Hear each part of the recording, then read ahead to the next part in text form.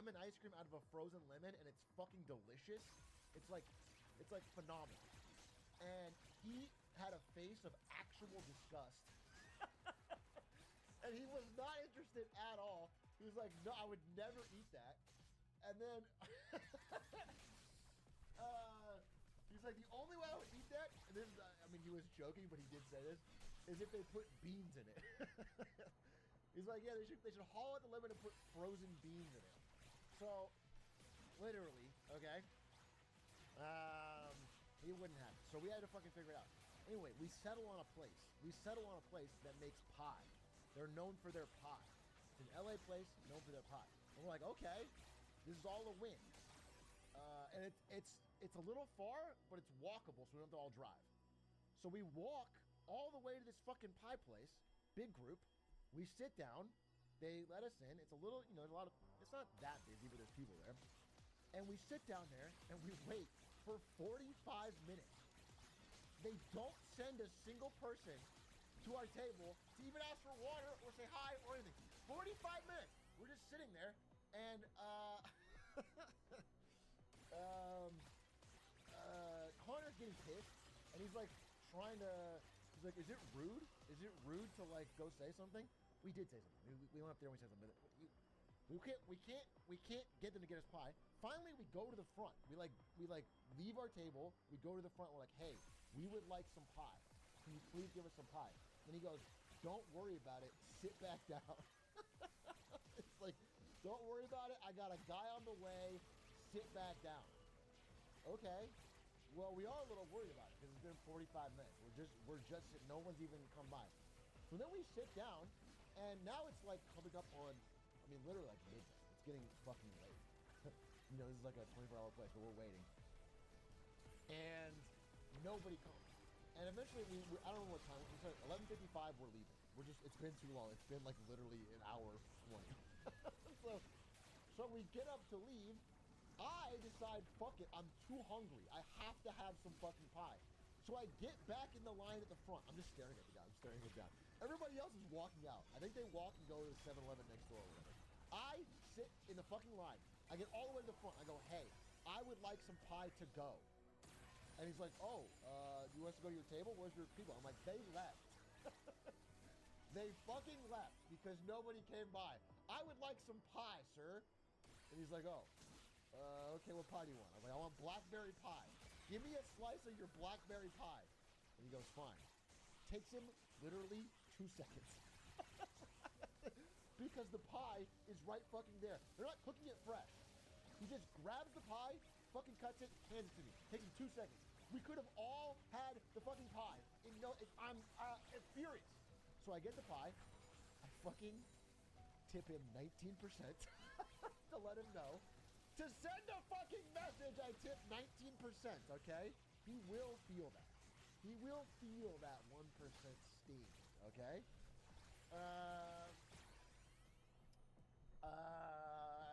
Then I walk outside. Everyone is waiting outside with their fucking ice cream from 7-Eleven, which all looks fine, or their snackies. I open this fucking thing. It is the most disgusting, not disgusting, it's the most mid-looking pie I've ever seen in my entire life. I take a bite, it's bad. My night is ruined. Ruined, dude. The whole fucking saga. It is the worst pie ratio. It's like so clearly like a fucking Costco pie that's been sitting. It's like there's no.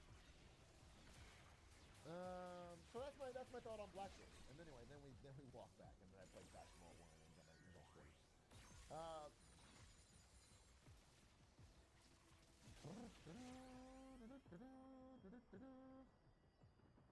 I hate to have a moral obligation to tipping. Wait, I don't think you would have had to tip. I only tip in that situation. I don't know. I have like I feel like I'm being too. I don't know. I don't know. Listen. I think it's no problem if you didn't tip. They did not send someone for an hour 20.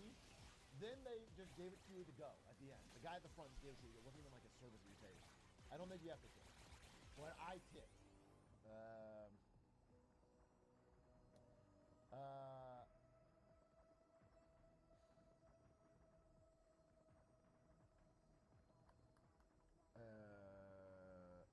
I recently found out the norm isn't 15% anymore. Sag. I mean, the norm is kind of whatever you want. They're obviously people are getting frustrated with the norm changing on things you didn't have to tip before. Now you do, and they flip around the thing, and it's like 50% is one of the options. It's like, dude, or the ones where it's like, you buy something for $5, so it doesn't even do a percent. It's like a $3 tip, $1, $2, $3 tip, or whatever. It's like, okay, you're not. What's the math on that? I think the reason I tip, I'll be honest with you, is because in the moment, I never want to hit that custom amount. I think the idea of hitting custom, typing 0 and hitting enter is like it's too much for me. It says more than I want to say. But that's how they get you. That's how they get you.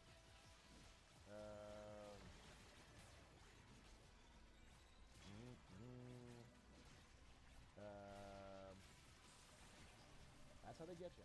That's how they get you. I look the server dead in the eye as I hit the 0 button.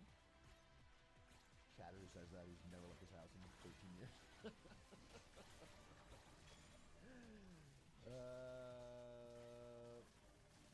Yesterday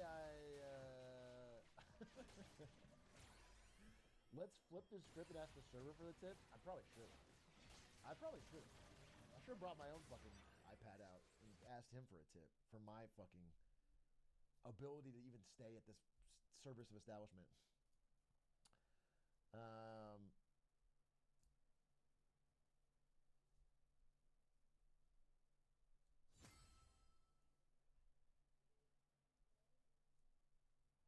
I had someone ask me how to tip me 0, and I deadass had to walk them through how to stiff me.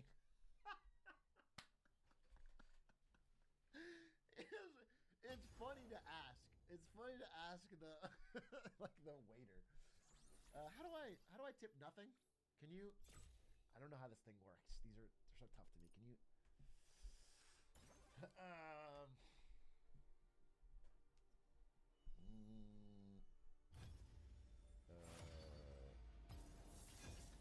I laugh and I look at them while hitting 0. If it feels right, and I chuckle and say, huh, really? While staring them down, hitting 0. You're not, okay. This fucking LARPing is getting out of hand. None of you guys are fucking Clint Eastwood, fucking Giga Chad's 2 fucking twin 6-shooters as you, wah, wah, wah, as you stare down tipping culture, okay? I understand that it is getting out of hand in some areas. And certainly, if you don't have the means or whatever, don't feel obligated to tip, but you're not a fucking the savior of mankind. You're not a hero. They'll know you as tipless. Hey, Big A, I got an Enron hat from my dad who works in NYC Finance, and he said he can't wear it to work or he'll get jumped. Jumped by who? Who's still standard bearing for Enron in 2024? They went out of business in 2001. It's been so long. 23 years, bro. They got shooters? I don't think they do. That's the thing, is I disagree that Enron has shooters. Are you for or against Enron? Is that a serious question? You wrote that so seriously. Is it a serious question? What am I doing? What is anything sticking ever? Is there? Is there any single fact getting through at all?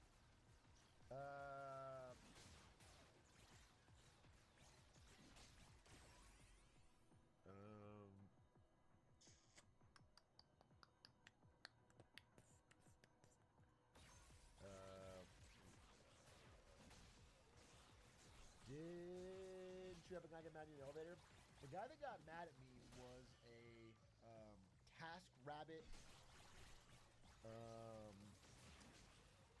mover I hired to help me get stuff out of my apartment. And he was an older guy, and he was helping me move, and I had my Enron hat on as I was moving my fucking bed frame and shit. And he was like, Enron, these guys are fucking crooks. I was like, bro, I'm way too young to have worked at Enron. I don't know if you are, maybe you're not, maybe I don't look it. There's no way I was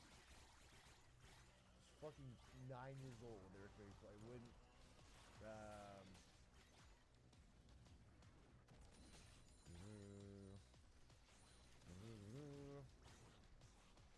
it's not like they went unpunished. Yeah, it's interesting because Enron is one of like the last examples of corporate fraud even being punished at the executive level, like with a CEO doing jail time. That's rare.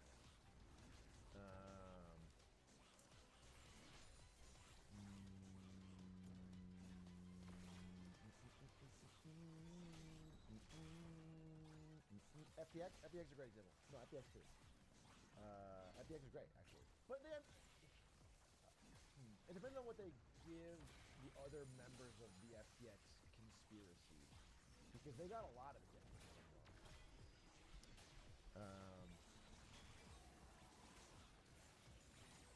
Although there is the one guy, little Enron story that I love to tell is the guy, I forget his name, I'm so sorry. Asian guy, what was his name? Whatever, anyway, one of the guys at Enron, Lupai, I believe that's who it is. Lupai, he was married but loved strippers.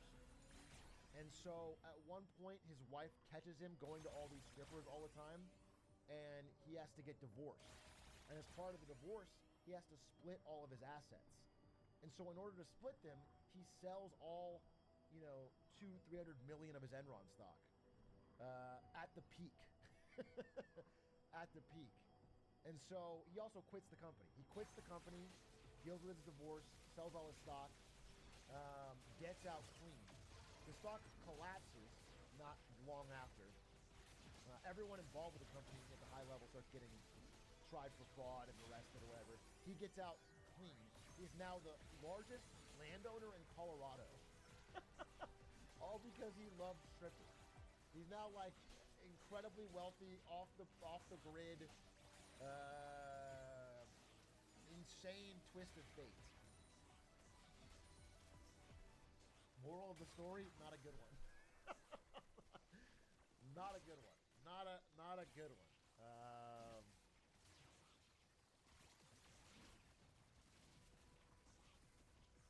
God rewards his bravest souls. I don't know that what makes him brave.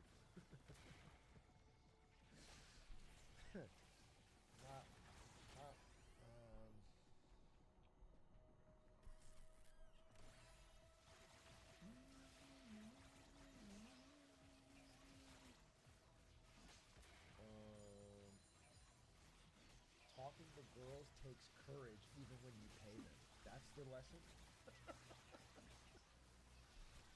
He was courageous because he talked to a woman that he was paying. Interesting. Extremely interesting. Seems to be an interesting theory. What else happened? What else happened in the last few days? Anyway, yeah, Sunday was really fun. Good to see Connor. Good to play basketball. I'm getting a little better every week, bro. Getting a little better every week. Dude, I gotta feel like, does anyone else feel like, how do I put this? Basketball is already destroying American football among younger people. Destroying. I mean, football is still the bigger sport because there's more boomers. But basketball is already destroying it. I feel like with how many content creators, and I'm talking about people much bigger than me, who are getting into basketball, doesn't it feel like it's about to become a tidal wave? It feels like it's becoming a tidal wave, dude. I feel like it's gonna actually. I feel like basketball is gonna fucking. I feel like you flash forward 10, 15 years, NFL's might lose their spot, bro.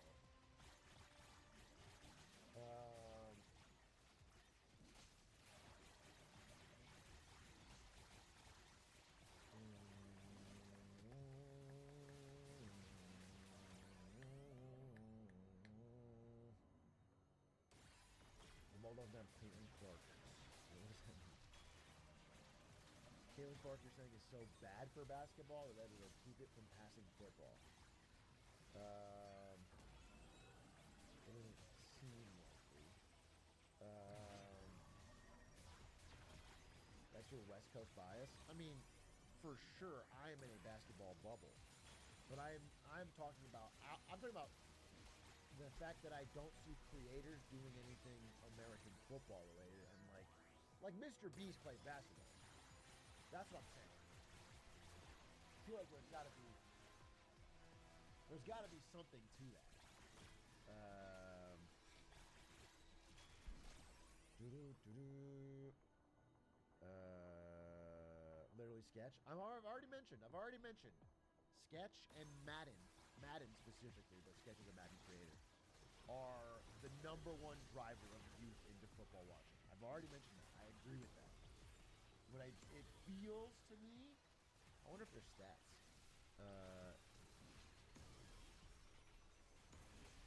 Let's look into it. Okay, here's a thing from 2019. Youth choosing basketball over football.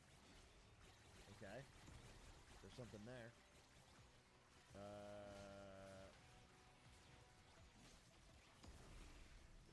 Oh, what about, NFL YouTube. NFL YouTube? Let's see. Videos. NBA YouTube. Videos. Hard to tell. I mean, I can see that Social Blade. Social Blade NFL. Alright, so they got 41 million video views in the last 30 days. What about the NBA? NBA Social Blade. Let's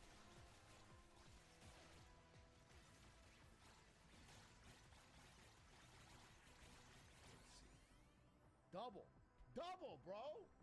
Double the views on YouTube! Interesting.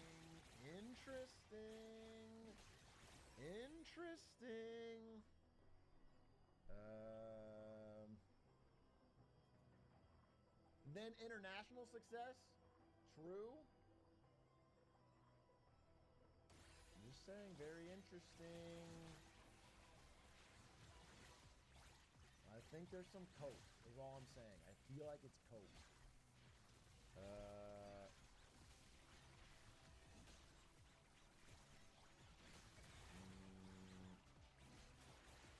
I wish I had more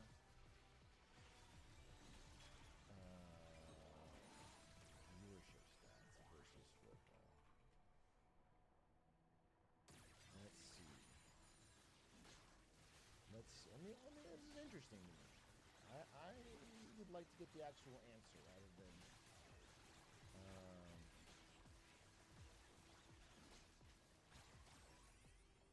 very serious. Basketball is in a 14-year lead over baseball, soccer, football, and ice hockey as the country's most popular participatory sport. That means what kids actually play. Interesting.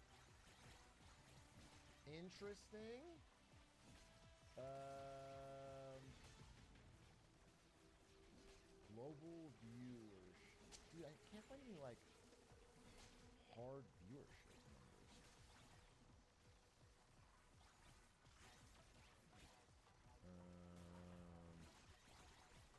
I would love to get this.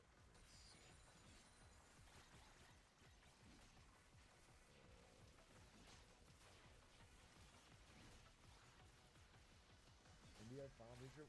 Dude, the finals suck this year. I'm surprised anyone watched it. The NBA Finals this year was trash. Trash product. Trash games, trash product. Not fun at all to watch.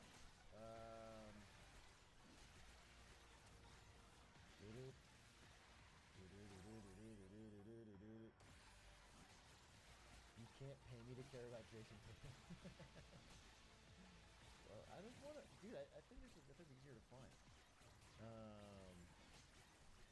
Young people watching sports basketball.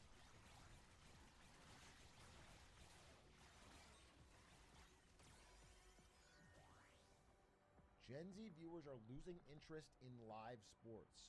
Gen Z enjoys live sports as another generation. Oh, here we go. Football retains dominant position as favorite U.S. sport.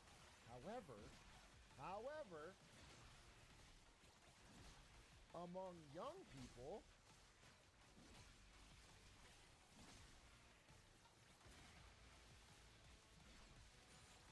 they're twice as likely as older adults to name basketball as their favorite sport. Interesting. Still not hard numbers. I would love to get hard numbers.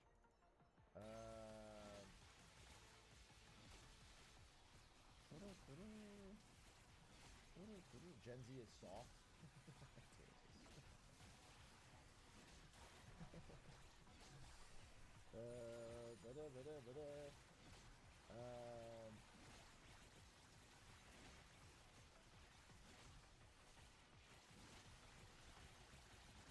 Remember when esports would always punch down on the NHL and their viewership data? Yeah, that was a huge thing. If you worked in gaming or esports, especially around like 2014, 2018 era, they would always like combine every possible esports viewership tournament into one and say we passed the NHL. and it would be in every deck, no matter what it was. If you were making like a new fucking rubber mouse for gamers, you'd be like, and you look at these stats, the way esports is growing, it's past hockey, it's soon to pass baseball. Pretty soon it'll pass basketball and football and be number one. Like at the rate of, it was, it had nothing to do with their product or what they were doing.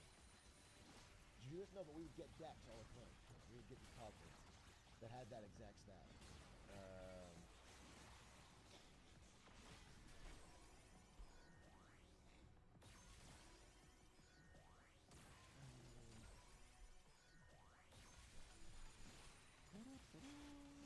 Do you think esports are really mainstream in the U.S.?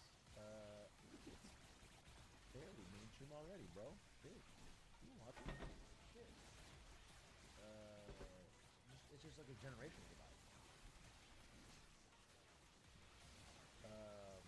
Thank you, Walker, for the 16-month stream. I maintain that hockey is the most fun sport to watch play. Bro, he's still Canadian. Hockey's got so much gear, bro. It's such a... You gotta get all this stuff. You gotta... I'm not going to go fucking play that shit. I can see if you like to watch it. I mean, it's not...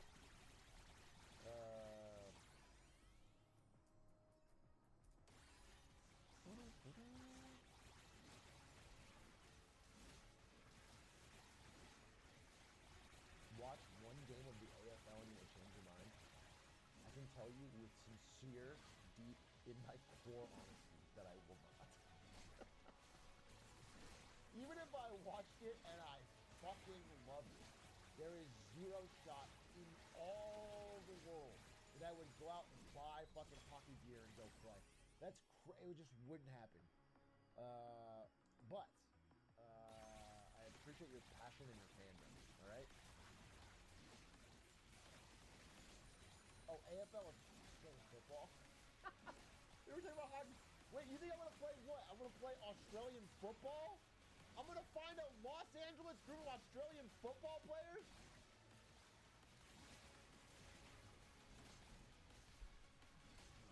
I think I'm gonna keep playing basketball, honestly.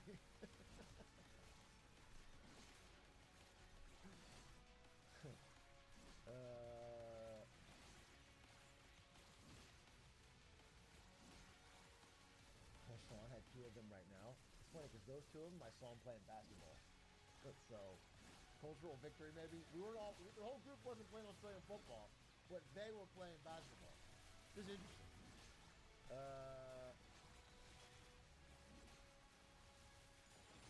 Just play Quidditch? Okay, we've solved it. I do think we can solve this by saying all of these sports are inferior to IRL Quidditch, which I think would actually, we could all get behind as like a true athletic, fun to watch, fun to play, all-American sport.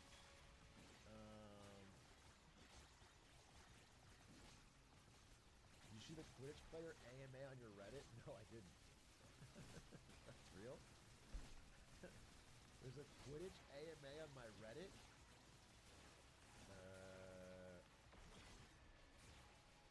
R. Atrioc. Quidditch. Former, what was it, 8 days ago? What is this? Former Quidditch player for one of the top programs in the U.S., AMA. Hey, Shrek, I've been a fan of your content for a while. I saw the Best Preach video about Quidditch. I thought I would explain a little bit if anyone's curious. A few changes from the books are, the snitch isn't released until 20 minutes in and it's worth 30 points instead of 150.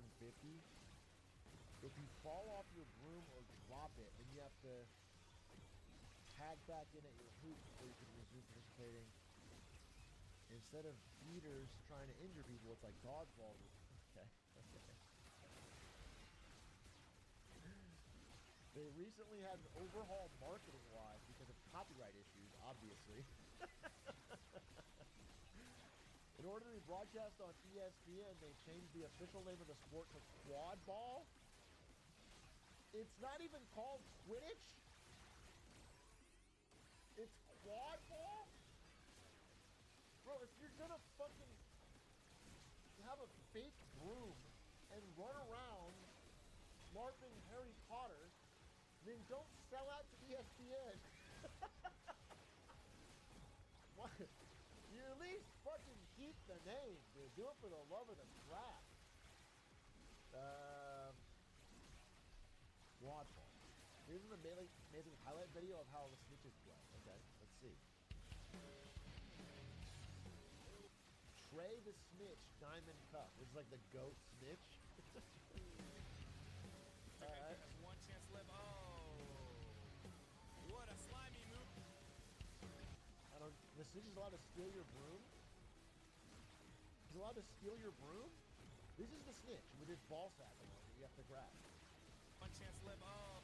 He just ripped your broom off? Oh. That's not... What a slimy move. The footwork. Whoa. That's a lot of power. Give me that ball. He's just stealing brooms from kids. That's not how the snitch works. Bro, he's just physically bullying kids.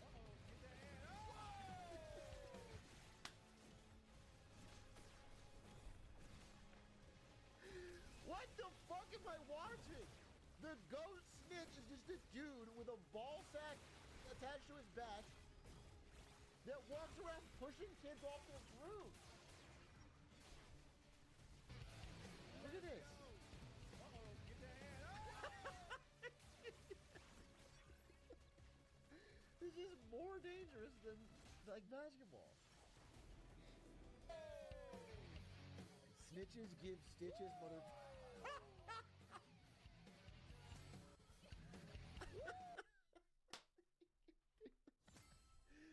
That's crazy. This is. You're supposed to. It's supposed to be a little golden ball that you catch.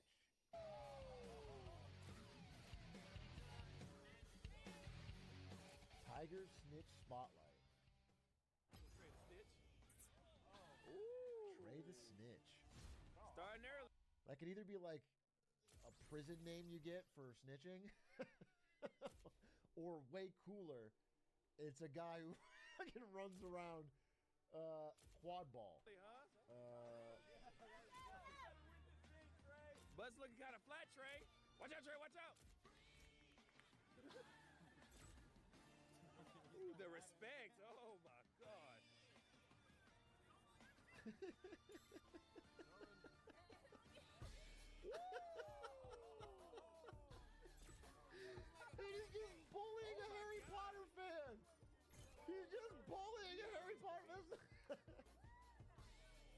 Can you twerk for the crowd, please? Pretty lackluster, but I'll take it. You go between the legs? Oh, that's rude. You don't have permission, Trey. Stop it. Gonna call HR on you.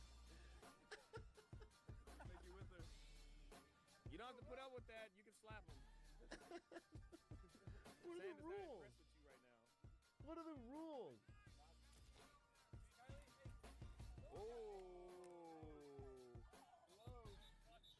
So Trey, can we have a Q&A session, Trey the Snitch? Can we talk to you for a little bit? The crowd wants to. The crowd wants to know. So, how long you been snitching, bro? Really, you could have lied, bro. Like we have no faith. Thank you. Can you demonstrate to the crowd your workout for snitching? That's nasty. What's your favorite move in your workout regimen? Demonstrate, please. I'm sorry. For the Is he kids. implying that he has sex to prepare himself for being the snitch? That works out the right thrusting muscles to make sure his sack doesn't get grabbed. This is crazy to me. This is I would never have expected Quidditch or quad ball to be like this. You like bowling? Deflate game. Shut up, Jay. Any shout outs, Trey the Snitch? Any shout outs? That was pretty awkward. This is highlight reel has like a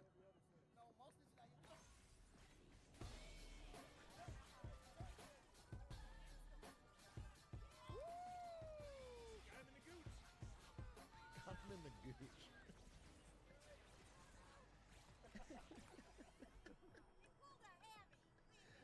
Do we have a young snitch? We need a replacement young snitch. That's wild. That's fucking wild. Try this snitch, bro. You just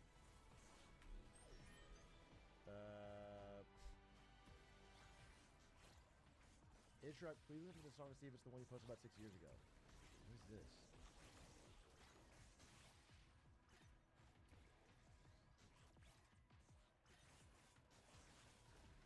This is a post by me from 6 years ago where I asked for a rap song with a specific bar.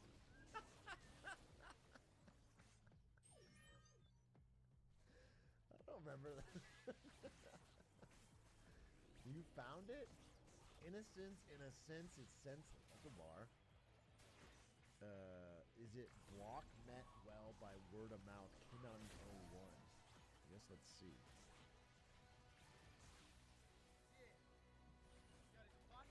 Where we going? We can't go yet. We gotta go. Matt will block any. Clashing with Titans could have learned something you wasn't asking the right thing. Scrapping and fighting like Vikings, sipping and whipping tail, ripping through chain. No, this is not it. I've never heard this in my life. I've never heard this in my life. This is not it. No, it was like a common project. Yeah, it must have been something like that.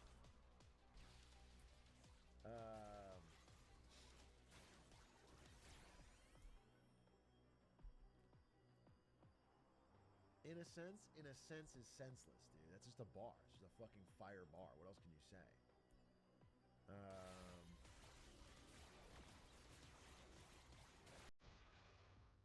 I think I found it. And then you linked me Disney Kids. You're watching Disney Junior. The Hawkeye.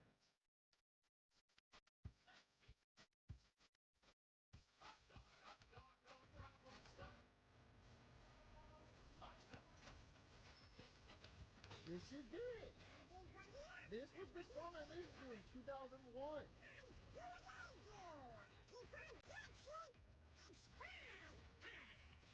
What a hot dog day!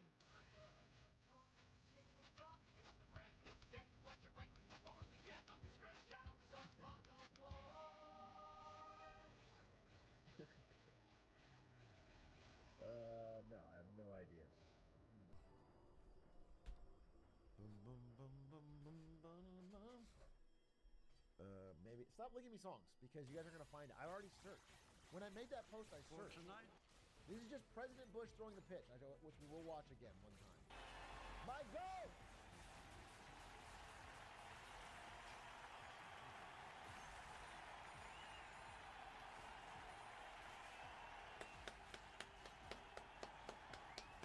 America needed this. America needed this.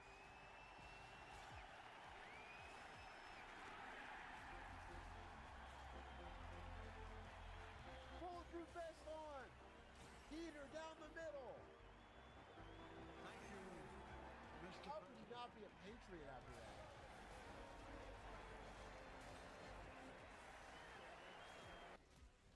And then he did the drive, and then, maybe he lied about WMDs to invade Iraq. But you balance these things out. You take the good with the bad. You take the good with the bad. It's a give and take. You dodge the shoe. I have one minute. Hot dog, hot dog, hot dog.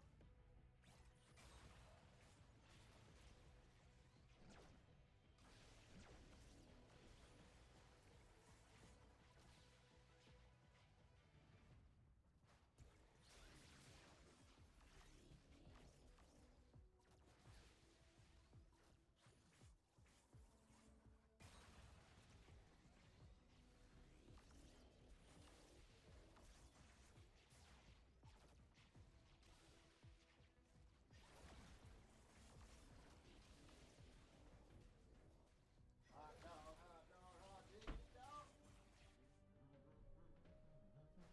He invaded the hearts of the American people. Yep, that's all George Bush did. And we should thank him for that. We should thank him for that. Is the RNC National Convention still going on? Anything funny? No, looks like it's over. Anything funny happened at the American? No, I didn't. I heard about this, but I didn't watch this. The national anthem. With broad stripes and bright stars through the perilous fight.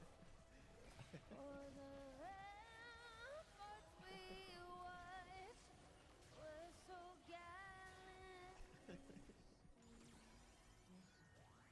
He's smirking. And the rockets spread glare, the bombs bursting in air gave proof through the night that our flag was still Yeah, hit that note. Oh, say the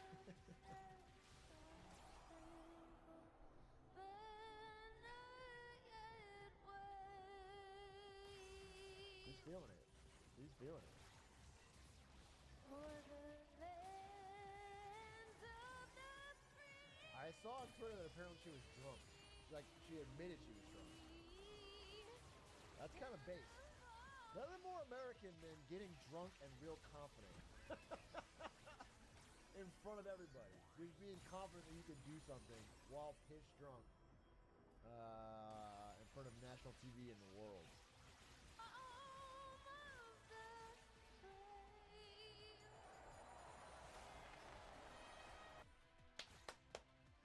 Powerful stuff.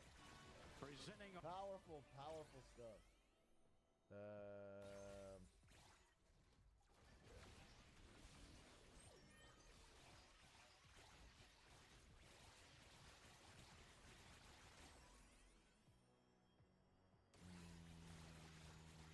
You see this? What's this? This is the line for the vegan barbecue stand at the RNC. Traitors. Get them out, dude. Get them out. This should be a psyop trap.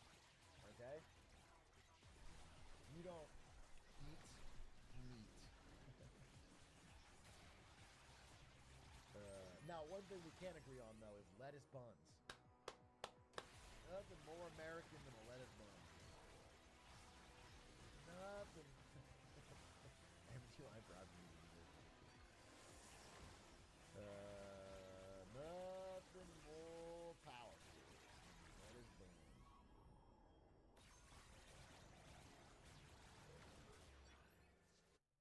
RNC furries hacked the Heritage Foundation. What is happening? You guys are dumping so many headlines on me. This is like an AI writing news articles about 2024. Furries hacked the Heritage Foundation.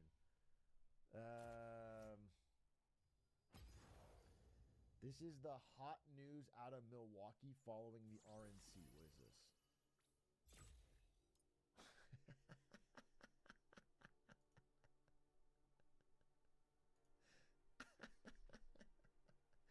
No idea if it's real, but that's that's extremely funny. That's extremely funny.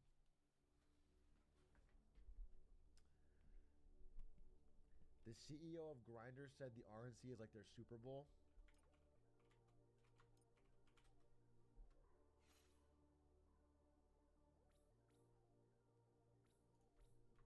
I can't find that. An executive. Well, this might be a joke. I can't actually tell.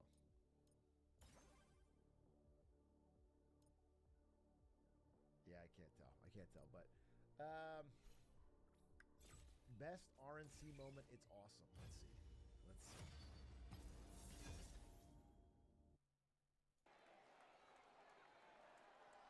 This is a big dog.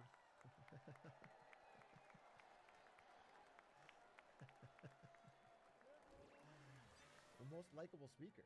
There. Now, as the world watches, you didn't really expect that, did you? But with that being said, let me just say just this. She makes us smile, and she loves everybody. And how could the message possibly be any more simpler than just that? What? What? So true, dude. He's got my vote. He's got my vote. You know what? When you say it simple as that, it gets through to me, little old me.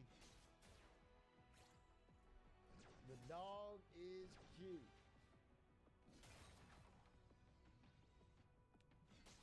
Jim Justice.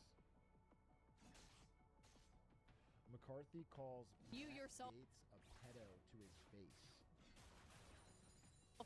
were the victim kind of the Republican Party, at least on Capitol Hill, being fractured in the House. I mean, what does that look like going into the next 4 months? Oh, we're much more united. I mean, think about that. That was all the Democrats and 8 Republicans. One who's not coming back, and then the other part that you have, and the other part you have is one person who raised the issue. He's got an ethics complaint about sleeping with a 17-year-old. So that's the way they would go. So that's the biggest challenge we have. Thank you so much, Mr. McCarthy. Thank you. Trouble in Paradise? Trouble in Paradise? They don't get along?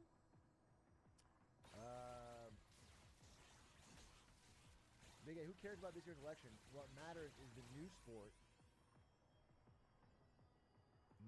medieval MMA. What the fuck is this?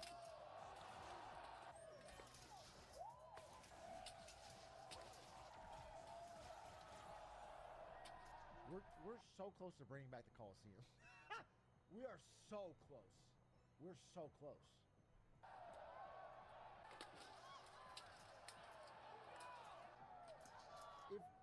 If Gladiator 2 does well in theaters, Mr. Beast will kill a man in a Coliseum. I want you to know, if that movie does well enough, he will do a Squid Game type beat, round 2, and we'll absolutely have a...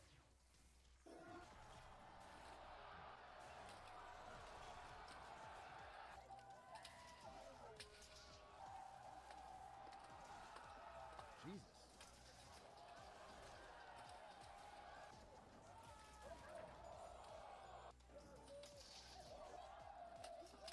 I'm gonna be honest with you. Not that exciting. Not that exciting. I don't know. That's not that. I'm not super sold on this. These two dudes fucking heavily armored up. And, I mean, basically just worse than UFC.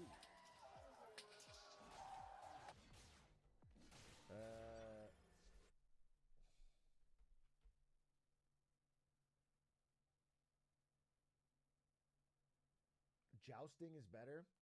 Jousting would be interesting. Jousting's probably hella dangerous though, for real though, right? Isn't it like extremely likely your head gets fucking blown off?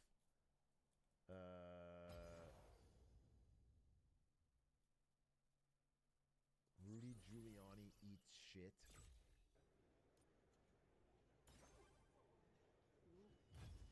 Not that big a deal. He does fall.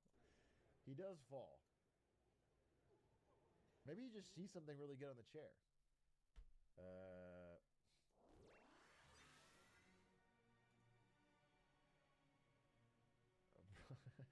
Trench warfare will be a sport of this rate. Trench warfare was famously very boring and slow.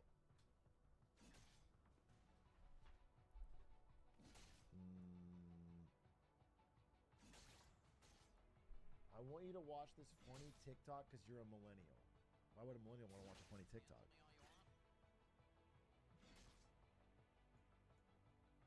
The death of Slim Shady be like. Cancel me all you want. I don't think you should be on this freaking dark game if you don't have a microphone. You can cancel me for that. I don't care. It's just my opinion. Go ahead and cancel me. No one gives a no one said we was canceling you. If you don't have a microphone, you shouldn't be playing the game in the first place. That's just my opinion. Go ahead and cancel me. I don't care. Yo, Turtle, shut the up, bro.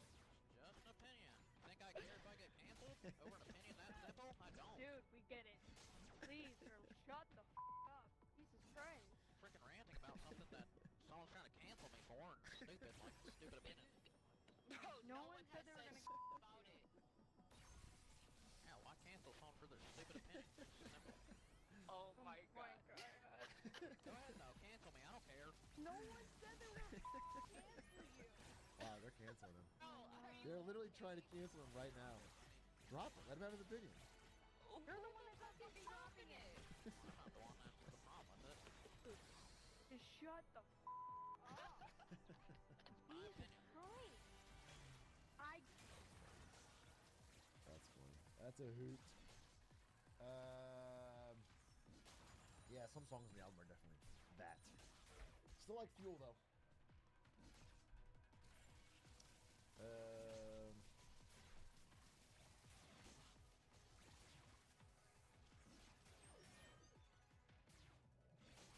A hoot and a holler. Cars be like. What would cars be? What would cars be like?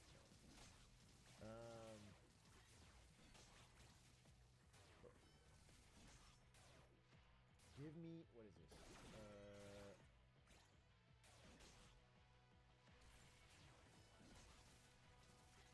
Dude, where the fuck is this?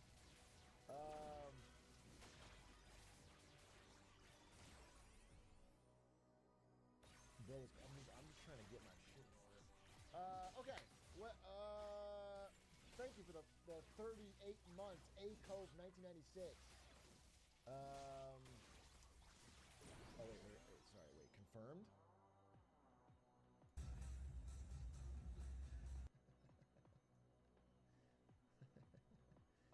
Okay, I guess confirmed that if you open Grindr at the RNC, there's a lot of matches. 0 feet away. Confirmed.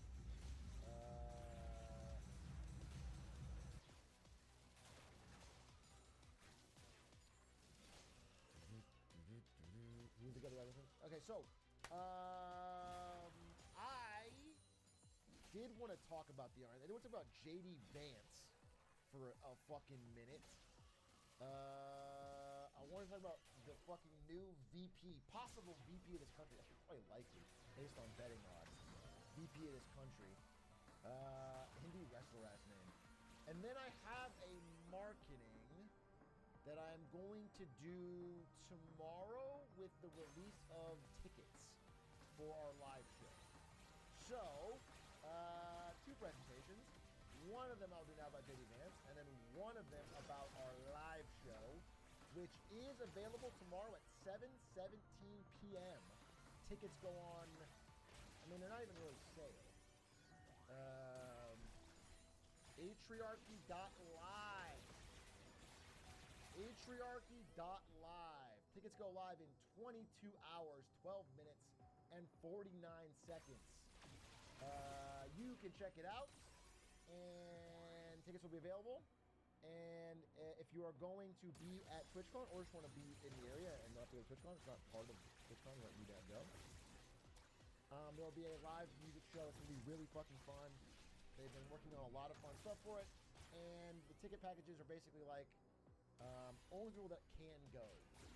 So they include things like custom merch and signed things and hats or whatever. But we're only giving it out in person. So if you buy it and you can't go in person, you will not get any of that stuff. So just don't do that. Don't trick everybody and try to buy something you can't go. You have to be there. Do we need to be subbed to go? No, you don't need to go. Will it be streamed TBD? But I think so. So it's gonna be fucking fun. Is the whole fucking point. It is gonna be fun. A quick ad for it. That'll also for tomorrow.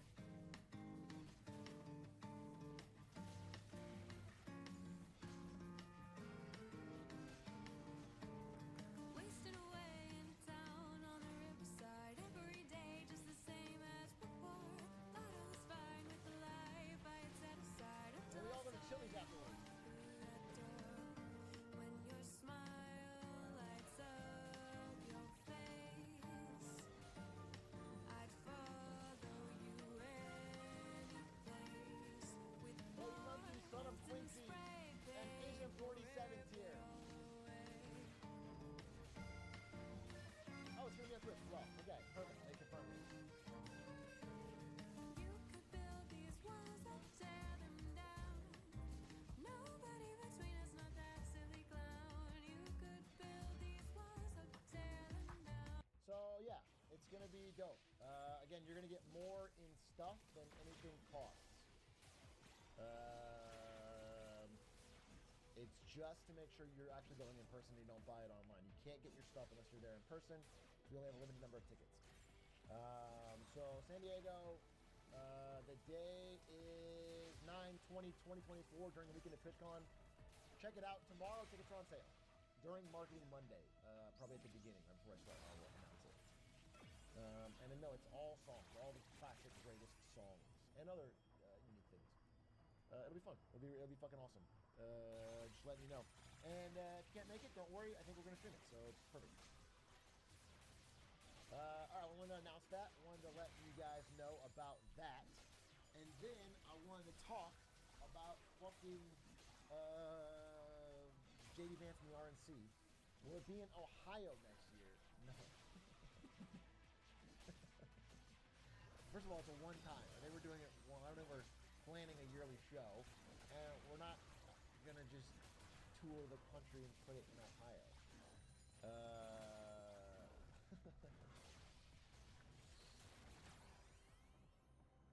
World tour? No, we're not gonna do a world tour of Bloons and Hitman parody songs. That is not on the menu.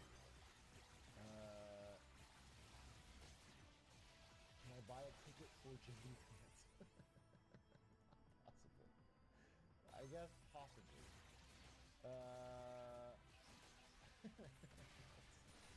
He has to show up though to get his stuff. I don't think he'll be there. Will God Damon be on there? I'm not choosing the set list. The team is, but they're picking great songs that can perform live, and we're including little skits and fun things and a special reveal, and yeah, it'll be fun, dude. It'll just be fun. It'll be a good time. All right, I'll get fucking Chili's to cater it. Can you do one in Death Valley? Yes, but only for Mudzy. Mudzy will host. You, everyone, and don't bring water.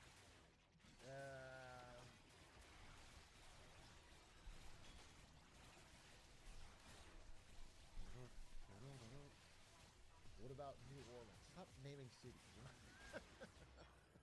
It's with TwitchCon. What is the point with TwitchCon? If TwitchCon was going to be in New Orleans, actually. When was this? 2016 or 17? One of the years I worked there, near the end, it was going to be TwitchCon. It was going to be New Orleans, and then they had to cancel it. They like switched it last second back to California. I don't remember why. H-Rock, Boise, Idaho next year. All right, for sure. Boise, Idaho.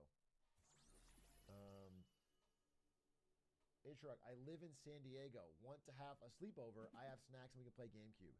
You're also muted for my response. No. The answer is no. The answer is no. I also don't live in San Diego. We're just hosting the event there. Next year we'll be in Brompton. Next year we'll be in Brompton. Yeah. Next year, everyone has to come to Compton, California, but you can't say the C. And we're gonna fucking have a sick-ass Atrioc meetup. It's gonna be fucking badass, dude.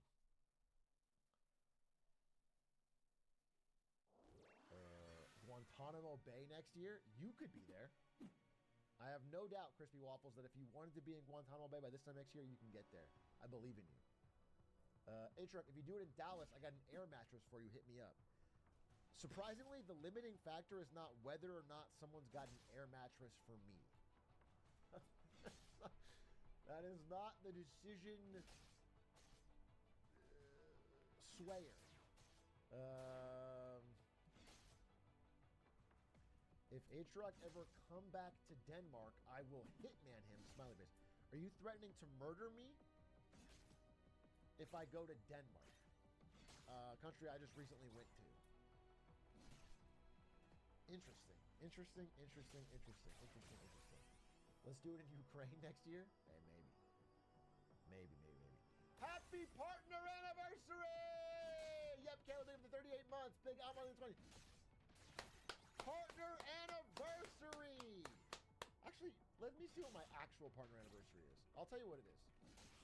I will tell you what my actual partner anniversary is the day I truly feel like I started streaming. It would be the 30-day challenge. It would be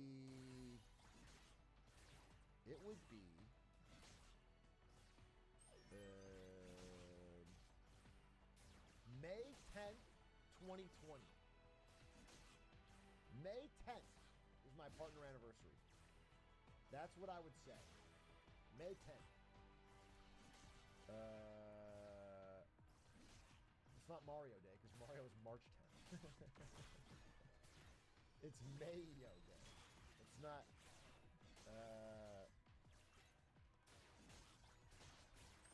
May 10th, 2020. Okay.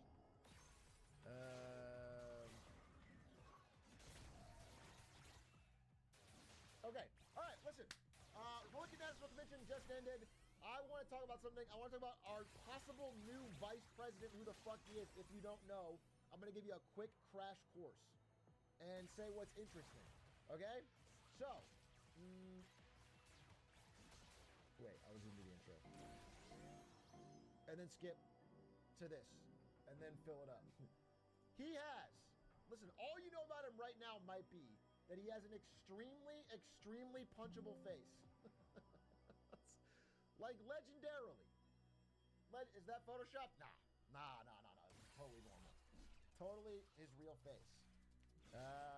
This is J.D. Vance, and right now he is the vice president on Donald Trump's ticket, which means, based on the odds, he is likely to be the vice president of the United States relatively soon, after November.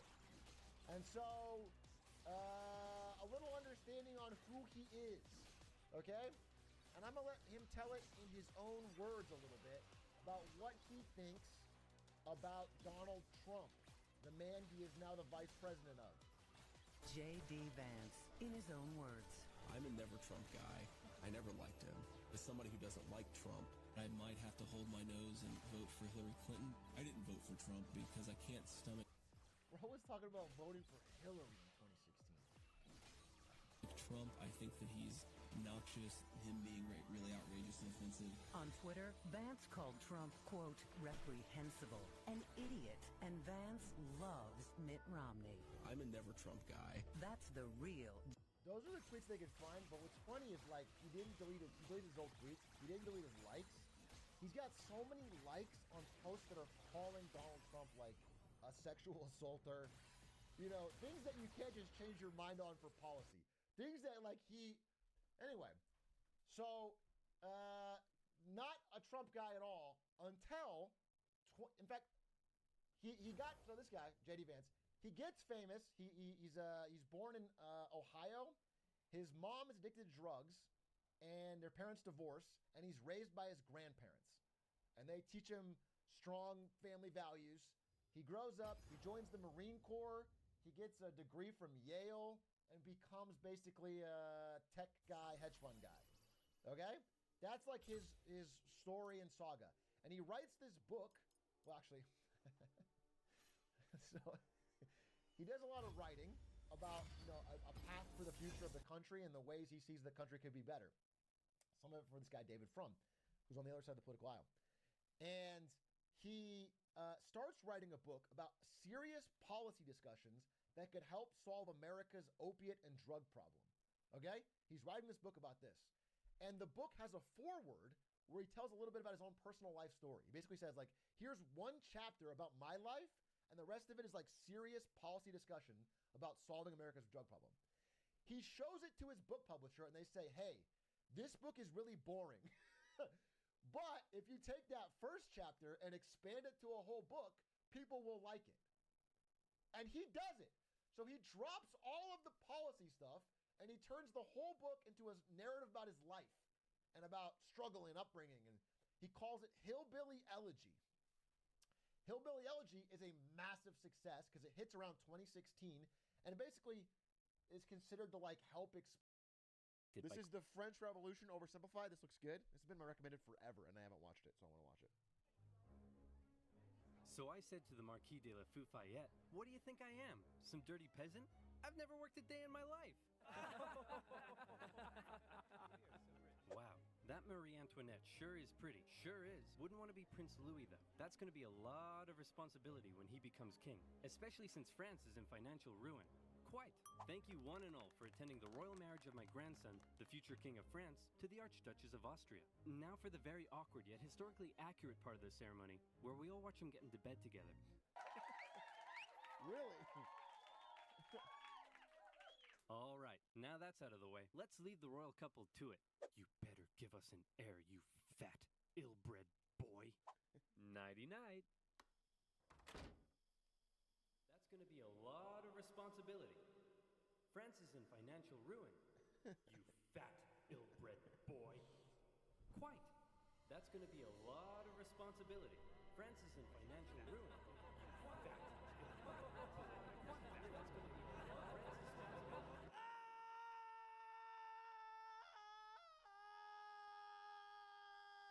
He's got acne on his mouth. Oh, great. He's a freaking weirdo. France, the most prosperous, cultured, and beautiful nation in the world, as it had been for centuries. An exquisite social culture, with the king and the upper classes throwing crazy parties every night, enjoying high living and fine dining. Who cares that they were only able to do so off the backs of the hard-working, starving poor? What are they going to do? Revolt? They're only 80% of the population. Ha! No. Life in France is great. What's that, France? You want to go to war with Britain and increase your power? Ooh, Go for that it, sounds little buddy. fun. You do you. And you lost. Now you're in severe financial debt. We have no money. What do? Should we stop partying? Heck no. Party harder. That's okay. Nice. The peasantry will pick up the slack. They were created by God to do all the work, and you were created to reap all the benefits and party hard. That's just how society works, and we've all just accepted it for centuries. Why? Why what? Why do the nobility get to be all rich and stuff? Just because they were born into it? And the rest of us schmucks just have to accept that?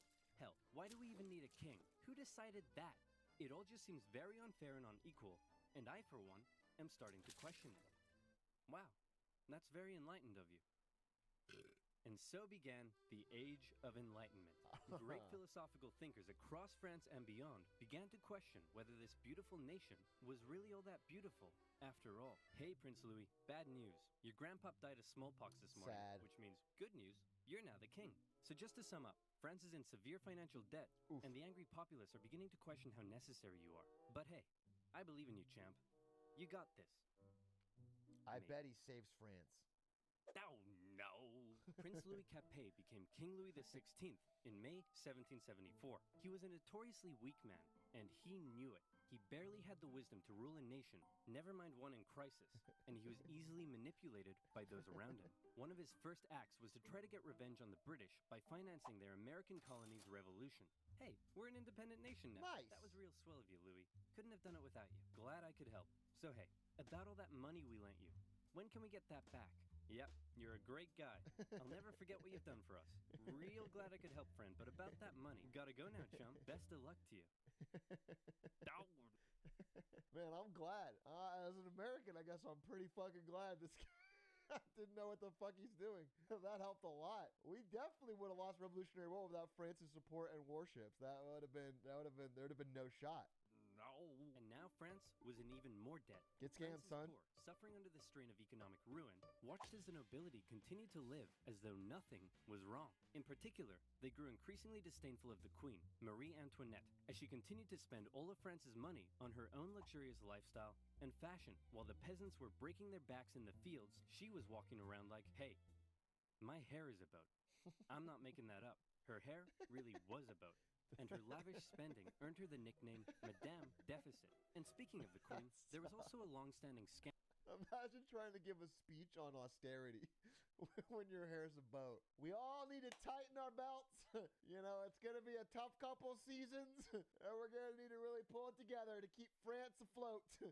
Much like my boat-like hair. Scandal around the fact that the king took a very long time to boink her, and the working classes of Paris began ridiculing the royal couple with lewd pamphlets depicting the queen as a court thought, and the king as a wuss, unable to fulfill his marital duty. Respect for the monarchy was at an all-time low, as France's finances were spiraling out of control, and the king and his aides really only had one solution to the crisis. Tax the poor. Tax the poor. We could do a sexy calendar shoot. Tax the poor. Nice. And so it was.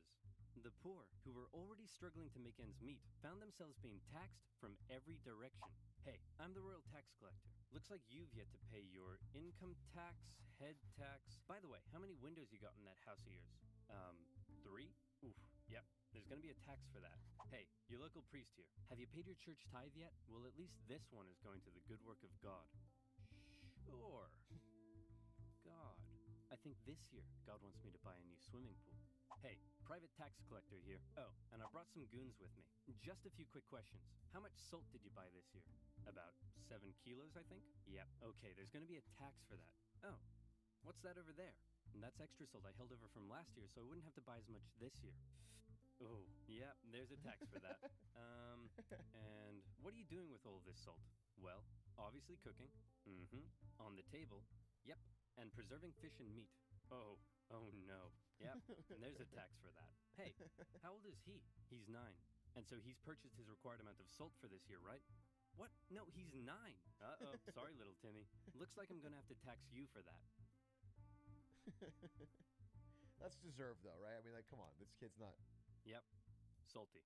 There's going to be a tax for that. And that's not all. A huge portion of the peasants' harvest had to be given up. And there was also the labor tax, where peasants were required to work a certain number of days for their local lord without pay. That's Obviously, insane. people weren't too happy with these taxation policies, and the aggressive nature of these private tax farmers sometimes even escalated to violence. In particular, though, the people really hated how inconsistent the taxation rules were across the nation, and also the fact that the first 2 estates often had to pay very little, if any, tax.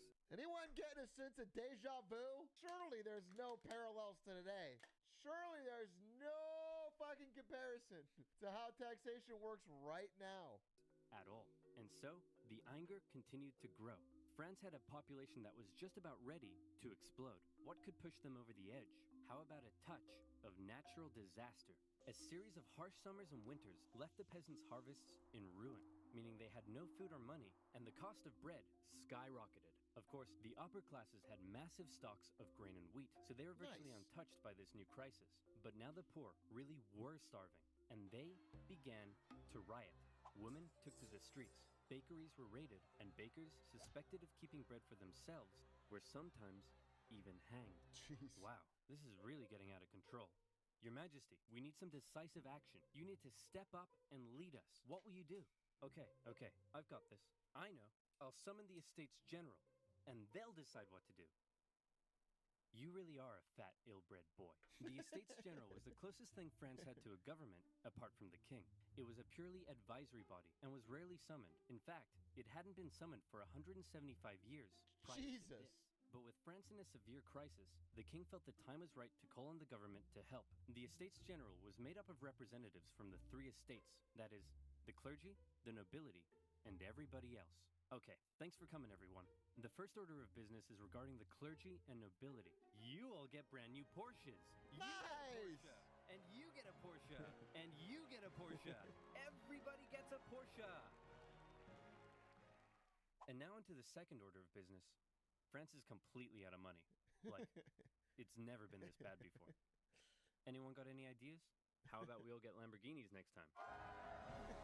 The king decided that in order to make a decision, they had to come up with a voting system.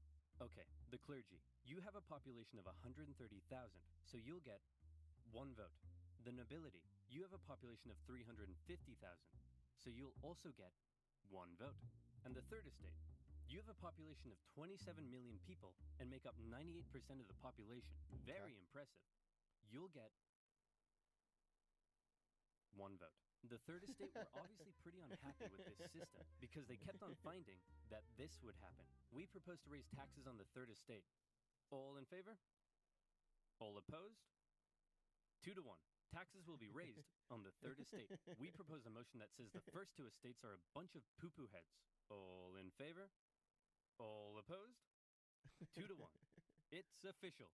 We are not poo-poo heads. Well, that's democracy. That's democracy, all right? You can't argue with reform the vote. would be outvoted by the 2 upper estates, and they thought that was kind of lame. So they decided that since they were 98% of the population, they could go off to form their own government, make their own laws, and take over the running of the country. And so, the National Assembly was born. The third estate was now in control, and there was nothing the king could do to stop. Ha-ha! I've locked you all out of your building. What are you going to do about it? We'll probably go find a different building that isn't locked. Wow, no! That was the big National Assembly plan? did find another unlocked building just down the road, an indoor tennis court. Where on the 20th of June, 1789, they all took the tennis court oath, pledging to continue meeting until the king finally gave in to their demands for more equality and economic reform. This new National Assembly included many of the most educated members of the Third Estate, including 2 young lawyers by the names of Maximilien Robespierre and Georges Danton. Some members of the first 2 estates even joined their cause. Some of these men formed a radical new political party called the Jacobin Club and quickly became leading figures. While many members of the Third Estate simply wanted more equality, a growing number in this Jacobin faction would begin calling for something even crazier, the removal of the king entirely. And this is where fear began to take hold. How the hell are With you going to such a live without a king? Really? No king? It won't work. It doesn't make sense.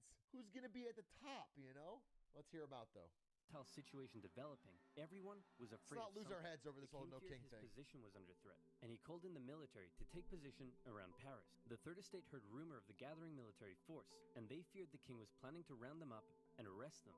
Maybe he'd even execute them. It also didn't help that the king had just dismissed France's popular finance minister, who had been trying to make reforms himself. It seemed the king was done negotiating. Fear, left unchecked, often boils over into anger, and anger detonates with violence. The angry people of Paris, after centuries of cruel inequality, harsh oppression, even starvation, fearful of having their new movement for reform demolished so soon, decided that it was now or never to take action. Screw reform. They decided they'd do one better. How about revolution? The people of Paris, believing the French military was preparing to attack, decided they should arm themselves. The National Assembly announced the creation of a bourgeois militia, the National Guard, and immediately, many troops from the French military defected over to the revolutionary side. In the early hours of July 14th, 1789, a large crowd stormed and raided the Hôtel des Invalides, a military hospital where they were able to secure a large number of rifles. The bad news was they weren't able to find any gunpowder for their new weapons. The good news was they knew exactly where to get some. A prison fortress and a symbol of royal tyranny towering over Paris. Bastille Day! The Bastille. Mid-morning, the crowd gathered around the Bastille and demanded that the man in charge, Governor Delaunay, surrender the prison and hand over the gunpowder. Damn. Obviously, Governor He was a looker. How could he be evil with a face like that? Yes, there are two horns beginning to protrude from his head, but Delaunay surrendered the prison Cute and ass hand over the motherfucker. gunpowder. Obviously, Governor Delaunay was like, no way. So he stalled for time by inviting a few members of the crowd in for negotiations. The crowd, still waiting outside, quickly became impatient, and before long, they stormed the fortress, taking on the French troops inside. Your Majesty, we've received word that the people have surrounded the Bastille. Governor Delaunay will hold them off. No need to worry. Actually, Your Majesty, it appears the crowd is now headed away from the Bastille. You see? What did I tell you? Clearly, Governor Delaunay has defeated them and has them on the run. No need to worry. Your Majesty, isn't that Governor Delaunay's head on a pike? Well, clearly, Governor Delaunay has taken on the form of a bodiless pike-head deity, and the people are so enamored with him, they're parading him around the city. No need to worry at all. When the National Assembly heard about the violence that had taken place, they had two options. Either one, they denounce it and try to carry on the revolution using peaceful means, or two, they say, damn, you stuck his head on a pike? That's pretty hardcore. And we love it. Incidentally, they went with option number 2. Some historians believe this reaction paved the way for the utter violence and bloodshed that would become the legacy of the French Revolution. This widespread acceptance of violence during the revolution is also largely credited to the writings of a certain Jean-Paul Marat, a man of science with a horrible skin condition that kept him confined to a bathtub. He began writing a radical newspaper he affectionately named The Friend of the People. Citizens of France, be very afraid. Given the chance, the king and the nobility won't hesitate to massacre us all. The solution is simple. Execute them.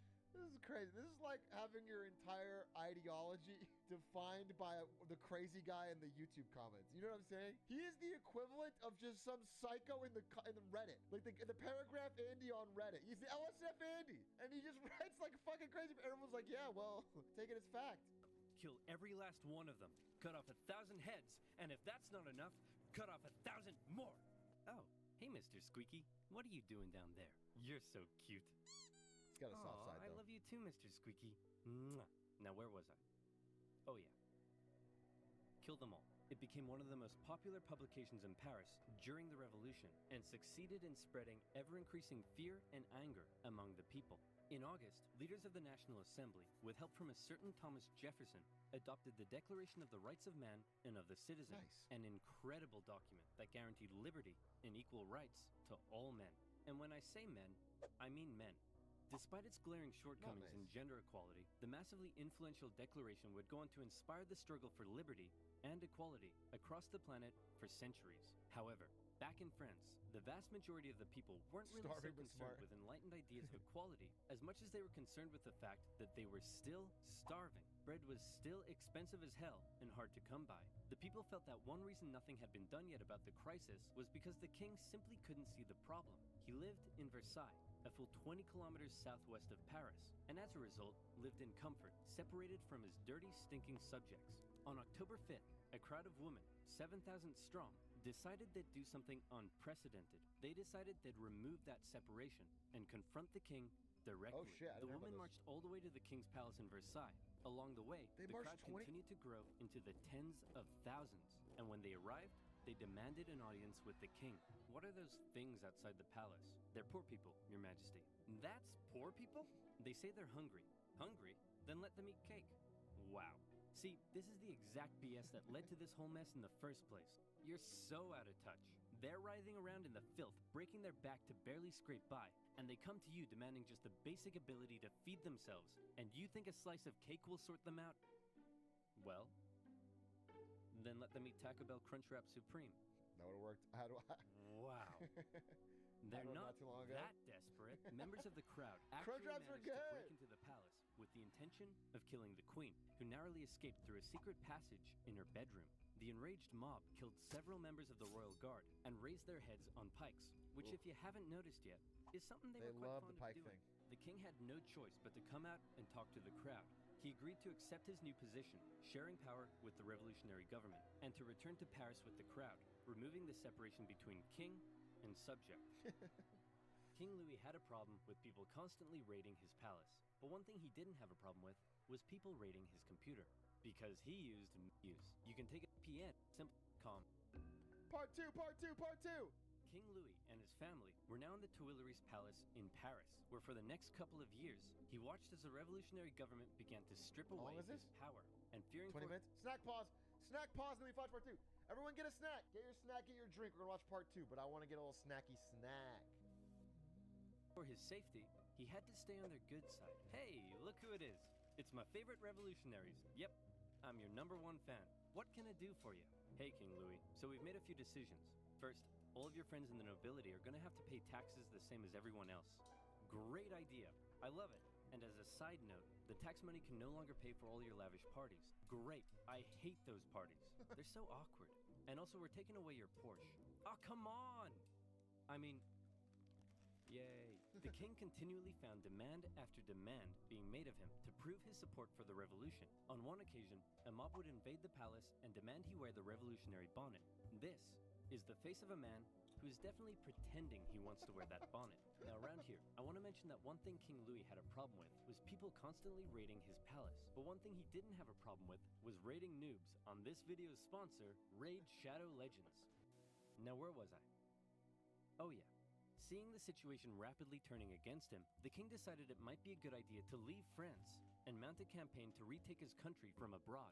Luckily for him, he was married to an Austrian, so on the night of June 20th, 1791, the king and his family disguised themselves as servants and attempted to flee to the Austrian Netherlands. Kind of a smart The idea. royal carriage made a stop in the town of Varennes, and the postmaster there was like, "Hey guys, what's up? Where are you off to? We are but a collection of inconspicuous servants heading for the border In for a no royal particular carriage? reason at all." Say, you, the fat one, you look kind of familiar. Aren't you the king?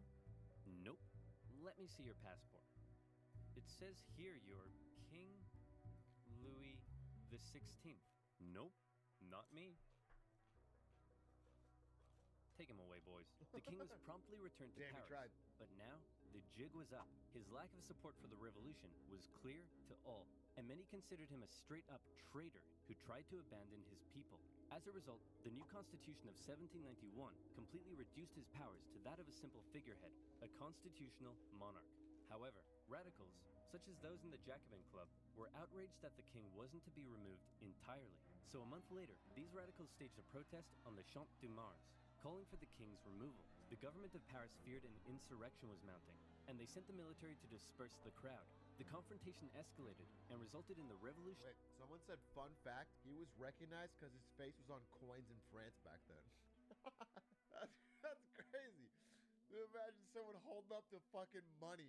Bro, that's you. You are the spitting image of this. You ever get that? You look just like the fucking guy on our coin. National Guard firing on a crowd of revolutionaries. It was a massacre. The incident exposed a deep division within the Brotherhood of the Revolution. On one side, the moderates who wanted to keep the king as a figurehead. On the other, radicals who wanted to see the king deposed and heads roll. In the wake of the massacre, these radicals received a wave of support. And speaking of rolling heads, one form of equality the revolution introduced was equality in execution. This meant no more torturous drawing and quartering, no more inhumane hanging. They wanted all criminals, regardless of economic status, to receive the same penalty, a quick and painless one. Luckily, a man by the name of Dr. Joseph Guillotine had an idea. A heavy blade that falls like thunder. The head flies off, blood spurts, and the man is no more. The guillotine, otherwise known as the National Razor. The guillotine made its debut in 1790. I did not know that it was named after a guy named Guillotine. That's crazy. Me and Ludwig were off stream talking about this guy. Forget his name now, but he was like the executioner for France for like 3 decades, and he executed like thousands of people. John Sanson, yeah. I'm sure. No, he's mentioned about it. We talked about it on stream afterwards, but off stream we were just in a call. We were just trolling Wikipedia together with Stans, and Stans kept being like, "Shut the fuck up," and we kept talking about John Sanson, and he had like the most crazy life. As the new form of execution. The writings of Marat and others continued to call for the execution execution of anyone suspected of working against the revolution. For him, this included some members of the clergy and nobility who had previously benefited from the cruel system of inequality that existed before the revolution.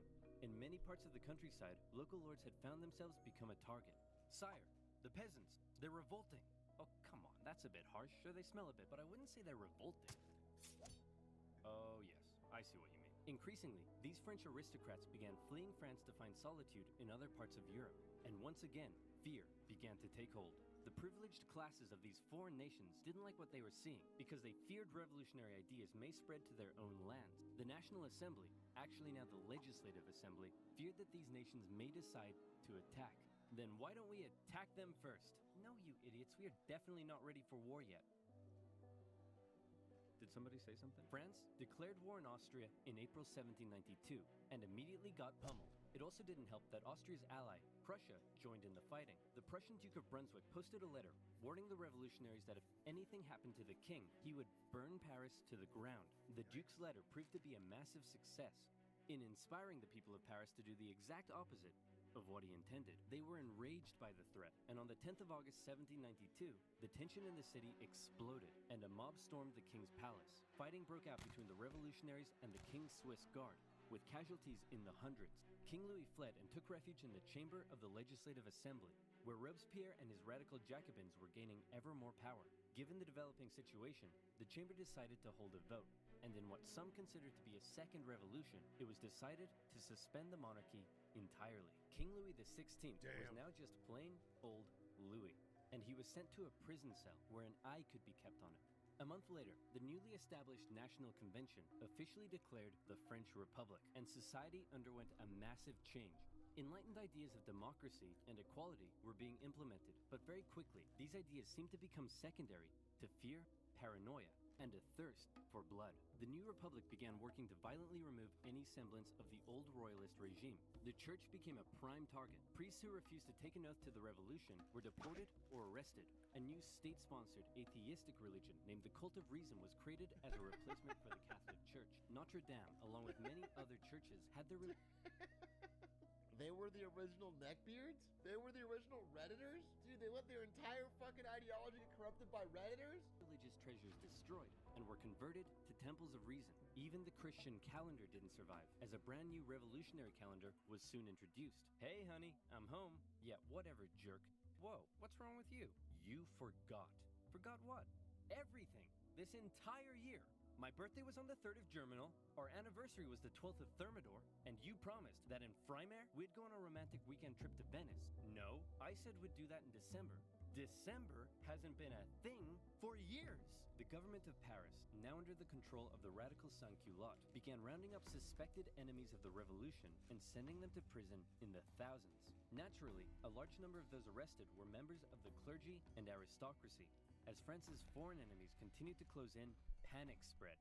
Georges Danton made impassioned calls for men to defend the Republic, and tens of thousands of troops left Paris for the front lines. However, in their absence, Paris was left to its own devices. As enemy troops arrived in Verdun, the people of Paris feared that their crowded prisons were becoming a breeding ground for counter-revolutionary conspiracy. What would happen if the Prussians reached Paris and freed the aristocrats? Marat believed he knew what would happen. The aristocrats would enact their vengeance on the people. Fearing those they had already imprisoned, mobs descended on Paris's prisons. They broke in, and during the brutal September massacres, aristocrats, priests, and others were tried and executed on the spot. Even women and children weren't spared. With over 1,600 victims, word of the massacre spread across Europe. One British newspaper wondered, are these the rights of man? Is this the liberty of human nature? But there was still one man in particular that Robespierre and his radicals really wanted to see executed. Austria and Prussia pledged that after they defeated France, they'd return King Louis to the throne. Well, checkmate Austria and Prussia, because you can't return a man to the throne if he's already dead. Citizen Louis Capet was put on trial for treason. Obviously, he was found guilty, but his punishment was less certain. Many moderates wanted to simply deport him, but Robespierre insisted the revolution could only live if the king was dead. A vote was held, and by just one vote, Louis was sentenced to the guillotine. If you don't mind, I'd like to say a few words first. Gentlemen, I am innocent of everything of which I am accused. Wait, you're too loud. They can't hear me. Hang on, I haven't finished yet. Wait, dude! cool. In her prison cell, Marie Antoinette heard the guns fire, signaling her husband's death. Before long, she would meet the same fate. Back on the war front, France defied all expectations and actually managed to push the enemy back. But then more countries joined the coalition against France, and it all went to pot again. What do? Conscript the masses. The National Convention introduced a conscription law, with each regional department having to meet a certain quota of men for the army. However, not everyone was happy with this new law. Of course. You see, while Paris was definitely a hotbed for radical revolutionary fervor, some of the regions outside of Paris weren't quite so keen on the revolution. Some were largely still conservative, still supported the church, and just didn't suffer from that much inequality before the revolution. So as the revolution turned increasingly violent and anti-Christian, many were outraged. Now, they were being conscripted to fight for the new republic they hated.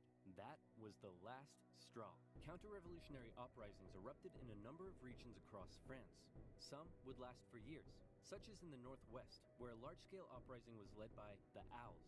Why were they called the Owls? The Owls. Because their leader was named Jean Owl. Why was he called Jean Owl? Possibly because he could do a really good impression of an owl. Really? That's what we're going with? Owls? Just because this guy can do an impression of one? Hit him with it, Jean. Hoot, hoot. Yeah, okay, that's pretty good. That is pretty good. The Chouannerie uprising lasted all the way until 1800. In the summer of 1793, the southern city of Toulon invited the British Navy over for some tea and crumpets. And then they asked if they'd possibly like to stay and occupy the city. Being an important naval base, this was a heavy blow to the Republic, who sent a relatively unknown young captain by the name of Napoleon Bonaparte to help stage a siege of the city. Toulon was recaptured by France in the winter, and for his service, Napoleon was promoted to the rank of Brigadier General. The most infamous counter-revolution, however, He was occurred pretty young, in the I think, Vendée right? region. Throughout 1793, revolutionary forces clashed with the region's Catholic and Royal Army. The Republic defeated the counter-revolution through cruel pacification. In particular, General Jean-Baptiste Carrier committed brutal atrocities. In one instance, he had thousands of civilians, priests, women, and children tied to ships, which were then sunk. Carrier would later... Sorry, what? Wait, what? Did I hear that right? In one instance, he had thousands of civilians, priests, women, and Thousands? children tied to ships, which were then sunk. Carrier would later be found guilty of war crimes. Yeah, wow, that's psychotic. What was even the purpose? He tied a bunch of women and children to ships and then sunk them in his own country? Back in Paris, the government was still dominated by moderates. With the war going badly, revolts in the provinces, and the economy getting worse, it seemed the government just wasn't doing a very good job. Radicals' fear for the safety of the revolution intensified, and Marat even began calling for the moderates in the government to be executed. Bro, why are In they still return, listening to him? the moderates called for the arrest of Marat. This led to a chain of events with the two sides in heated conflict. Robespierre declared the Jacobins to be an insurrection and called on the people to arm themselves. It all ended on the 31st of May 1793 with the National Convention surrounded by radical sans-culottes and 29 moderate Girondin politicians arrested. From this moment on, the moderates ceased to be a political force. Robespierre and his radicals would be in almost total control of the government. And this brings us to the story of a woman named Charlotte Corday. Charlotte lived in the northwest city of Caen, and like many in the area, was horrified at the rapid radicalization and increasing violence of the revolution. And the man she blamed more than anyone was Jean-Paul Marat. She Right. wanted to bring peace back to France, and so she did something drastic. She traveled to Paris and told Marat she had a list of enemies for him to publish in his paper. Marat eagerly invited her in for a meeting. So where's that list of enemies you promised me? Here it is. Wait a minute. This isn't a list of enemies. It just says, yippee-ki-yay, mother... Holy And shit! just like that, Marat was no more. Wait, that's what She happened? was quickly arrested and sent to the guillotine. Her dream of restoring peace, however, died with her. Marat became a martyr. In temples of reason, symbols of the dead Marat became the new crucifix. In death, he became an even more powerful inspiration for the extreme levels of violence that were about to rip throughout the new Holy republic. fuck! That's right. Here comes I didn't the know reign this. of terror. If you thought this revolution already sounds pretty violent, well, you ain't seen nothing yet, son. The radicals were now in control, and they believed not only was France surrounded by foreign enemies, but that within the masses, there were also plenty of internal ones too. Individuals not loyal to the revolution, conspiring to bring about its downfall. Robespierre and the rest of the radical faction were having none of it, and new Committee paranoid. of Public Safety was established with 12 members. Its purpose was to protect the new French Republic from its enemies, and it basically became a 12-man dictatorship with Robespierre as its leading voice. The Revolutionary Tribunal was also reinstated, a special court created to streamline the process of trying suspected enemies and handing out their death sentences. With these two new institutions, Robespierre wanted to scare France's enemies straight. In September 1793, it was announced that terror would be the order of the day. In other words, fear had become official government policy. And from then onwards, we enter into the period known as the Reign of Terror. Spies and secret police were everywhere and watched the people closely. France's public had to be extremely careful what they said and how they behaved. Obviously, criticizing this new system, or the government, would quickly have you sent off to the guillotine. But that's not all. Even the most minor offense could have you tried before the Revolutionary Tribunal. Hello, Citizen Martin. Hello, Monsieur Dubois. Monsieur? Did I just hear you say monsieur? That's the old style of address, my friend. To the guillotine. You know what? I didn't like him, but I do feel kind of bad for the king and his family. Oof, expressing sympathy for the royal family, are we? To the guillotine. 12 sous for a loaf of bread? That's way overpriced. To the guillotine. Man, this bread line is taking forever. To the guillotine. And you look like you're thinking anti-revolutionary thoughts. To the guillotine. Max, we're That's sending fair. way too many people to the guillotine. To the guillotine! Chop, chop, chop, chop, chop, chop, chop. It was insane. All across France, about 40,000 people were killed for Jesus! suspected crimes against liberty. Let's say your neighbor won't stop mowing the lawn at 7 in the morning. Well, then all you gotta do is tell the government they've been talking smack about the revolution, and there's a good chance they'll end up in front of the Revolutionary Tribunal. Maybe they'll even be executed, taking a metaphorical load off your shoulders and a literal one off theirs. The most prominent victim of the Reign of Terror was a certain Marie Antoinette, who was finally tried and found guilty of treason. Oh, she's in not dead yet? 1793. She expected she'd be brought to the guillotine in a royal carriage, fit for a queen. All the Republic could provide If for. you guys can't see because of the chat, she's got an ATST in her hair. Or AT-AT, however, I'm sorry. was a wooden tumbril. At 37 years old, the most hated woman in French history met her end on the 16th of October, 1793. Robespierre had saved the revolution through terror. Internal dissent was being suppressed. The food situation was no longer quite as bad. Even the French military had got its act together again and pummeled the Allies at the Battle of Fleurus. For Danton and his followers, the time was right to try to normalize the French Republic. Hey Robespierre, so we were thinking that since things are finally going better, maybe we should rein in the terror. And while we're on it, we could possibly start taking it easier on the church. And also try to end this costly war. Oh, Don't crap. put him in the guillotine, As time went bro. on, Robespierre Don't put him in seemed the to go, guillotine. for lack of a better term, a bit mental.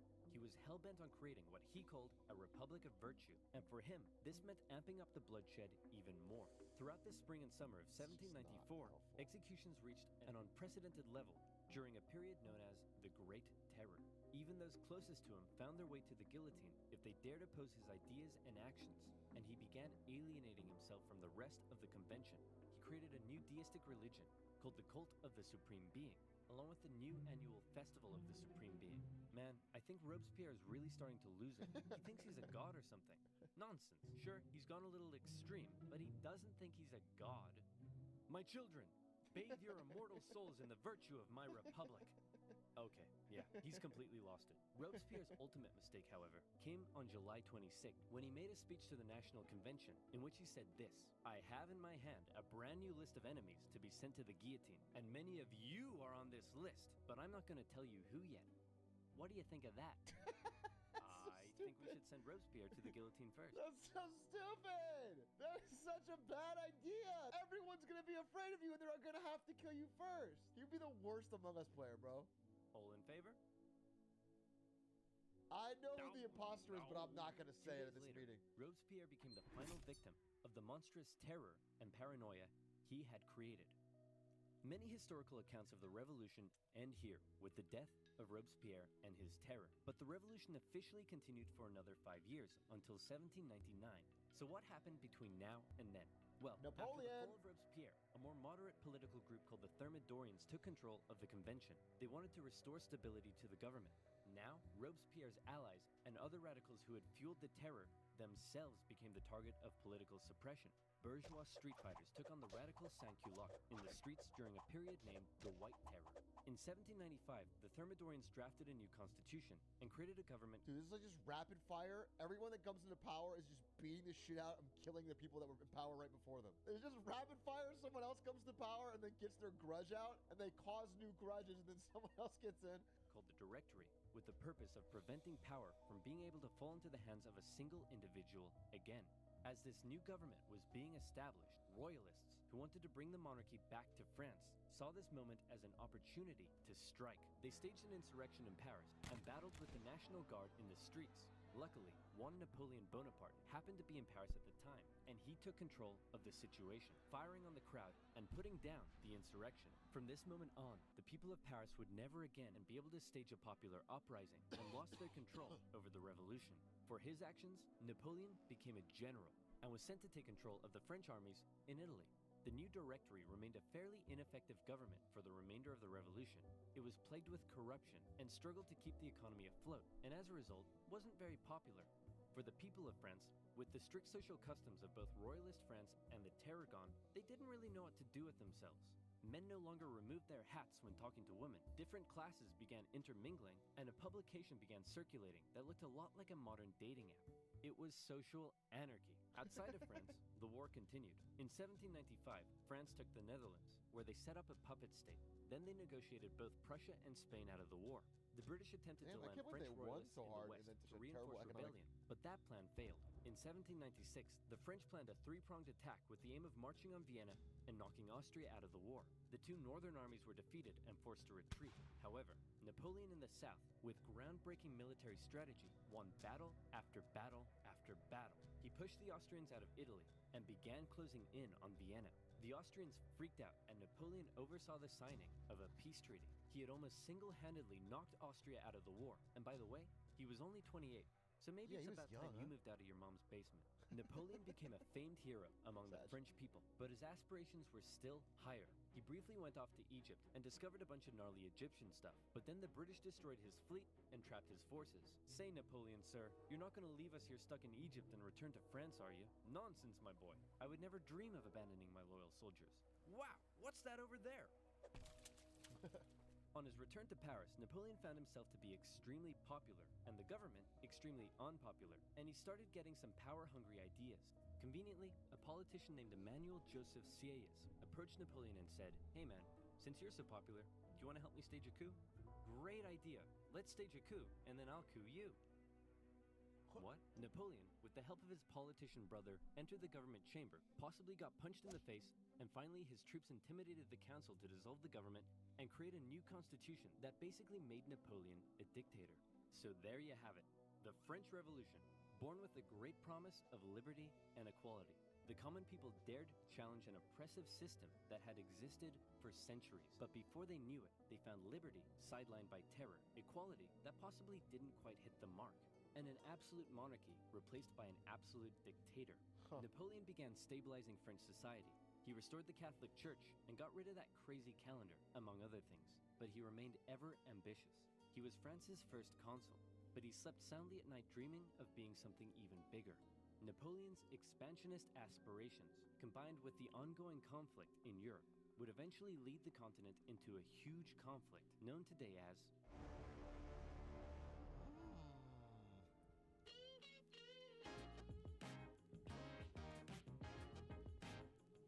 That was a good video. I learned some things. I didn't know all that about the French Revolution. I knew like the broad strokes that it led to, like it started, went bad, Reign of Terror, and then Napoleon, but there was a lot in there I didn't know. When you have a whole series of wars named after you, yeah, Napoleon. Napoleon went ham. I think the craziest thing that I know about Napoleon is that every country in Europe allies up, finally beats him, takes him down. They're afraid of him, so they don't kill him. They exile him to an island. He escapes the island, sails back to France. The armies that are sent to capture him, he like gives a speech. They all turn sides. He gets the fucking army back, rides back into France, and becomes leader again. Then they have to ally up and exile him again.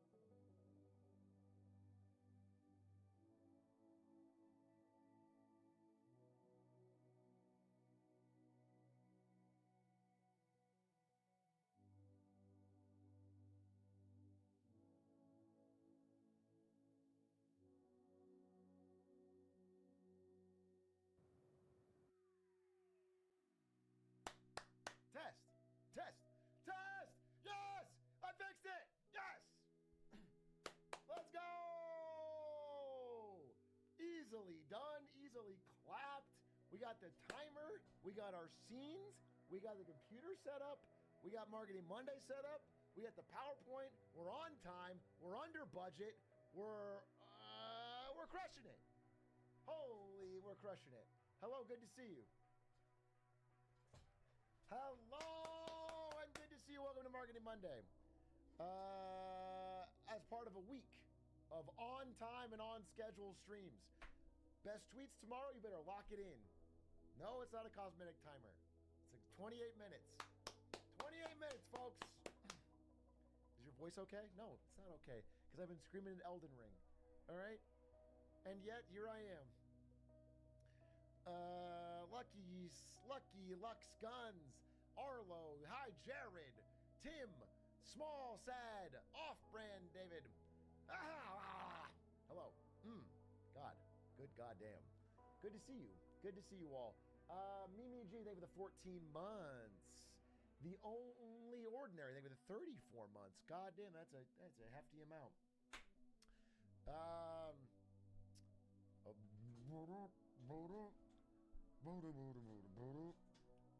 No. Thank you for those gifted. Futura Antonio. Hi, Intra. Can you thank me for just being here? Can you tell us a funny joke at least? Oh, wait. I didn't get the fucking... That's the only thing I wanted to do. Let me see if I can do it right now. I wanted to set up the automated thing. Auto. He messaged me. I did not. There it is. I have to put this overlay on screen, add browser, wait, hold. Okay, that's the thing. And then all I got to do, hypothetically, is... Oh, Auto, please tell me what I have to do now. Auto, I fucking had the overlay, brother. New flow's coming. Be patient, brother. Come on, dude. It's Herculean what you're asking me to do. You're asking me to move mountains for you. How's everybody doing? Hello. How was your weekend? How was your Monday? Bix Flux, good to see you. Let me make this chat bigger so I can really see your bright smiling faces. Got a puppy. That's nice. Didn't get me anything. It's weird. Just weird to get, like, you got a puppy. Great for you. You didn't get your streamer anything. Feels kind of selfish, right? Like, streamers are the most important person in your life. It'd just be weird. I don't want a puppy. I mean, I will take a gold bar, I guess.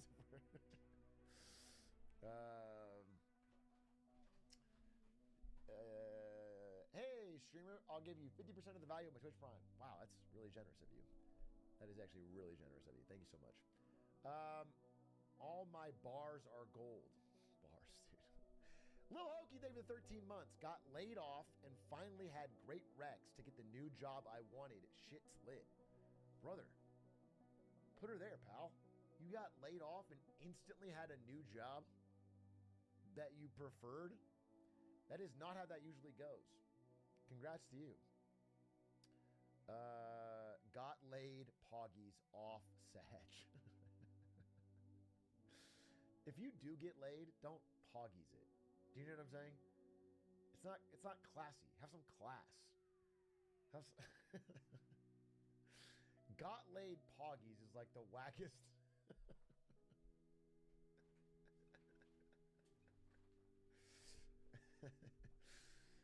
At least you don't say Poggies during sex, I hope.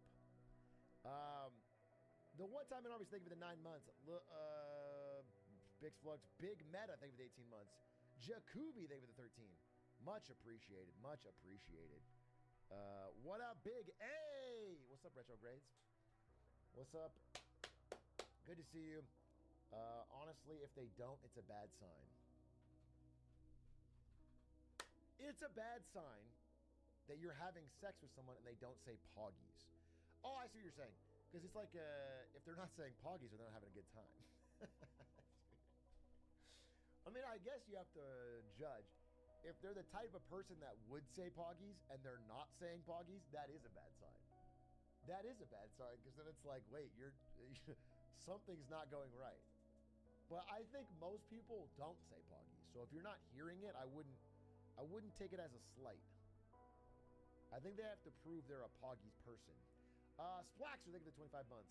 Lebeck, sorry if my voice is a little scratchy, folks. Been playing Elden Ring. Have you heard of it? Elden Ring. Atrioc, Wubby said he's keen to play MTG Draft with you. Would love to see you collab. Heart, much love. I would love to play MTG Draft with Wubby. That'd be really fun. I have seen his pack opening streams. They are incredible. He is either more degenerate or vastly more wealthy than me because those are expensive, bro. I will absolutely collab with him. However, the only thing is I do charge a $6,000 collab fee. I know beggars can't be choosers, but I have to get that fee, bro. It's just there's no way. It would be robbing me if I didn't charge $6,000. It's industry standard. It's industry standard.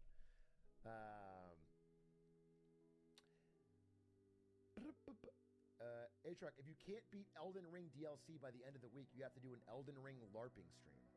I will not beat Elden Ring DLC by the end of the week, so I will not agree to your ridiculous demands.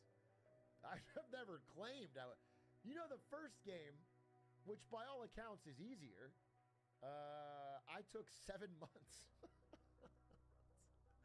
Off and on, bro. There's no way. There's no way. I will be playing this game for a while. I think we're gonna do it. We're gonna pace it out. We're gonna do Elden Ring Wednesdays, and I'm gonna try to do like a boss. Your lights are flickering? No, they're not. My father-in-law, my wife's dad, showed up and installed a ceiling fan that is now flickering around the lights. Is it distracting? I don't think it's a problem. It makes the room a lot cooler, which is great for me. I don't have to turn on the AC for the whole house, which Ari gets sag about. If I can turn it up even faster, and then you won't even notice it at all.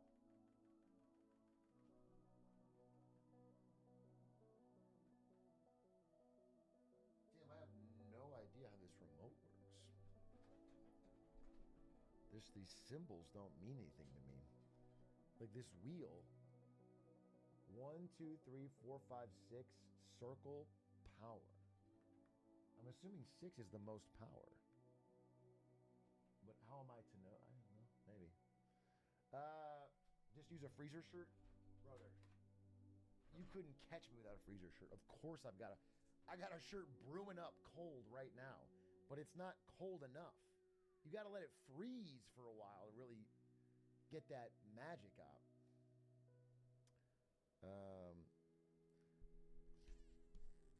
What about 2 freezer shirts? That actually wouldn't work because the second freezer shirt would trap the heat. Once you start layering shirts, you're helping the heat. It's diminishing returns. One thin freezer shirt is really how you get max cool. 100 freezer shirts would for surely help. It's funny to imagine doing the 100 shirt stream, but making sure they're all frigid fucking cold and a little wet. So you're just trying to put them on, and it's getting... Yeah, that's a good idea. Sometimes I make fun of chat for having consistently terrible ideas, but then you come out with bangers like that, and I'm like, damn, it's worth it. The diamond's in a rough. Let me see if I can get Otto's thing set up, dude. Let's see if we can cook. Give me... He wants me to do this. And all I have to do... He pinned it. is download this, okay? Potentially dangerous download. He's mining Bitcoin. Then I open it, no problem. Then I inject it. Need to inject it? What do I do with this? Do I run it?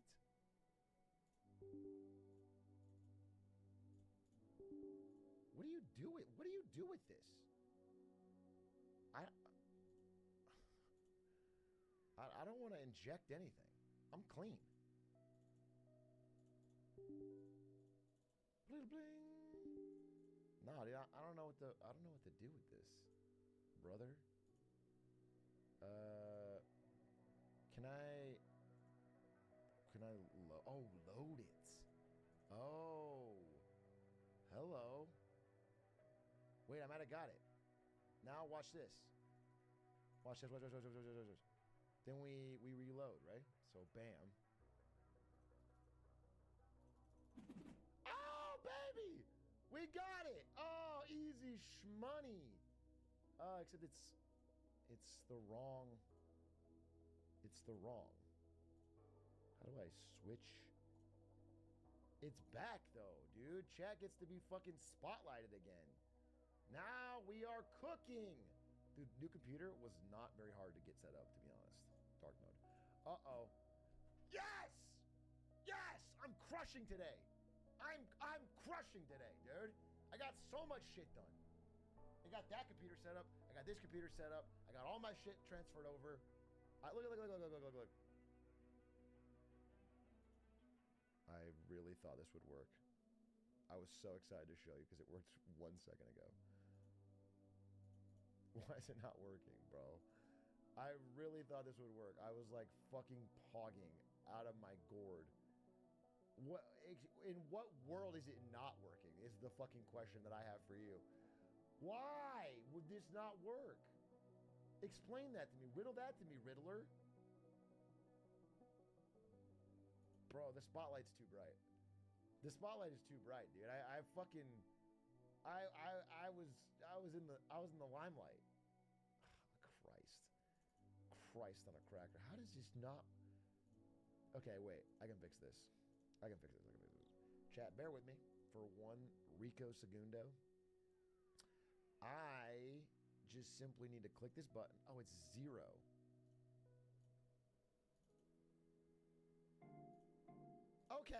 Okay, wait, hold. I fixed it. Yes! He clutches it again! Oh my god, dude. Yes! Okay. Alright, everything's fixed. We got 15 minutes to spare. Everything's fixed. I swear to God, I've just literally delivered. Call me the pizza man because I deliver, bro. I don't know anything else that I would need to do. Oh, wait. One last thing. One last final thing. And once I have this, it is smooth sailing. Download that. Nope. LOL.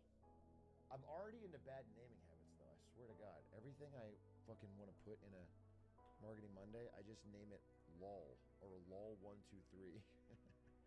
Because I'm like, I won't need that later. But then sometimes I do. Sometimes like, where's that file that I wanted to reuse? And then it's always named LOL123. I should just name it. It's not that hard to name it something else. Such a habit that is stuck in my brain. Bro can't take notes. I actually have great notes. My notes are not the problem. I have truly excellent notes. The problem is labeling and my organizational system around the notes. Sometimes people like this ask me to help them find a file and I just want to punch them.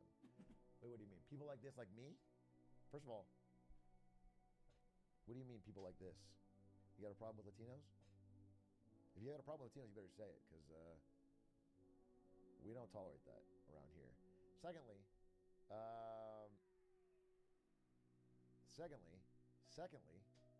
he said yes. Bro said yes openly.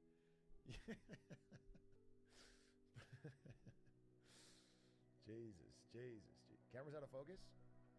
What if it's your mind that's out of focus? I just gotta sit closer. I just gotta sit a little closer. That's fine.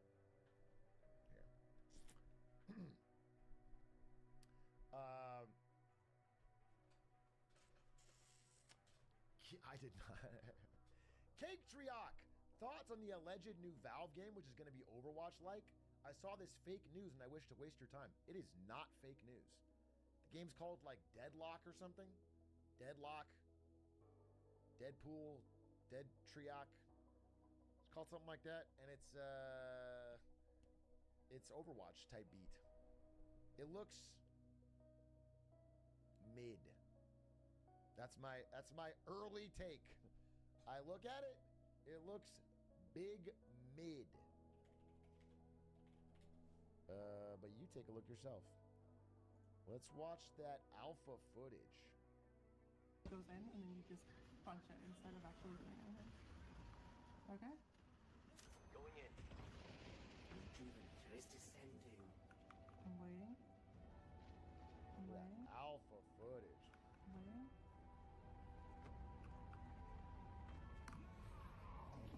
Get it. Yeah, I don't know. I mean, obviously this person has low graphics. Here's one thing I'll say though, is that in my long, well, not that long, but long enough history of being a gamer and waiting for games and getting hyped for games and getting excited for games and seeing games come out, I have heard the argument, it's just alpha. Bro, you can't judge the way it looks, it's just alpha. So many times, and then every time it looks basically like it looked. It always ends up looking basically like it looked in the leaks or whatever. You know what I'm saying? Every single time. It's never like this dramatic change that everyone's like, no, it's going to be different. But they always use the same defense. I've probably used that defense. But at this point, it's like, this is probably about what the game's going to look like. And I don't know. I'm seeing big mid. But I could be wrong. It could be fun to play. I'm also a little turned off by 6v6. It's just too much, dude. Too much. And you got the lanes. It's like they mixed the worst parts of Overwatch and the worst parts of League of Legends. I'll tell you one thing about this game, though. It is going to have a truly toxic player base, and that is fun. Okay? That is fun. You're going to have some real global slurs coming in there. That's going to be good. Classic online racism is going to be in there. If you want like a true classic COD lobby experience, I mean, this is the closest you're going to get in 2024. So it's a real hybrid. It's a old meets new fusion. Third-person ugly Overwatch. Yeah, I mean, it's like Overwatch. The problem wasn't the way it looked. Looked pretty good. The problems were balancing and updates and just how shitty Overwatch League was.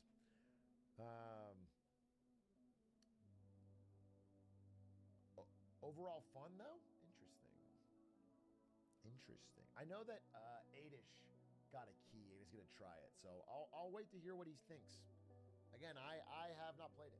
And also, I'm not really a hero shooter person to begin with, so I'm not going to give my review much credence, but I will say it's the most important review in the world, and if you don't agree with it 100%, then you are dead wrong. Is that okay? Does that make sense? Like, I'm not going to put myself on a pedestal, but I am, like, higher than you, and other opinions are below me, if that makes sense. Right? Okay, I think you guys are okay. That's fair.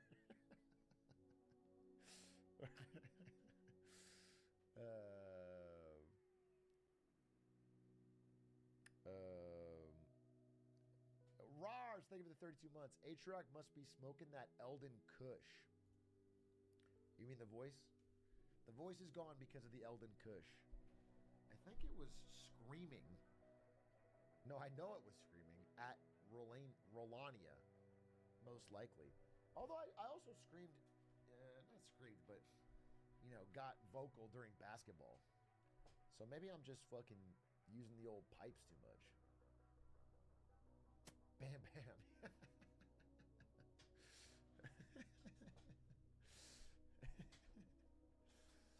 Is his cam super out of focus? It's only out of focus if I lean back.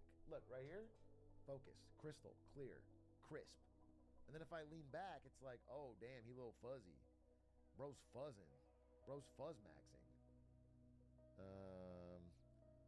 I can fix it, but then when I lean forward, it'll be fuzzy. Right? Do you understand that? Here, what about that? Is that a good compromise? I'm a fuzz maxing focus cell. Yeah. That's pretty good. I think you need a new camera. Bro, we've used this same camera since the beginning of streaming on this channel. This is the same camera. This is a camera I think I got this camera from Twitch. Because I worked social media at Twitch, and I said, like, I needed a better DSLR camera in case we need to take photos for social media. But you end up using your phone for everything, and so I just had this camera sitting around. I didn't even notice I had it till 3 years later. It's totally yoinked.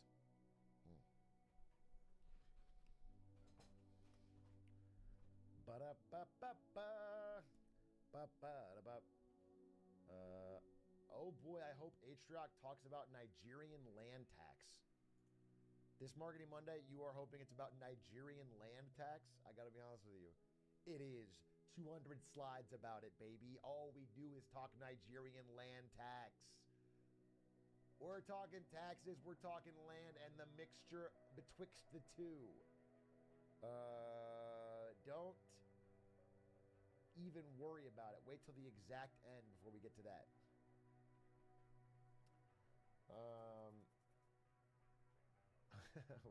Actually, Dr. Battle, if you could cook up a battle report real quick on that, it would be great to put it at the end. Put in a new battle report.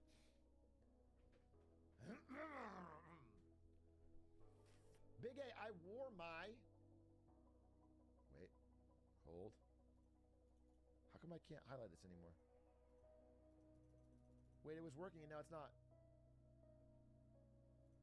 I got it. Big A, I wore my Enron hat to a headphone expo and it helped people remember me.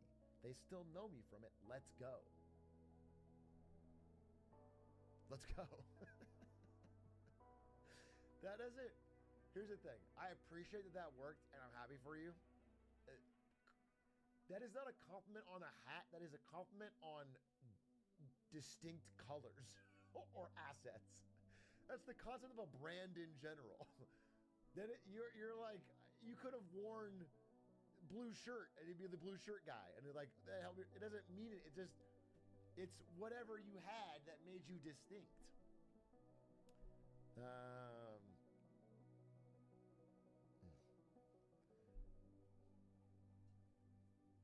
Says hat guy. I'm not hat guy. I'm not hat guy, boys. I wore an Enron hat to a party 2 months ago, and the party I went to this weekend, I was remembered as the Enron hat guy. This is crazy, because I wear an Enron hat every day of my life for something like fucking 15 years probably, and no one's called me Enron hat guy at a party. Like, that's crazy. That's crazy.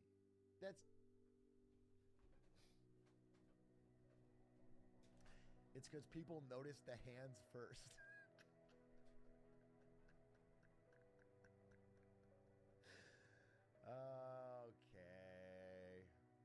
Okay. Very good.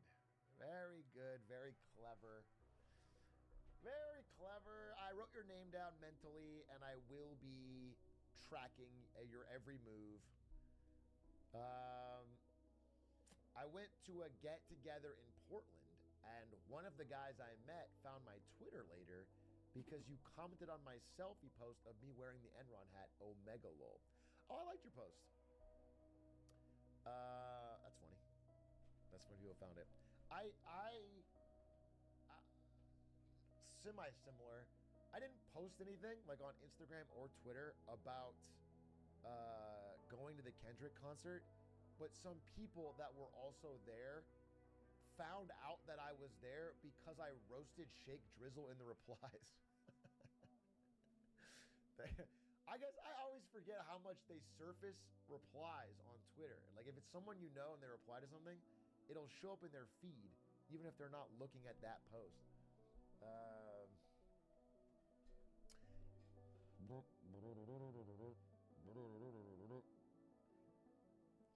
Are you checking out the video making of Not Like Us? Bro, I'm not checking it out. I'm in it. Okay? Kendrick called me personally and said, Big A, I need you for the Not Like Us video. Somebody has to bring real cred to this fucking project. And I was kind of hoping, I know this is a big ask, I was hoping you could be the lead rapper for it. And I would be sort of a background character while you deliver the full. But the problem is I just had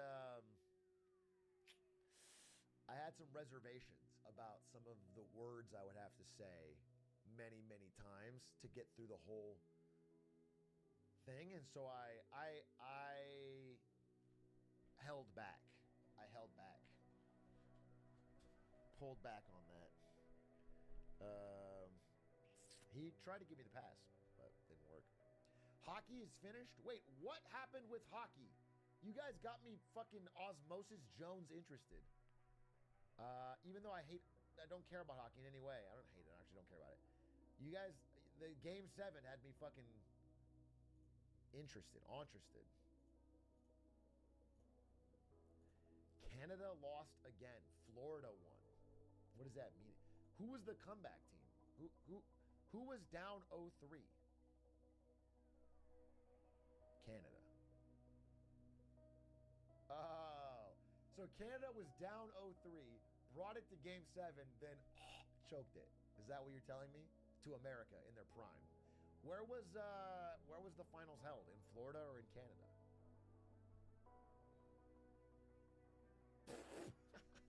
Well, no wonder we won, dude. People are playing hockey in Florida? That shit's whack.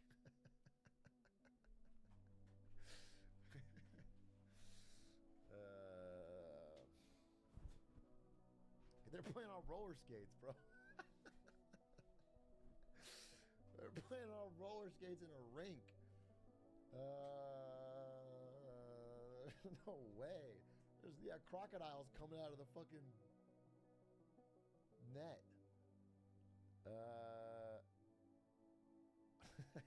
They're playing on the tarmac.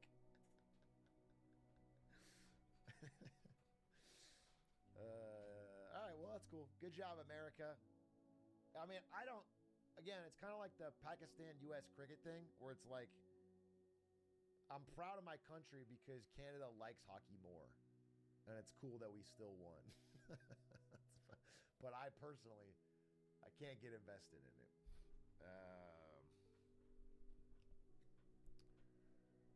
I live in Edmonton and the city real quiet right now.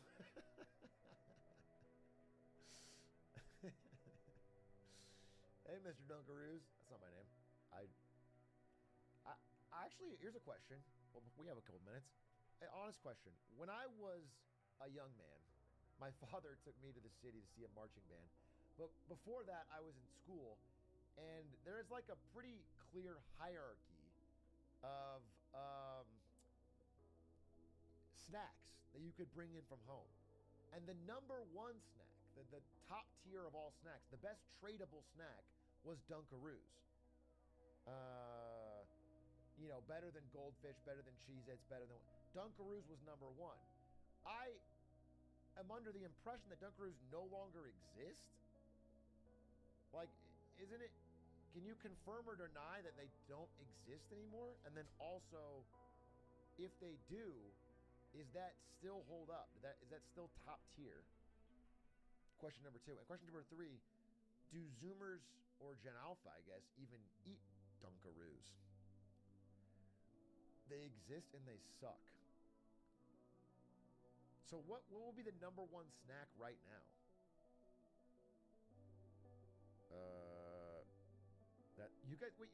I didn't make it up, bro. Dunkaroos look like this. They were like,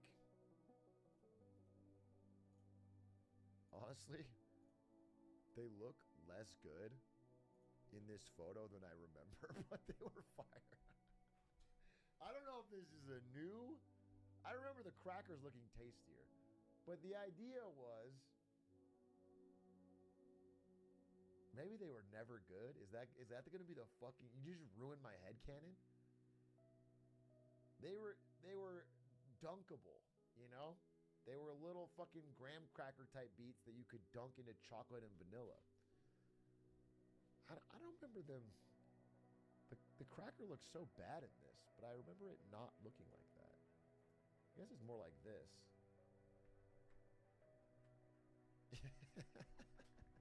Yeah, it's kind of like this. This is a little better. Why not call them Dipperoos? We don't need to relitigate the brand name. It was fine. You dunk them in the Dunkaroos. That's not the problem. Bro, that looks so gross. All right, well, what's your top tier snack? What's the number one snack on the lunch table right now? I assume all of you are 12 and you have to fucking barter tomorrow. What's Oreos? Zins. Fucking Zins, huh? Mr. Beast bars. Oh, God. Times have changed. People are trading Mr. Beast bars for Zins and Fent. Fox News at 11. Kids these days call it...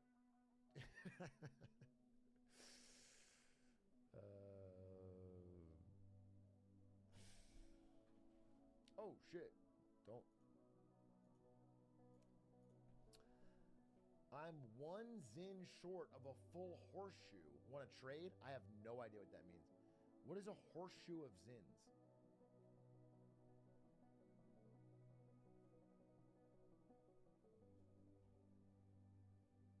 Oh, it's...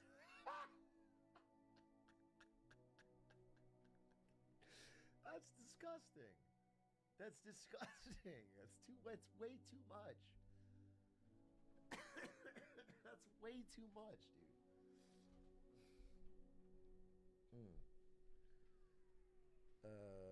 Bro can't hang. I'm not trying to hang. I'm not trying to fit a full horseshoe. Zin horseshoe. Just want to understand. Bro, people... Put in a full Zin horseshoe if you a real one.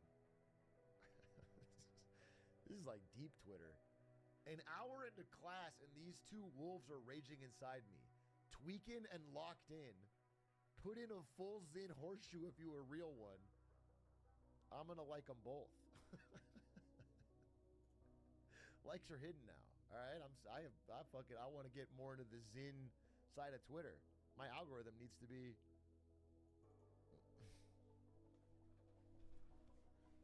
One of my local news, a high schooler got arrested, $3,000 worth of Zin in his locker that he was selling. Oh, shit. He's making money.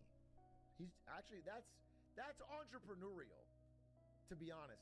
To buy, I assume, wholesale Zin and then resale at a markup to a captive and willing audience is entrepreneurial. That kid's got moxie.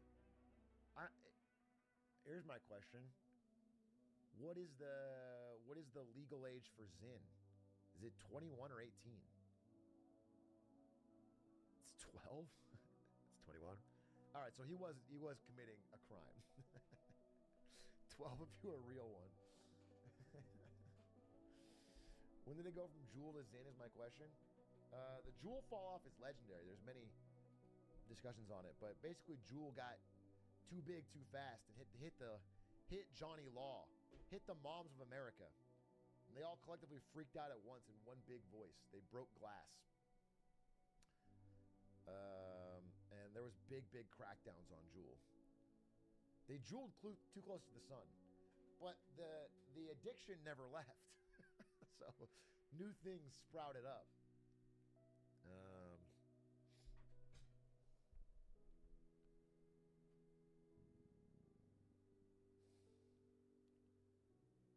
People just use disposables? Yeah. Where's your whistle gone? Bro, I was addicted to that whistle. I honestly don't know. I already hid that train whistle good because I have not been able to find it. She really doesn't support my addiction. What happened with NVIDIA? down $500 billion in a few days. Which again is so funny because that's like to any other company. You know what I'm saying? I want you to understand that $500 billion of value is like one Tesla. That is like Walmart, the corporation. But on Nvidia's chart, it is this. Yeah, the size is so fucking absurd. It's so insane. That's a Walmart of value. And this company wasn't. Do you understand that Nvidia has added $2 trillion of market cap since like January of this year? That means in 6 months they have added. I'm not kidding. Let's combine. They've added like McDonald's plus Nike plus Pepsi plus Coke plus Netflix plus ExxonMobil plus Walmart. That is how much bigger Nvidia has gotten this year. It is unheard of historically. I mean, it's the speed of that level of growth. If nothing screams bubble to you, then nothing ever will. I mean, that anyway. We'll see whether this holds. There's no telling whether this little dip holds, but if it is, I fucking top-ticked it. I will say, I'm not the only one, because I looked at it, and insider selling of Nvidia is at like a fucking fever pitch. I mean, not just Jensen, like all the execs are fucking dumping, bro. So anyway, all right, give me exactly. This is the last one, last extension. Last extension. If you have any questions, we'll do exactly 4 minutes. 4 minutes, that's it, and then we're good. Because I just gotta make sure everything's set up. If the AI bubble pops, what happens to Nvidia? Nvidia's a great company. Here's one thing I'll say. I think Jensen Huang is the best CEO out there today. Dude fucks. Got a sick leather jacket. Actually knows what he's talking about. Actually has engineering background. Actually did not come from like the finance side, and I think he's great. But they're riding a bubble, dude. It's a bubble, in my opinion. That's my opinion. So I don't think Nvidia will go anywhere, but I think like Cisco didn't go anywhere. I think it's gonna have to come back down to earth a little bit on price.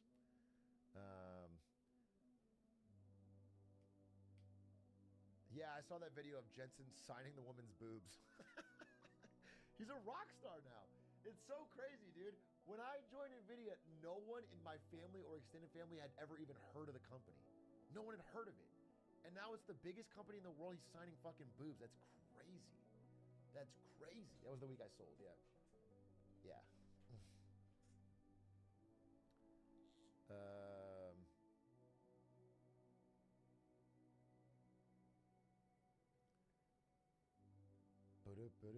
No, I'm not recommending puts. I have no idea. No idea. Predicting anything in the short term in the market is a fool's errand, especially for someone who's not like working on Wall Street with access to fucking the latest and greatest. 5-minute video explaining Dunkaroos. They tried a smuggling campaign. Hold that till after. Hold that till after. I'd love to watch that. How much did you make for Nvidia stock? Great question. I made 13 cents. 13 cents, baby. Lock that in, and I'm putting that, holding that away. That is set up. That is set up for success. And that's gains. That's clean gains. You know what I'm saying? 13 cents. Obviously, taxes will take some of that. Got to give Biden his due. But still, little A's college fund is already starting strong. Did you not? Otto, I have the chat highlights, but I have a question for you, Otto. Here's the fucking tea, sister.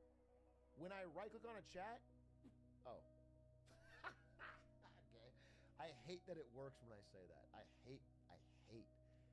hate that it works right when I say that, because honestly, it wasn't working. It's so frustrating that it just wasn't working, and then right when he fucking shows up, trying to gaslight me, huh? Are Again, spotlight you now. What else? Wait, what else? What else? Is there anything else going on in the world that we need to discuss in 1 minute before I get into the Marketing Monday major topic alert? How did you do that? Are you? Get off my screen, Otto. Get off my fucking screen. You can't add little fucking comments live, dude. That's not... He's hacked me. I swear to God, he's mining fucking Bitcoin on my new PC. The heat waves go crazy. I did hear, if we want to talk about this real quick, yikes. I did hear there's okay, the UK has a massive heat wave right about now, and everyone was making fun of them because it was only like 75 degrees, 72 degrees. And everyone was like, oh my God, we have fucking, that's a cold day in Texas or whatever, and we're making fun of them. But then it comes out, you know, you learn a little bit more about it, and it's like the UK is a country that is so used to it being cold and damp and wet that every building and their entire society is designed around that. And when things are too hot too quickly, every fucking building traps the heat like a fucking oven. They have no AC, and they just cook alive.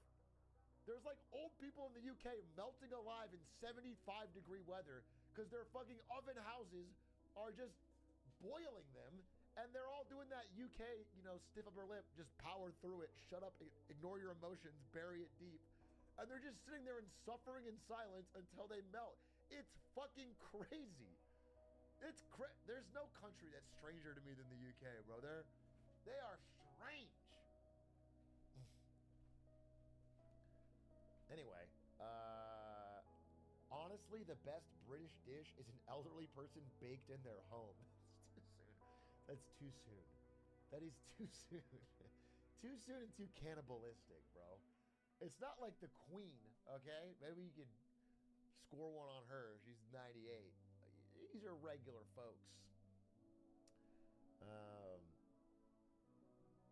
But I do think eventually they got to figure it out. All right, ladies and gentlemen, we'll figure that out later. Without further ado, it is time for a return to form around here. Marketing Mondays on Mondays. Best tweets on Tuesdays. Elden Ring on Wednesdays. Games with Stands on Thursdays. Chili's, streaming from the Chili's on Fridays. Saturdays, Get Smarter Saturdays. We're back on schedule. I have cleared my other obligation, and we're good. So without further ado, I'd like to jump into Marketing Monday, and all I need for you to do is look at the screen, and when you see yourself, simple question, simple reaction, just notice the part that looks like you, and when you see it, type me. Welcome to this week's Marketing Monday.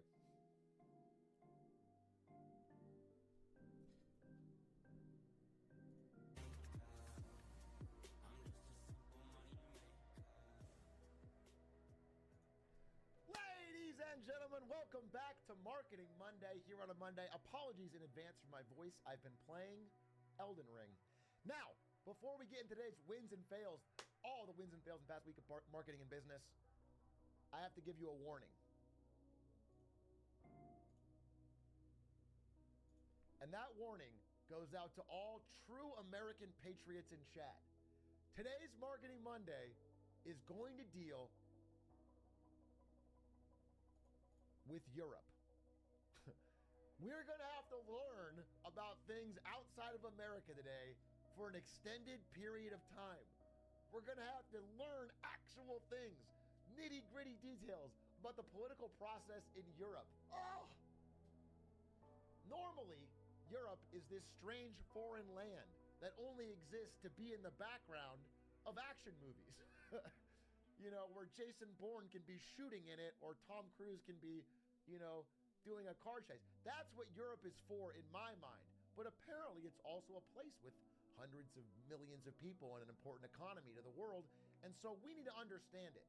And today, in the spirit of friendship and U.S.-European relations, we're going to dive into what the hell's going on this past few weeks in Europe. Starting with Paris. Bonjour, Paris! We are opening the segment with Paris, where I need to introduce you to two key figures in French politics that'll make you understand. First one, Macron. Second one, Le Pen. These are real people. They look like this. Macron and Le Pen. Macron, on the left, is the current president of France and a bit of a centrist. Okay? Bit of a centrist, maybe center-left. Current president of France, current guy in power. He's him right now in France, okay? Le Pen, bit more far-right, bit more Keemstar to the mogul male, okay? Le Pen is the challenger, rising up to challenge Macron at the top. However, his popularity, Macron, has been dipping ever since coming to power, slowly but steadily dropping. And as we approach, let me give you a little bit of an anecdote to help you understand how the French people are seeing Macron. The Olympics are approaching in Paris very soon. It's going to be a big deal for France. Again, having the Olympics in your country is a big deal. And they have this big river, the Seine, that goes through the middle of Paris. And they were planning to do a lot of the Olympic swimming events live in the river, in the Seine. However, the Seine is dirty as shit. And I mean that literally. Dirty as shit. Because it is connected to old sewer systems in Paris that run off into the river. And they have not been able to clean it up. They have spent billions of euros trying to clean it up, and yet there is still high levels of poop particles, literally, in the water. Are Olympians going to swim in poop water is a real question being asked. The water is murky and green, and when they test it, it's bad. It could be poop as old as the 1800s. Okay? So, Macron promised that he was going to get this fixed up by the time of the Olympics. He said, within the next few years, we're going to get it clean, and it'll be so clean that me and the mayor of Paris are going to swim in that river to prove to you how clean it is. Well, we're almost there. The Olympics are almost here, and the big date of the swim was supposed to be yesterday. However, the French people, being the protesters they are, set up a website to count down to this day and plan for everybody who wants to make fun of these two politicians to shit in the water. So they are swimming in shit on the day. This was the actual plan. And it was detailed. It wasn't just the time and the minute you should shit in the water.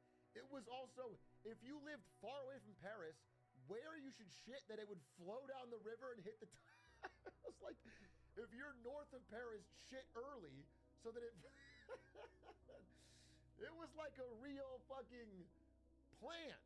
And so they ended up not choosing to swim in the river, as the memes went crazy of people installing toilets, of everyone planned. So they ended up backing out of it and saying they would not swim in the river, citing political reasons.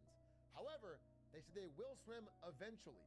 Eventually, though, is coming up very fast because, again, the end of the summer, like a month, is when we start having the Olympics. So we're running out of time to get this river clean. But I wanted to give you that anecdote to show you that, like, people in France are openly mocking their current president, Macron. And he's not very popular. His popularity is pretty low. Take a step back. What do you think of when I tell you about European Parliament? What do you think European Parliament is? It's this, all right? Boring. Good question. European Parliament is where each country in the EU elects some people to go represent their country at a European Parliament where they decide what they're going to do with the EU. It is pretty boring. And when I pictured it, I pictured the Galactic Senate from Star Wars. That was my idea. I thought it would be like something like this. And it turns out the reality is pretty much that. It's actually not that far. It's like a real human, real-world version. But yeah, it's kind of like that. Everyone's showing up and representing their country and making plans for the EU. It's not an incredibly important election, but every country in Europe holds it at the same time. And it gives us some indications as to what's going on politically all over Europe. What we're talking about today, though, is the French delegation, which I also assume looks like this. The French delegation to the European Parliament. Something like this, okay? And these elections just happened. And in a stunning upset, Macron's party got crushed. And instead, Le Pen and her RN, sort of far-right party had a huge surge and got way more seats than they had before. Now, this is a pretty strong signal. This says something to Macron. And he, in response, did something pretty crazy. Within 1 hour of the results coming out that he had lost dramatically, again, this election's not that important, but it sends a signal.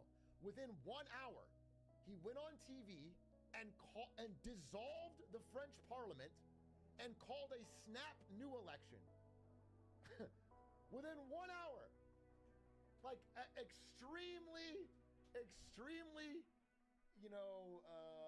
risky gambit. This is, again, French politics. I'll have to explain a lot of things they can do that's different than us. But he calls for snap elections, and then all hell breaks loose. How Macron threw his supporters into a panic by calling snap elections. Macron takes huge risk with surprise elections. Battered by the far right, Francis Macron bets big on risky snap election. Basically, the situation was, and again, the vote that we're talking about was for European Parliament. He is dissolving French Parliament, a separate thing that already had votes 2 years ago and would have votes in a while. He wants to do it the votes early. Currently, his party and his allies had a lot of the seats, but not an outright majority. But they were comfortable, okay? And I need to explain something else, why this is so risky. Not only could they lose this majority in their seats, but the way French politics works is there is both a president and a prime minister, okay? The president only has two real jobs, handling war and handling foreign policy. Basically, anything outside of France is what Macron controls. The prime minister does everything else. The prime minister actually governs and runs the country. Like things like taxes, things like Social Security, things like retirement age, all of that is handled by the prime minister. The president is a higher rank, but actually is more of a figurehead and controls outside stuff. And the prime minister is determined by which party has the most seats, generally. So if these snap elections go poorly, he will be forced to replace his prime minister, which is currently this guy, Gabriel Attal, who's part of the same party as him. Right now they have the same party, president, prime minister. He'll be forced to replace the prime minister with this guy on the right, Le Pen's right-hand man. This guy is 28 years old and looks exactly like young Gru. He looks like, literally exactly like young Gru. This guy will be the head of government for France if the polls hold up. Because, again, I want to be clear what happened. There was a minor election for European Parliament where his party got destroyed. In response, he snap-called a much more important election. So if the polls stay the same, he is going to get crushed. And he's going to lose the prime minister to this guy, which will be a 28-year-old young Gru guy, who will then have most of the power. So, big deal, big stakes. Why did he do this? Why do such a snap election? His response was this. The European Parliament election was low stakes, okay? And every one of these elections, the far-right party has been getting greater and greater numbers. They've been trickling up. First, they were a fringe party, then they were a little bit bigger, then a little bit bigger, then a little bit bigger. Now they're beating him in the elections. He's basically saying, you have to decide. People of France, you need to decide. Do you really want them in power? No more jokes, no more taking the piss out of me. Do you really want them in power? Were you letting off steam, or did you really mean it? Is the question. That's what he's sort of asking with this question. And he's kind of doubling down on the idea that hey, if the far right wins, or the far left, which is also surging in popularity, both of the extreme parties in France are surging because he is an unpopular centrist president. He is warning of civil war. The idea that France is so divided right now, if they don't rally around him, then we're going to have problems. Basically, he said this, chaos or me. That was the idea. Now, this is a little over a week ago. In response, France said, chaos, please. The snap election call is turning out to be a pretty big disaster. Both the far left party, let me make sure you guys can see this. Here. Both the far left party and the far right party, here and far left party, are crushing him in the polls heading into this snap election. He may lose a significant number of seats and sort of collapse his coalition in France and his ability to govern, leading to him still being president, but having an entirely different prime minister who's going to disagree with him on everything. And I want to talk about this because the reason I'm bringing this up is not just because I care about French politics, because this is a part of a larger story sweeping Europe and, in fact, the world in one of the largest election years ever.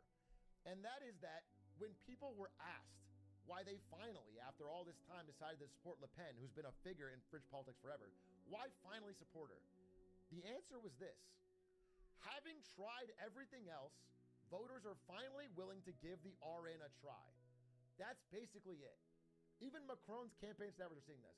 Once you've tried everything else, if people are unhappy for long enough, they will try even the extreme examples. And it's happening all over Europe. Again, far-right parties in many EU parliament elections had huge surges. And I want to get into why I think this is, and it's because of a global problem where the average person is feeling stress or crunch from rising inflation, daily cost of living, housing costs. The incumbent everywhere is getting rejected. I think people are overlooking it like, oh, France must certainly love the far right or whatever. It's not even about that. They're going to far right and far left. They're going to extremes.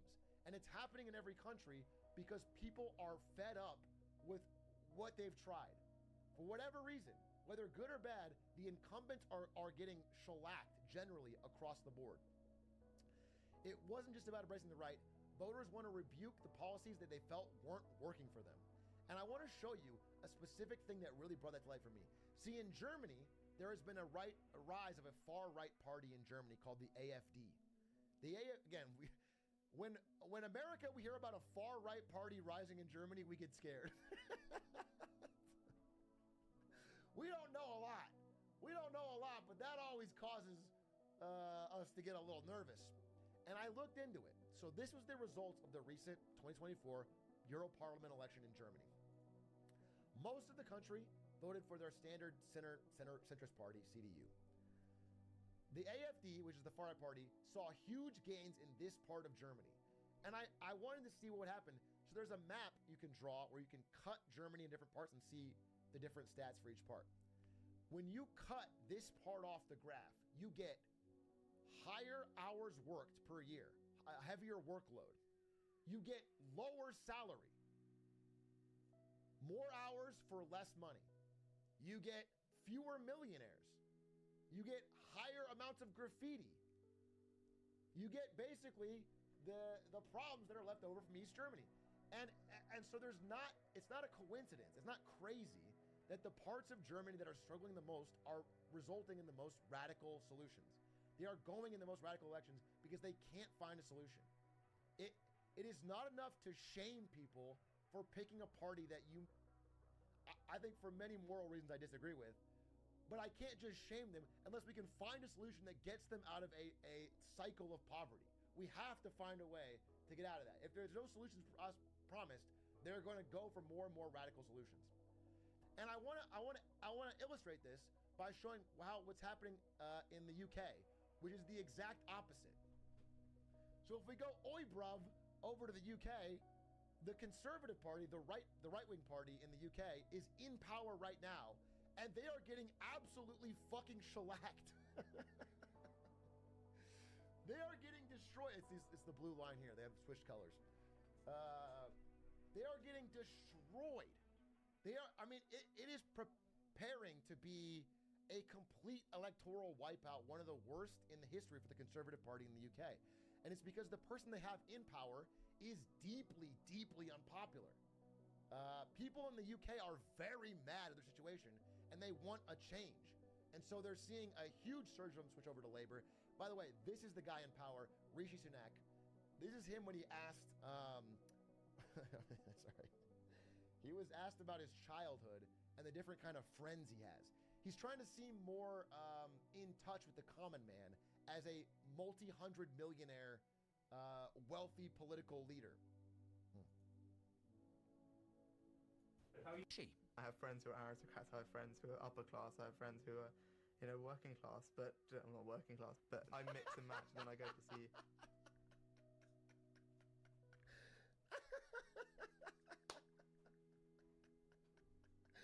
He like laughed at the idea. Well, not working class. Obviously, I don't have any working class friends. I mean, he also has the clip we've shown on here. Maybe we can get it for the YouTube video. He also has the clip where he asks a homeless person if he owns his own business. Unironically, asks a homeless person at a soup kitchen that he's volunteering at if he owns his own business. Okay? The guy is completely out of touch as the UK is going through a huge cost of living crisis. And so people there are lurching the other way. They're lurching far left. So it's not about, I think, particulars of each party. Because I don't think the average person pays that much attention to policies. I'm going to be honest. The average person globally is just not that plugged in. They are just screaming, we want a change. They are saying it loudly and clearly, and they're saying it globally. And that is leading to a real tinderbox across the globe. Because again, this is the biggest election year in human history, and we are seeing radical changes we thought were impossible just a few years ago. And that brings me back one more time to Macron, okay? See, Macron, maybe he was stupid to call this snap election, but there may have been more to his strategy than I thought, because I don't think he thinks he's going to win. In fact, now I think he knows he was going to lose. He is in fact setting up to lose, have a far-right prime minister, and then can blame problems on them in 2027 when he runs for re-election. I am actually quite convinced that he is trying to give France a taste of them in government. Because when you're not in power, it is very easy to say how easy it would be to fix all the problems. We've all seen it. In whatever country we live in, the party that's out of power goes, oh my God, this would be so easy to fix. All this shit is wrong. I'm going to fix the problems, et cetera, et cetera. And so I think he is trying to give them a taste so that 2027, him and his party can have success. Additionally, the rubber has to meet the road on some of these policies. And this goes for all countries globally. The fact is, a lot of parties, left-wing and right-wing, are promising a lot of stuff and promising no tax raises to afford it.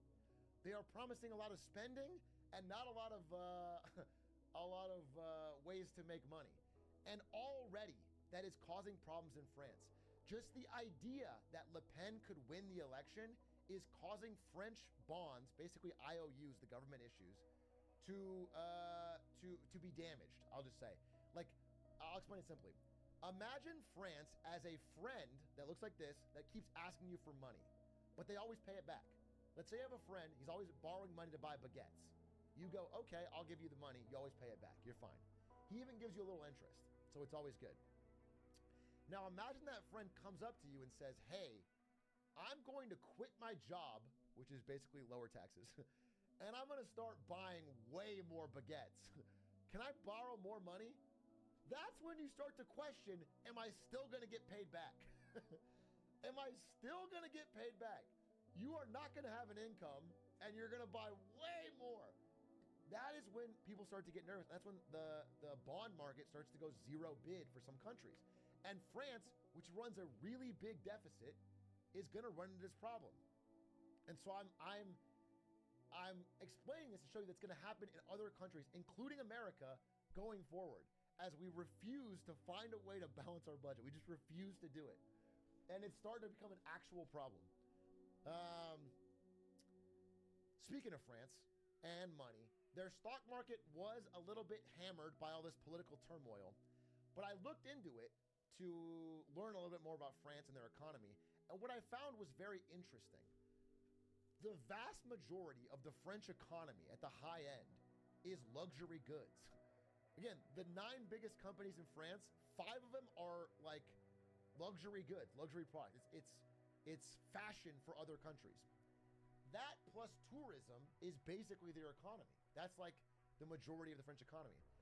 And the only real tech company they have that's like riding the recent waves is this new AI startup called Mistral, which got a 6.2 billion valuation. Pretty big deal. It's like one of the largest tech startups in Europe, especially in France. So I looked into what Mistral does, and they are basically a Chat GPT clone called, I'm not kidding, Le Chat. A huge win to France for the invention of Le Chat. That is the dominating AI startup coming out of Europe. That's going to change everything, a cultural victory. But it brings me to a different point that I want to talk about today, outside of just French and European politics, which is that I have been seeing so much business and tech news about AI. And I recently read an article that was really refreshing to me. It was called, I Will Fucking Pile Drive You If You Mention AI Again. And I'm going to link it in the description. This article is very good. It's by a data analyst who works in the industry. And it's basically saying, we are receiving so many insane promises from companies all over about how AI is going to change everything for their business and improve our lives. And yet, we have not seen any of that materialize. Almost nothing other than ChatGPT for copying homework or like for cheating on homework has actually materialized. And hundreds of billions of dollars have been spent chasing this dream. Eventually, there has to be a product worth paying for, or this whole thing is going to go up in smoke. Something has to get real sooner rather than later, or this money's crazy. And I looked into it. So, some recent examples. Microsoft launched an AI chatbot that will recall everything you do on a PC. Basically, Microsoft said, we're going to take screenshots of your PC every single second of every single day, and then use AI to learn off those so you can use natural language to find things in your past. Yeah, your response was normal. Everybody responded the same way and said, what the fuck? This is a security and privacy disaster. It was an extremely embarrassing launch for them, and they had to cancel the rollout. They paused the rollout to try and figure it out with this like group. But it was so funny because they announced this so confident, like everyone would love this. No, people didn't want this or love this. McDonald's rolled out AI drive-through voice ordering. They said this is going to save them money and improve people's time. Customer service will be better. We'll save employee costs. It's brilliant. People started getting random, weird, hallucinated orders like bacon ice cream and sides of butter. Here, I got a little video that explains it. McDonald's is shutting down its AI drive. McDonald's is shutting down its AI drive-through system after viral mess-ups were spread across social media. You added bacon to my ice cream. I don't want bacon. What else can I get for you? The McDonald's drive-through AI experiment began 2 years ago in a partnership with IBM, but according to the fast food company, the testing is officially over. Hopes were high that the tech could speed up drive-through lanes, but instead it flubbed a lot of orders. Someone repeatedly ordered Mountain Dew, but the system heard the words Diet Coke. I mean, it goes on, but yeah, there's just a myriad of examples of it failing. There's a video that went viral on TikTok of two women trying to order chicken nuggets. They order it once, and it keeps adding them until eventually there's 2,149 chicken nuggets and like a $5,000 bill. Oh, well, let me fix my camera. Sorry, good call.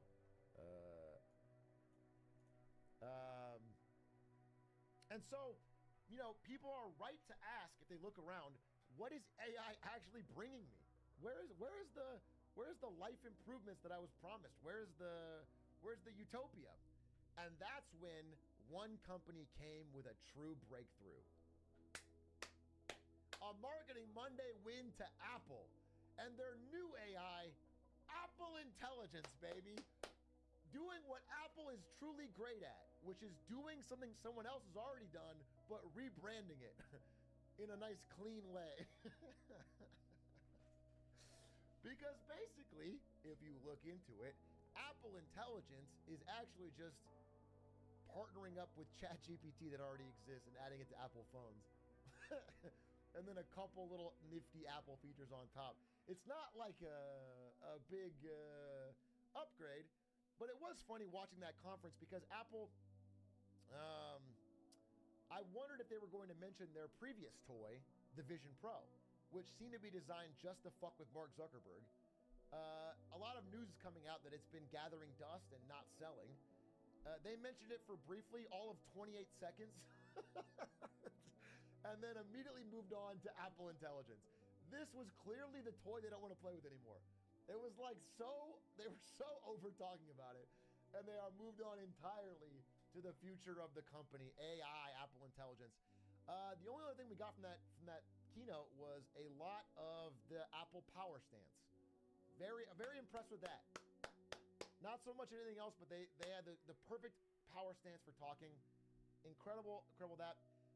Basically, what I did like about this was that everyone is starting to really hate AI. It is a brand that, like crypto, is starting to get a bad taste in people's mouth. You know, when crypto first came on the scene and everyone was excited about it, and then there was so many scams that the average person ended up hating it, it is starting to happen for AI because of the ridiculous over-promising and under-delivering by so many companies. And so Apple Intelligence is actually a smart branding move, similarly to when Apple zigged when everyone else zagged and focused on privacy. Again, there's not a lot of evidence that there's like a dramatic increase in privacy, but because they have that cool icon and lock screen, it's like they are the privacy company. And now for AI, they're saying we're private. We're different than the other AI companies. We're going to be private with your data. And that could work. That could actually work. The final thing they announced, just to give a win to Apple here, is that you can move your icons on the home screen, which I believe has existed in Android for 20 years. This is huge. So again, overall, big win for Apple. Another person taking home huge dubs is my man, my personal YouTube idol, Jake Paul, baby. Because Jake Paul is not just content with farming children for money by selling them endless amounts of merch or to watch another fixed fight.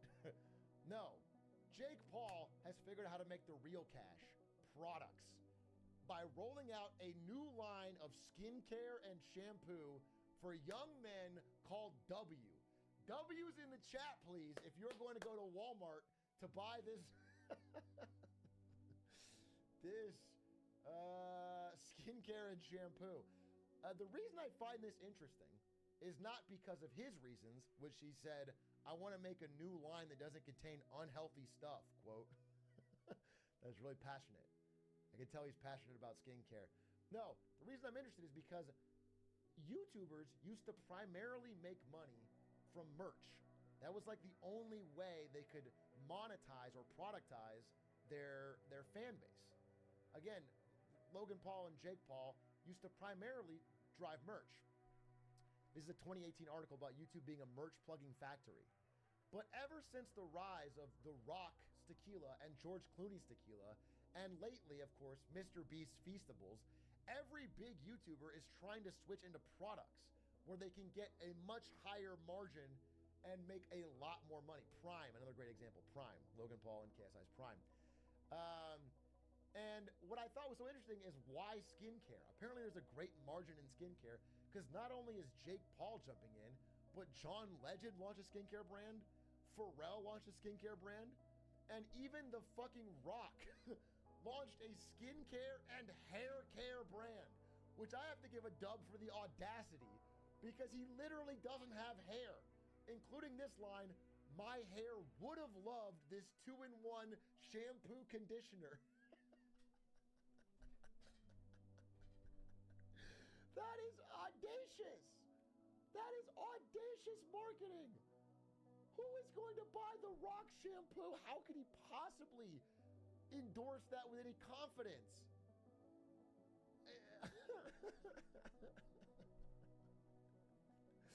But maybe you need it.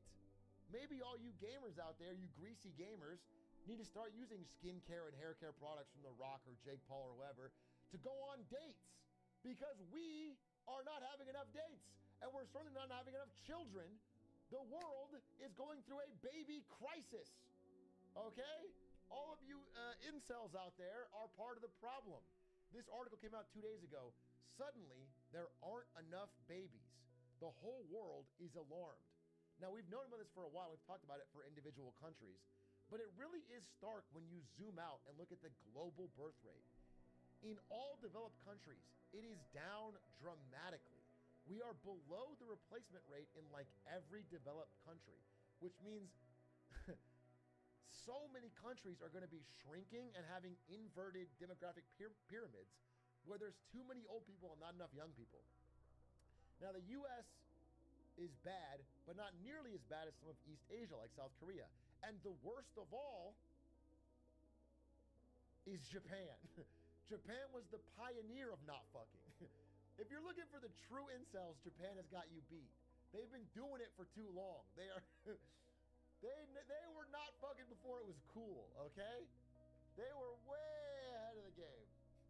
And their birth rate fell to a new low for the 8th straight year, looking back on 2023. Not only is the birth rate dropping, but even marriages are dropping.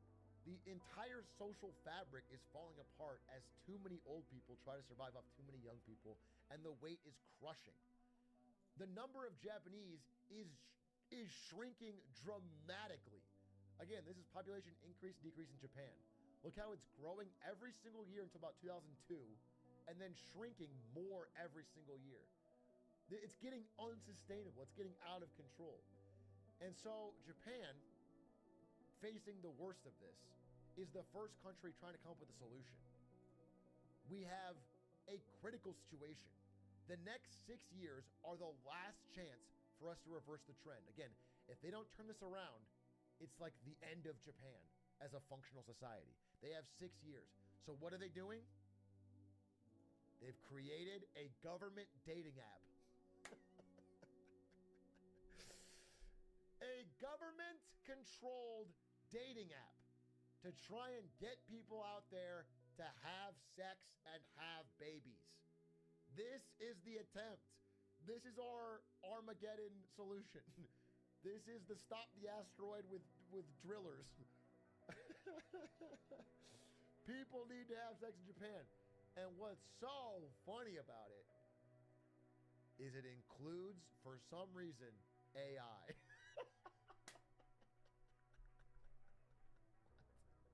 Did that?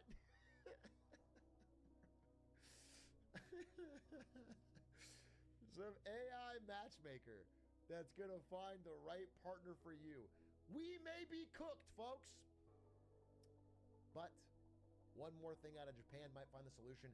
Do you guys remember when I talked about Masayoshi Son, the crazy billionaire out of Japan who runs SoftBank? Possibly I mentioned him before. Well, SoftBank has cooked up a whole new solution. He's always wanted to be on the cutting edge of tech. And what they're investing in now for AI is truly crazy. SoftBank is developing an AI that will filter your voice when you're talking to customer service and make you sound less angry to them.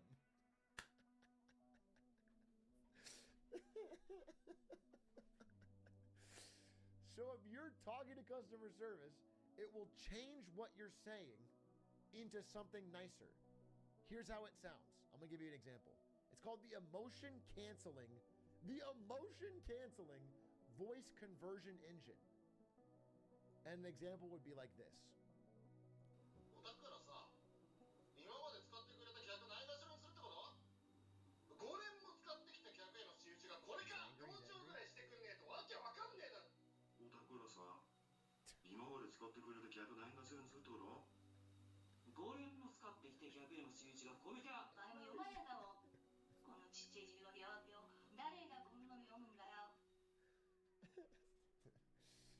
Now, maybe it's a good thing to stop people from screaming at customer service. I could see the benefits.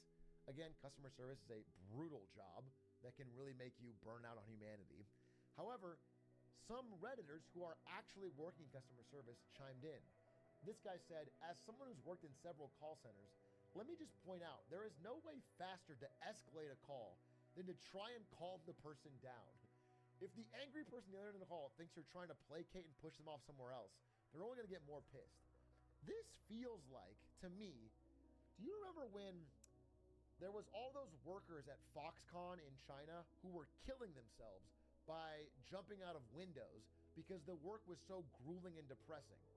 And in response, the company decided to put up nets. Their response to fixing the problem was to put up nets. It wasn't to change anything about the work or the hours or the pay. They just put up nets. That's what this feels like to me. This is the putting up nets of the... If the customer's frustrated, this is not going to fix it or make their problem better.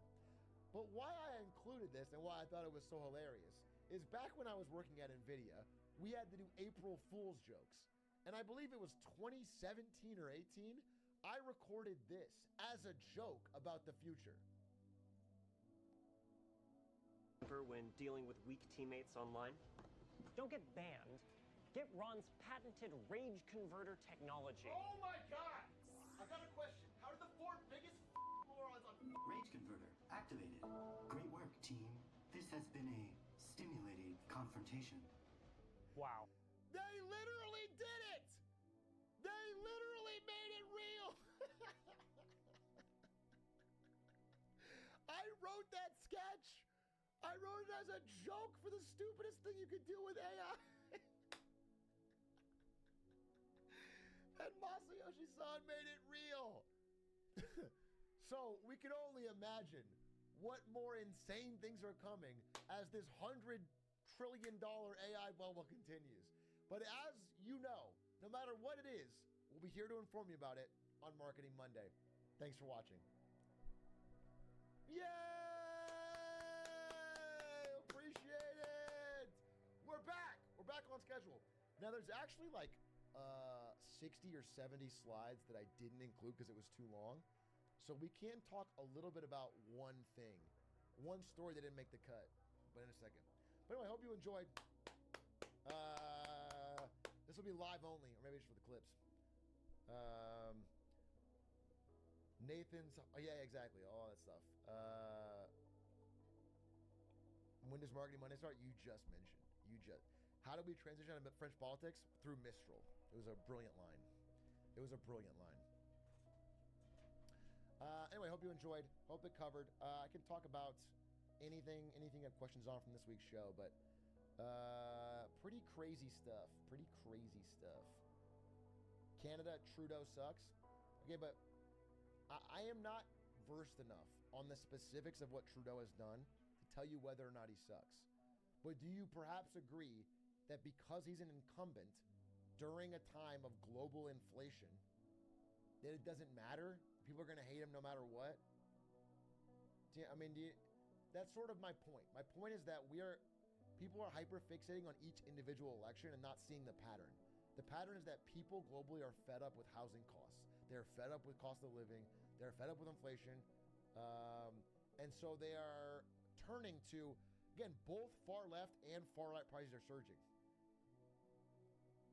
Either they're going to, you know what I'm saying, they're going to find a different path.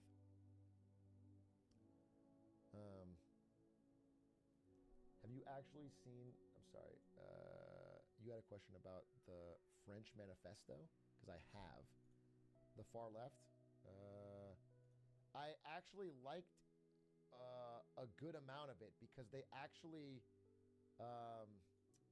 had a plan for how they're going to pay for their stuff. They proposed pretty serious tax increases. Now, whether they can get those through, unlikely. Whether there's consequences to that, unlikely. But they proposed like a 90% marginal tax rate on the top. They proposed a trying to flee the country wealth tax, where if you're like a rich person who doesn't want to pay taxes and you try to leave France, they charge you a huge fee to leave. They at least have a plan for how they're going to pay for their proposals. Depends on whether or not those get through, but at least there's a plan. So I can see something of that. How long are French presidential terms? I'm not sure.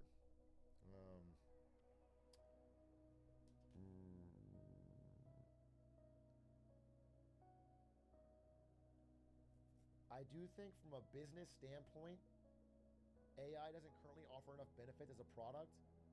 Okay, I can't check your thing right now, but I agree that there are definitely some cool things AI is being used for. Some companies are finding solutions, but I'm seeing again and again, like for example, Microsoft was charging, I don't know, $30 per person per month for business licenses for their new like AI Copilot package, and they had to give all the big businesses that used it huge discounts just to get it out the door. People are not seeing enough value to actually buy that stuff en masse, to spend hundreds of millions of dollars on it. And so we're reaching a point where somebody has to find a way to make money on this. And it can't just make your product a little bit better. It has to like be, people want to pay for it. Like outside of ChatGPT subscriptions, what are people paying for that has AI that they weren't paying for before? It just, if no real revenue comes in, it's stock market hype. There has to be real revenue.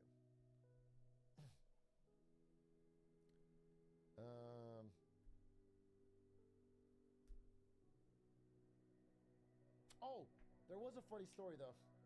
You know how there's like, you know, there's always those stories of of like art competitions, and then someone enters and wins with like an AI art, and everyone's pissed off at them. You know, it's like, it's everyone's drawing. There was a reverse. There was an AI art competition that a real person won.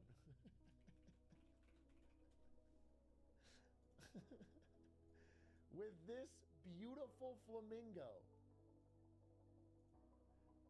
This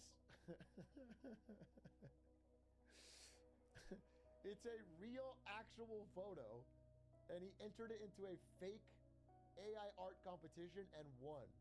The first reverse. It's the John Henry of the fight against the AI machine.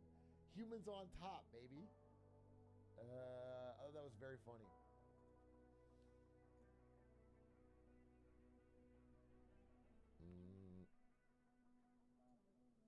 Hey, Shark, I work at a large supermarket chain in Australia on the data team. We had our yearly strategy day, and basically every project had been shifted into being some sort of AI project. For example, using AI to determine how long we should cook the roast chickens. Just seems a bit ridiculous at this point, how much we're shoving all this into. Yeah, it does seem a bit ridiculous. That's what I'm getting at. It's getting to the point of ridiculousness where everybody who has promised so much for AI is under pressure to come up with some reason, some rationale, some solution, and they're not finding it. It's just not material. It's like crypto. It's similar to crypto where it's like everyone promised crypto. It's going to change everything. It's going to change everything. And then nothing happened. Nothing really changed. It didn't shake up banking. It didn't replace how we buy and sell things. Nothing happened. It didn't change gaming. You know? And so AI definitely has a more viable future than crypto. Absolutely. It has real world impact. But it's clearly moving slower than we expected. It's just not quite there for use cases in the way everyone promised it would be. And I think it's fun to talk about that. I think it's interesting.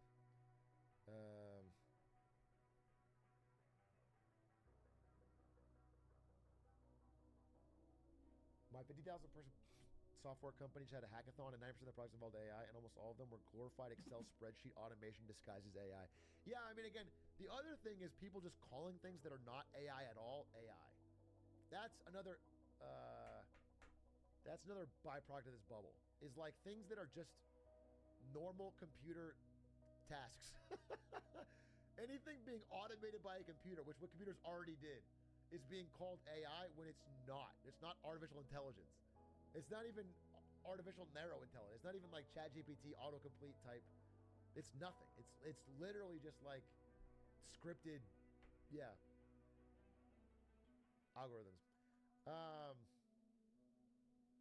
We could watch the MKBHD video, perhaps. I am down, but a few more things that didn't make it to this week's Marketing Monday that I thought you might be interested in. Number one, there is a legal battle. Oh, wait. Between over ice cream Cold Stone Creamery, this is a fail on Cold Stone Creamery. It turns out they are selling pistachio ice cream with no actual pistachios. And so Cold Stone Creamery is being sued. And the lawyer for the Cold Stone side basically said, do you expect when you buy Moose Tracks ice cream for there to be actual Moose Tracks in it?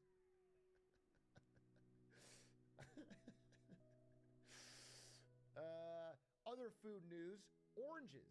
If any of you like orange juice, we'll get ready to pay more at the proverbial pump. There has been a lot of orange rot spreading through Florida and other orange-growing nations, causing a huge, huge increase in the price of oranges. Orange juice futures at all-time highs. Disease and extreme weather have combined to jack up the price of orange juice. And because people don't want to pay more for orange juice, one thing you find out when you're researching shit for Marketing Monday is that there is a real thing called the International Fruit and Vegetable Juice Association, and that it has a president named Keys Cools. This exists. This guy thinks about fruit and vegetable juice all the time and talks about it and gives interviews. Anyway, according to him, this is a major crisis. He is freaking out. We've never seen anything like it. And what they are planning to do is replace orange juice with other juices in the juice. So you might get half orange, half tangerine, or you might get an orange juice like this, where you look at the back and it's like mixed with apple and tangerine. So it all comes back to apple juice. Again, we are getting apple juice mixed with our juices again. Pretty soon, every goddamn juice we buy or smoothie is going to be fucking apple juice. You can't get away with it. And then one more food story I wanted to give. I don't have any slides for this, but Joey Chestnut was banned from the Nathan's hot dog eating competition, where he is the all-time, legend. He was banned because he took a vegan hot dog sponsorship. He wasn't going to eat them on the day, but he had a sponsorship. And Nathan's didn't want that. They wanted to maintain the integrity and basically promote Nathan's. It was, people were pretty pissed off because they love Joey Chestnut. So in response, in what I'm calling a massive marketing dub, Netflix is launching their own special high-end, let me see if we can get it. Yeah. Joey Chestnut versus Kobayashi face-to-face off live fucking in-concert hot dog eating contest. They're gonna fucking simulcast it across hundreds of millions of Netflix accounts globally and make it the biggest hot dog deal. I just want to say I'm very impressed because that was quick how they jumped on the opportunity and used it to make a big splash and a big marketing buzz for free. It's impressive. It's impressive. It's smart by Netflix. I just think it's really cool. So I give that a win as well. Glizzy hands. Oh my God. Glizzy hands. Kill myself. And again, we've all shit on Netflix for many reasons, I'm sure, including the continual price increases. But I have to say, as time goes on, Netflix being the only streaming service, the only one that has figured out how to be profitable, is pretty impressive. Netflix is, again, the only one that can make any money off streaming. Everyone else, Disney Plus, HBO, they all lose money. And so for Netflix to be on top, #1 subscribed and profitable, they're doing something right. I have to give credit where it's due. It's like, it's something. Anyway, those are some of the bonuses. The other ones I actually could save for a future Marketing Monday because they're more evergreen. But that's that. I hope you enjoyed. Now we can watch some interesting videos. One of them could be the MKBHD video. I'm super down for that. But I also saved a video about... that you might find interesting. That you might think is fucking incredible. Where did I put it?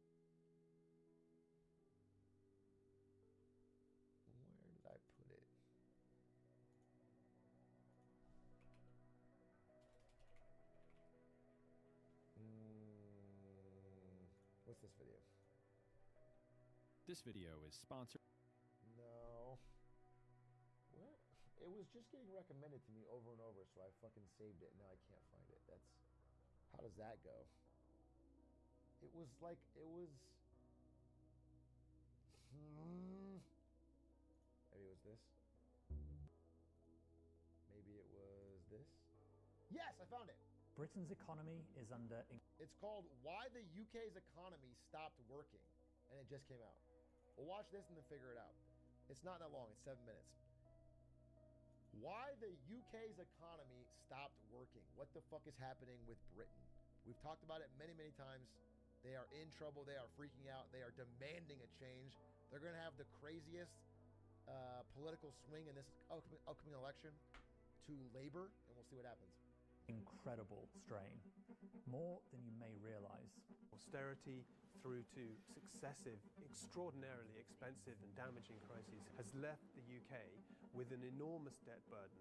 Compared to our friends here, or in fact in any major advanced economy, national debt in the UK has ballooned the most since COVID. That's crazy because both France and the US have spent like absolutely fucking crazy. I actually didn't know this. If you asked me the top two, I would have said France and the US. That's crazy. But it's not just borrowing that's an issue. Look at tax revenue as a percentage of GDP. Basically, the share of the country's output that the government takes to pay for what the public needs. It's almost as high as when what the public mostly needed were bomb shelters. And in an election year, that's a massive problem for whoever's tasked with writing a new spending plan. Can't raise taxes, can't really let debt go much higher, and yet public services are crying out for more money. Britain's appointed as many prime ministers in the last 5 years as Taylor Swift's released re-recorded studio albums. 4, to be precise. So the question is, can a new UK government fix a problem its predecessors couldn't? But these problems sound similar, right? I mean, these are not... This is a unique flavor to the UK, and they have, I think, a uniquely bad set of leaders. Just, real stinkers, not even like recently. Turn the volume down. I'm sorry if it's loud. I'll turn it down. Is it too loud? Yeah, I'll fix it. The next government is inheriting an incredibly difficult legacy. The burden of taxes on the economy at a 70-year high. Public services are creaking at the seams. Record waiting lists in the National Health Service. Parts of the justice system have had nearly a halving of the number of courts that are operating. You get the picture, and it's not a pretty one. Some of this is down to government spending during the pandemic, which was bigger than any G7 economy as a share of GDP, bar the US. We are providing £280 billion to get our country through coronavirus. But here's the thing. Good job, Most of Rishi. that money was borrowed from creditors when interest rates were down around here, at historic lows, and repayments were expected to be relatively manageable. And they might have been. But then... The Russian assault has begun. The largest invasion of a neighboring country in Europe since World War II. Yikes. The invasion triggered an energy crisis as Europe's access to vital Russian oil and gas was choked by sanctions and trade restrictions. UK households will pay almost triple the price to keep their homes this winter compared with a year ago. We're in the middle of a national emergency. People are really scared, and families don't know if they can warm their homes this winter. The cost of living began to soar, and the UK was once again the second most generous with financial support, behind only Italy. Overall, £400 billion or so in additional spending, all of which went into debt, and all of which gave us the biggest increase in debt as a share of our economy of any G7 economy. The twin impacts of the pandemic. Bro, the leaders in these photo shoots of any always look so... Look at Biden, bro. He's posted up. He's got the fucking headlights on. Yeah, he's not T-posing, but he's stanced or something. This guy's eyes are fucking completely shut.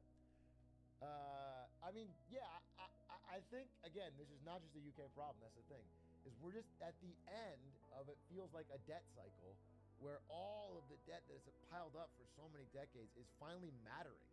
It's finally a problem. Like we just can't get more easy debt. And it's causing all sorts of headaches and problems because everything's been built on the fact that we can always just borrow. And now we can't. Now countries can't. They just cannot borrow that easy. It's getting checked. And so, but nobody can raise taxes because they get voted out instantly. So it's like this weird fucking problem. G7 economy. The twin impacts of the pandemic and the energy crisis pushed our inflation rate to new highs and forced central banks to ramp up the interest rate in an effort to halt it. And if you're lucky enough to own your own home, you may remember that time your mortgage payments went up by hundreds of pounds a month, seemingly overnight. Well, this is why. But for the UK government, it wasn't repayments for a lovely house, but for hundreds of billions of... That's a problem we don't have in America because usually people have 30-year fixed mortgages, whereas in the UK and in Canada and other markets, after 5 years, your rate is adjusted to what the current interest rate is. And so all the low interest rate houses are getting popped up to the big, the big increases. Yeah, most of the rest of the world. I'm just saying, 30-year fix is kind of an American thing. Of pounds of national debt. The combination of those two events has increased how much it costs to pay for our debt from about £40 billion a year to about £100 billion a year.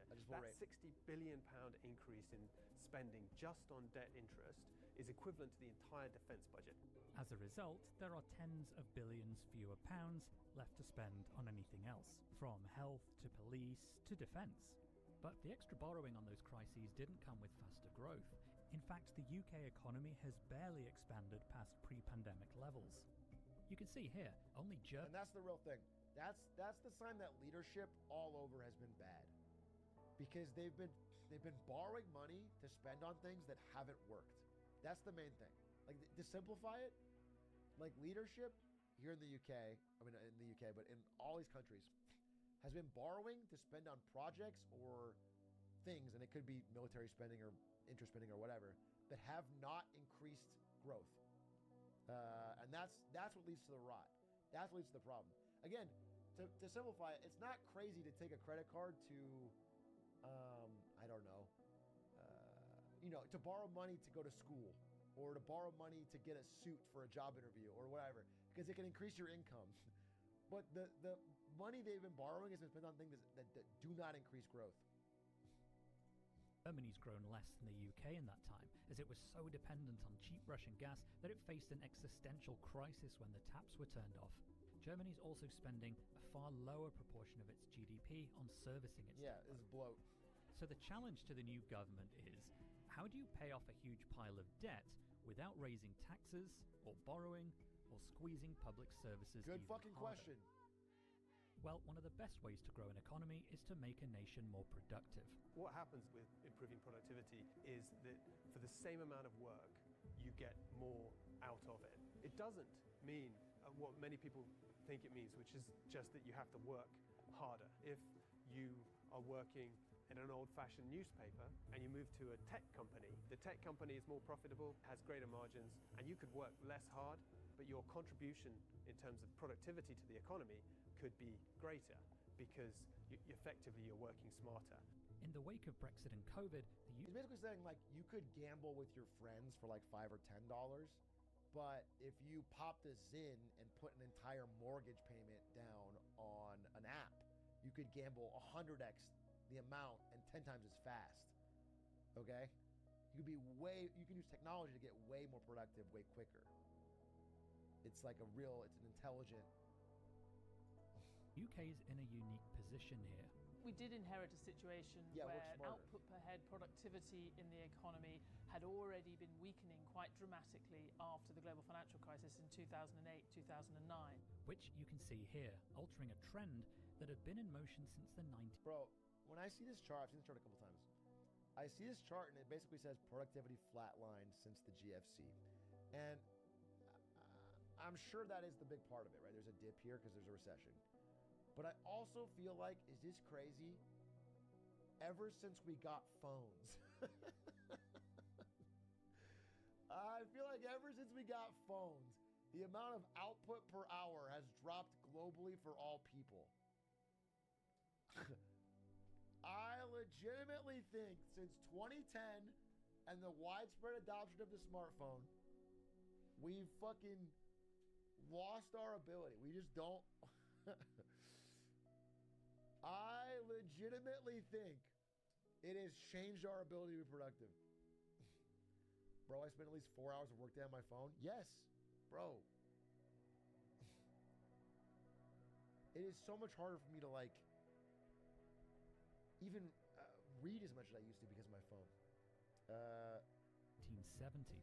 You then had the impact of Brexit, which had a particularly sharp effect on investment, which we saw feed almost immediately into growth and again pulling down our overall efficiency, our output per head. And then COVID has added this extra legacy. Which means we need our heads to be working even smarter. Brain juice. But for the time being, we need bodies Limitless too potions. in the workforce. And here we have another problem. Across the major advanced economies, every country saw an increase in the proportion of people finding jobs and going into the workforce, or trying to, after the pandemic. But look at the UK. We lost workers. More people fell into long-term sickness, and people just dropped out. There's 1 million people, in a sense, missing from the labour force, many of them claiming disability benefit or sitting on NHS waiting lists. One of the drivers of growth over the last decade or two, prior to the pandemic, had been the increase in the participation rate. So the proportion of people able to work actually doing so. By going into reverse, that has caused a very particular British problem. Participation has not come back since the lockdowns. That represents a lot of missing productive capacity. This is all monumental pressure for the next government to withstand and relieve. They need to get the population able to work doing so, and in a more productive capacity. I can't think of anything that would make me want to work less than fucking Rishi Sunak telling me to work. A man with 0 working class friends.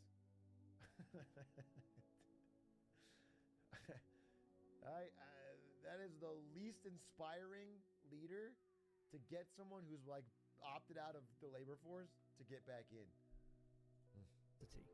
Then there's wiggle room to deal with high interest rates and bring down national debt, freeing up tax revenue to bolster public services and support the people unable to work in the first place. Everyone agrees this is an enormous challenge, but if it's one a new government can pull off, the potential gains are massive. I mean, we'll see, but there will be a new government for sure based on the polling. What was the MKBHD video? And then after that, I think I'm going to do some Elden Ring attempts. Okay? I have to beat Rolana.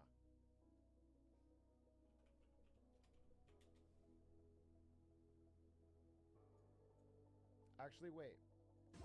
Do we want to watch AI the product versus AI the feature from Marquez Brownlee? Or do we want to watch the new John Oliver?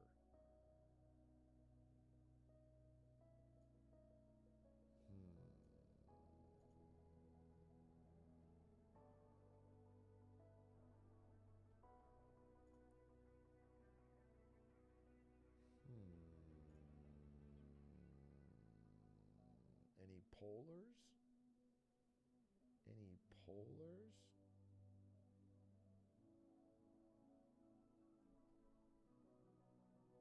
All right, we'll watch John Oliver first. I'll watch it first. Someone made a good point. More funny. We'll laugh more. We'll do a little laughter. Planks because of... Let's do a little laugh. I mean, we talked about two things. About political shifts, and we talked about AI, and both those videos are relevant. The John Oliver video is about what happens if Trump wins a second term. Let's see what that's about.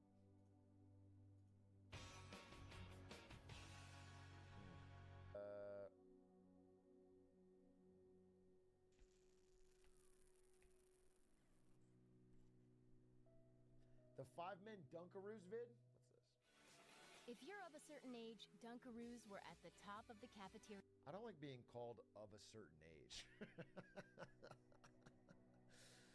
of a certain age sounds like I'm fucking in AARP, bro.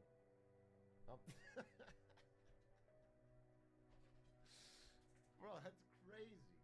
Oh my god. If you're of a certain age, that's crazy. Lunch dessert food chain. But fast forward to the present, and they haven't just faded into childhood memories, they've also faded off grocery store shelves. Here's why. Dunkaroos first showed up in the lunchboxes of American school children in 1988. They are old. Their heyday was in the 90s, and their surge in popularity was helped along by commercials featuring a very energetic kangaroo. They were huge throughout the decade and held on to a devoted following into the 2000s. But they started to become harder and harder to find even before U.S. production was halted in 2012. When a fan asked Betty Crocker why sales were discontinued, a representative... I'm sorry, did one of you say would when the fucking kangaroo was on screen? You would with the kangaroo? The Dunkaroo? Fucking Australians. Oh my god, what time is it? Are the Australians waking up? God damn it. You can't keep them out of here. Representative responded, "There are many factors that go into the decision to discontinue a product, and we regret that you're disappointed with the discontinuation Had to be sales, of I Dunkaroos." assume. It seems that the biggest factor was that Dunkaroos were holding on to an increasingly small market share thanks mostly to nostalgia alone. And no amount of nostalgia counts when it's up against a slow but steady decline in sales and mainstream. Bro, can I be honest? They don't look that good anymore. I feel like when I was a kid, these were fucking golden treasures. I would be so stoked to get Dunkaroos. And now I look at them, they look fucking whack. Wasn't just biscuits and butter. It was just, yeah, it was like little cookies you dipped in chocolate. But shit was, I remember it being gas, but it doesn't look gas at all. Popularity. A huge part of Dunkaroos' popularity had to do with their kangaroo mascots. The original one was named Sydney, but that changed in 1996 when a competition resulted in the more sporty Duncan. But here's the thing. Bring back Both Sydney. and Duncan were clearly targeting kids, and their commercials were airing at a time when organizations like the FTC were paying close attention to what kind of messages were being beamed toward those impressionable little minds. There was a lot of talk about just how commercials advertising high-sugar, high-fat foods were contributing to childhood obesity. Even though campaigns to remove these ads were less than successful, it was still conversation likely to stick in parents' heads. Consider Dunkaroos' north of the border saga. They were discontinued in Canada in 2018, not long after regulations took effect in 2015 that established new restrictions on advertising unhealthy treats directly to children under 12. Wait, so Canadians still had Dunkaroos until recently? They were still fucking with them? Because it sounds like these disappeared in the early 2000s for America, and Canada had it until 2018. Dunkaroos were undoubtedly delicious, but they were also so bad for you. One package of the chocolate chip cookie Dunkaroos with chocolate frosting had 120 calories, 4.5 grams of fat, and a whopping 13 grams of sugar, along with absolutely no helpful vitamins and nutrients. I feel like I'm too America pilled because that seems low. You know, a bag of Sour Patch will run you like 26 grams a serving. Bro, those numbers like I see 13 grams. I'm like, that seems totally normal. That's a salad. Bro, that's a salad. That's practically healthy. Ooh, you ordering sweet green? Nutrients whatsoever. That might not sound like much, but the American Heart Association guidelines for kids say otherwise. The AHA repeatedly stresses that added sugars are a serious problem, recommending that kids between 2 and 18 should have less than 25 grams of sugar per day. That little pack of Dunkaroos contains more than half their daily recommended sugar intake, and given how many other places sugar is hiding, that's far from a healthy snack. Yummy! Dunkaroos presented a huge image problem for General Mills. When the Canadian branch of the company agreed to restrict its children's advertising campaign to promote only products that fell within healthy guidelines, Dunkaroos had to go. And besides, by the time the initiative rolled around in 2014, it had already been about 10 years since they had spent any money marketing Dunkaroos anyway. But the company did invest in one last-ditch effort to save the product. Dunkaroos had been discontinued in the U.S. for a few years at this point, and General Mills was well aware of the fact that some particularly devoted fans were heading up to Canada to get their Dunkaroos fix. Wow. So they decided to encourage it with their Smuggleroos campaign. Targeted at adults, it involved a website where Canadians willing to buy Dunkaroos and take them to their American neighbors could sign up to find a south-of-the-border buddy in need. The idea was to save Dunkaroos and create some serious buzz, but unfortunately, it didn't seem to have the desired effect. General Mills has said they're not going to be bringing Dunkaroos back, but buried in the depths of the internet is something strange. Bro, I need a Canadian chatter to get me some Dunkaroos. You gotta Smuggleroos me. I need to try this again to see if I was crazy. I will pay. Maybe I'll get Aspect to do it. I need some Dunkaroo smuggles. On September 17th, 2018, a company called Retro Brands USA LLC filed for a Dunkaroos trademark. It was described under the heading of cereal-based snack foods, and that seemed to at least have the potential to be a shining beacon of hope for Dunkaroos fans everywhere. Unfortunately, it didn't take long for the application to be put on hold. In April 2019, Bloomberg reported that General Mills was taking Retro Brands to court for breach of contract over its trademark filing. The details of the whole thing are a little vague, but while it seems like General Mills is taking its intellectual property very seriously, it might also indicate that the company's not about to let Dunkaroos come back in any form. Sorry, fans. I'm sorry, are they just eating Auntie Anne's honeygram bunnies with fucking frosting? That is probably better. That's honestly probably better. Also indicate that the company's not about to let Dunkaroos come back in any form. Sorry, fans. It's terrible to be the bearer of bad news. As the Dunkaroos are? Yeah, but it's worse frosting and worse cookies. Check out one of our newest videos right here. Good video. Good video. Caught me up. Interesting. Crazy. But you know what else needs to get caught up with? My victory in Elden Ring. I have a very short amount of time. 26 minutes. 26 minutes. And in that time, ladies and gentlemen, as God is my witness, I'm going to beat Rolana. Right here, right now.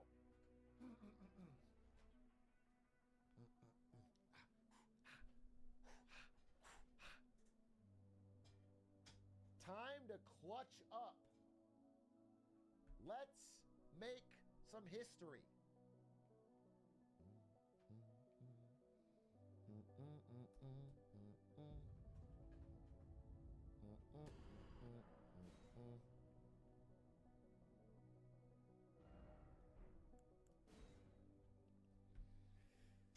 Gamba's live! Gamba's live! Gamba's live! Dum dum dum da da dum. New song? Give me the new song. Give me the new song.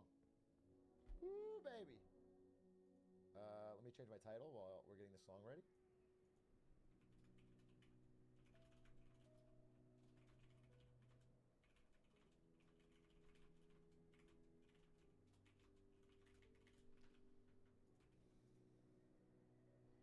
Oh, I can't put fucking in my title? Fine. That's crazy. The woke media have done it again.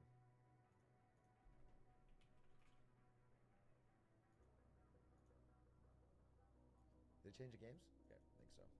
All right. Ladies and gentlemen, without fucking further ado,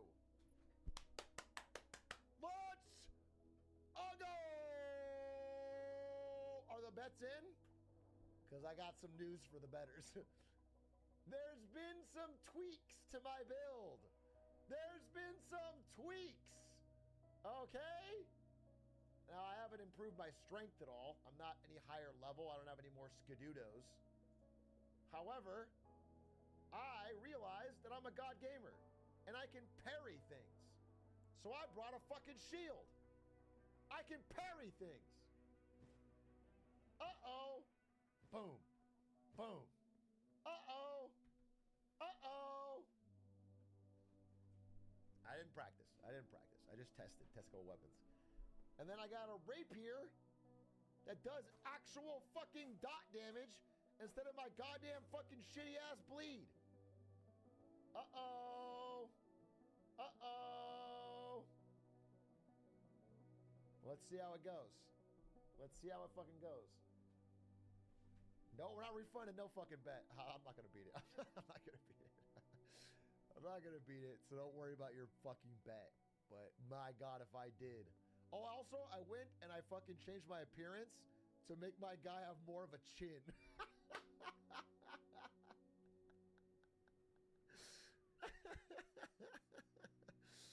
I kind of fucking upped the chin factor. So I'm ready to maul Grillana. Are we ready? 3, 2, fucking 1. Glamour Eye, baby! Oh shit. Potions up. Alright. Alright. Okay. Focus up. Okay.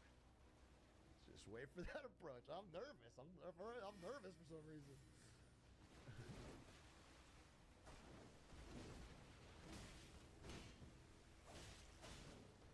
Oh shit. What? Wait. Oh, I'm nervous. Okay. Relax, relax, relax. Parried. Poison applied. Parried. Oh, baby, he's cracked!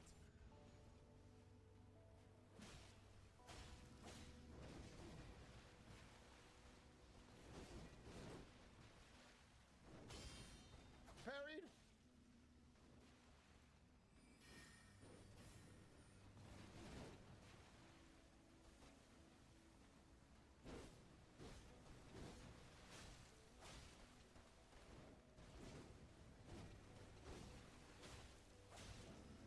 Oh my God, he's fucking cracked.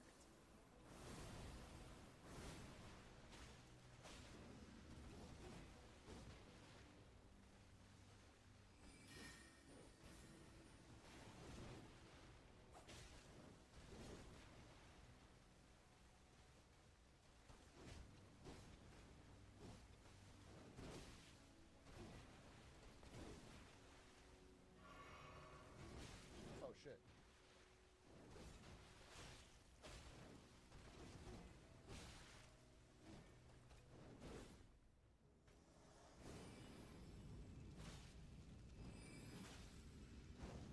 Oh shit, I'm dead. Oh no! Oh no! Oh, I thought he was gonna do the other one. Oh, I thought he was gonna do the other one. Oh, it was greedy. It was greedy. It was greedy. It was greedy. It was greedy. It was greedy. It was greedy. It was greedy. It was greedy. Now you have a real choice. Now you have a real choice. Now you have a real choice. Thank heavens. Now you have a real choice. New song? Oh yeah, new song, new song.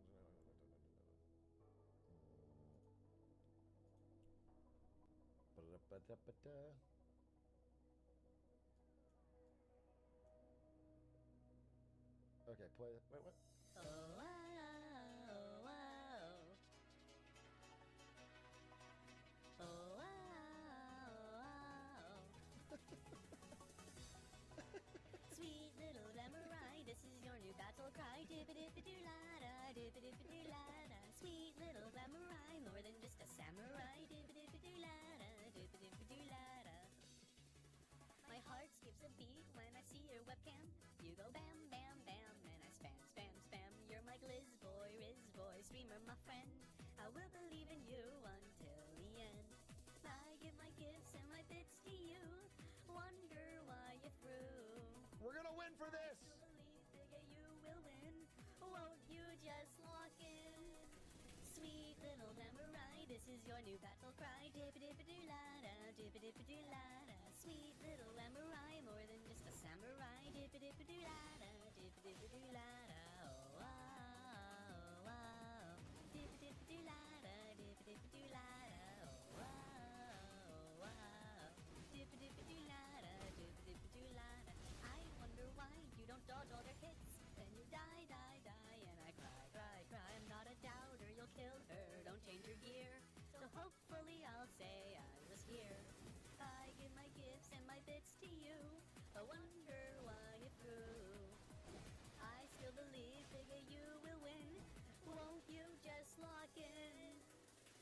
little samurai, this is your new battle cry. Doop-a-doop-a-doo-la-da, doop-a-doop-a-doo-la-da. Oh, Sweet shit. little Nice. samurai, more than just a samurai. Doop-a-doop-a-doo-la-da, doop-a-doop-a-doo-la-da. Oh, wow, wow.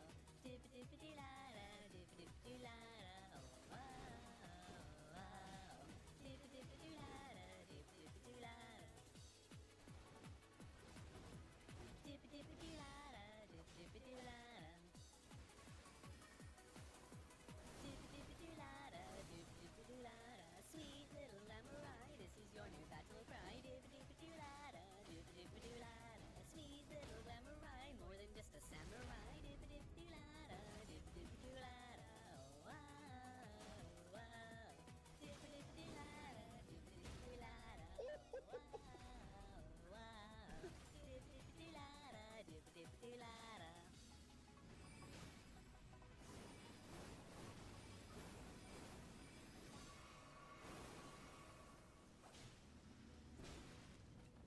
Oh, wow, wow. Oh, wow, wow. Sweet little samurai, this is your new battle cry. Doop-a-doop-a-doo-la-da, doop-a-doop-a-doo-la-da. Sweet little samurai, more than just a samurai. Doop-a-doop-a-doo-la-da, doop-a-doop-a-doo-la-da. My heart skips a beat when I see your webcam. You go bam, bam, bam, and I spam, spam, spam. You're my glizz boy, Riz boy, streamer, my friend. I will believe in you until the end. I give my gifts and my bits to you. Wonder why you threw. I still believe that you will win. Won't you just walk in? Sweet little samurai, this is your new battle cry. Dip-a-dip-a-doo-la-da, dip-a-dip-a-doo-la-da. Sweet little samurai, more than just a samurai. Dip-a-dip-a-doo-la-da, dip-a-dip-a-doo-la-da. Oh, wow, wow. Dip-a-dip-a-doo-la-da, dip-a-dip-a-doo-la-da. Oh, wow, wow. Dip-a-dip-a-doo-la-da, dip-a-dip-a-doo-la-da. Oh my God! I wonder why you don't dodge all their hits. Then you die, die, die, and I cry, cry, cry. I'm not a doubter, you'll kill her. Don't change your gear. So hopefully I'll say No! I crouched! Ah! I jumped! I crouched! I still believe that you will win. Won't you just lock in? Sweet little samurai, this is your new battle cry. Doop-a-doop-a-doo-la-da, doop-a-doop-a-doo-la-da. I had it! Sweet little samurai, more than Oh, just a samurai. I had it! Fuck! Doop-a-doop-a-doo-la-da. Oh, wow, wow. Doop-a-doop-a-doo-la-da, Oh, I crouched, dude. I just smashed it and I crouched. wow. Doop-a-doop-a-doo-la-da, Oh! doop-a-doop-a-doo-la-da. Oh, it was so close. Doop-a-doop-a-doo-la-da, doop-a-doop-a-doo-la-da. Ah! Go again. Doop-a-doop-a-doo-la-da, doop-a-doop-a-doo-la-da. Sweet Little samurai. this is your new battle cry. Focus. Doop-a-doop-a-doo-la-da, doop-a-doop-a-doo-la-da. Sweet little samurai, more than just a samurai. Doop-a-doop-a-doo-la-da, doop-a-doop-a-doo-la-da. Oh, wow, wow. Doop-a-doop-a-doo-la-da, doop-a-doop-a-doo-la-da. Oh, wow, wow. Doop-a-doop-a-doo-la-da, doop-a-doop-a-doo-la-da.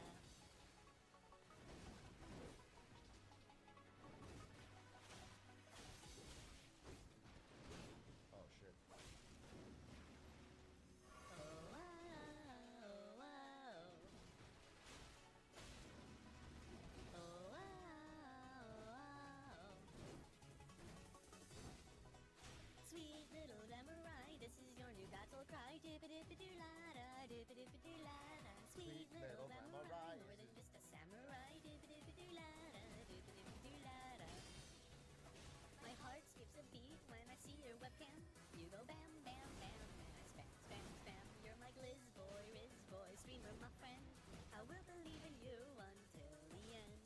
I give my gifts and my bits to you. Wonder why you threw.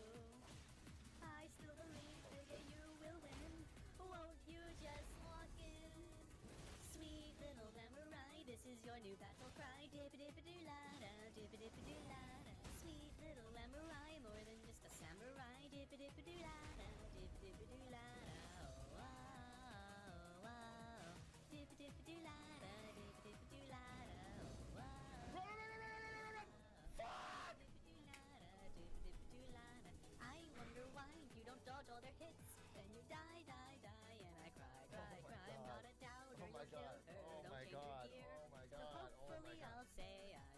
my god, oh my god, oh my god.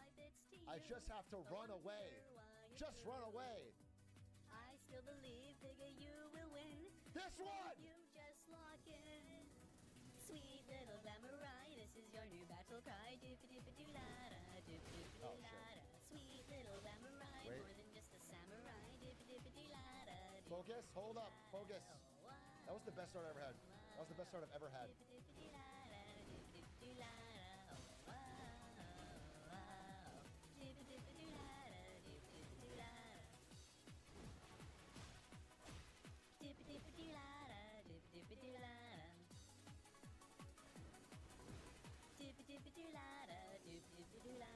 Sweet little Glamorai, this is your new battle cry. Dip-a-dip-a-doo-la-da, dip-a-dip-a-doo-la-da. Sweet little Glamorai, more than just a samurai. Dip-a-dip-a-doo-la-da, dip-a-dip-a-doo-la-da. Oh, wow, wow.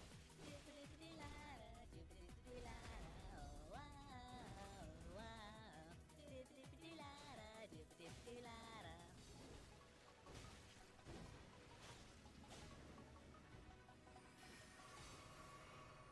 Oh shit.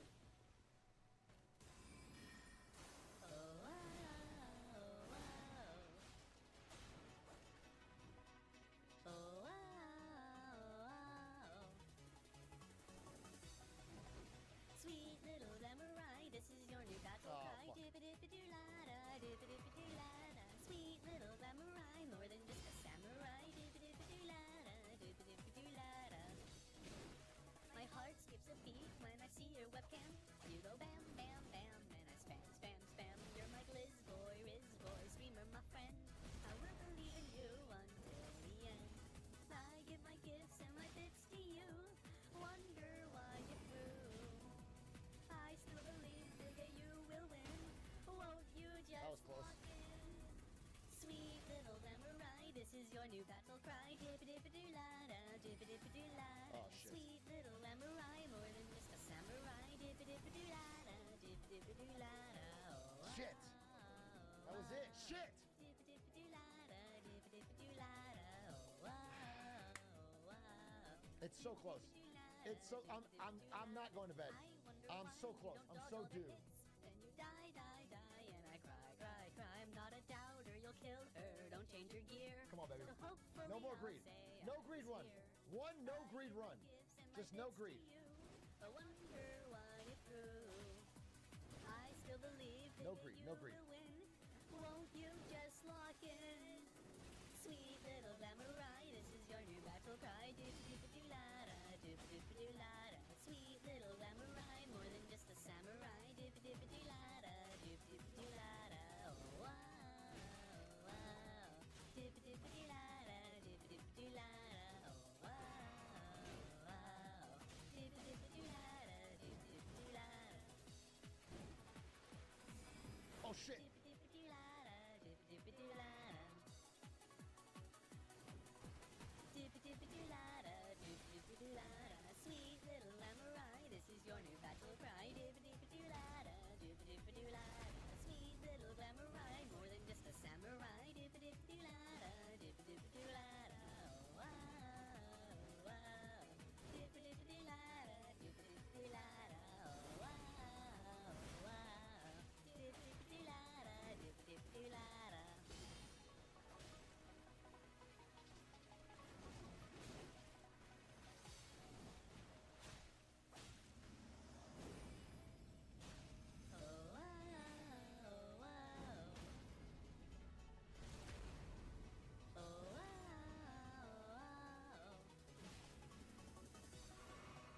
Sweet little Glamorai, this is your new battle cry. Dip-a-dip-a-doo-la-da, dip-a-dip-a-doo-la-da. Sweet little Glamorai, more than just a samurai. Dip-a-dip-a-doo-la-da, dip-a-dip-a-doo-la-da. My heart skips a beat when I see your webcam. That one I got hit. That wasn't greed. I just got hit. Spam, you're my Gliz That was a lot of damage. boy, streamer, my friend. That was tough. That was tough. That one I'm fine with. I wasn't greedy. I just got hit. My bits to you, wonder why you're through. I still believe, Bigger, you will win. We're cooking. Won't you Our beginnings are so good. I just gotta lock in. Sweet little Glamorai, this is your new battle cry. Dip-a-dip-a-doo-la-da, dip-a-dip-a-doo-la-da. Sweet little Glamorai, more than samurai. Dip-a-dip-a-doo-la-da, dip-a-dip-a-doo-la-da. Oh, wow, wow. Dip-a-dip-a-doo-la-da, dip-a-dip-a-doo-la-da. Oh, wow, wow. Dip-a-dip-a-doo-la-da, dip-a-dip-a-doo-la-da. I wonder why you don't dodge all their hits. Then you die, die, die, and I cry, cry, cry. I'm not a doubter, you'll kill her. Don't change her gear. So hopefully I'll say I was here. I give my gifts and my bits to you. I wonder why you're through. I still believe that you will win. Won't you just lock in? Sweet little samurai, this is your new battle cry. Dip-a-dip-a-doo-la-da, dip-a-dip-a-doo-la-da. Come on. It's getting in my head. It's getting in my head. Dip-a-dip-a-doo-la-da, dip-a-dip-a-doo-la-da. Oh, wow, wow. Dip-a-dip-a-doo-la-da, dip-a-dip-a-doo-la-da. Oh, wow, wow. Dip-a-dip-a-doo-la-da, dip-a-dip-a-doo-la-da.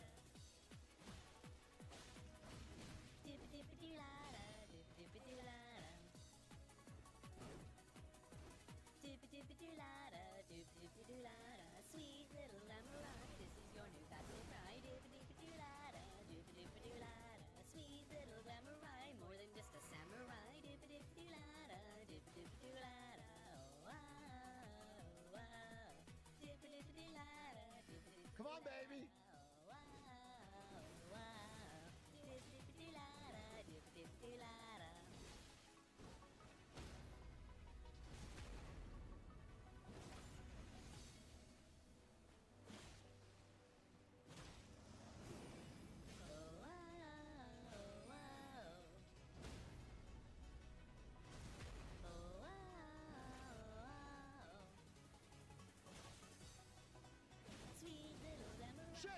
Shit! Battle cry, dip-a-dip-a-doo-la-da, dip-a-dip-a-doo-la-da. Sweet little samurai, more than just a samurai. Dip-a-dip-a-doo-la-da, dip-a-dip-a-doo-la-da.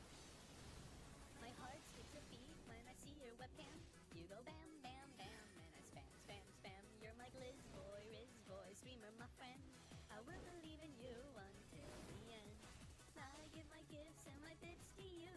Come on, baby. Wonder why you Come on. I still believe that you will win. Won't you just lock in? Sweet little samurai, this is your new battle cry. Dip-a-dip-a-doo-la-da, dip-a-dip-a-doo-la-da. Sweet little samurai, more than just a samurai. Dip-a-dip-a-doo-la-da, dip-a-dip-a-doo-la-da. Oh, wow, wow. Oh, shit. Dip-a-dip-a-doo-la-da, dip-a-dip-a-doo-la-da. Oh, wow, wow. Dip-a-dip-a-doo-la-da, dip-a-dip-a-doo-la-da. I wonder why you don't dodge all their hits. Then you die, die, die, and I cry, cry, cry. I'm not a doubter, you'll kill her. Don't change her gear. So hopefully I'll say I was here. I give my gifts and my bits to you. I wonder why you're through. Die, bitch! Yeah! Won't you just lock in? Sweet little samurai, this is your new battle cry. The return of the glamour eye, baby! Sweet little samurai, more than just a samurai. Dip-a-dip-a-doo-la-da, dip-a-dip-a-doo-la-da. Oh, wow. Rot! Rot, Bravada! Dip-a-dip-a-doo-la-da, Rot in hell! wow. Dip-a-dip-a-doo-la-da, dip-a-dip-a-doo-la-da. Yes!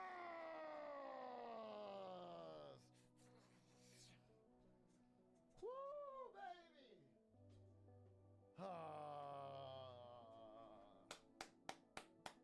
All right.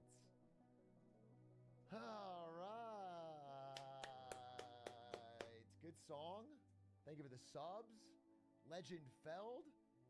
Two bosses down. How many more could there be? One? Good times. All right. I'm not going to play Elden Ring until Wednesday. Tomorrow, well, maybe a little late tonight. Tomorrow's best tweets. So please tune in if you want to see more fun content. We are streaming every day this week with a scheduled plan. I'm going to have a plan every day. So we're trying it. We haven't done it in a while. Tomorrow's best tweets. We're going to keep with the schedule. I did marketing button today. I stuck to my word. We're doing it again tomorrow. Appreciate you. Much love. Thanks for watching. That's the end of my stream tonight. Let's raid somebody.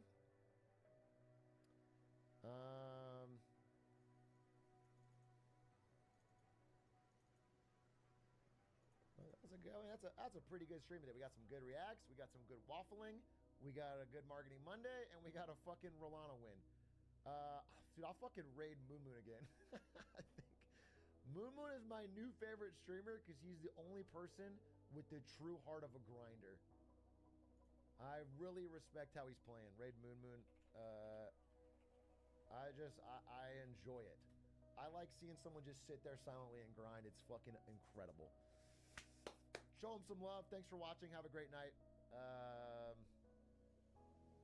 Bye. All my favorite streamers have the same hairline. I take it back. I take it back. I thought that would look way better.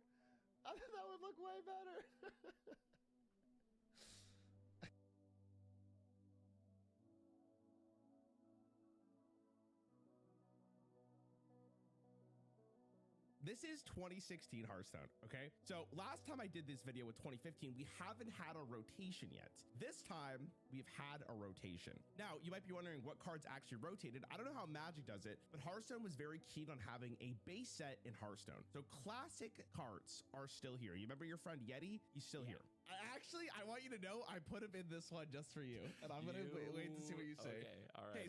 I gotta make that very clear. So the power level here actually significantly dropped because Curse of Naxxramas, which was the set with Lotheb, was very powerful, and Goblins versus Gnomes rotated as well, which means Dr. Boom is no longer here. Dr. Boom had a very short-lived life in Standard, but he is now gone. We have, just to recap what expansions we currently have, Blackrock Mountain, the Grand Tournament, Whispers of the Old Gods, One Night in Karazhan, and League of Explorers. One Night in Karazhan. That sounds so whimsical. This was a very whimsical expansion. You were right. What are the categories today? Top 2, which means it was played in the finals. Top 16, which means it was brought to the tournament and played at like basically the highest level of the tournament. It was played in Standard, or it was outright bad. And I want to make this very clear because I know I'm going to get comments on this. Maybe I should just rage bait them. I don't know. No, I'll talk about it. This is at the time of this tournament. Babbling Book. What set do you think this is from? This better be the whimsical one. This is One Night in Karazhan, yeah. This is from One Night in Karazhan. Of course it is. That just sounds like a place where a book would yap. So 1 mana, 1/1 battle cry, add a random mage spell to your hand. All right. We have talked about like adding random spells, and it does have a wide range. Like random spells can be bad for you, but this is at least class like locked in, right? A mage spell, which mages are the spell category. It's the spell class, really, right? They love spells more than anybody else. And by the way, I'm well aware that minions are not spells, and I always want to make sure they know that. All right, so 1 mana, 1/1 draw a card is like, that's above rate. So get a random spell if it's useful at all. That is good. So I say this is a top 2 card. This card is awesome. I would play it all the time. What the hell? That analysis was insane. You're entirely right. One of the best decks in the format was Tempo Mage. Tempo Mage was a deck that used a lot of like early game minions to get chip damage, and then they would burn you out through spells. But Babbling Book, my good sir, is iconic. And the reason I showed you him first is because the winner of this tournament, Pavel, has basically named this card after himself. The community did, called Paveling Book. And branding. I admire the branding. The reason is because some people would argue that he might not have deserved to win this tournament. He had 1 out in this game against, his name was Amnesiac. This wasn't even the finals. And he played the book and got literally the perfect card. Like there was only 1 card available that would save him in that position, and he got it. And he won that round, or he won that group and went to the finals and ended up winning because of that. The momentum carried. If he didn't get that polymorph, he wouldn't have won this tournament. Let's just put it like that. What is that like in size? That's like 1 in like what, 300, 400? No, it was probably more like 1 in 70, I would say. Maybe a little less. It's still insane. Insane. It was a really big moment, and I think one of the reasons why Amnesiac like lost after that was because he was just tilted, which I can't even blame him for that. Babbling Book is a top 2 card. Tempo Mage was a pretty great deck. Barnes. That's it. Barnes. Okay. Wait, why is this in a different language? Hold on. I was gonna have some problems with this. Wait, you want to try reading that one? Hold on. Yeah. 4 mana, 3/4. Grito di Battaglia, invoca una capea 1/1 den uno esbiro elettorio di Tumazo. Can I guess? What do you think it does? Create a 1/1 copy of a random minion from your deck. What the are you him? What the hell? Did I do it? Did I nail it? You did. Wait, hold on. Oh, I'm on fire. That was word for word. What the fuck? Yo, No cheated. way. Check his PC. What the hell? What can I say? I speak. What language is that? Holy. I don't know. The card game god. That's crazy. That is the most American I've ever been on a video lately. Okay. Summon a 1/1 copy of a random minion in your deck. Yes, I did it. Oh my god, I did nail it. How good is this card? So 4 mana, 3/4 is meh, but a 1/1 copy of a random minion in your deck. Like, there's a tremendous range, right? There's a tremendous range, yeah. Tremendous. Like, what class is this? Is this neutral? Neutral. No. This is neutral. It is neutral. Okay. Yeah. So it can be in anything, but there's like when you get the 1/1 copy, you don't get the battle cry. So no, you do not. Yeah. So we need good death rattles. We need end of our turn. This thing happens, and there's probably a way to cheat with it, right? You play this, and the only other minion in your deck is something insane, and maybe a control deck can do that. Is that all? I feel like the card pool is going to be too small for that to be a very viable strategy. I feel like the ceiling is high and the floor is meh. Let's go. I'm going to hedge bets. Let's go to top 16. Okay, so Barnes was a very impactful card in the metagame. So there's multiple ways of playing this. One of them you actually kind of hit on. There's a way of you basically putting 1 minion in your deck besides Barnes, and people would actually run a deck like that. I'm not going to tell you what minion that is. I'm going to let you see that later. But Barnes was actually mainly used, oddly enough, in Face Ash Hunter, because there are cards in Face Hunter like Rag, like maybe not Face Hunter is the right word, Mid-Range Hunter. You put Rag, because if you got the 1/1 body of Rag, it doesn't matter, you already did 8 damage. There's a card called Savannah Highmane, which you might have seen already from like your tournament plays. Yeah, so like there's a bunch of different ways for Barnes to just be a little bit useful. And obviously sometimes you're just getting a 1/1, but in the right deck, this was a very impactful card. I'm gonna ask you a question now. Do you think this is Hearthstone's most hated card of this year? Most hated?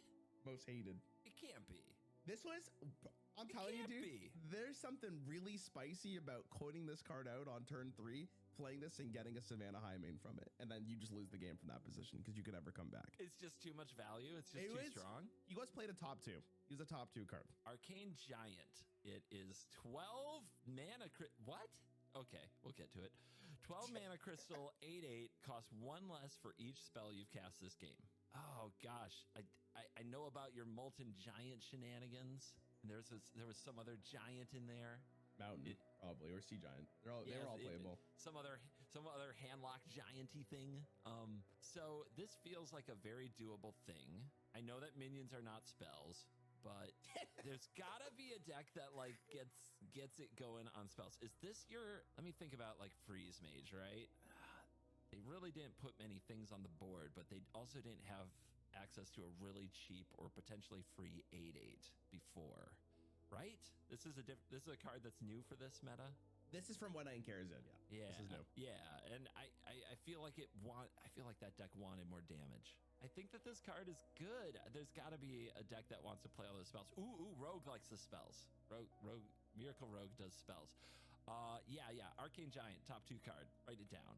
Okay, so you're right, but for different reasons is what I'm going to give you. Rogue liked this card, but it was much more prevalent in a different class. You want to guess what class that was?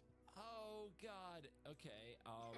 You made a smirky sound with your face when I said Freeze Mage, so I don't think it's Mage. It's not Freeze Mage. I promise you, it's not Freeze Mage. Okay. It didn't need more damage. It was fine. Mage. Okay. Priest? No, so actually, I don't even know if Priest is played. Priest was not doing very good right now.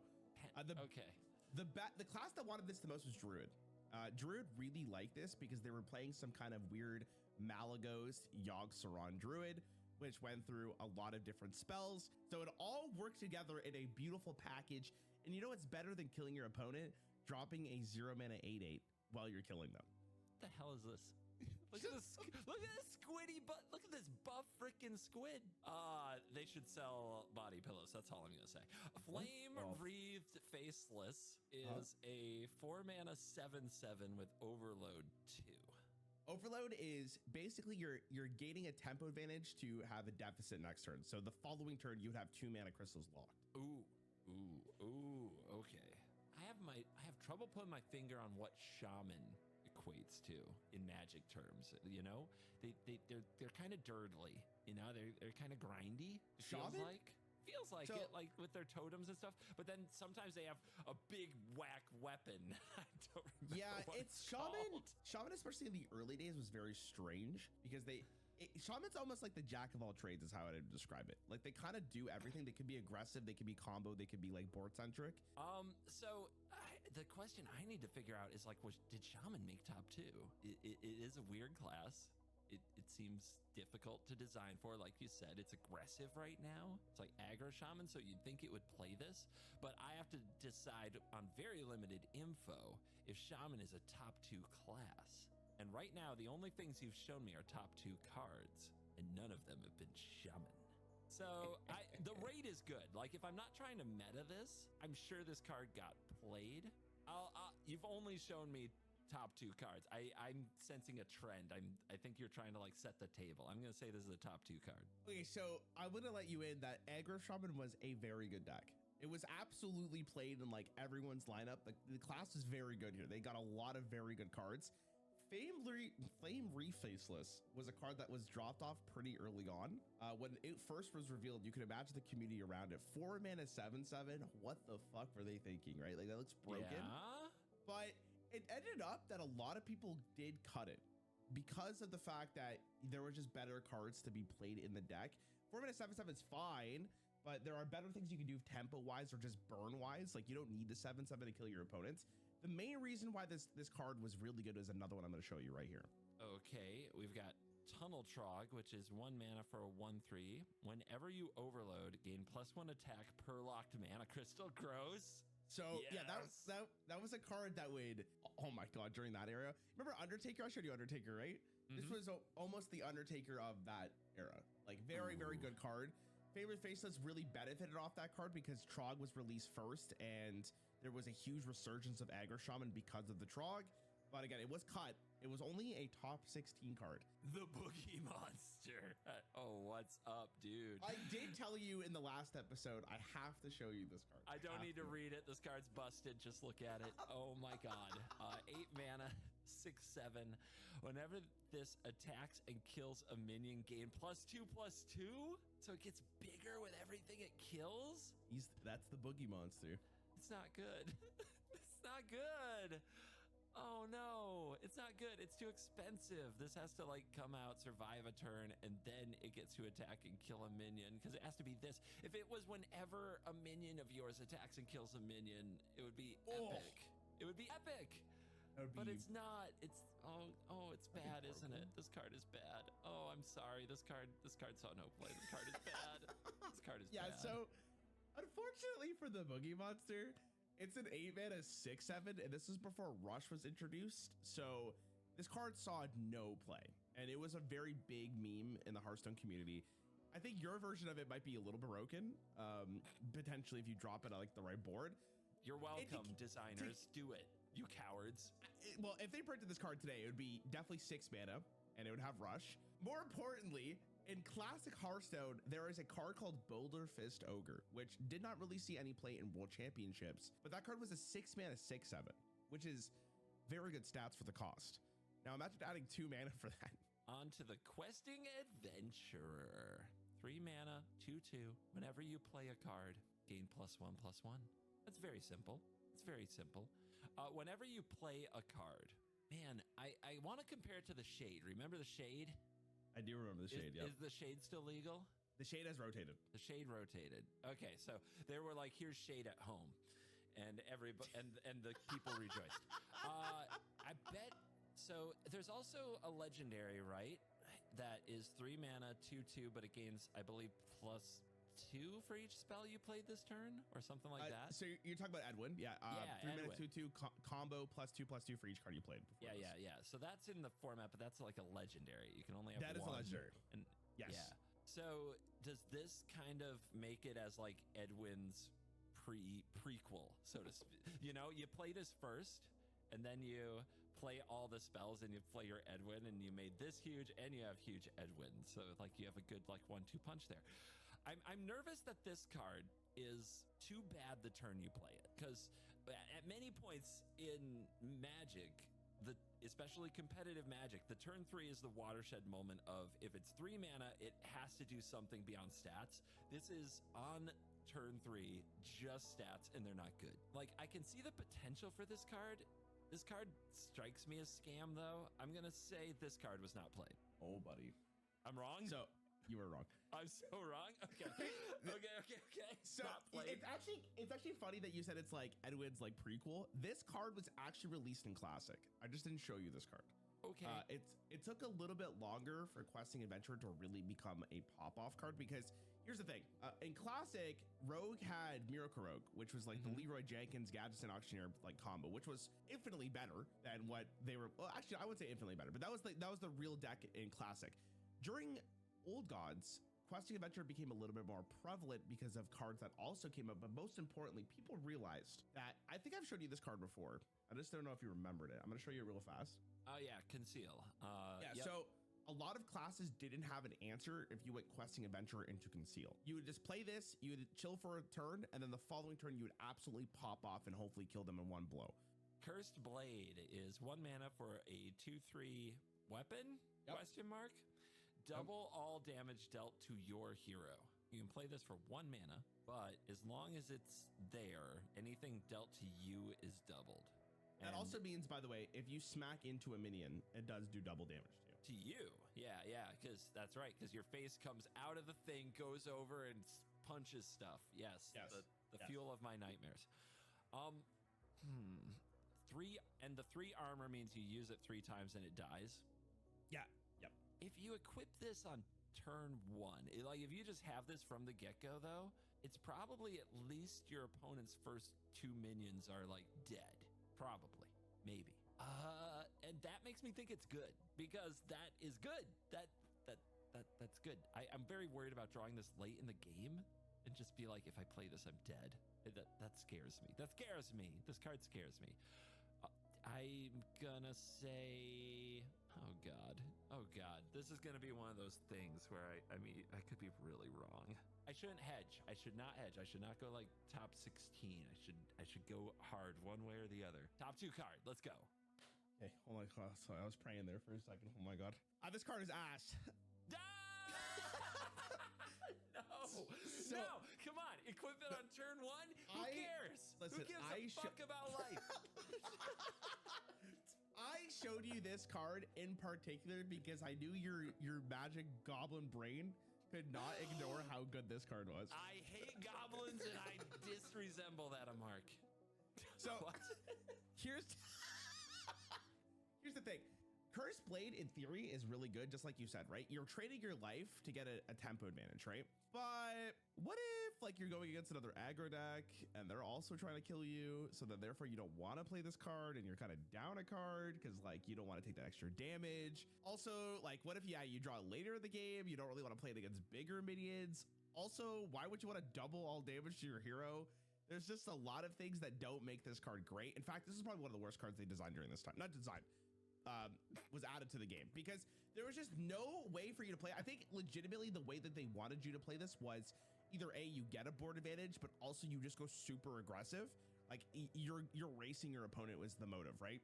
But they also printed other really good cards at the 1-drop slot. I won't show you the card, but there's a card called N'Zoth's First Captain, which was a 1 mana 1/1 that gave you a 1 mana 1/3 weapon. So still did 3 damage, but you also got the 1/1 body. That card, by the way, is going to make a significant impact in Mean Streets of Gadgetzan. One of the best 1-drops Warriors I've ever seen. Cursed Blade was not it. Oh god, why is everything tentacles in this set? Okay. So Old Gods was a tentacle set. Like you'll see the Old Gods soon. You'll see the Old Gods. I have to. They knew what the people wanted, and they gave it to them. They gave them the tentacles. Okay. Shifter Xerus is a 1-mana 1/1, and each turn this is in your hand, transform it into a random minion. Huh? Why would you throw off your curve potentially? Like, as soon as like it's turn 3 and you have nothing good to play, and you're looking at this card or what used to be this card, and it's some 7-mana thing, and then the next turn, of course, it turns into a 3. But now you can't play that because you're off tempo. This has to have too much downside, right? No, this card's not playable. Don't tell me this card got played. Do not tell me this card got played. So here's the thing about Shifter Xerus. Yeah, you're right. You wouldn't play it in a tempo deck at all, right? You don't want to put this in a tempo deck because you would rather have just a solid 1-drop almost every single time. But he also wasn't played at anything else. Yeah, it was a pretty bad card. Okay. You troll. You monster. Okay. He was cool idea. I think it was the expansion beforehand. They had a card called Shifting Scrolls, which was for mage, and it was the same concept. Like, you leave it in your hand, it transforms to a random mage spell. That card didn't see any play. This card is the same concept. Mana Worm is a 1-mana 1/3, and whenever you cast a spell, gain +1 attack. Yeah, there has to be like a spell deck that kind of wants that, right? Is this a class card? The border's different. So this is for mage. Now, yeah.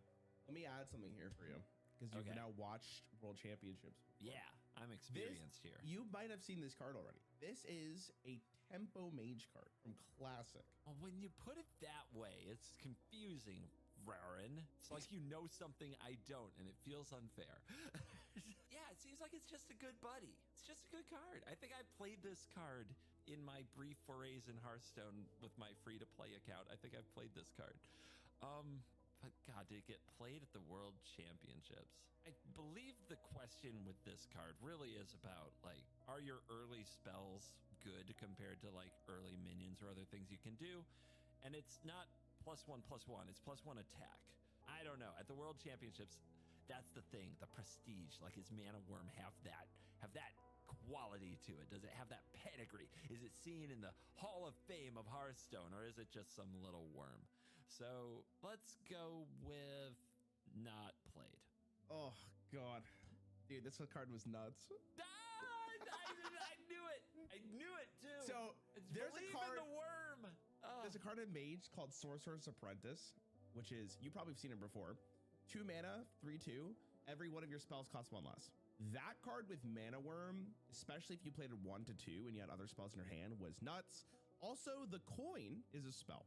And you told me Tempo Mage is in the final. I had all the information I needed to be right about this, and I absolutely papagoed myself. It's okay. It's okay. Don't take it too hard. I showed you. I kind of shifted your mindset after showing you Curse Blade into Shifter Xerus there, so I don't blame you whatsoever. Okay, I've definitely seen this card.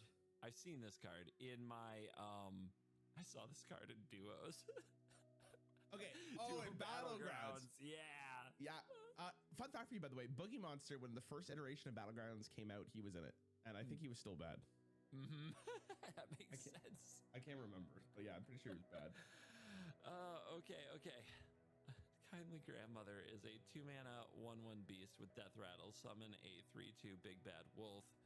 And then the Big Bad Wolf is a 2-mana 3/2 beast. I thought this card was pretty sick. It is like 2 mana for a 4/3 stats. It's just broken up a little bit. And of course, the Big Bad Wolf can't attack like the turn that you ram your grandmother into a wall of some kind. Here's the point. It's not actually the grandmother ever. It's always the wolf. That's why the Death Rattle thing doesn't quite make sense for the story, does it? Right? Because you don't kill your grandmother and then a wolf pops out. Okay? It was always the wolf. All right. You're so right. So let's be real here. Nobody's ramming the grandmother. I don't know. Hunter has pretty good rates on their minions. This is good rate. It's just, although I like, if you're on the draw, well, then you have the coin. You just slam this thing, and the opponent's first 2 plays are probably pretty meh. I haven't seen any other Hunter cards. This one seems fine. I'm going to say finals card. This card was mainly used in Face Hunter, because what Face Hunter would want to do is just play really good statted minions, and then if you have to kill those minions because you have to protect yourself, But if you kill the kindly grandmother, then you get a 3/2 to deal with, and that could be a little annoying. On top of that, it is a beast. And there was another card called Houndmaster, which gave a beast +2/+2 in taunt. So you kind of had to kill the kindly grandmother at some point, and you couldn't leave it on the board because that would be, you know, you get +2/+2 guaranteed, which is very scary. This was played in top 2 for a face hunter deck. This is Yogg. You want to read Yogg again so you remember what he does? I would love to read Yogg. Okay, this is a 10 mana Yogg Saron Hope's End. 7/5. Battle Cry. Cast a random spell for each spell you've cast this game, and the targets are chosen randomly. Okay, so when I showed you Yogg the first time, I didn't give you any context on the metagame or what happened to Yogg. I just asked you, do you think Yogg Saron was good? I can't remember the answer you gave me. I'm pretty sure you're just the best reviewer of all time, so you said he was good. But just before this World Championship, just before it, Yogg Saron got a pretty significant nerf. And that nerf, I'm going to read for you verbatim, is Yogg Saron will now stop casting spells if it is destroyed, silenced, transformed, or returned to hand. So what happened previously is this was like an emergency button. So if you play Yogg and you know you're behind, you play this, even if it died and it cleared the board, it would still cast spells. So majority of the time it would equal the playing field. Now there's a huge variable there that if he actually ends his own life, and there are a lot of spells that can kill him in one blow before even interacting with the board, Yogg Saron stops casting spells and you basically cast a 10 mana do nothing. But the question is, was Yogg Saron played at this tournament? Hell yeah. Come on. So, come on, tentacles. I can't remember what the prize pool, by the way, for this was 1 million USD. Yeah. So the winner here got $250,000. Are you putting money? Very much so. Very much so. Are you willing to put Yogg Saron into your lineup? Yeah. Is it even a question? Come on. Come on. Come on. I mean, RNG, right? But RNG. This is one of the cards that gets you, you even sent me some clips, right? And I have no idea if they were from this tournament or not. I don't remember. But what cards are going to get you out of those situations, man? When the whole world's against you, your opponent has 7 cards in hand, and you've got one draw, one shot, one opportunity. Oh, so you're saying everything you've ever wanted. You're saying this is the card you put into your deck, worst case scenario, still, no matter the nerf. Look, I don't need to say that this card is in every deck.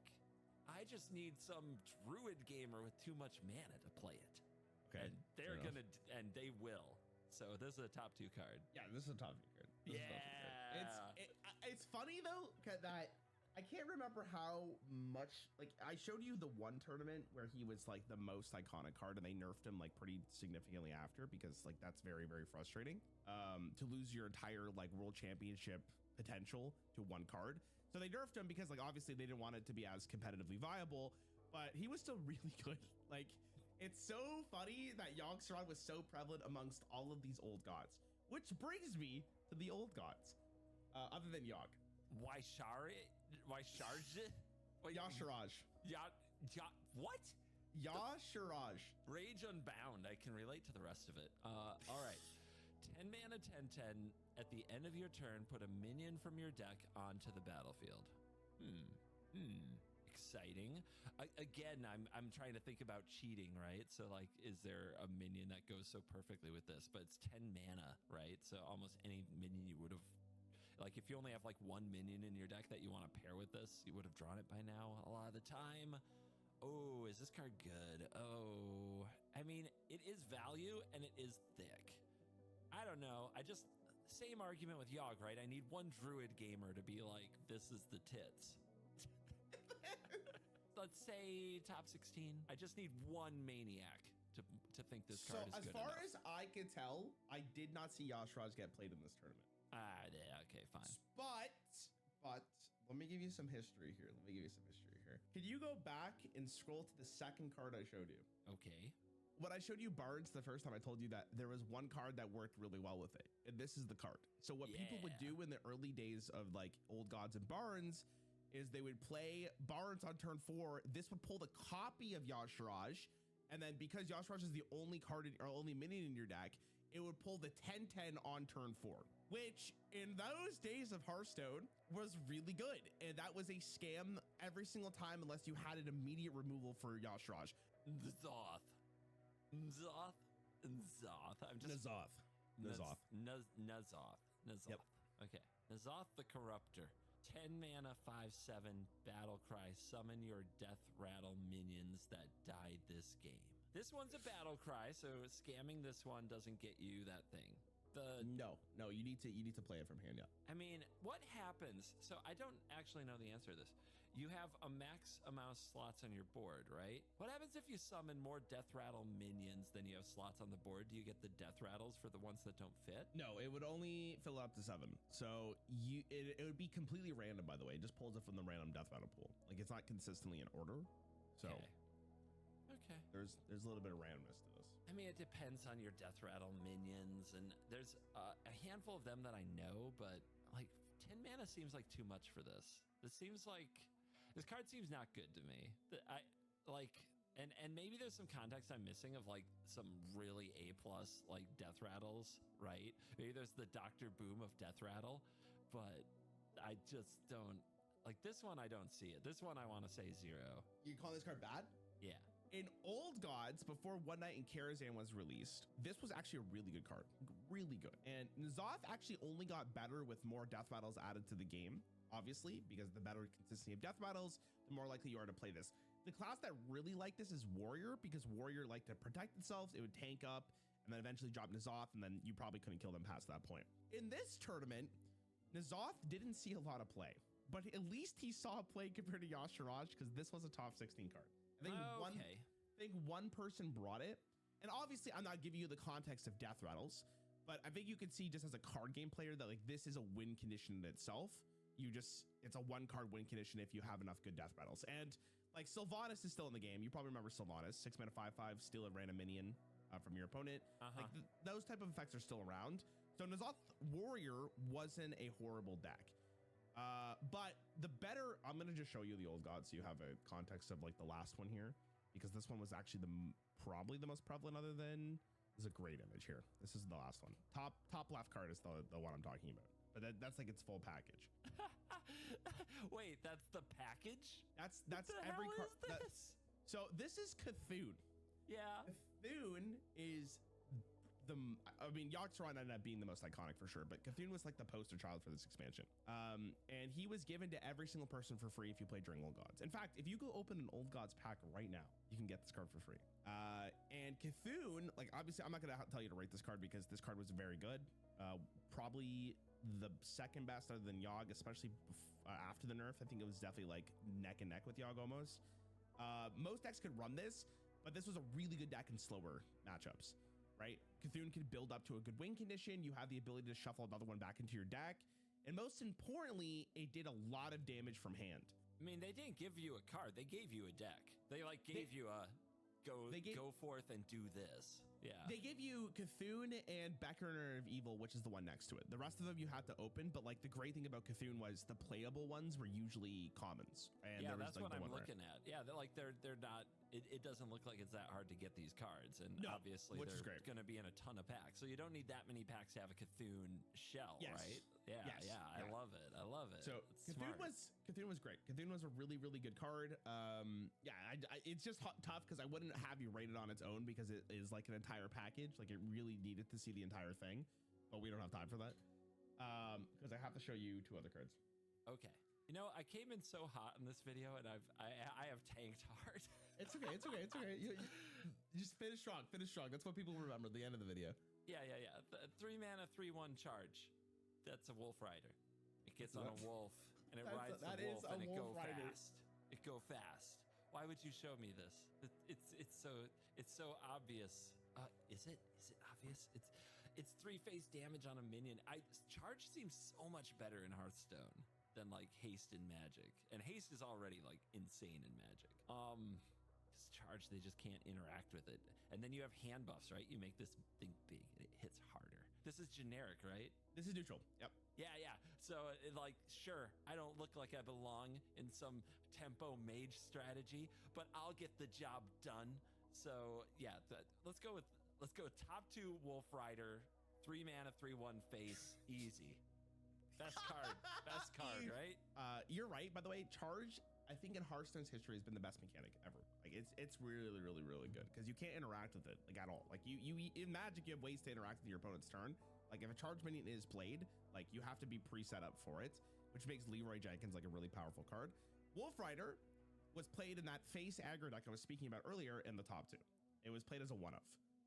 So yeah. Okay, yeah. You just need a 3, baby. I thought I would show you the damage. But all of the cards before this moment are irrelevant because this is your final challenge.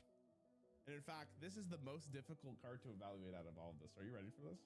I'm ready. I already know what it is. This card played. Oh no. Okay, all the tools. You say you've given me all the tools. Chillwind Yeti is, by the way, I'm aware of the stat line. I think we all are now. 4 mana, 4/5, nothing. The turn 2 Rockstar of Druid from 2014 is back in 2016, but is he the same? This is a card-by-card breakdown right here.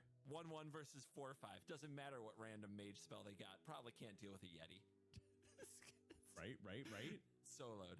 Barnes, 3/4. Don't make me laugh. Yeti has the stats of Barnes on its own without any stupid random text from the battle cry. All right.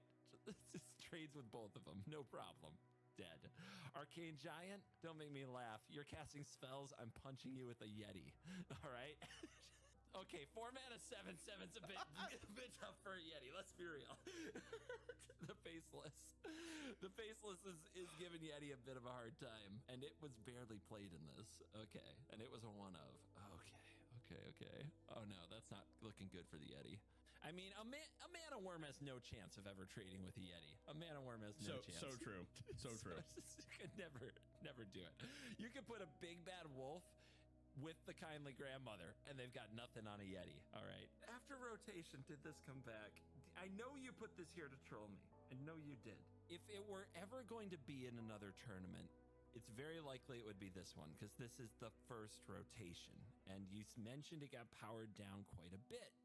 If it were ever going to return, it would be this one. So, I'm gonna have to say no Yeti in all the rest of the videos, and I only need one. I just need one boomer to believe in this Yeti for it to be a top 16 card, which is an amazing pedigree for a generic 4 mana 4/5. I'm doubling down. I might be coping forever. There were no Yetis in the top 16. Am I right? You're right. Oh, so, God, thank God. Do you know what I would go through? Do you know the crisis I would have? Okay. So here's the thing about Yeti is Yeti was played in Classic because of the Tempo Mage variant or Tempo Druid variant that was around, right? Like you get Yeti, you get the chip damage, you have Force of Nature, Savage Roar to finish off your opponent. At this point in time, Force of Nature has been changed. It is a absolute dog shit card now. Like it's awful. Which means Druid had to somewhat change their playstyle a little bit. And I actually already gave you the tools for this. Druid was playing a spell-heavy deck, right? Arcane Giant, Yogg-Saron was there. So you didn't really want the Yeti. You kind of wanted just to play more spells and get your Yogg-Saron juiced up or play the Arcane Giants earlier. So there was no reason for any class to play Chillwind Yeti because of the fact that Druid just had a better build and no other classes wanted a Chillwind Yeti. So unfortunately for Chillwind Yeti, he was not played. I would say that he wasn't a bad card still. Like he was fine, but he just his time in Hearthstone has definitely outgrown him, and I will not be showing you Chillwind Yeti for the rest of these videos because he just does not see play after this point. Oh, I thought I had a free roll. Okay. F's in the chat for the Yeti. F's in the chat for sure for Yeti.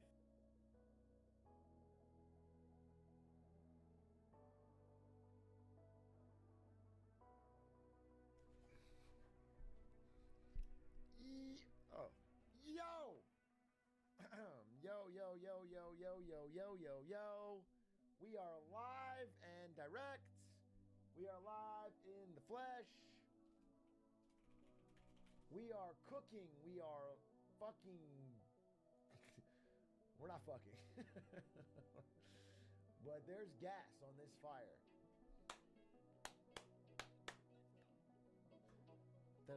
Oh, don't have any water.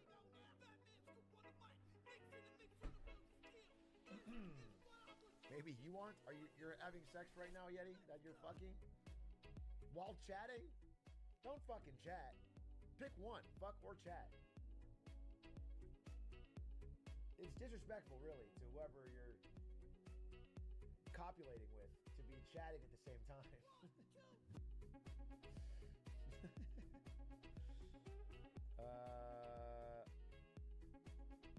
Where is all of the tweets? Make sure I've got all the tweets ready. A good streamer always brings the tweets. Where the fuck? Uh-oh. Did I close it? I'm sure it's around here somewhere.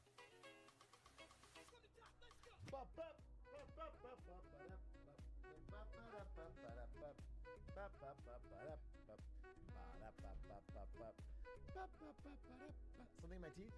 Oh, you're right. Popcorn kernel.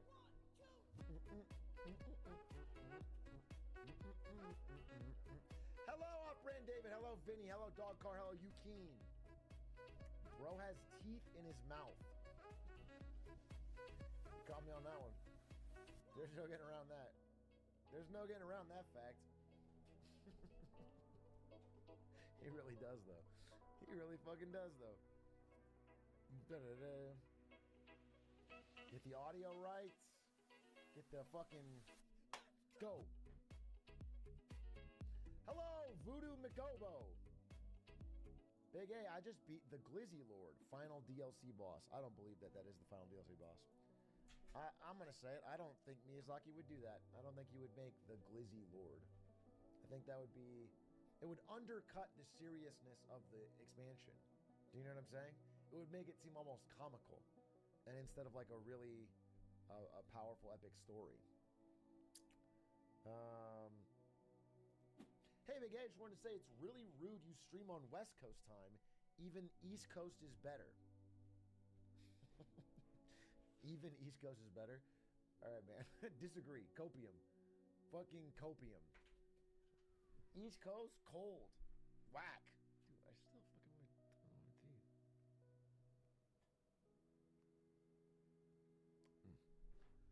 Hey, do you know how to ride a bike? Do you like it? What kind of AI-generated question is this? Yes, I know how to ride a bike, dude. What kind of fucking... It's like an alien trying to learn how to fit in with humans. What kind of questions are you guys asking? These are insane. Hey, Big A, thanks for finally rewarding the believers last night. Dropped a 200K bet and won. I hit up the casino afterwards and lost more money than makes sense. Yeah, but the thing is, you're up on Atracoin. You're down on real dollars. Who cares? Honestly, be real. Who the fuck cares? What matters is, well, let's switch it right. What matters is your Atracoin. Because that's what's going to get you that, you know what I'm saying, that your kids can't eat real money, okay? But they can eat Atracoin. Your family can live off Atracoin. You can get a house off Atracoin. That's where the real... I lost all my money believing before you beat Rolana. That's how believing goes, but you only win one. Believers only win once, but they win big. Doubters win consistently, but then they rot in hell. So do you understand that it's a balancing act? After liberal Bidenflation, the dollar will only use Atracoin. I don't fully grasp what you're saying. I think you're trying to say that Joe Biden is devaluing the U.S. currency so much that eventually society will run on channel points for the Atrioc stream. In which case, all of you who are in early will be the Jeff Bezoses. You will be the rich. You will be the upper class, the elite. You will run things. You will fly helicopters.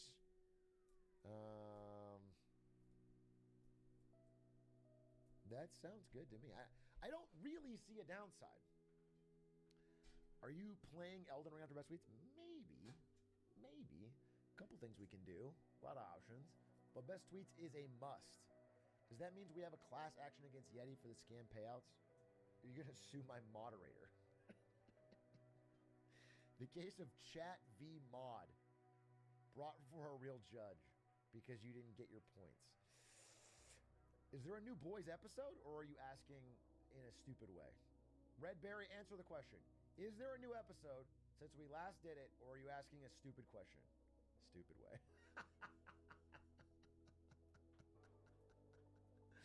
I like your honesty.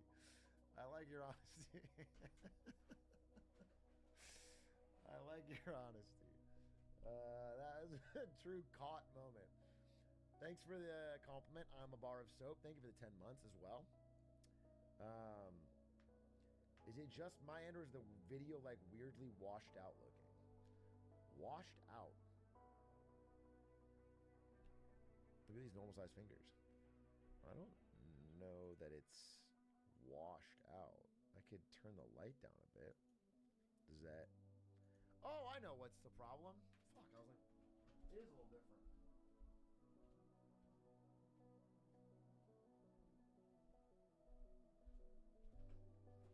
Bro, I fixed it. Easily clapped, dude.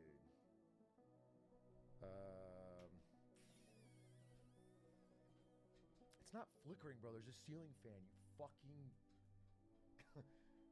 God, you're so stupid! I swear to God. It's like imagine how it wouldn't be happening on my body, but back there. Imagine. Why would the light be above the fan? Because it is. I don't know what to tell you. It is. There's lights and then there's a fan. That's I'm looking at it right now. You're acting like I'm making it up. It's fucking crazy. I'm not going to turn off the fan because the fucking room is hot. Can you set your ceiling fan to 120 RPM? I have 6 options. 1, 2, 3, 4, 5, or 6. What do you want me to pick? I'm going to pick 6. Whatever you say. Because I want it to be cooler in here. I want it to be cooler.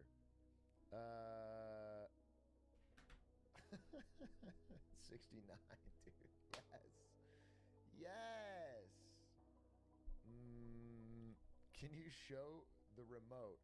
Chat might know how it works. What do you mean know how it works? It's not a fucking arcane rune. I know how it works. You press the button for the speed you want. What are we trying? I'm sorry. What is happening here? What is going on? What are we trying to get to the bottom of? I have a fan and I'm turning it on to cool the room. And now you guys are backseating my ceiling fan somehow. I don't need to be walked through it. It's working right now. I'm cool.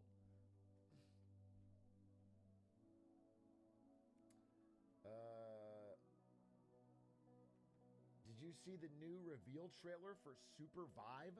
It's a new game from ex-Riot devs, and it looks sick. I'm not a paid chatter. You sound so much like a paid chatter. You sound so much. But I'll check it out. Super Vive. Super Vive. Super Vive aims to reinvent League of Legends for a new generation. What the fuck? What the fuck? Inspired by every multiplayer game you love, the indie MOBA brawler is absolutely insane, but it works. Super Vive. Okay, this is a bad article. It's like, if you've been playing video games on a PC, you might know what a MOBA is. Short for... All right, bro. This is too far out coded. Too boomer coded. Give me something a little more... Is there a fucking video? That's what I really want.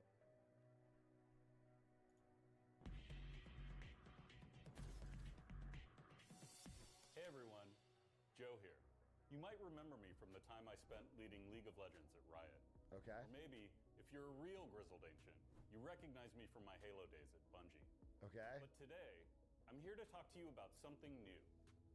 Today I'm speaking on behalf of everyone at Theorycraft Games. We're a new, small, and very independent game studio. We're out to make the deepest games in the world. Games that are worthy of thousands of hours of play. Okay. And games that are just better when you play them with your friends. Okay. We became independent to give ourselves the freedom to take a big swing. So we took everything we've learned over the years about making super fun PvP games and set out to build something fresh, a new competitive adventure for you and the squad. The squad. Let me just show you. Codename Project Loki pre-alpha. I hope it's a hero shooter. Like, what? Dude, are they mixing League of Legends, Fortnite, fucking Overwatch and everything? And Valorant? Am I crazy? Wait. Okay, this is fucking Valorant. This is like TF2 Overwatch. This is Fortnite. What?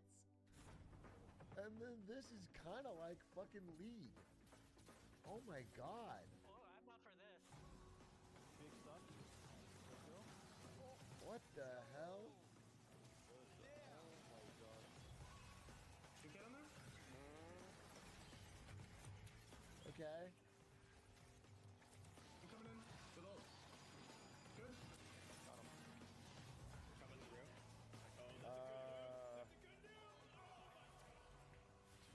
There's a lot going on. It's tough. It's tough because here's the thing. If you watch any gameplay of League of Legends, having not played it, you'll be like, this game is indecipherable. This game looks stupid as shit. It's just flashing colors. Like, if you don't play League, you can't. But that game was a massive success and still has, you know, the biggest esport event, Worlds, and it's. Do you know what I'm saying? It's like that. That's not criteria. I look at this and I'm like, I don't know what the fuck's going on. This is all gibberish. It doesn't, you know, this is not that appealing. What if I played it for a week? Maybe this is like the sickest play ever. But there's a lot going on, I gotta be honest with you. How bad is it over here? It's not great. People complain about that with Overwatch 2, which is equally silly. No, it's not. I disagree with you. I think Overwatch is shit. I think Overwatch is shit, and I think it's visually trash, dude. That's right, I said it. We're not on the same page. We don't agree. Even though you're using my exact same point for a different game, I think Overwatch is one of the worst spectator sports ever. So 6v6 Overwatch back in the day. I haven't watched since 5v5. It was ridiculous. It's not even about the visual clutter.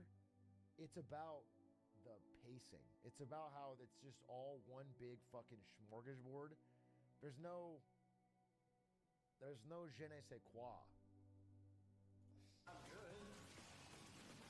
Good now. Nice ult. Stop. I got you now. Someone here. Mike up. Yeah, it's like everyone's spamming ult in one big clusterfuck. I don't know. I'm so excited to get to show you a little of our first game in development. For First now, we're game? calling it Project Loki. Bro, that's ambitious. Riot Games didn't use the S in games for like 12 years. These guys are already talking about their next game? Fucking finish this one first, bro. Very beginning of development, we've had an incredible community of players in our Discord, testing the game and giving us feedback. Okay. And it's thanks to them we're confident enough to share more. Some of our players have described Loki in their own words as League meets Apex meets Smash. We love that description and can only hope to live up to it. I don't see a Smash in there at all. In a session of Loki, you'll assemble your squad from our roster of heroes. You'll put together I saw the totally Fortnite. unique builds with exotic powers and equipment. You'll outplay other teams in sprawling, free-flowing battles. You'll run the edge of a huge world in the sky and dream up crazy strategies in our combat sandbox. Okay. I won't spoil everything about Loki right now, but one thing we're really proud of, even this early in development, is just how much creativity and freedom we've built into combat. That's cool. If you're coming from a MOBA like League or Dota, That is cool. we think you'll That is cool. immediately appreciate the difference and quickly learn how to. Damn, they slowed it down a bit, and I got way more interested. That is cool. The movement, that mechanic of getting across. So based on this, what I'm seeing, it's like a four-person squad.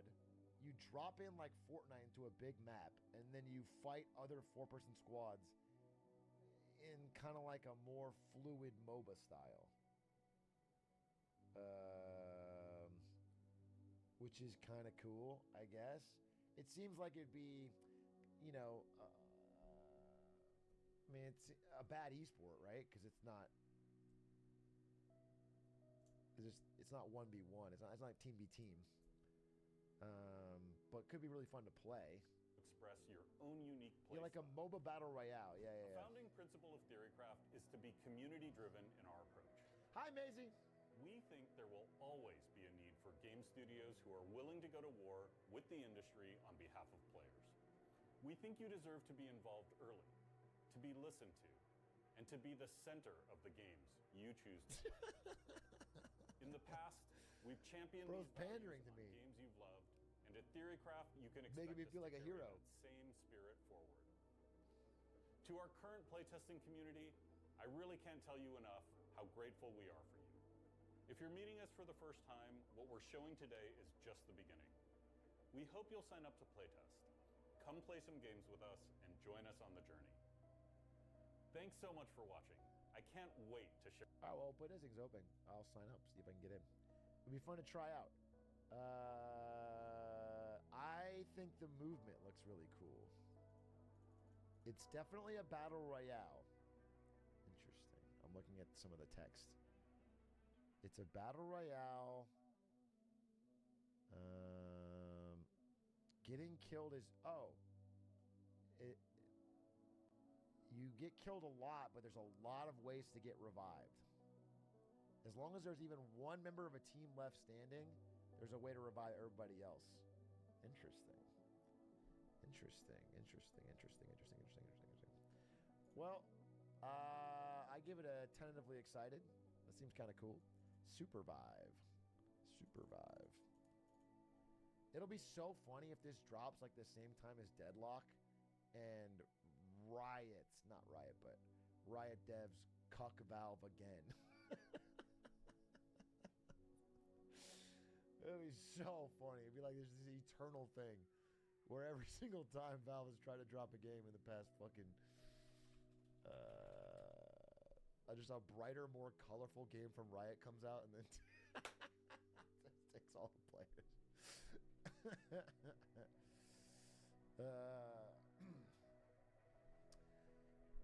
Whichever game includes the most NFTs will win. Probably. Did you see the Sora AI Toys R Us commercial? No. What the fuck is that? Sora AI Toys. What is that? Toys R Us made an ad almost entirely AI. It's a sign of how far the tech has come and where it could go.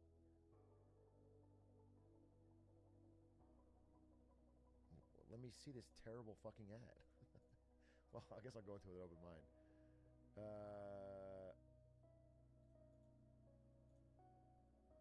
Did you ever wonder how Toys R Us and Jeffrey the Giraffe came to be? The son of a bike shop owner, Charles Lazarus, had a vision that would go on to change toy stores forever.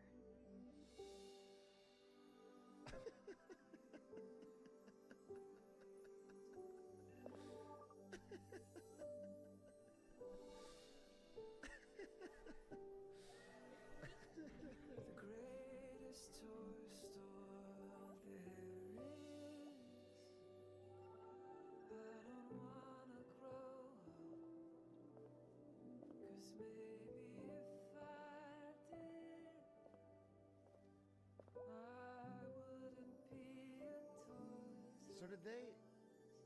Toys R Us was the dream of Charles Lazarus.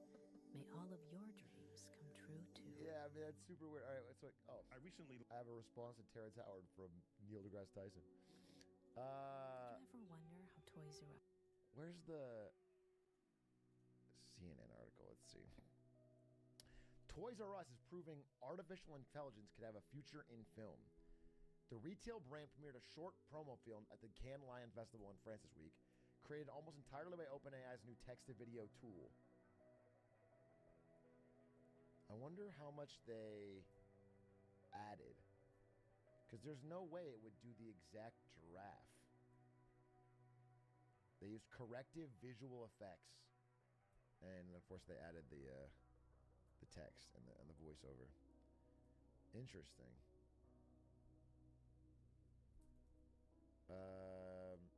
Yeah, I mean, all the parts with the kid look really creepy. The only part is the giraffe, which I assume they corrected to make it look like the... your boy Cody was right on the money. Who's Cody? Which Cody? What are you talking about? Cody.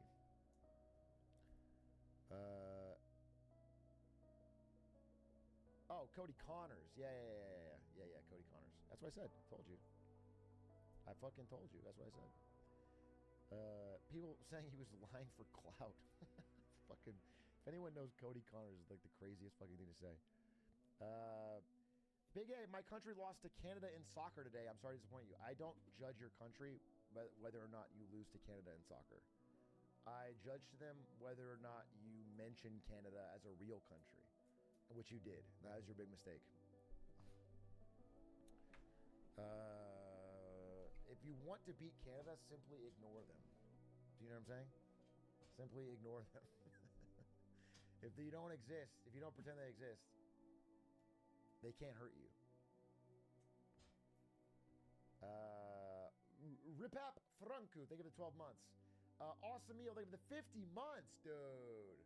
Appreciate the big 5-0. Quiblight, thank you for the 10 months. Nickel W, thank you for the 15. Booty Wizard, thank you for the 6 months. Saint Lee TV, thank you for the 2 months. H-Rock, I leave tomorrow for Saudi Arabia to direct one of the stages of the Esports World Cup. When I'm back in 2 months, do you want to hear about it? Sure. Sure, I want to know how it goes. Give me any juicy details. Forrest Gump Munches Box. That's your username? That's your username, dude? It's a 1994 movie. What possible reason would that be to be your Twitch username in 2024? It's 30 years ago. Box of chocolates. Yeah. Where's the lie? Don't act like that's something you've proven to be true. Because we don't know whether or not Forrest Gump munches box. It's a character Tom Hanks played. We don't know that it's true. It's not, there's no director's cut. There's no, Jenny came back for a reason. I don't think that was the reason. I don't think that was the, I've been in a Bubba Gump and I've seen it. Bubba Gump Shrimp, the fucking restaurant chain based on the movie. You've been in there and then Tom Hanks was playing Forrest Gump munching some box. I don't think so. I think you're all making this up. I think it's a fucking lie. Maybe he munches Bubba's box. Canonically, Bubba Gump is dead since the Vietnam War. So I don't think so. Sorry to spoil, by the way. Sorry to spoil, but that is a 1994 movie. There is a 30-year statute of limitations on spoilers for Forrest Gump.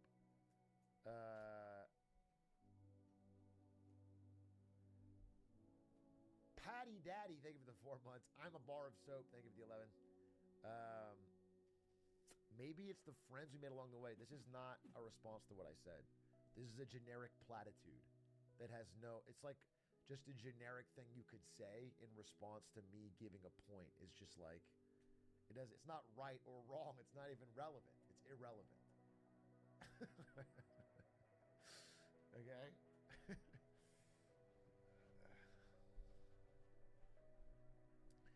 Platypus, bro thinks he doofin shirts. It's not, the character's name isn't even doofin shirts. You're not even...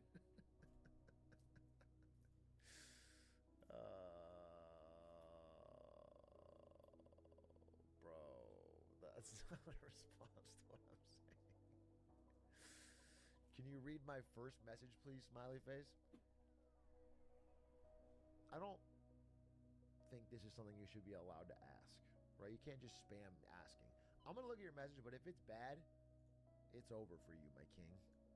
You have 2 messages in my chat, and one of them is asking, the second one is asking me to read your first. So I'm not attached to you. I know a guy for you. I'm not attached, okay? If you don't chat again, we're not going to lose anything. Let's see what your first time chat message is, okay? Hello, first time chatter, longer time viewer. Just got a foot-long chocolate chip ad, Subway ad. You think that will be enough to revitalize the company? Question mark, question mark, question mark. What are you fucking talking about?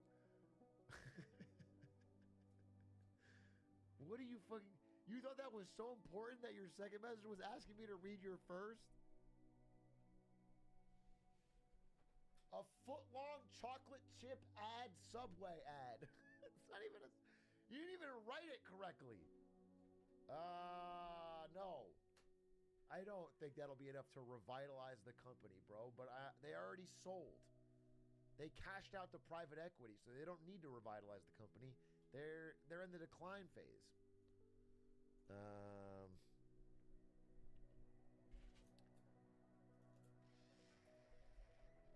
Is that why Subway is shit now? Possibly. Depends on what timeline you think it was shit.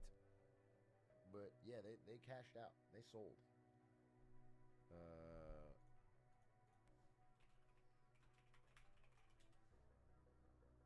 They sold at the end of 23. So it's been about 7-8 months since they have been sold to Rourke Private Equity and have been in the total cash out phase.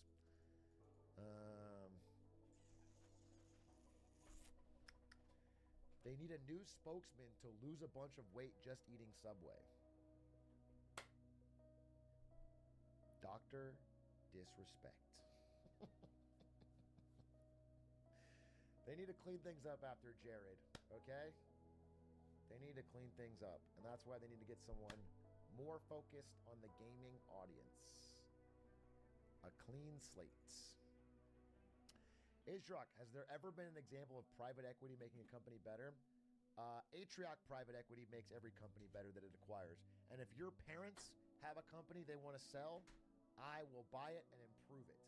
With Atrioc Private Equity, ape. Apes together strong. That's right. Our logo will be Harambe. We will post memes. We will do fun viral things.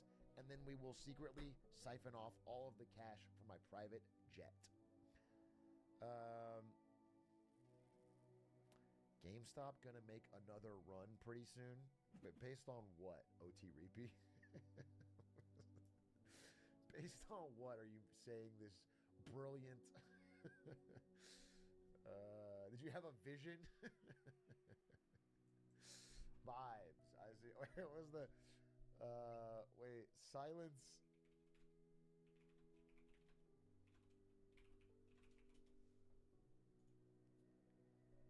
Where? Oh God, where's the fucking image? This guy. Silence, data-driven decision maker. A vibes guy is talking. This is my.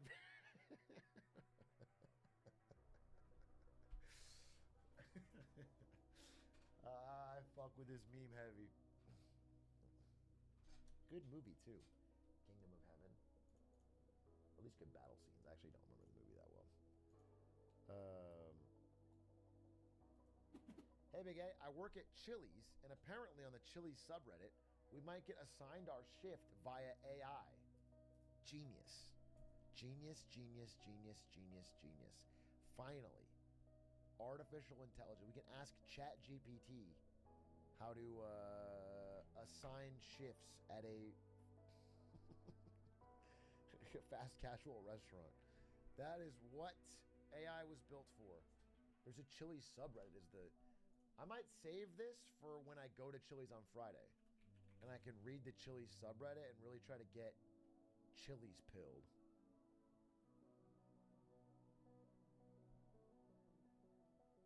Yeah, you're right. AI scheduling. That's crazy. Hey, what is guap? What is guap? Based on guap. No, it's not money, not guap, not G-U-A-P. That cheese, that cheddar, that guap. No, what is G-W-A-P? Guap, guap. Game with a purpose. None of you are helping. It's not a guest with a problem? Is that what it is? It is what it is. I have 150 surveys, 4.2% guap. Guest with a problem. Interesting. So you get punished via AI for having guests with a problem, but they might have, you know, it might not be you at all. Strange smell or AC unit, right? Interesting. Why call it GWAP? It's so odd. So odd. Guap, guap, guap, guap. Chili's, fuck 'em up. That's good. Hey, Big A. Actual experience I'm going through right now. My wife and I are a bit low on savings, but I applied for the Mr. Beast show and got accepted. They're flying me out in about 2 weeks to film.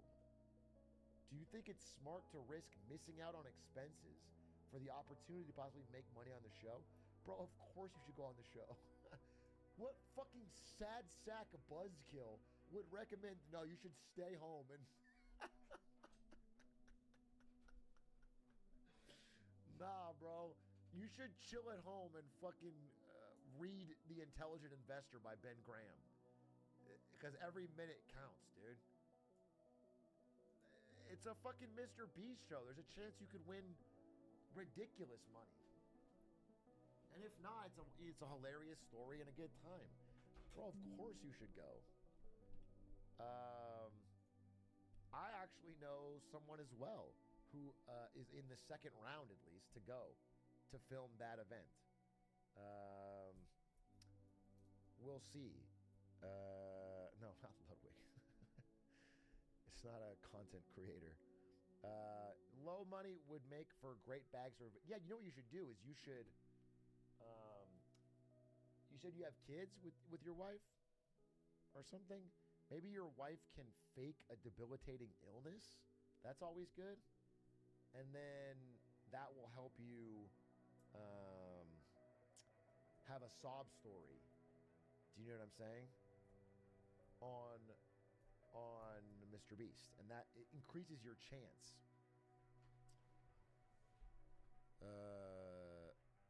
Tell them how you're missing Marketing Monday to be on the show. Yeah, tell them this story, but like cry when you're doing it. Like get really emotional about how like you're not going to be there live for Marketing Monday. You never miss an episode. It's a tragedy. And then Mr. Beast will pity you and give you a Lambo. Listen, what you have to understand, sir, is that your situation, which is that you are a little bit low on funds, you're stretched to pay the bills, and you have to go on Mr. Beast to make money, is not a bad thing. It is the new normal.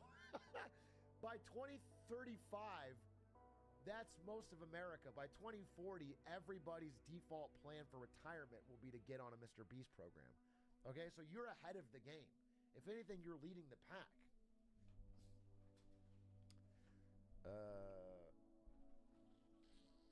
Have you seen the next-gen console leaks? This is 16 years ago. So I don't think they're that. This is a 16-year-old video.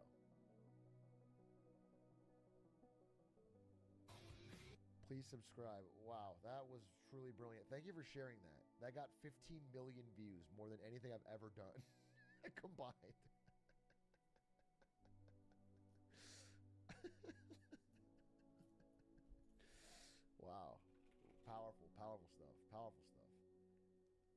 15 years ago as well. Truly, truly, truly incredible. What more can I say? Were these AI generated? No, 16 years ago, bro. These were made by real human memers. Okay? We need a stamp of approval for when memes are created by human beings.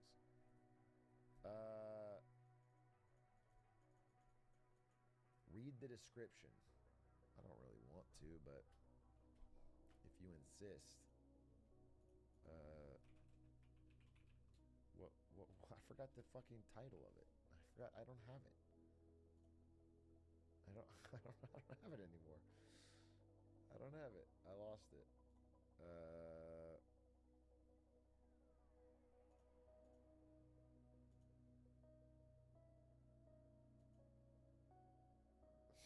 Dude, I can't fucking find this stupid fucking video. Future gen consoles. The description said, update. It's been a long time since I made this video. I now work on the Fortnite team at Epic Games. Funny how things turn out. Bro, it's this guy. It's fucking this guy. He works a producer at Fortnite Games. That's crazy. He's married. Bro's living his best life after single-handedly revealing all the upcoming consoles. I wonder if his resume was just that video, and Epic Games said yes. Bro, he owns an all-electric truck, and it's not the Cybertruck. My fucking king, my liege. Bro is balling, out of control.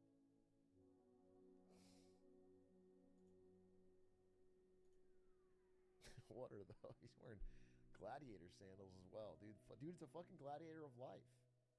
People don't.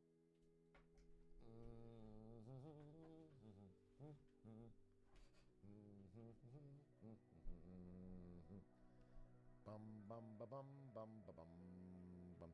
The video paid for it? No, I don't think the video paid for his new truck. I think it paid for his new yacht, bro. You understand? What is this?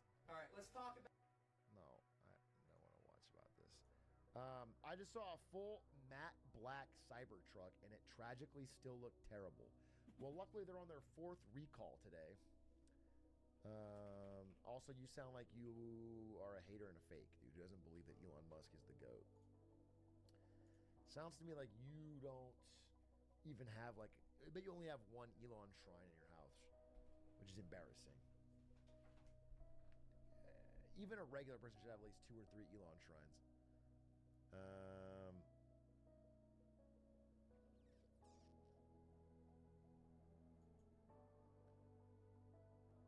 Cybertruck. All right, let me make sure I got these tweets ready. Let me make sure I got these tweets, bro. Because we got to go big with today's best tweets. It's not an option, it's a demand. It's a fucking necessity. Yeah, I'm seeing a bit of a yikes though, because I don't know where they fucking are. I thought for sure I had it already. I thought for sure. And you know what? I think I do. And I think you guys all need to just collectively bear with me for one moment. Name a better duo than Big A and Not Being Ready. I was ready yesterday. How about that? Never give me props when I'm ready. Pog, my sub is old enough to move out of mom's basement. If you are under 39 months old, you shouldn't be in your parents' basement at all. They shouldn't leave you in a basement. And if you are over 39 months old, you should not have you shouldn't have a job. You should still be living with your parents. No, you shouldn't be working at 39 months. This lazy entitled generation.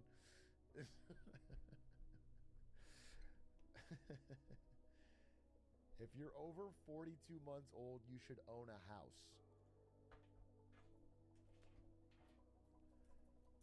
I want to disagree with it, but I think we would have a better society if people did stop freeloading. You know what I'm saying? If people... That's why this country is failing. The woke mob doesn't want to work. Do you think the babies are too woke, and that's why they're not getting jobs at 42 months? That's essentially around 3-4 years. If you get a job at 42 months and you start investing, that's going to let you compound that money. Okay? Your compound interest is going to be astronomically higher by the time you're in your 40s and 50s than if you start working in your 20s, 30s. You know what I'm saying? It's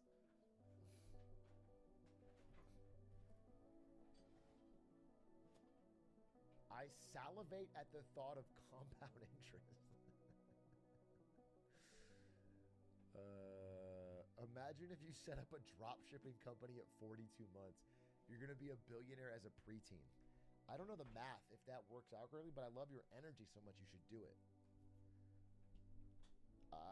What is the new scam that is pitched to young people as an easy way to make money? I feel like drop shipping is provably dead.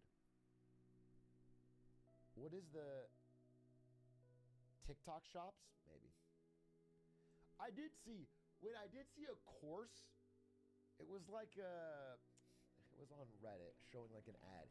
It was like an ad for a course where they teach you how to take someone else's clips, like find Kai Cenat clips, rip them off of his stream, and then upload them to TikTok and put ads on them. I literally, that is the entire fucking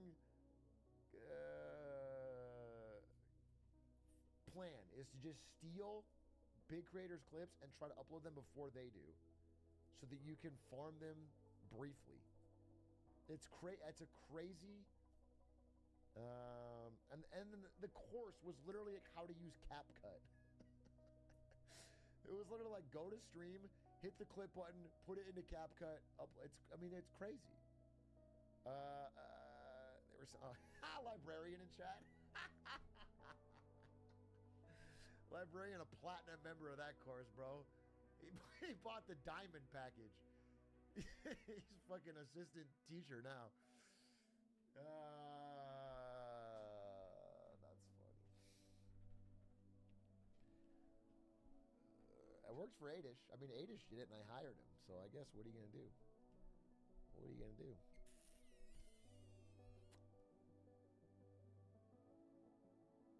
The real problem with Gen Beta. We don't have There is a generational shift happening. What? What is this? Happening in the world right now. We need to talk about it. Now, everybody knows about Gen Z. You know, the guys all have the LaMelo Ball haircut. The girls are always talking about IBS for some reason. They're cooked. Now, after... Sorry, what? Gen Z women are always talking about IBS? Is that... I haven't... I was not aware of this. More than the average person? They have an abnormal amount of IBS discussion every day? I have to fucking check. I have to check this. Gen Z women, Gen Z women IBS. In the past couple years, a TikTok trend has emerged in which women share what it's like living with chronic stomach issues, including irritable bowel syndrome. The hot girls have stomach issues trend.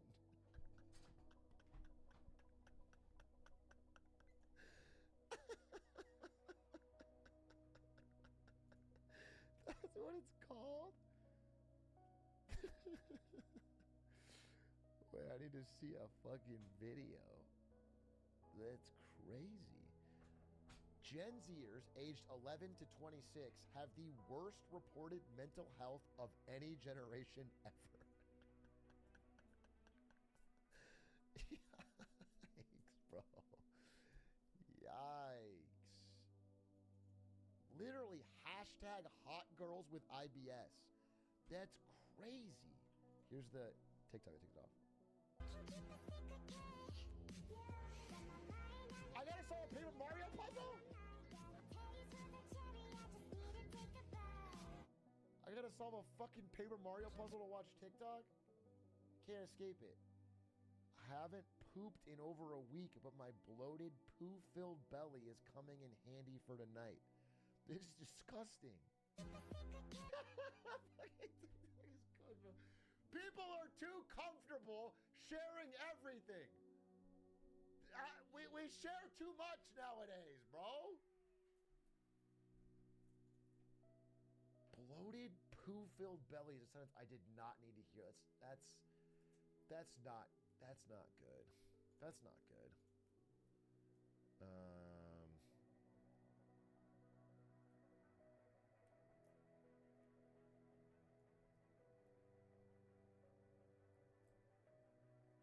Now there's a backlash. This is so TikTok build. Okay, they created hashtag hot girls with IBS. It gets 112 million views across TikTok. And then now there's a counter backlash hashtag saying that hashtag is harmful rhetoric because it links one's mental health issues to their attractiveness.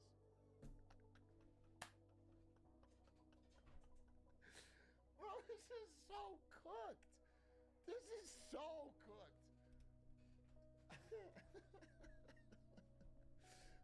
Yeah, apparently IBS, they're linking it to mental health, where it's like stress causes irritable bowel syndrome, anxiety perhaps.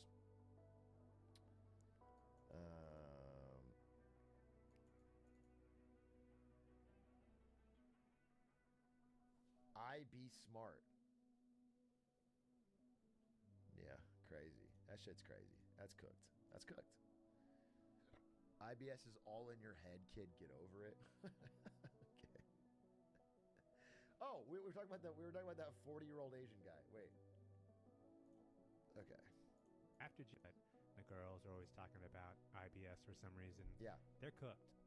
Now, after Gen Z comes Gen A. These kids were born between 2010 and 2024. Now, these kids are all like watching Kai Cenat videos or something. They're cooked. It's too late for them. The generation we need to focus on is Gen B. Okay. Now, Gen B were born Betas. in 2024. The thing you got to understand about Gen B is that these are straight up babies. Like, you want to impress the average Gen B, all you got to do is like jingle your keys in front of their face. They're mesmerized. They have no idea what's going on. Like, Gen B, they can't even. True. You gotta get. They are like that, dude. They fucking are. They're babies. They're literally childish. They literally don't even. When they speak, it's like fucking gibberish to me, dude. I swear to God, they're cooked. They're cooked. They can't even do algebra. They can't do a single fucking. They can't write an essay. Probably because of fucking AI, dude. They can't do shit. I swear to God, this is gonna sound crazy. Gen B, sometimes, when you put your hands in front of your face and go peekaboo, they get shocked because they literally don't have object permanence. That's how fucked up they are. That's straight up worst generation, straight up babies. Straight up fucking participation trophy have an ass. Participation pacifier have an ass.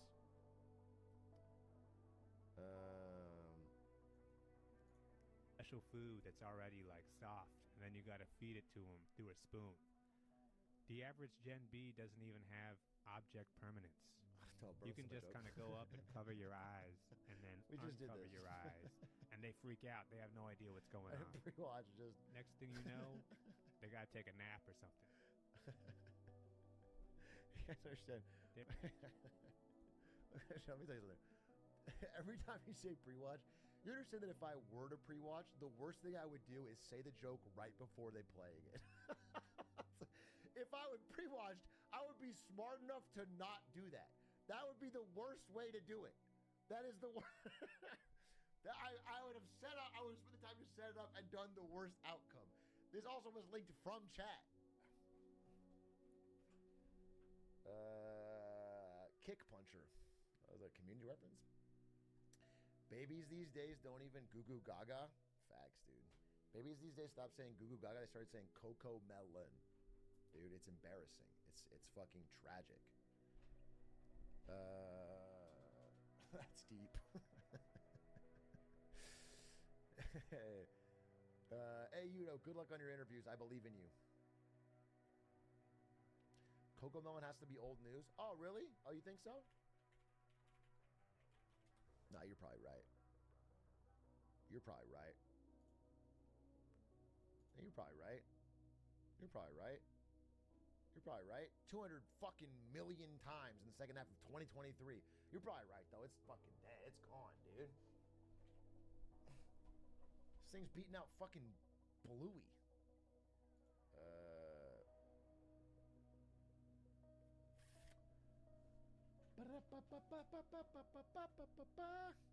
Coco Melon's out. Kai Cenat is in.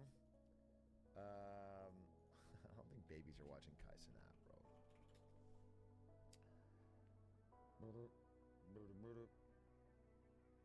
We don't allow our kid to watch Coco Melon for that reason. Basically, baby brain rot. Have him watch Atrioc. Have him sub, actually. Have your baby sub to Atrioc. That'll get him started. Get him thinking. Get that brain expanding. Get the brain wrinkling. Have him watch Paper Mario Day.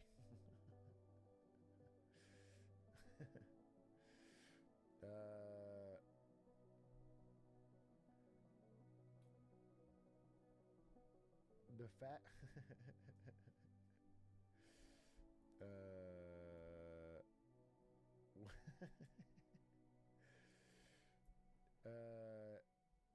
It's being researched that generations used to get progressively smarter, but now they're getting progressively dumber. It's called the Flynn effect.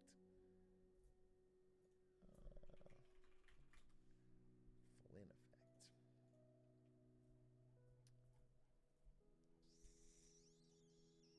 I think it just flatlined, right?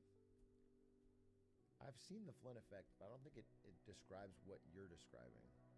But I could be wrong. I think it was like during industrialization when diets got better and that we saw rapid rises in IQ and then it flatlined.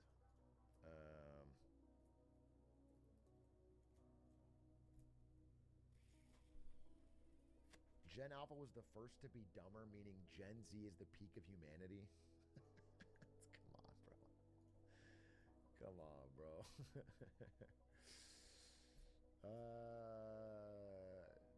No, don't say for real, Gen Z mogging. That's like disproving your point as you say it.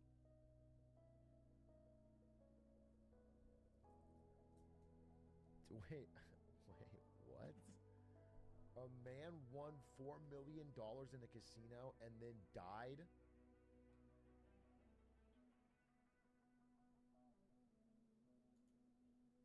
A man collapsed and suffered a medical incident after he won a multi-million-dollar jackpot. He won $4 million, then dies moments later of a heart attack?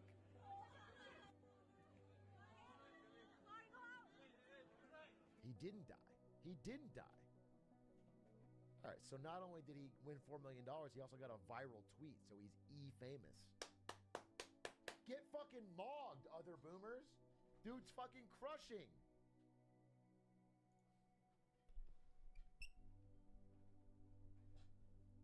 Says he died? You're right. No, you got me. You're right. I can't read. He dies. Yeah, you got me. Damn, you're a genius. Fuck, I wonder what possible context I saw on the screen that you could also see that changed my mind. I wonder. Fuck. You're so smart. Thanks for correcting me. Faking his own death to stop his family from asking for the jackpot. The problem is, well, I don't know if he faked it, but if he did have cardiac arrest, the $4 million win just went to his hospital bills. Dude's in America? No, he's in Singapore. Oh, he's fine. He's fine. He's actually fine. Holy shit, actually crushing. If he's in America, that's fucking.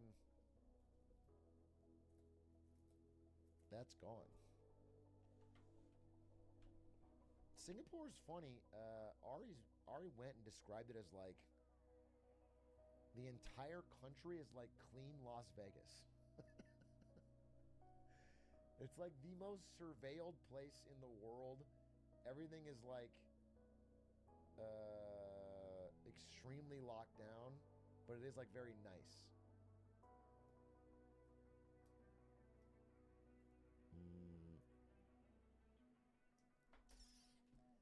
It's like downtown, but everywhere at the same time. Yeah, I think so. They don't have the sphere though. U.S. stays on top. That's our pyramids. We're really hanging our hat on the sphere lately. Architecturally, that's like the last thing we've sort of put into the world is the fucking Vegas sphere. That and the Bass Pro Shops pyramid. Yeah, we got it all. We got it all. Oh, also the Statue of Liberty, which we did create by hand. Thank God to all the hardworking Americans who designed and built the Statue of Liberty in our own backyard. That's real. And I appreciate that.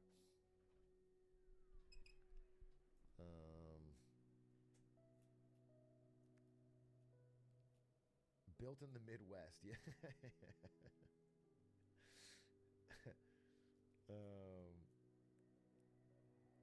Okay, let's get these tweets ready, huh? Let's get these tweets. You guys simply have to find something interesting to say to each other over the next 48 seconds while I make sure all these tweets are ready. Okay? So how about like a fun little... Everybody go around the room and say one fun fact about themselves. And it needs to be something that is not...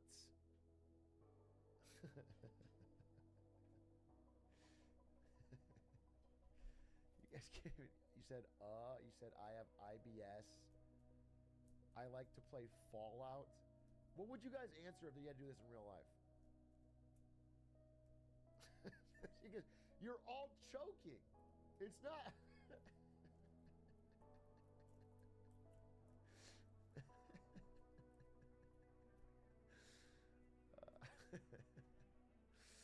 Oh my God, you're all choking. That's crazy. Oh, Lordy, Lordy, Lord. Lord, Lordy, Lordy, Lord. I said, Lordy, Lordy, Lord. Okay, I think we are almost perfect. Everybody knows that we... That's a good one. Just fucking relax, folks. Just fucking relax. We are building the fucking ultimate best tweet stream. Damn, I forgot how sick this looked.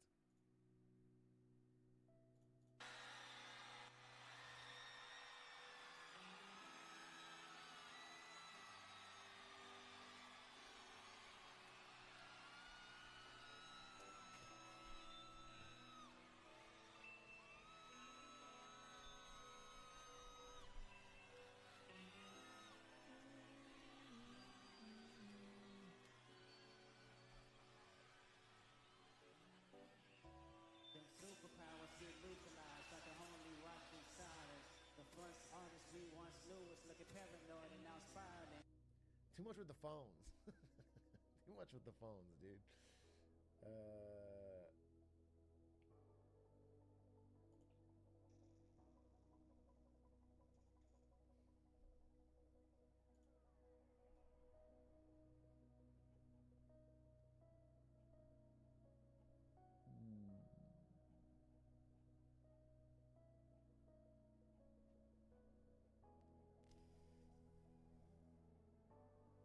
Fuck.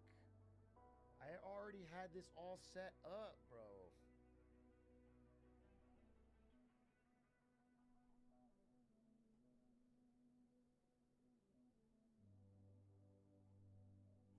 this is annoying me because it was already all set up. I like was fucking cooking. I feel like I just need to. Wait, some of these are good. Okay, I just need to I need to just blind open again.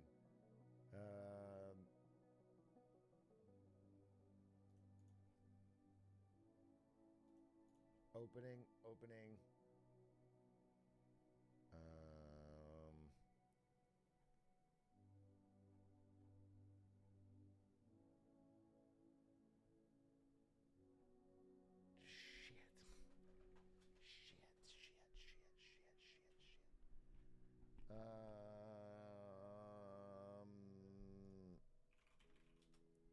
Here, just somebody suggest funny tweets while I pull this open, and then we can pull them open. It'll be genius. Atriarch isn't a schedule-oriented person. No, I am. All right, this is a schedule week. We are doing best tweets today, as God is my witness. I had it all set up, and then I fucking lost it, I guess, which is annoying to me. But I know how I got it, so I'm just doing the same thing.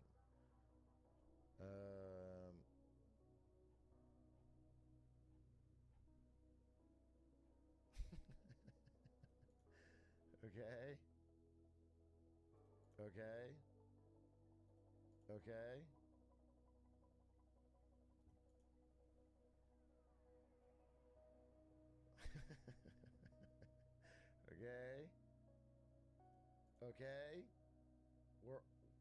I swear to God, these are all bangers.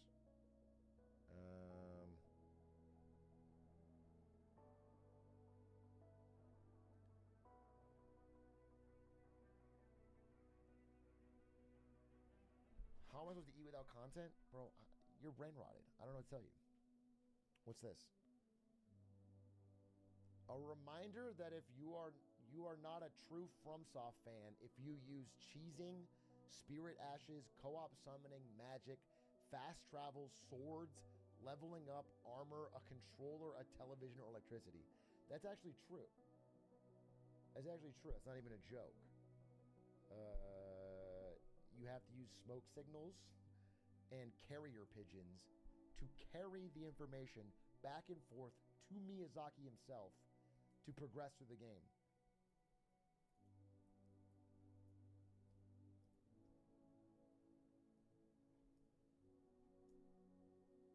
Oh, I saw this is not a big tweet, but I saw this. Vulpin Props made Faker's Hall of Legends trophy. I worked with these guys at NVIDIA for a marketing campaign. We got them to make these custom, NVIDIA fucking glowing triangle orb things. But that's so funny. They were the ones that made the Faker. We had a ton of meetings with these guys.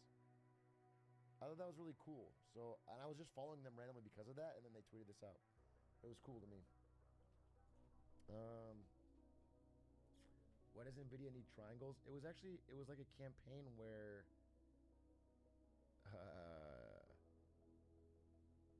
it was supposed to be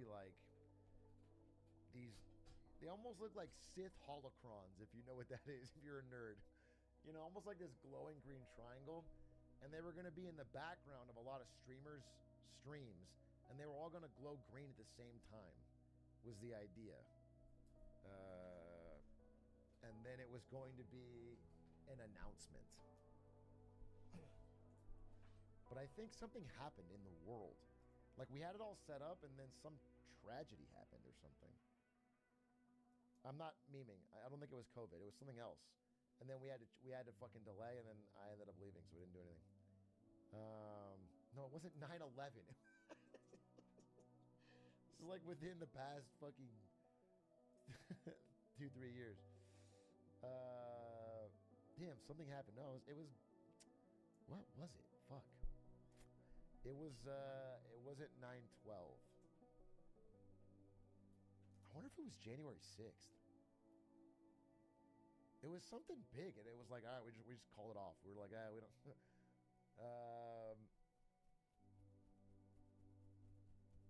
Or Ukraine.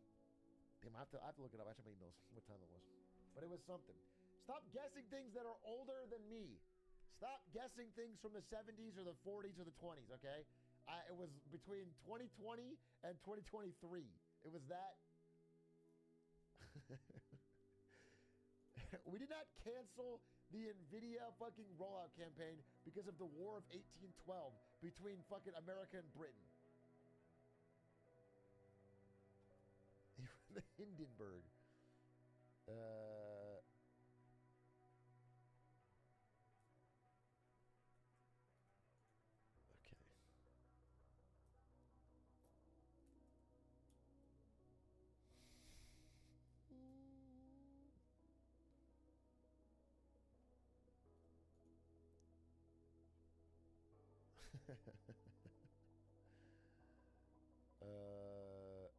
Wait.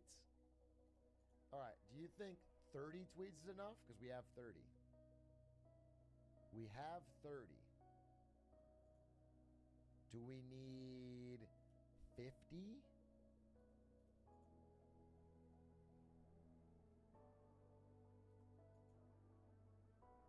Do we need...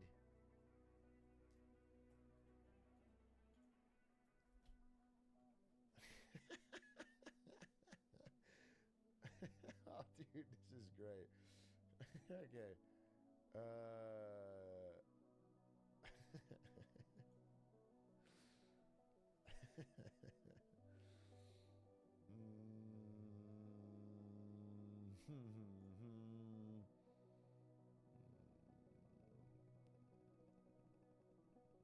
right. I think if you were to... This is a good one, too.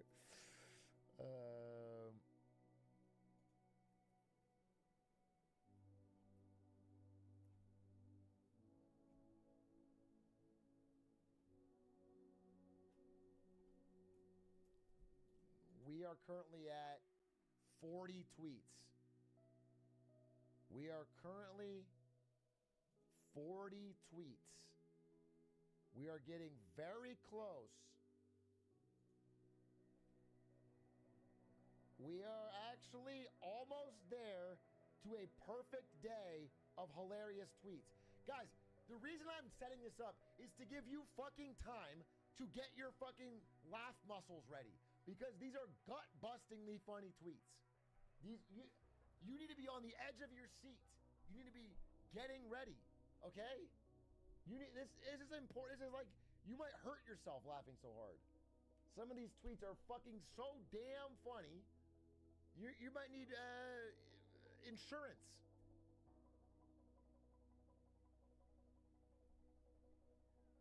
So be fucking ready.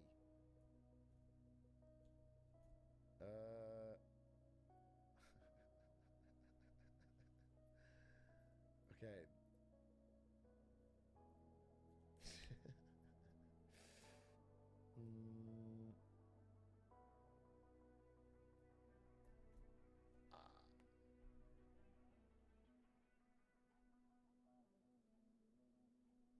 I think once we hit 50, it's good to go. It's good to go. I think once we hit 50,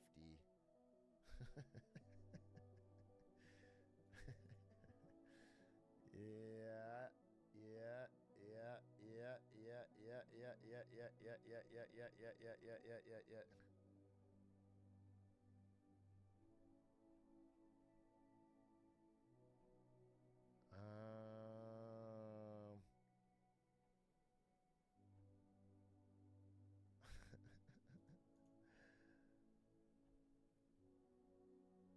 Okay.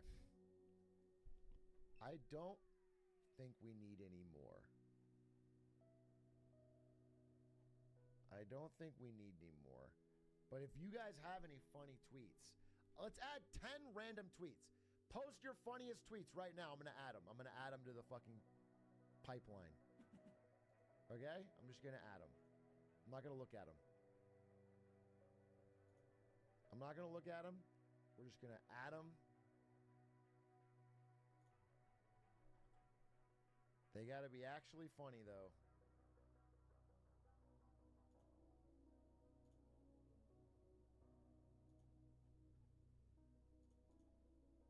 This is my tweet. Don't link my fucking tweet. No, this one's not funny. Actual funny tweets, bro.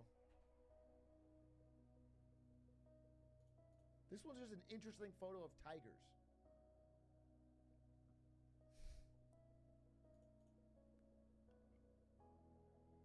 This is... You linked me a Keemstar tweet? A drama alert tweet? Bro, have some self-respect. I am looking. I'm looking because I saw the fucking... I saw the URL, and I was like, what the fuck are you doing?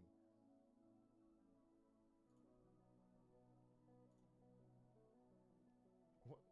Why does everyone keep linking me a tweet from Butt Crack Esports? Stop.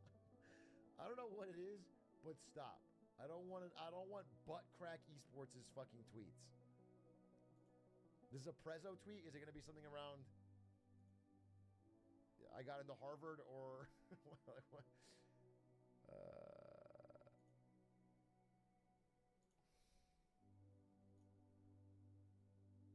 Peak Disney. No. Any tweets that made you fucking gut bust laughing. That's what I need. Gut bust laughing. Your fellow chatters are counting on you to be the funniest fucking tweet.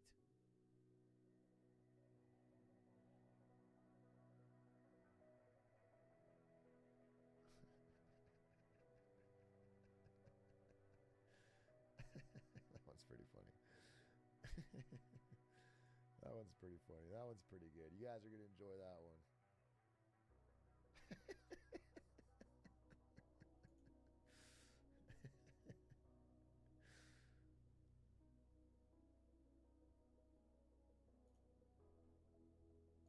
This was a Trump tweet. This better be hilarious. This is just Trump selling mugshot t-shirts from August of last year. Bro, fucking no. That's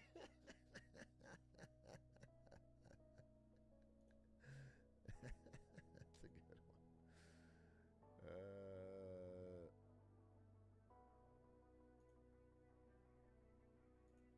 Okay. I think we have enough. Damn, some of you guys have the exact same algorithms because you are literally linking the same tweet. Like, I asked you to come up with your funniest tweet, and you're all linking the same fucking 8 tweets from the past 2 days.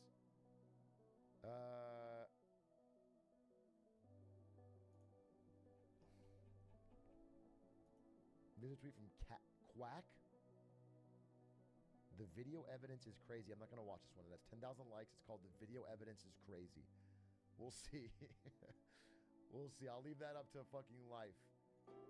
Oh, this looks good too. Okay, all right. I think we have enough, folks. I think we have enough. Without further ado, oh, yeah, we have 3, 6, 9, 12, 15, 18, 21, 24, 27, 30, 33. Yeah, there's like about, we got plenty, dude.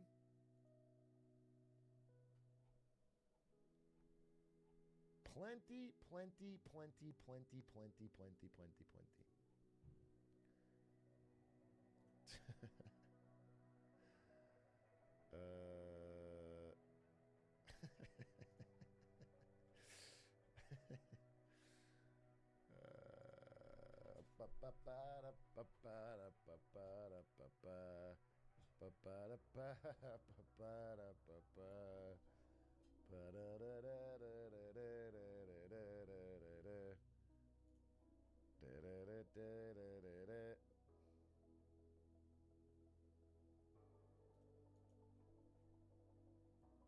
I keep adding more tweets.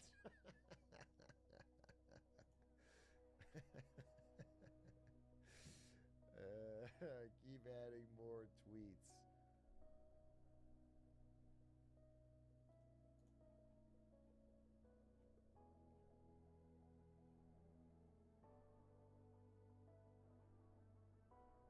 Okay.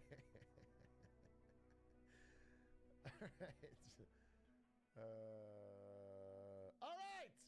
Without further ado, tweets of June and beyond.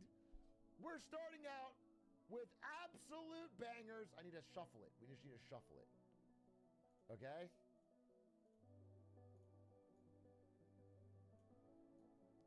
I wish there was a way to shuffle tweets in my... They need to be shuffled. Everyone, please say hi to YouTube. Please say hi to YouTube. I'm shuffling by moving them all around. Okay.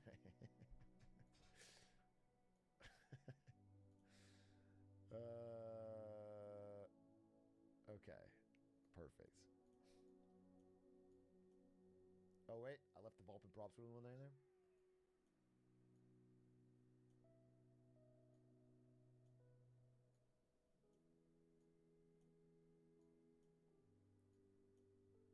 Okay. I actually think by shuffling them, I made it way worse. Because they were kind of ordered.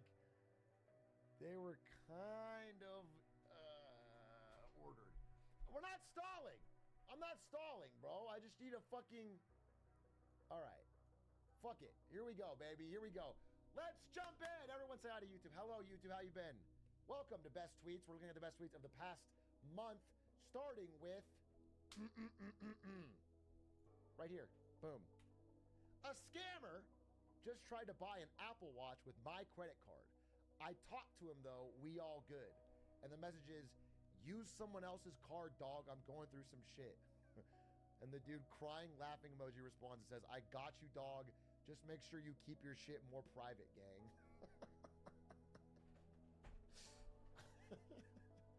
Which is kind of fucked up. I mean, it's a stolen tweet, but the original thing is true, I think. Kind of based, kind of still mean to steal it, but at least they heard. My maid of honor gave me the worst speech ever. Racist, you guys. That's... You guys, I swear, I love black people. This is a terrible start. This is a terrible start. I'm not going to be racist, but I love black people. I'm worried about the rest of this speech. I haven't watched this, so. I've known Tracy for... Oh, God. I think so. So I don't quite know Anthony that well, but Tracy talked about you, nonstop. Seriously. And she'd be like, I mean, we do that. I'm like, I don't care. No, just kidding. Just kidding. That's terrible. Tell death to his part, Anthony. Seriously. You better take care of my girl. Because if you don't, I know where you live. I'm so uncomfortable. This is not a speech. Calling it a speech is crazy. It seems like a bunch of random off-the-cuff remarks. There's nothing planned. You're part of the family. I'm not going to be racist, you guys. I'm just saying. I'm going to be racist, okay? No, just kidding. Of course, you guys are going to get the like in racial. No, seriously. You guys are outstepping. What the fuck? But you guys, I swear, I love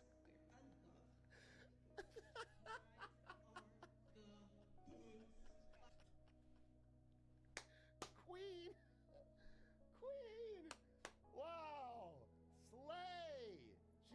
She's fucking healing race relations in this country. Okay? She's an ally, clearly. daughter's great aunt is like the best one, and you guys are amazing. I love you. I love you guys. Bless you. That was up there. That was up there with the all-time greatest speeches I've ever heard. I feel bad that you know what I'm saying? That's an embarrassing speech to give in front of friends and family already, but then to have it uploaded online and then have the world cook you.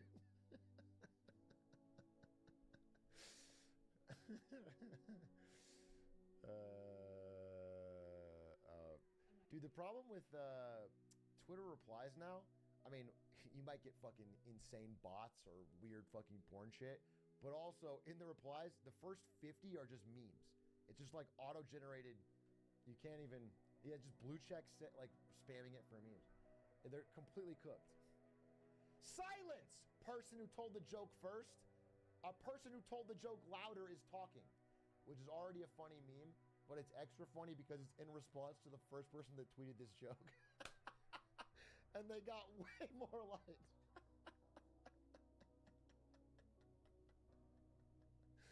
They got like fucking 100x the likes, which is actually fucking incredible. It's actually just incredible. But this meme has been my favorite meme of the past month. The fucking Kingdom of Heaven silence meme.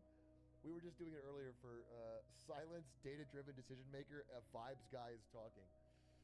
The librarian made it to best tweets. So this guy tweeted, reading a book in public, but being on page 5 is so embarrassing. And the librarian responded with fucking LeBron James. A lion doesn't concern himself with the opinions of sheep. And then he responded, he said he got this from watching the LeBron video on my stream, where we just roasted LeBron for being on page 1. So it all comes full circle, bro. LeBron might go, dude. Bringing the Lakers back. Now that he's got a podcaster as a coach, there's no limit to what they can do in LA. Speaking of that, here's the new coach of the LA Lakers. Career coaching history. Brooklyn Basketball Academy. Volunteer 4th grade boys head coach. Straight to Los Angeles Lakers head coach. When I ask God to accelerate my blessings, this is what I mean.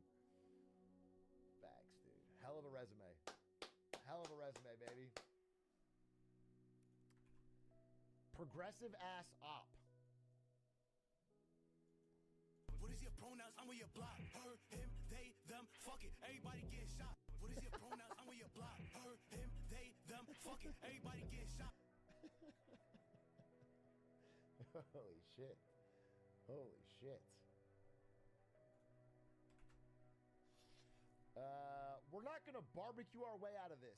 Wild pigs are conquering all Florida counties and now taking over the U.S. I think we're not going to barbecue our way out of this is maybe the quintessential American sentence. Is there a reality to this? I'm not aware of this wild feral hog problem, but it seems like there's more stories about it. Do I have to batten down the hatches? Do we need to get a bunker? Are the hogs starting to invade other states? Do I need an AR-15? I mean, I'm American, so I already have 3, but do I need a 4th?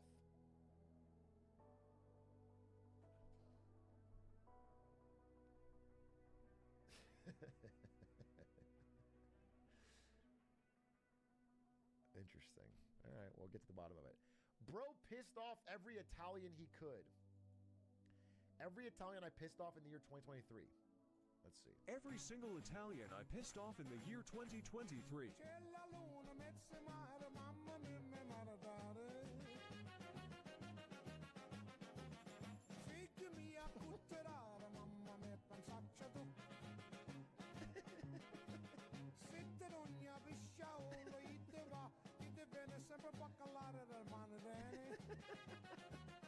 Oh no.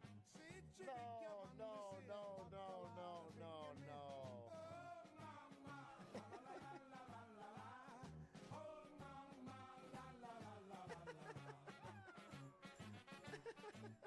Mama dear, come over here and see who's looking in my window.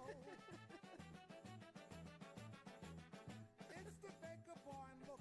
Okay, I actually do this and I don't give a fuck. It doesn't change anything. If you're gonna begrudge me eating my pizza like a taco, folding a pizza is one of the best ways to fucking eat it. There's nothing crazy about that.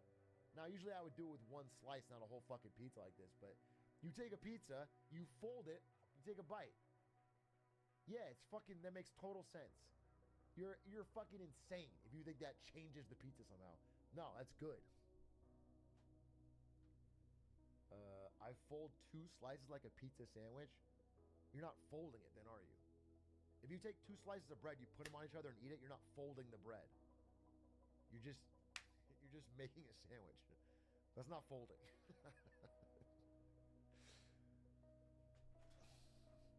You're making a pizzadilla. He's got a cannoli in his hand. If you marry the baker boy, he will come and he will go, and he will always miss.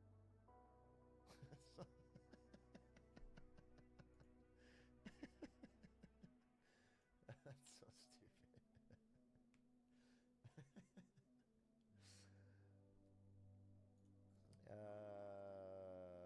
The ketchup on the pizza one pissed me off. That's disgusting. That's foul. I think about this every time I'm on Zoom. I am Narcissus and my little Zoom square is my lake.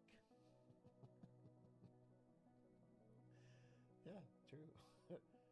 True. I do that. Everyone, you see, I'm doing it right now. I'm looking at my camera right now. You check. No one's looking at anyone else but themselves in a Zoom call.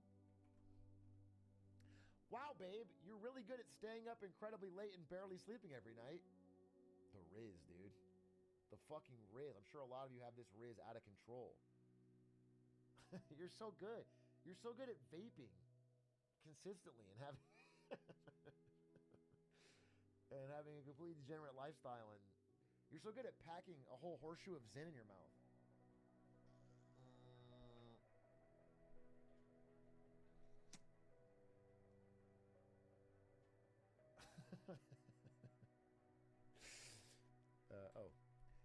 Elon. Oh, speaking of being on Twitter, which is now called X, Elon does so many stupid, embarrassing things that it makes it hard to even focus on just one. But remember when he made a huge deal out of wanting to fight Zuckerberg, and when Zuck was like, you know what, let's do it. Elon was immediately like, oh, my doctor says I can't, sad face, but I'd win though. It is crazy because if you recall, Elon was literally tweeting out like, I have spoken to the Prime Minister of Italy. We are guaranteed for the Colosseum. It'll be no holds barred street combat. We will have no cameras in the arena. And then he was like, my mom said no, and my doctor, I can't. It was insane how much he leaned into it, only to be the guy that backed out.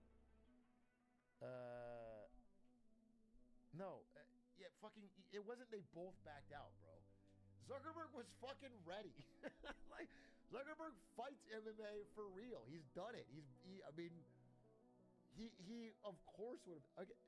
The fact that we have to defend Mark Zuckerberg is crazy. That's how fucked up Elon is. Because Mark Zuckerberg is a fucking lizard person who made fucking the world measurably worse. But he could beat Elon's ass in a fight, that's for sure. This was funny. There was all these memes, or like, I guess not memes, when Trump was convicted of him and Jesus, and then when Hunter Biden got convicted, they just repurposed all of them with him as memes, and they were very funny. It's okay, they called me guilty too. It's Jesus Christ on Hunter Biden's shoulders. It's not in here, but there's one where it was like having a fucking Joe Biden Monday after a Hunter Biden weekend. It's very funny. Where you're just unable to speak after a week of crack cocaine and fucking. How it feels to submit one job application. Zoomers get in. Relatable or.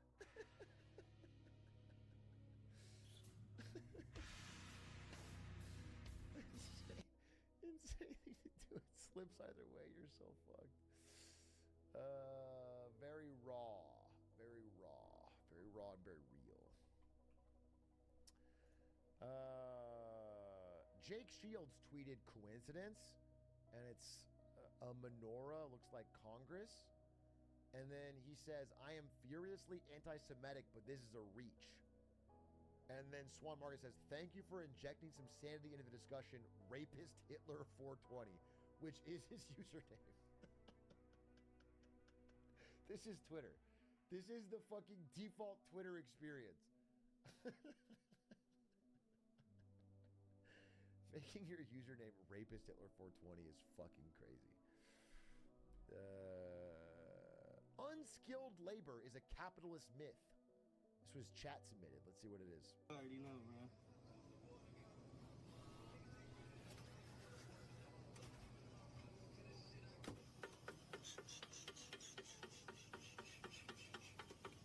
I'm about to hit. And I ain't been lucky these last couple times, but this time for some reason, I just know. Try, turn that down.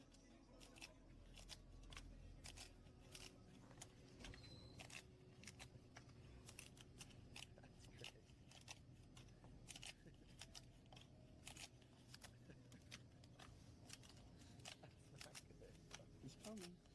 It's not coming. I'm about to get it. That's not. How much does that cost? To get it. Dude, he's so practiced. I feel it. Uh-oh.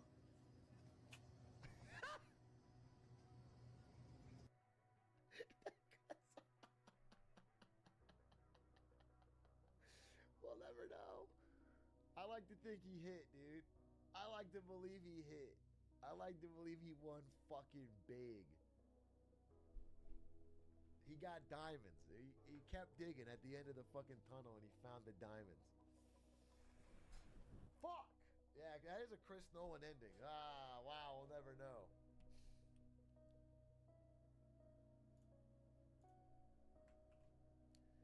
Good morning. Average cop versus average firefighter. I mean, I get it, but this is... Turns off body cam, commits murder. Wait, there's dogs in that burning building. I'll say that. We did talk about this recently. It's not really, I mean... Is I do remember saying that I think it is crazy how nobody really has a problem with firefighters. Firefighters just get it done. Anyway, this one was funny. My girlfriend is so sweet. We just had that silly hall pass combo. I guess she didn't want to make me jealous with a hunky celeb. So she said some random nobody from her job. And she wasn't even remotely intimidated when my answer was Anna freaking Kendrick. And then the good part was Anna Kendrick liked it.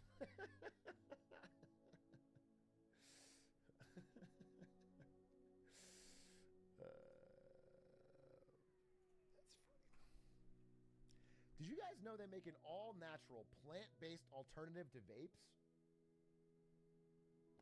Could be healthy. Could be healthy. Could be clean. If you want to be green, if you want to be clean, you get a homegrown, natural, all-American. Zyn is European, so you don't want that. You want American tobacco. Speaking of Americans when they need to go grocery shopping in the suburbs. Hey, mamas, let's talk about the mommerful features on the Rezvani Vengeance. I'm body armored, and so is this vehicle. For even more protection, you have explosive underbody shielding, bulletproof glass, electrified door handles, military-grade run flat tires, and a Ram steel bumper. If anyone's following you, you have blinding lights in the front and the back, or a smoke screen. This is actually true. I have an aunt that is like this. She is like the sweetest, nicest lady in her house, but on the road she has insane road rage and fear, and she needs to be like the highest possible vehicle. She has to be like 4 feet taller than everyone else on the road, and a giant fucking 2-ton Omega truck. I don't know why. She has so much, I think, internalized fear over driving that it has to be, a Batmobile. Plus my favorite, pepper spray.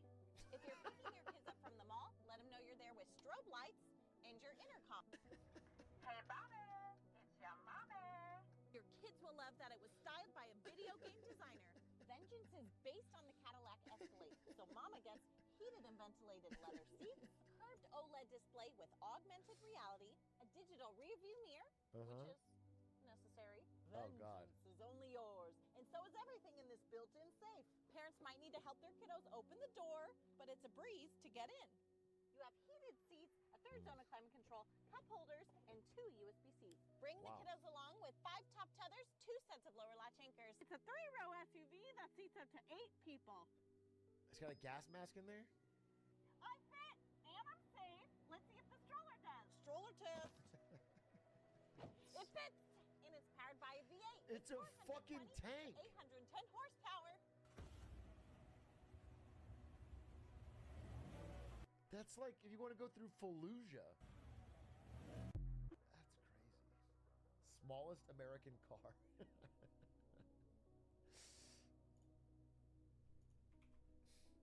I'm at the spot where JFK was assassinated, shaking my head so everybody knows I don't approve of what happened. Based. Based. Good on you. Let him know. Let him know. Let him know. Let him know.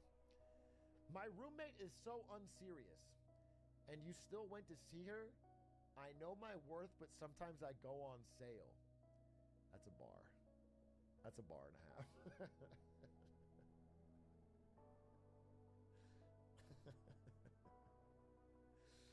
That's actually, that's a modern Socrates. Yeah, that's a good response.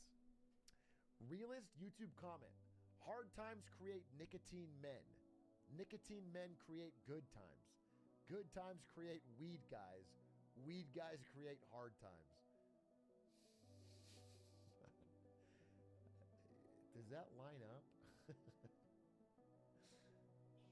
It might line up. It might line up with history. You know what I'm saying? That might line up. If I track that out, Woodstock. Zin men create robots. No, I don't think that's how it works. University of Chicago philosophers remain undefeated. Brian Leiter from the University of Chicago said, "What's a sausage party? I must be getting old." Now that the term has been explained to me in responses, the natural question is, why sausage party? Is it supposed to pick out a male-dominated event? Is this based on the stereotype that men are supposed to prefer sausages? Or is the explanation even more juvenile? Bro. Bro. Yeah.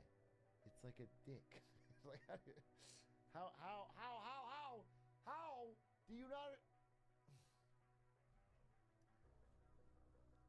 I feel like ancient Romans would get that fucking joke. Saw a TikTok talking about college during the Mo Bamba sicko mode era, and all the comments were calling him Unk. Oh, God. Oh, God. That's so recent. Bro, I was listening to Mo Bamba yesterday when I was playing basketball. I was literally listening to Mo Bamba yesterday. That's crazy. This was before COVID? Yeah, but 4 years ago maybe? Like what, 5 years ago? When was sicko mode era? 2019? 18, 19? Bro, that's so recent. Oh my God. Especially if you count COVID as like a hyper form of time. 2018? That is 6 years, I guess. Jesus.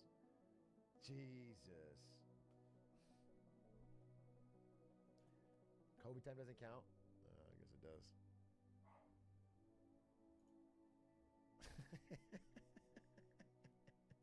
It's this dude. This guy's obviously young.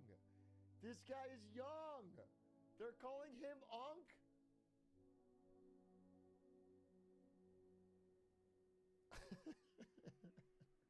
Absolute fossil.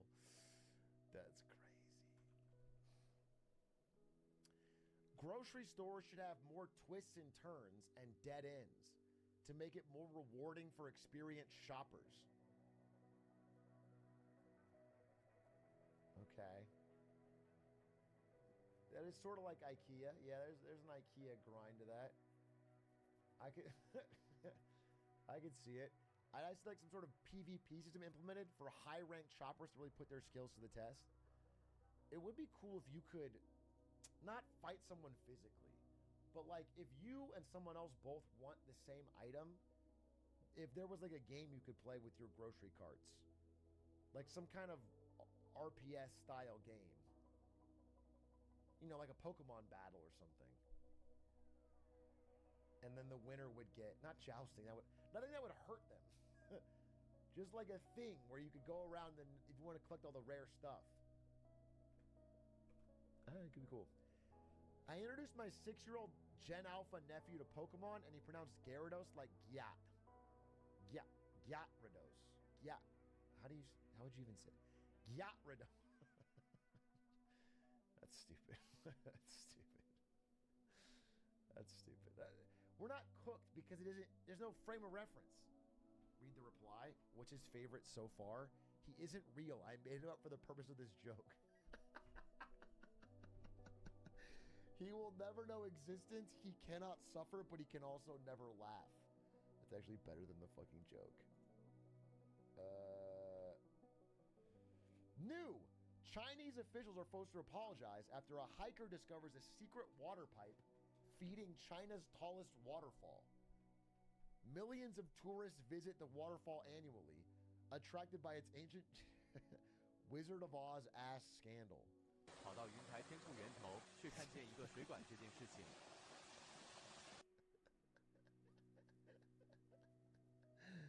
That's funny. That's funny.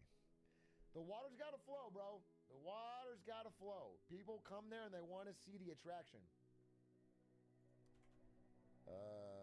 Begging my kid to play video games instead of watching other people play video games online. Folks, the bar is in the molten core of the earth.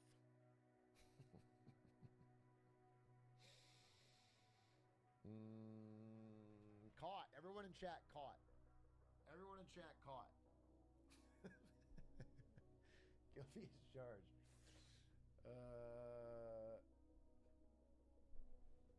Yeah, I don't know. And that feels to me like, I don't know. I mean, it's different because I didn't really watch Twitch. I didn't watch Twitch growing up. But I remember thinking like,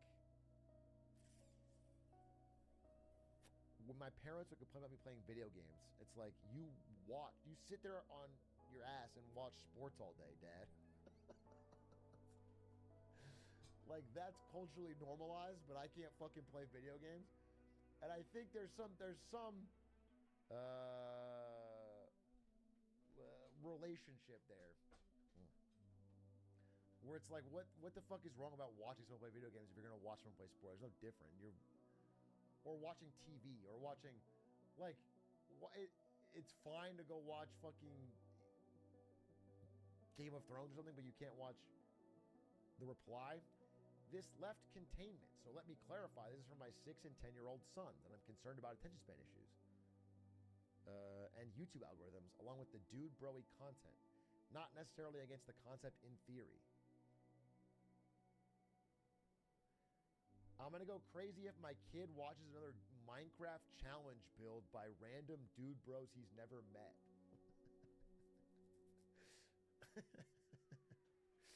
Damn, who would he be watching?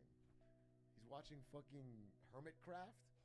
That's based. He's getting more intelligent.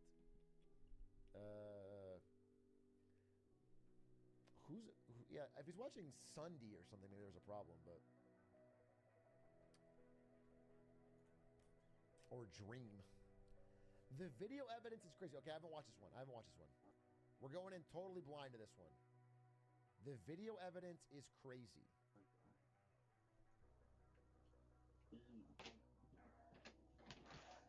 Yes. Hello, sir? Yeah? Okay. Can you hear okay? What do you need? Look. Whoops. Yep. What happened, man? Yep. I was coming from the corner, right? And then another car from this corner. You know how cars from right here come from the corner fast, right? That fucking fool, bro, came from the corner like this. And I went to the left, and you know, cause I have a fast car. I went to the left, and when I went to the left, I pressed on pedal. I'm not gonna lie. I pressed on pedal. Press on pedal to go on the left, I lost it. Oh my god, bro. Oh, hell no, man. What the fuck, man? Get your ass on, boy. You get your goddamn ugly ass on.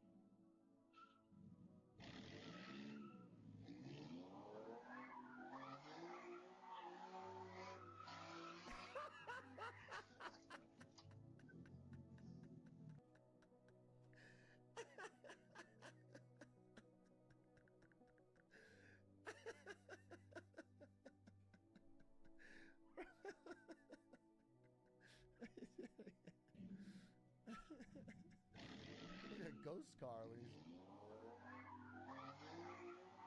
just trying to do donuts.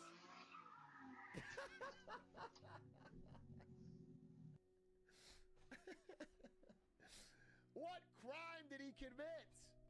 Having too much fun? This is America. That's so funny. He's trying to lie. I was coming from the corner, right? And then another car from this corner. You know how cars from right here come from the corner fast, right?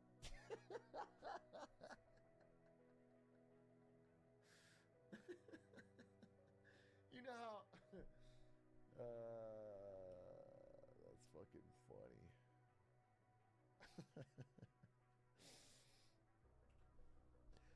Crazy how in Star Wars, when you first meet Jar Jar, he says, "Excuse me," because he's a silly little guy and likes to have some fun. And then in the next movie, he's been living on Coruscant for 10 years and he just goes, "Excuse me." The city really changed him. Facts, dude. Facts. He was different ever since. The city, like the money. It's not just the city, it's the money, dude. He got that political job. He started talking different, acting different. Twitter CEO in 2018, Twitter CEO Jack Dorsey sent beard shavings to Azalea Banks so she could make an amulet to protect him from ISIS. That's a crazy fucking sentence. And then a few days ago, all I'm saying is that to this day, he has not been attacked by ISIS. I mean, that's a fact. That's a fact. If that was the goal, it has so far worked. It has 100% effectiveness rating. What possible expertise would Azalea Banks have at making ISIS warding beard amulets? Why was she the one he chose? Why did he fear ISIS? Is there more information? I have to learn more, dude. I have to learn more.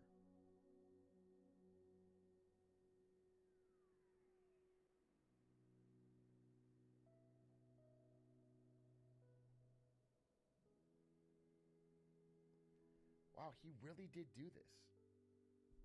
Both she and him have confirmed that he sent his hair in an envelope to make an amulet for protection.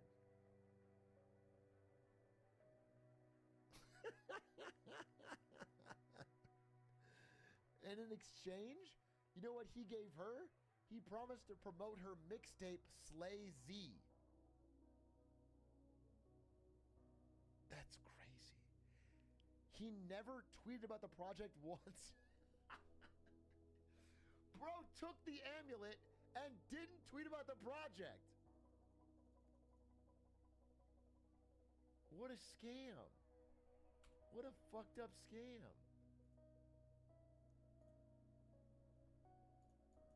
Maybe the amulet won't work.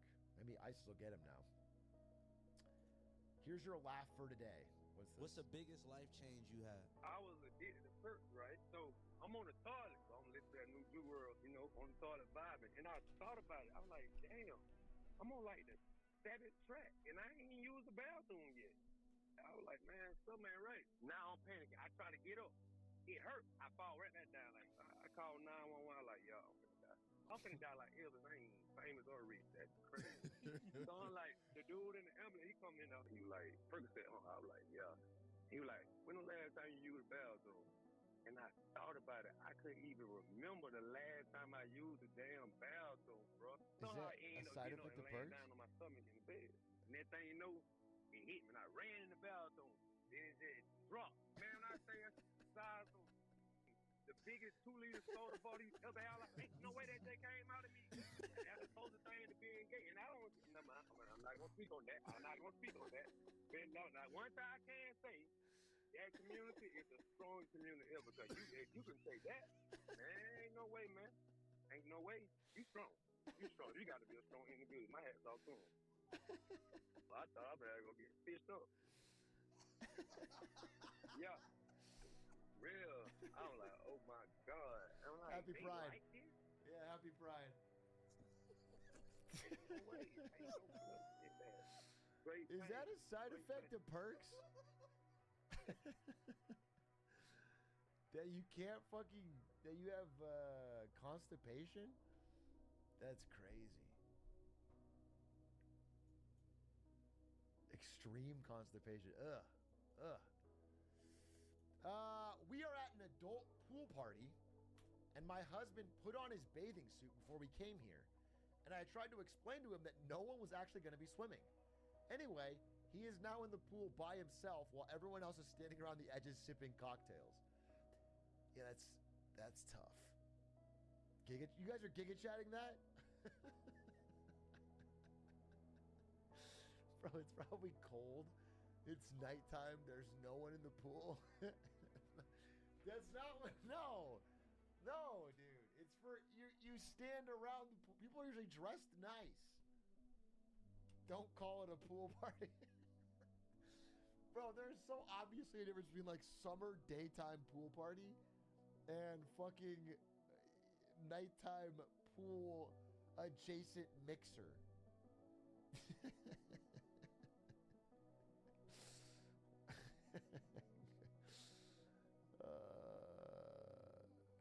She posted this in June. What the fuck is a point?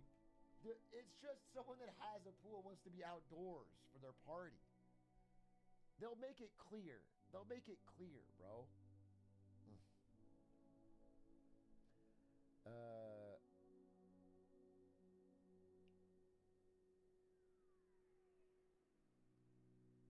Waste of space then. Do you want them to fill in the pool with concrete before they have this mixer? Is that what you want? You would like them to drain all the water, fill it to the top with concrete.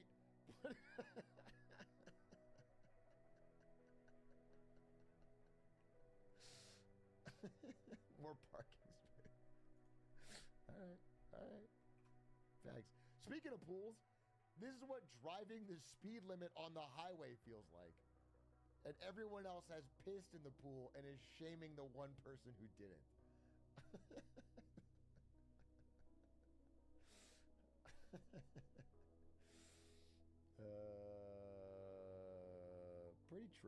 Pretty true. I drive quick. I'm certainly not happy when someone's just towing the line.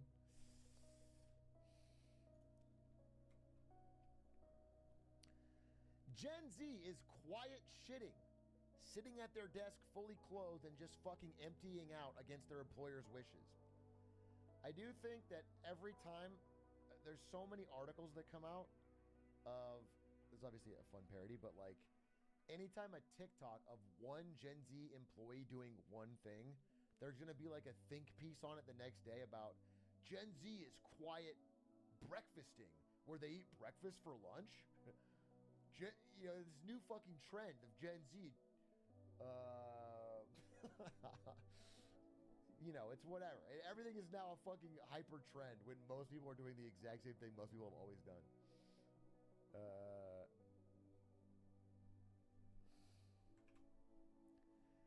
I saw this, and this is actually crazy to me.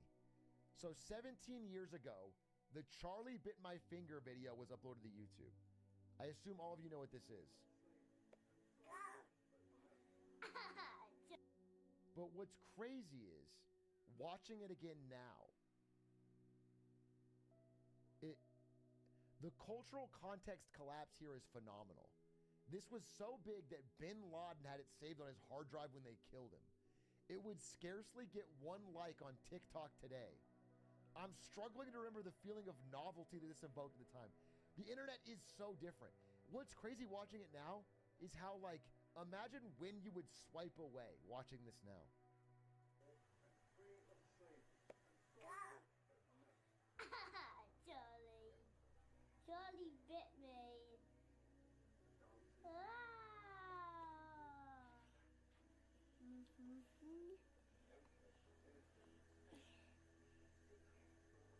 Bro, he doesn't even bite him till over 20 seconds in. How brain rotted have we become? This was early internet. This was like the crazy meme video. Everyone will be gone.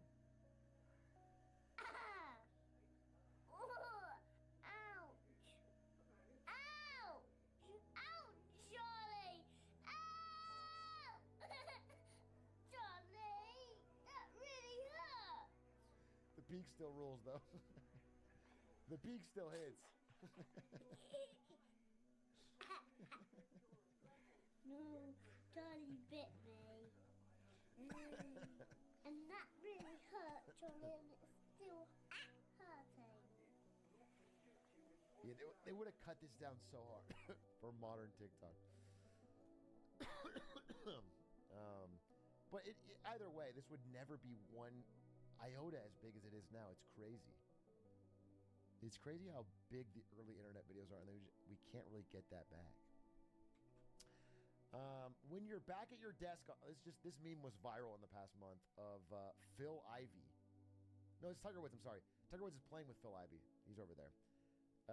Tiger Woods playing poker. When you're back at your desk Monday morning doing the most soulless work imaginable, and your boss comes by and says, "Hope you got some rest this weekend. Big week ahead." Yeah, he looks like Ben Affleck in that one photo. Just completely fucking checked out of life. A true haunted expression. Bro, I just got back from vacation. This was me all day, 100%. Yeah, there's a unique suck to it. Because vacation, you're so free and having so much fun. And then the first day back, you have so much extra work to catch up on. And it just feels... You feel like the shackles being put back on. As you dive back into the meetings. How much do you think he was down? That's a good question. I wonder if this is the look of a man who is down or a man who is just fucking... Just doesn't know what he's doing right now. Just not sleeping. Just fucking sitting there. I assume Tiger Woods is fine financially. This is probably not a money thing. Or maybe he's about to lock in. Who knows? Can you believe I used to be addicted to coke? And the response was, yeah. Let's see why.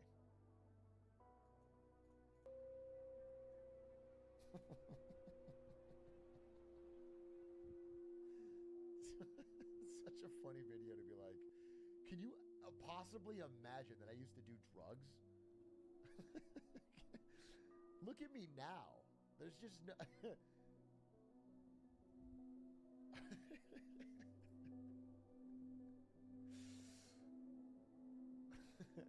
Can you believe I used to buy healing crystals? No, I can't imagine. Nothing about that gives it away.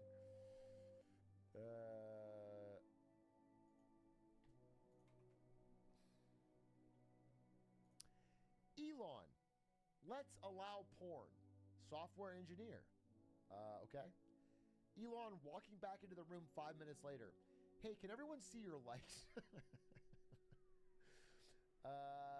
This is a joke, but there's a kernel of truth here in that it is theorized that the reason Elon suddenly and quickly removed the ability to see likes was because people were catching him in his own likes. Wait, I might have it in a separate. Let me see. I think I had. Yeah, here it is. This is the reason they're doing this, by the way. Elon Musk likes, and it's...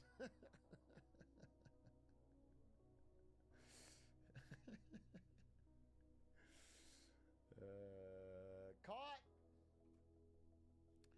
My grandma's funeral was interrupted by ads. The church was piping music from YouTube, and we were too cheap to buy premium. It happened 8 times. Somewhere Over the Rainbow was interrupted by a mid-roll advertising bathroom tile. That's so depressing. Yeah, you got to imagine after 1 or 2, you cave.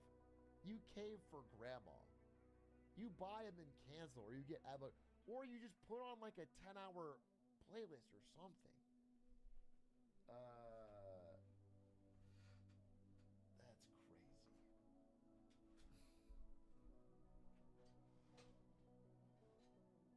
Yeah, free trial. That's what I used to watch the NBA Finals. You just free trial it. They cancel after the fucking Mavs get swept.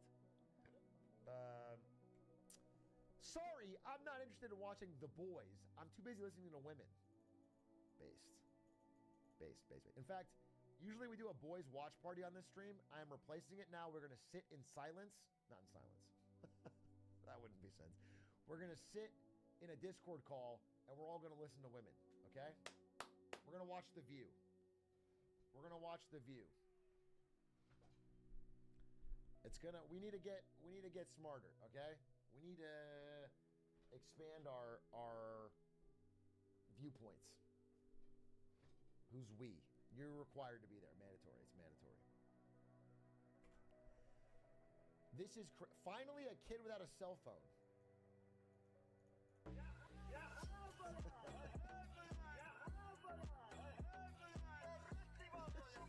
Dude, this shirt goes dumb hard too.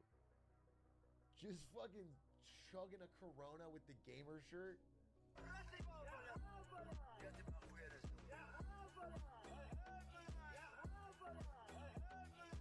This kid is too young to be chugging the whole beer.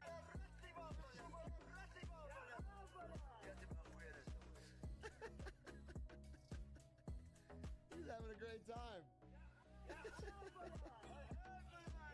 I like the cheers too. Yeah, fucking kids' vibes are immaculate. This kid's vibes are immaculate. No party is ruined by having this kid there, I tell you that. Well, except for anyone where the police could show up, I guess. That's the only one. And he's got the movement. Hey, here's the thing. Unironically, if some of you in chat are having trouble figuring out what to do at a party, just do this exactly. Wear the same clothes, do the same dance, and drink the beer with a cheers. I swear to God, you'll be the life of the party. Vibes up 1,000%. Just this. He's giving you the formula. He's giving you the exact formula. Don't have to say a word. Don't have to say a word. Same fit, same drink. Your vibes will be crazy. Just smile. Have a good time.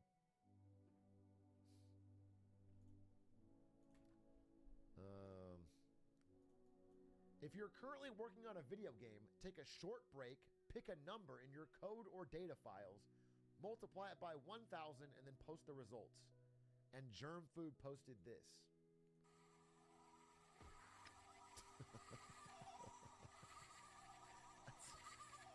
Nightmare fuel. So horrendous.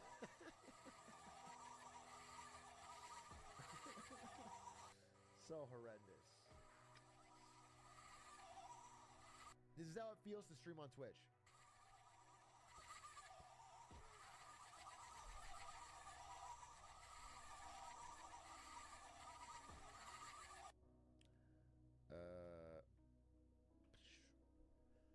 Off work late? Do you want to read but you're too tired for book? Try 300 to 400 posts. It's not so different from a book. When you think about it, the first books were actually scrolls, predating the Codex. You will certainly not regret reading 300 to 400 posts. That's kind of what we're doing right now. And it is sort of like a book. We are all getting smarter. There's text is text, you know what I'm saying? Oh, speaking of social media, folks, we've got a hole in the deck. Dead ass. Boat Sisters, is it over? Lamau skill issue. Yeah, and I really wish I was playing Dark Souls 3 right now. Look at me, I'm DaBaby. This is also like streaming on Twitch. This is also like streaming on Twitch, where I will ask a normal question about something, and these are the type of responses I get. These are all, it's the same fucking type of people. I'm in my shipwreck arc. I'm such a boat-pilled sink maxer. I'm clogging it, bruh. Give me 1 sec. A hole? Bro, I'm coming for that Botussi. I'm a freak for real. This is actually accurate. This is how the responses would be. Fucking for real, actually.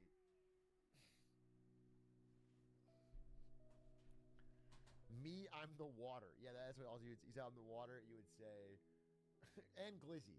Just throw in a couple words and say Glizzy, Glizzy, Glizzy, you're a coffee cow. And this is the same fucking Twitch chat we have right now.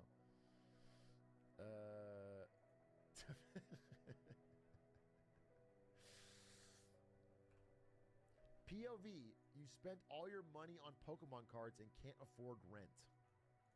That's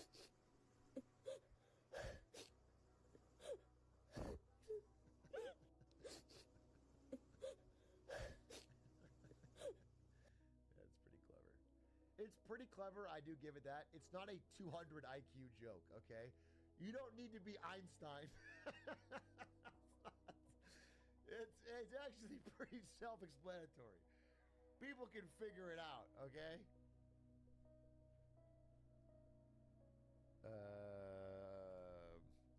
What a terrible day at work.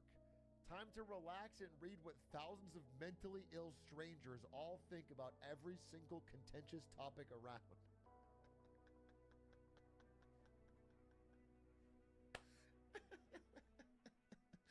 This should be the first tweet. Wait, whoever's editing, put this at the beginning.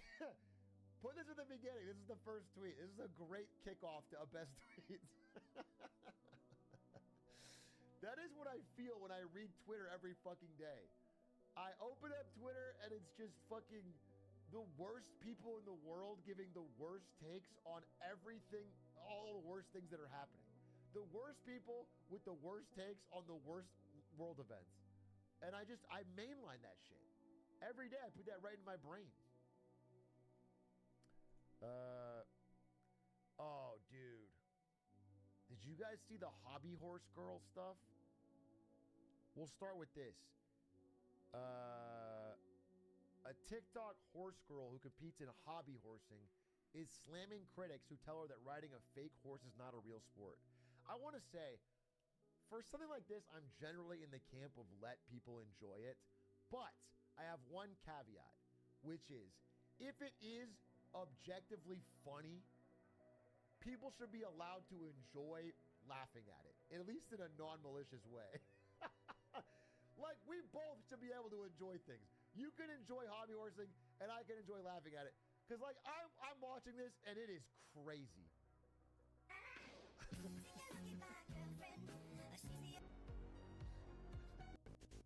Yeah, she's out of breath. But anyway, apparently, hobby horsing isn't a real sport, says man who golfs.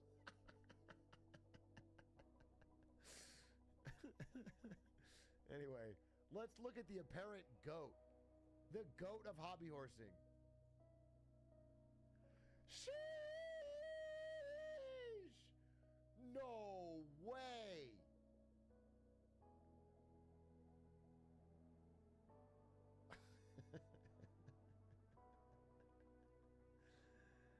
No way! That's... Well, I want to see the... also, that's not a real sport.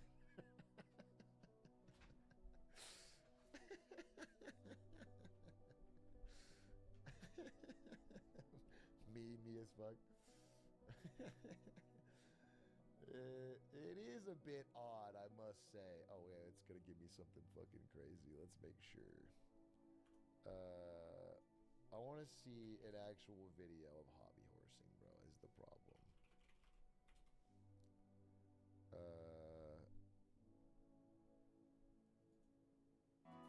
Nara Arlen knows full well how odd it must look to some riding through the woods on a hobby horse. I remember being mocked, and if I said that I don't care what people think or what people say, it would be a lie. When I do hobby horsing, I feel like only the sky is the limit. I have heard everything already, so there's literally nothing that I haven't heard. But I feel like myself when I'm doing hobby horsing. That's the one thing that makes me want to keep going.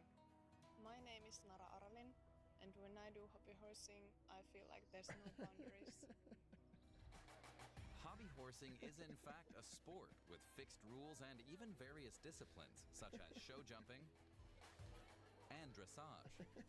The hobby horse Okay, championship dressage held is annually crazy. in Finland attracts Dressage some is 300 crazy. participants from as many as 17 There's not countries, even any. making it the biggest event of its kind in the world. Hobbyhorsing ist eine sehr große Gemeinschaft, die sich auch sehr viel gegenseitig unterstützen. Ja, und einfach ein schönes Hobby. It's harder than it looks. So I'm like, No, I'm sure it's hard. it gives me the opportunity to be creative. Can I be honest? Is this just horse? Is like, here's the thing: horses are very expensive. Is this just horse girls that can't afford horse? Is that the core of this? Okay. Okay. That makes sense. That makes sense. That tracks. Horses are expensive, so that tracks. I mean, it's not different from like people that play Quidditch on, you know, holding up a broom. But saying it's not different from that is not too good. That's also funny. Can I see that? People playing real life Quidditch.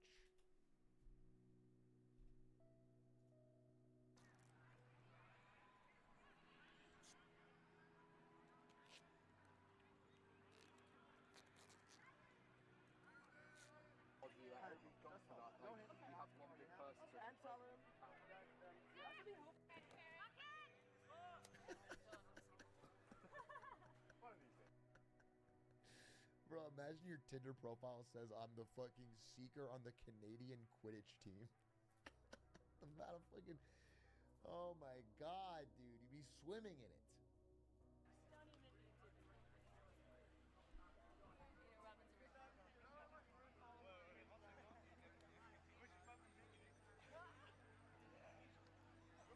Why is there so many players?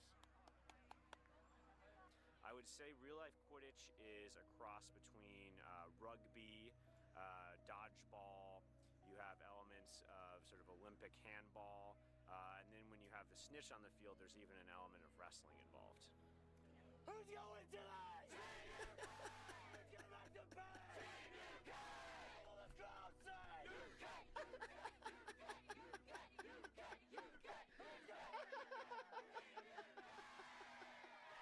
I think it's really inspiring to newcomers of the sport to come in and see players of all genders on the field together playing equally, you know, tackling each other in a full contact sport, scoring goals, passing to each Wait, other. why This is something that no other sport really Why are you has. tackling in And Quidditch? I think that can be a really unique defining characteristic of Quidditch. And when it's already grown so vastly, but I think it still has yet to really break into a huge mainstream. And one day it will, and I think it has potential to be one of the biggest. You think one day it will? You think somehow Harry Potter's going to have a bigger resurgence than it had at the peak of Harry Potterdom? During the height of the books and the movies, you think it's going to get bigger now? And Quidditch is... If it couldn't do it then, it's not going to do it now. Sports in the world.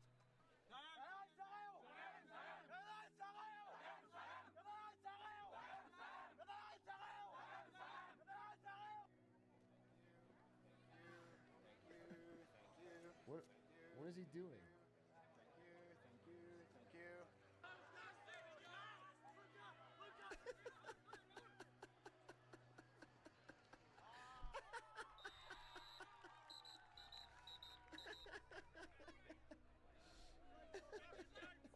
Holy shit, dude. Holy shit. The way they move the quaffle is crazy. Wait, how do they handle the snitch? That's what I want to understand. How do they handle the fucking snitch?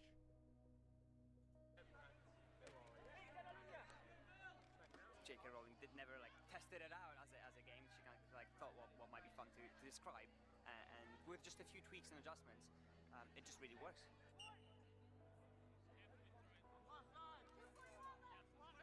What are the tweaks? What are the adjustments?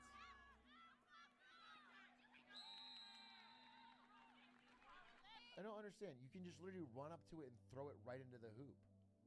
And all you have to do is it's just so funny because you might as well get rid of the broom between your legs and make it a sport. Why have a broom at all? You're not flying. You don't use it. What's the? If you're gonna change the rules anyway.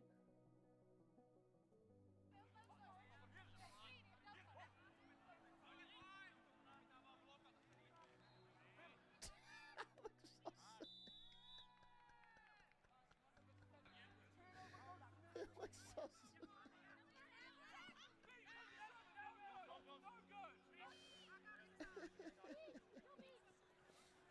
That's the snitch! That's the snitch! It's truck nuts on it!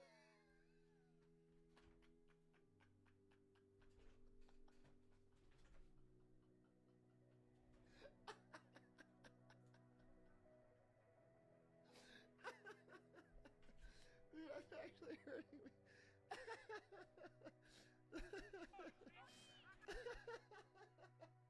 You just have to grab this dude's truck nuts.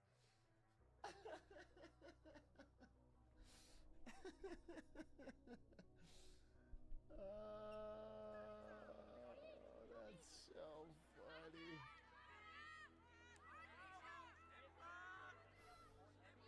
It's stand-up wrestling. I get an opportunity to go out there and just kind of be a bruiser. So I played rugby and lacrosse in high school and lacrosse in college. And now that I'm a little older, it's fun just to go out and play a game that I can still go and be physical.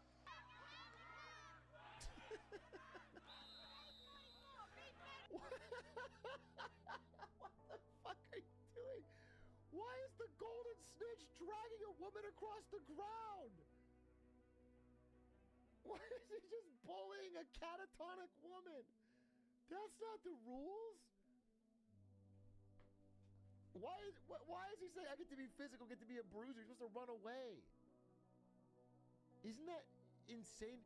By the way, there's so much room for bias and error. If two seekers are chasing the snitch, he has to choose which way he runs, left or right. If he runs towards one of them, he's given him an advantage. It doesn't work as a person.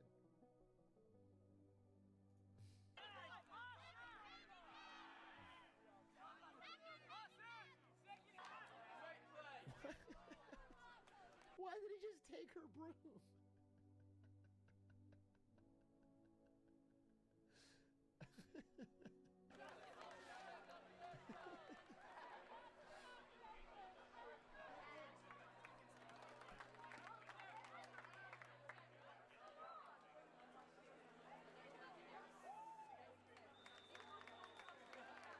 Dude, this is unreal. This game, play our game, and we will come out of it with an amazing outcome. That's it. That's all that matters here, yeah? Drop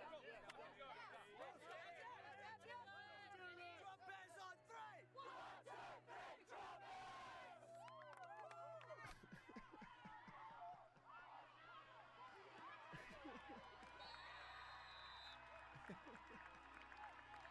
Yes.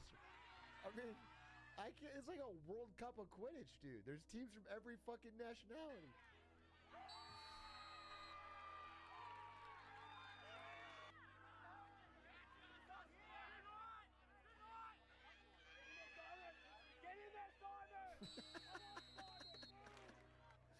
They got fucking alley-oops.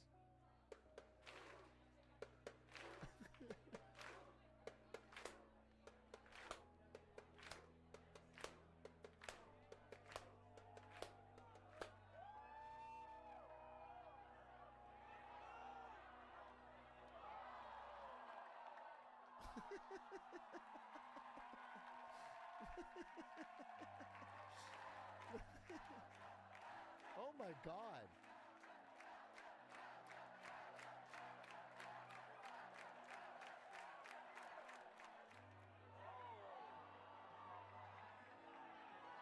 So where's the... I just don't get how the snitch works. I guess it's not in every game. Even the diehard Harry Potter fans that play real life Quidditch had to realize the snitch is stupid. I think they got rid of it. That's crazy. Well, I learned a lot. That was a very funny video. Hobby horsing and Quidditch, folks. The future of sport. Oh, speaking of being a fan of something, we're Star Wars fans, okay? Okay. What kind of Star Wars fans are you? It's the Civil War scene. We're Americans. Oh, what kind of Americans are you? This is true. This is true. Basically, my metric is if they don't like Andor, we're not the same. Andor is the litmus test, is the barometer. If you don't like Andor, we have a different idea of what you think is good. If you think you're a Star Wars fan, you don't like Andor, when they exist, there's many of them. Andor wasn't even that popular. Then we are not the same.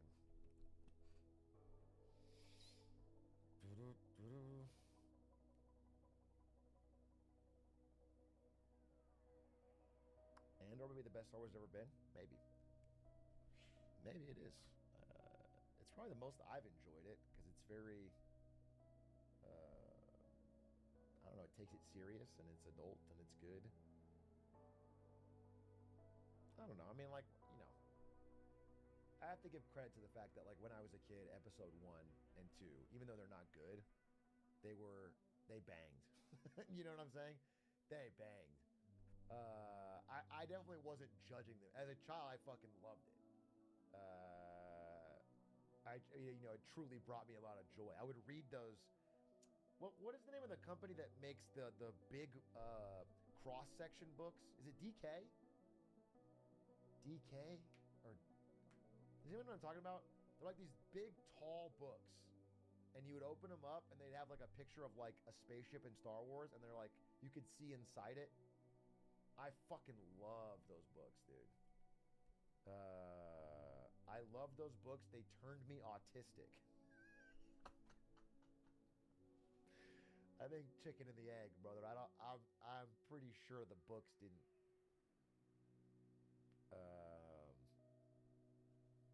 But they were sick. I mean, I remember when I was a kid, I loved episode 1 and 2, and I liked those books too. And then obviously Empire Strikes Back is based. However, I think low key episode 4 and 6 are just. I mean, they're great. I'm not gonna denigrate them, but they don't.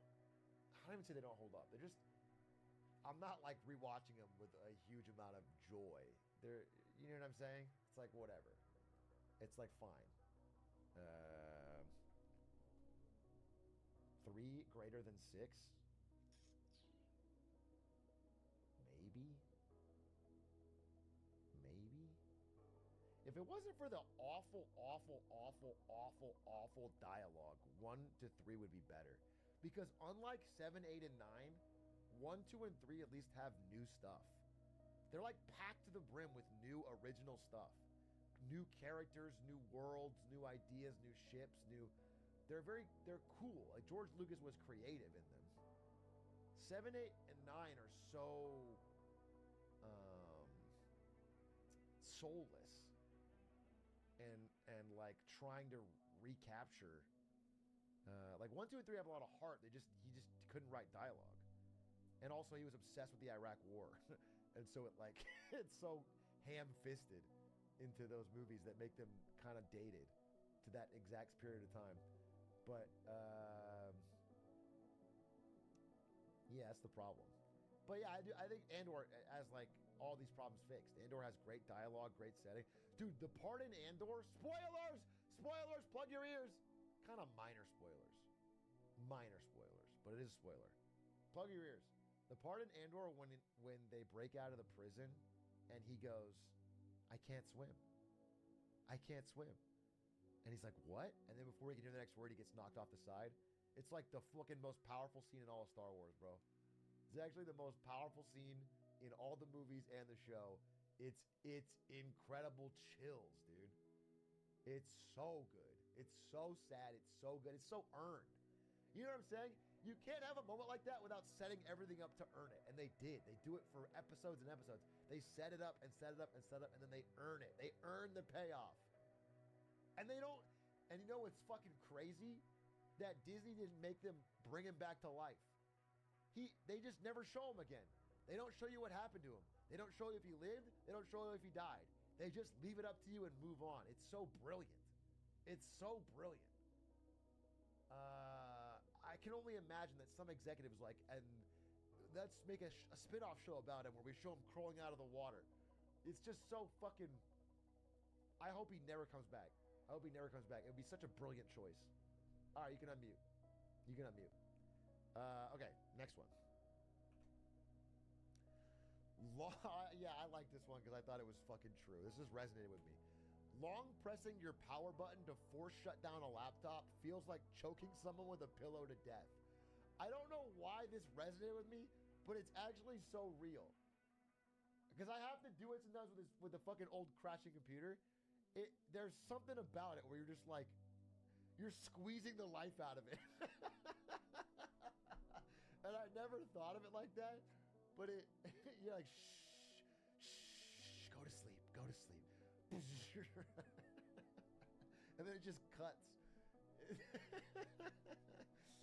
It's like the perfect tweet. This is the perfect tweet. It's a fun observational humor on life that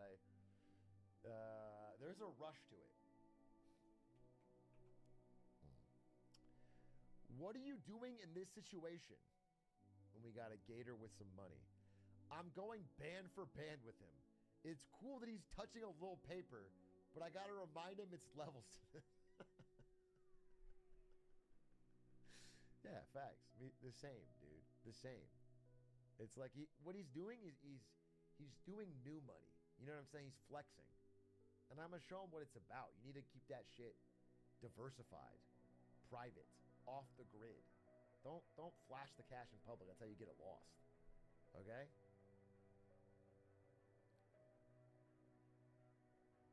Remind him that he might have some motion, but to the one that's really moving, he might as well be standing still. Fucking facts, dude. Facts.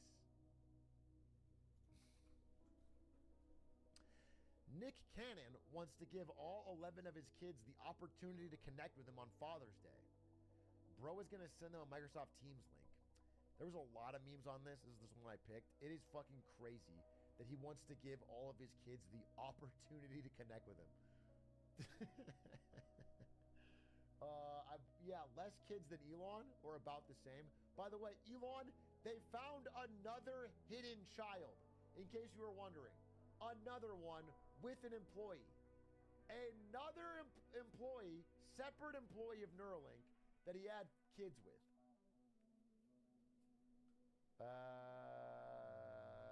Bro has more hidden kids than Drake. Yeah. Gotta book a webinar just to say hi to your dad. That's just, you're not going to get a word in edgewise with 11 people in a call.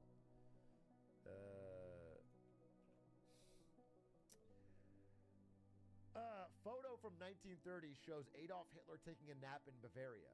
Oh, you're EP? You know who else took a little girl nap? That's right, Adolf Hitler. Not so cute now, is it? Showing this to my Discord, where they all talk about being EP all the time. Okay? Wake up. Wake up. Like a true American patriot, like FDR. Okay? EP is Nazi connotations. I'm always EP because I hate the woke. Yeah, I read theory. The king who came sharts. I shouldn't laugh at that. That's stupid. That's stupid. That's dumb. The king who came is a stupid title on its own. That's not intelligent humor. That's not best tweets. My wife deleted social media off her phone recently. Today I caught her scrolling through her Venmo feed like an alcoholic drinking Listerine.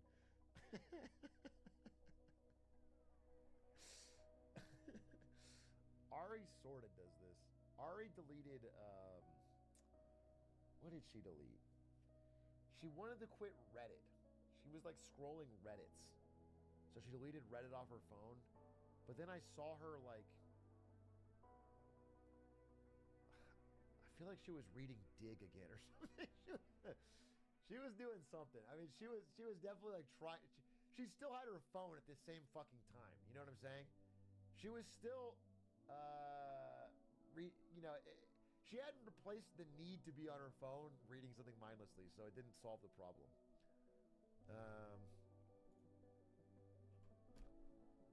Speaking of girlfriend or wife, this is my girlfriend. The second I put on a movie, I'm excited to show her. And I just want to show you this because this is fucking true. This is fucking true. The reason I bring that up is because whenever I want to show Ari a movie, there's a 50% chance I get this. Okay? And then she, at the end of it, she's like, I didn't really like it. You didn't watch it. You didn't watch it. You didn't watch it. He's just always in his own world. He really quiet for real unless he know you.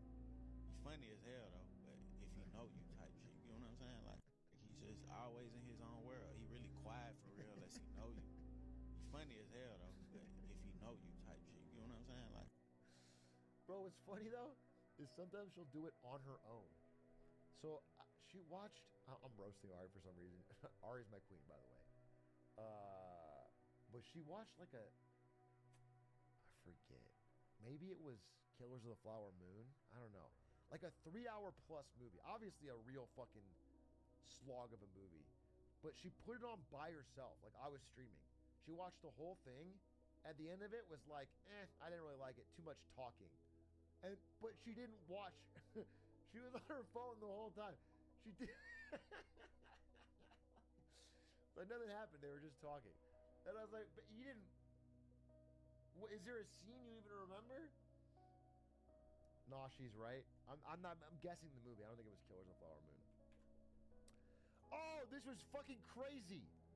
This is Zhang Zhu, a 7'5", 16-year-old Chinese female basketball star. Look at her on the court.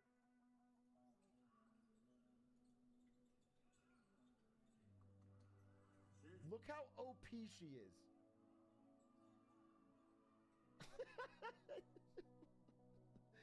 Look at this motion. Grab it, turn around, put it in. No one. Look at the girl's trying to guard her.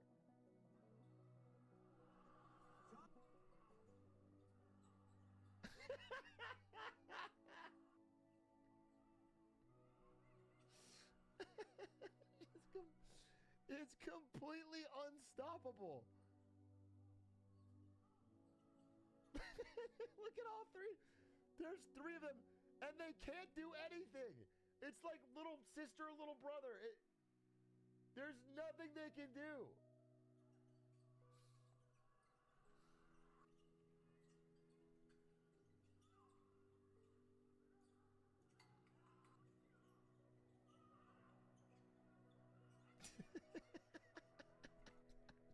This part is so stupid. She gets the ball, turns around. There's absolutely nothing 3 of them can do. They just stare at her, and she. Oh, what a dream, dude! What a dream. The other people on her team must be seething. I feel like everybody in this game is seething except for her. There's just no points. It's a complete domination.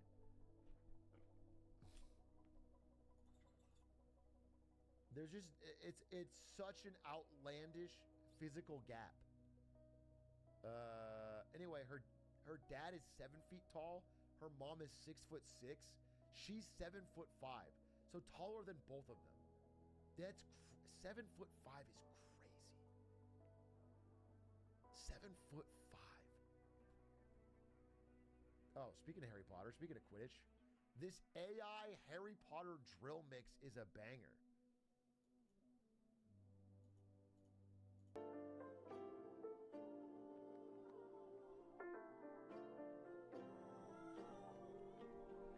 Youngest try Wizzy, Cedric are you busy? Cho Jam wanna blow bang on the quizzy.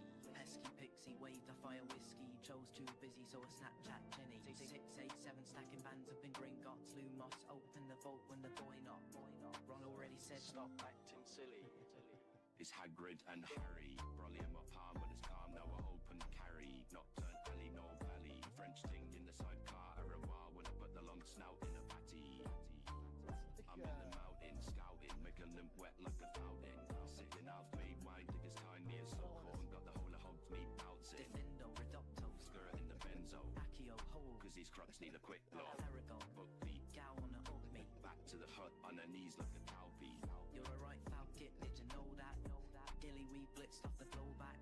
See me and Grog on a double tap. I should not have said that. Mischief, Manny straight, Gryffindor, Savage Link with the gang and fang through one eye which passage. Now that Rita Skeeter, here comes your feature. Manky old boot to your head, max damage. They'll up under the house coat, now we're inside. Mad eyes, Polyjuice got me disguised. Me and Harry would shut down the function. Sorry, Professor, I must not tell lies.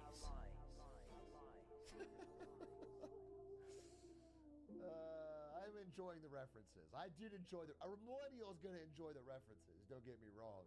A little crass for my tastes, I gotta say, a little crass. But I like when he said Hogsmeade. I mean, it seems like it was obviously written by humans and they just used the AI for the voices, which is funny. It's like, it's like the SpongeBob stuff, like Glorb.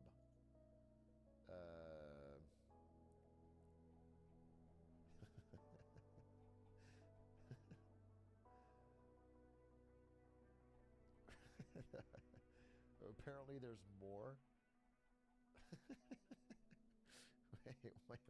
wait. One more.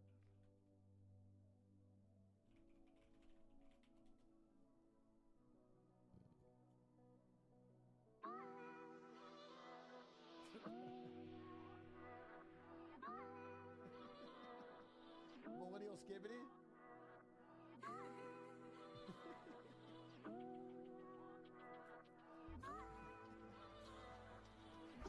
Ron clap back? Stop acting silly. I've got a pack of the gilly. 3-man with me. I'm in a blacked out whip with Fred George and Ginny. Out in the field like Vinny. Shout big bro, that's Billy. And I'm sat on a millie. I've got the twins on the hotline. Think I beg, don't tell her Ruin my algorithm. This is gonna ruin it. All I need is some butter beer shots and thoughts. Popping Bertie box like they're jelly tots. Never run from an op, but we run from the cops. Azkaban can't lock. See me flourish like blocks off a buff that crop. Gilderoy gets popped out. Filch get a mop, it's getting messy on a clock. Spin that forward like what? Yo, eat your. I'm gonna stop this. Powerful stuff, though. Powerful stuff. Future of music. Excited to be there. This one. O.J. Simpson says he avoids Los Angeles because he feels like he may be sitting next to whoever did it.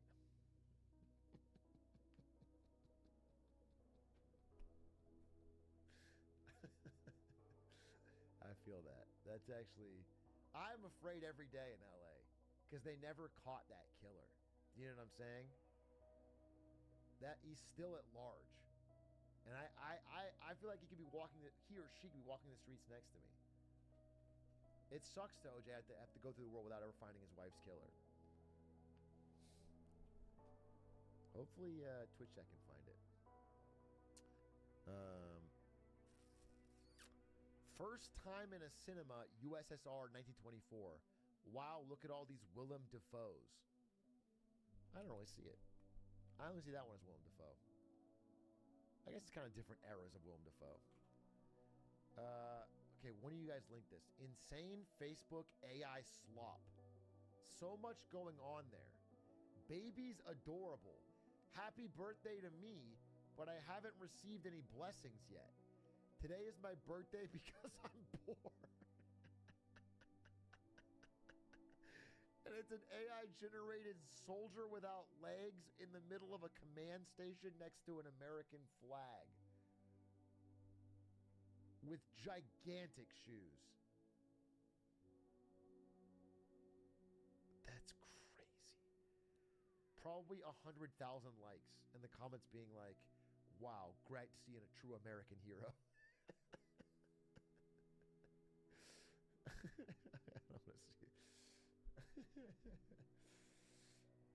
There's 70 stars in the flag. Yeah, because it's set in the future when we annex Canada.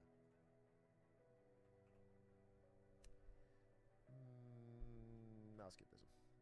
Oh, you sent me a doc tweet? Doc told me not to post this because he's smiling, but oh well. He was smiling because I was a minor. Too soon. Too soon. Too soon. Too soon. Too soon. Day of. Day of. You're putting that in best tweets.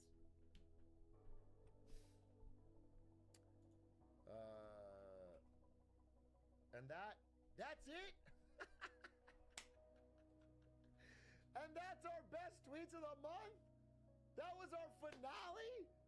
Oh God, we end on a controversy.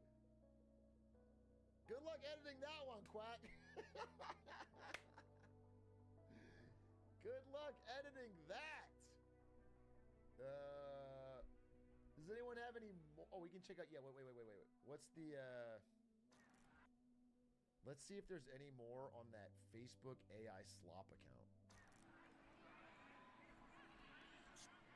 It keeps playing the Quidditch. No, stop playing Harry Potter songs in the Quidditch World Cup.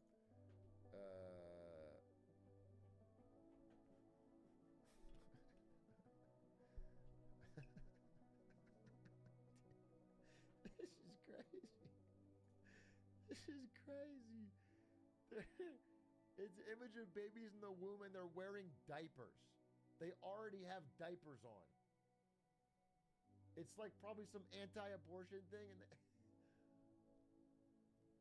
why don't pictures like this ever trend? And it's fucking, I guess, sperm chasing an egg. What the hell is going on?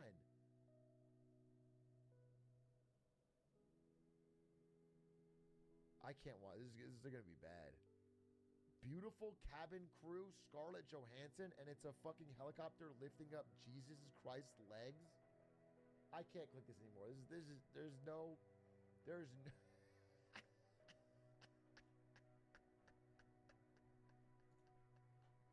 No, I saw this, so you have to see this. I saw this, so you have to see it. It's pregnant Jesus and pregnant Satan with a pregnant woman holding a happy birthday cake. You have to see this. Hashtag Megan Fox. Hashtag cabin crew. Amen. Amen. Amen. Amen. God bless. God bless, Jesus. God bless.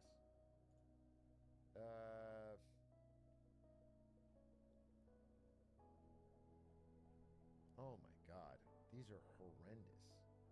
Here's a great closer, just a modern classic.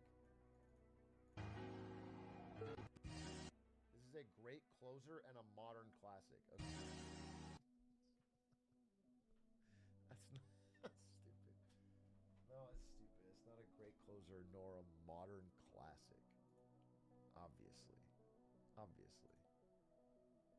Space Queen Emily. Everyone's linked this one. What is this?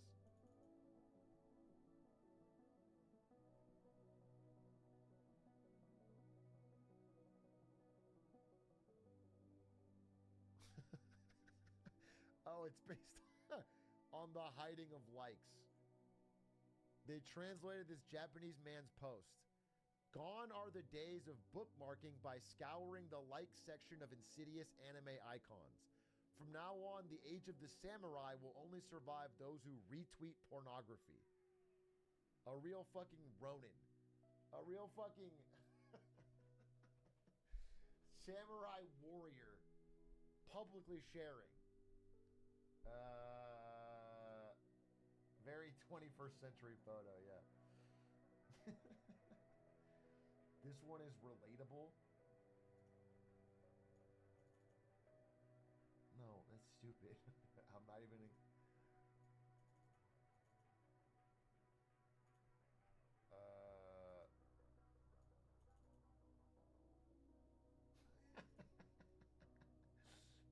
This one's pretty good.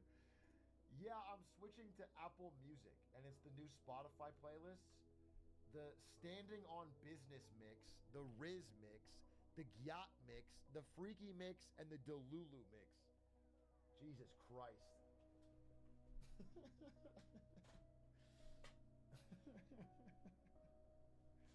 Post your Gyat mix right now. Where's Skibbity, huh? Where's the Skibbity mix?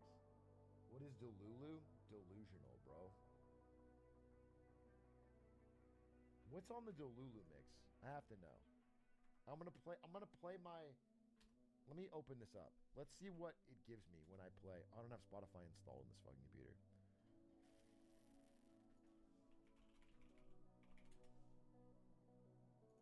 I'm installing Spotify. Dude, I don't want it for Microsoft apps. You fucking deranged Windows. I just want the fucking. Oh my god, it literally is trying to force me to put it into Microsoft apps. I don't want to.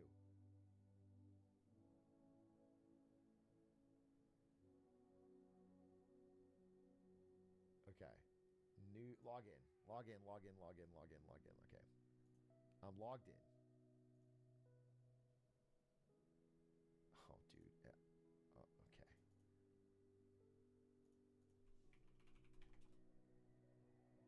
Please. It has two-factor. Okay. Okay. In case someone wants to fucking crack into my Spotify and see my fucking mix, dude. It has two-factor. Fine. Fine.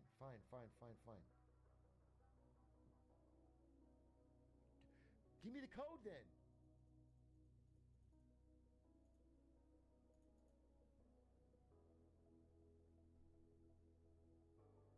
Okay, here it is.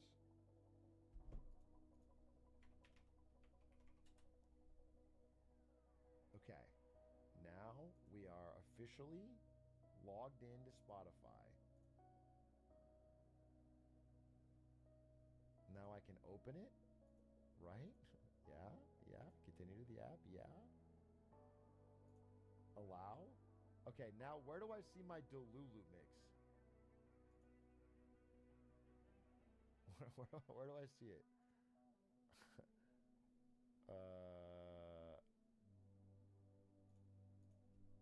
Delulu. Oh, here it is. Okay.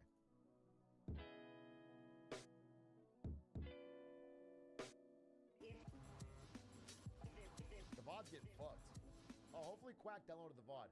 Quack, get this VOD out of here. Like the last chopper out of Nam, dude. Play your Riz mix? I did, dude. It was like fucking J. Cole and some shit. It was like shit that wouldn't work. It was J. Cole, but then I also had some old Kanye. All right, folks. We did best tweets. Is there anything else that we wanted to talk about? This made me chuckle. What is this?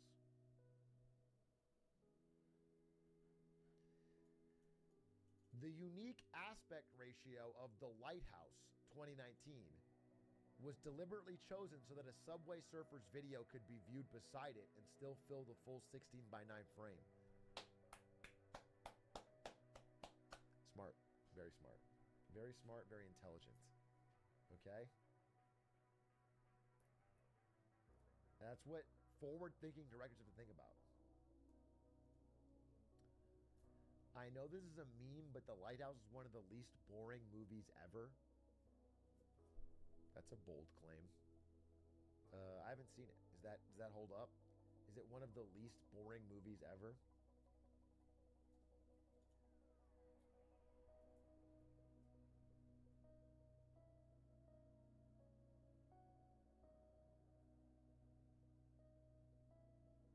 It's slow, but not boring.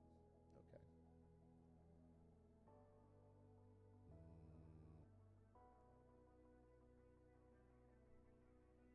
It's very good, but hella boring. Interesting. Well, I want to watch Killers of the Flower Moon. That's my fucking... That's what I want to do. Because I still haven't seen it, but it's so long.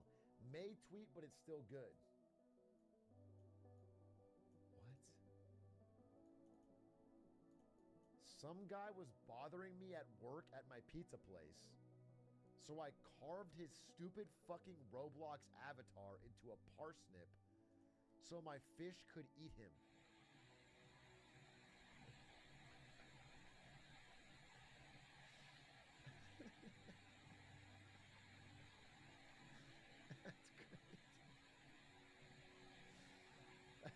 Normal and healthy. How would you know what his Roblox avatar was?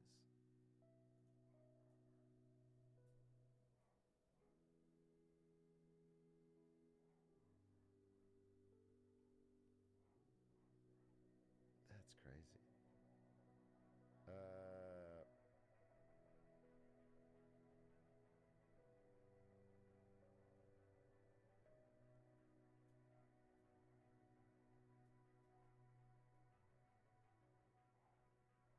Interesting. Maybe they works in Roblox. Did you? All right. I think we got enough tweets. We got enough good stuff. I don't know if anyone else has any juice. Anything else to talk about? I was thinking of playing a. We could watch something. We could watch something.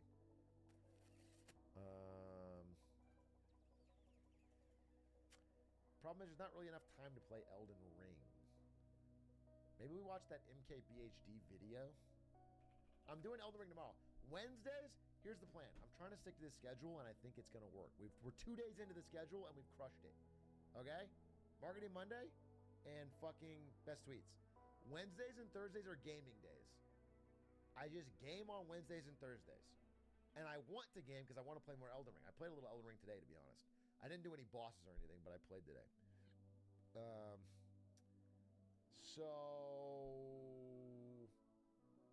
Oh, debate on Thursday. Yeah, Thursday is Stan's Gaming into debate, which should be fucking great. And we can't watch House or Boys. House because the season sucks, and Boys because we're caught up. Debate on what? Debate? The presidential debate. Although Trump might drop out, is what it's looking like.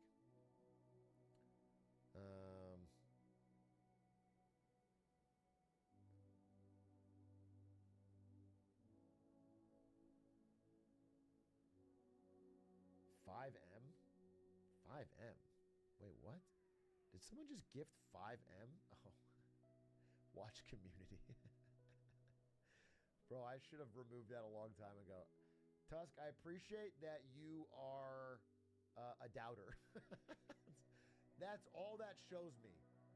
Dropping $5M just shows me that you bet doubt a lot during Elden Ring. That doesn't... I'm not... I don't feel like I'm being shown something. I've already told people that whoever buys that, it doesn't do anything because we're not watching Season 6 of Community until the movie. Until the movie. I'm not going to start it now. No. Once the movie comes out, we're going to watch it all in a binge. So... Instead, I'll have to give you something special, which is this, Tusk Act 4.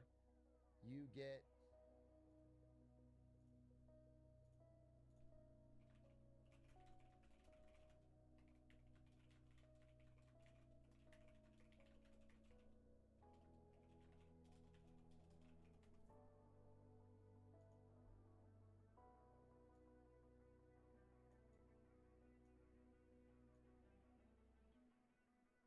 Fuck. I debooted. Okay, I have to fucking change it on a different one.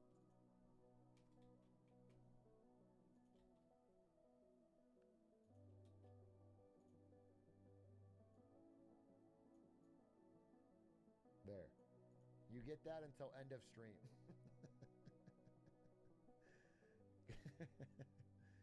Good job, King. Good job.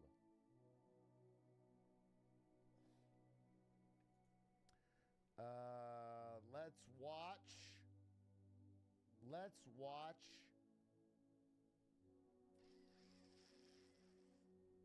Damn, I don't know, dude. Something. I don't want to actually suggest videos. We need a video that's like 15 to 20 minutes long, interesting, fun. We learn something. I'm not going to do MKBHD because we talked about it so much. I want something else. I want something 15, 20. We're not going to watch Community. I have a plan. I'm not going to do one episode now and then change it. We're going to do it all in a row. I'm not watching Community. It's just not happening. It would be so stupid. We already watched John Oliver. Unless there's a new one. John Oliver. We already watched John Oliver yesterday. Donkey, I'm sure that Donkey video is funny, but I'm also sure it's just going to be clips of him playing a game and then little quips over it. And laughing.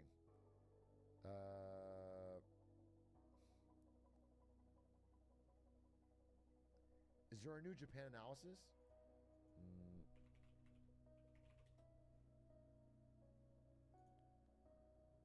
No, we're caught up on that. We watched that.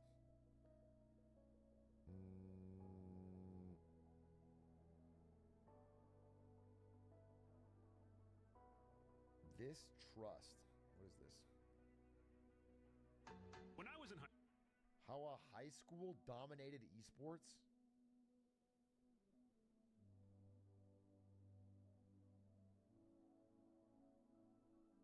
No. Thank you, though. 9-minute vid.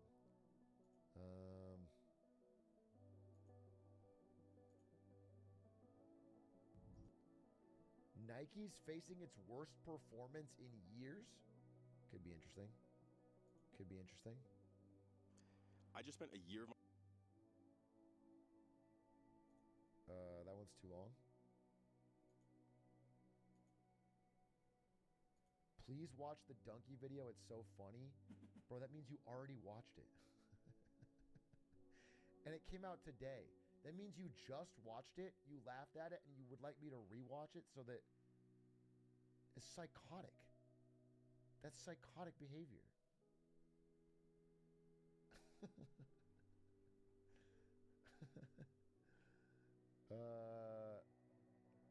2-minute video with a cat and a turtle in it. They are twins. That sounds cute, but I need a 10 to 15. There are an abundance of... I need like...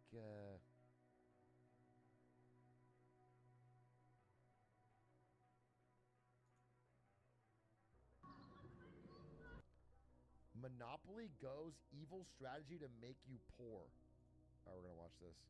Only because I have a friend who is addicted to this game.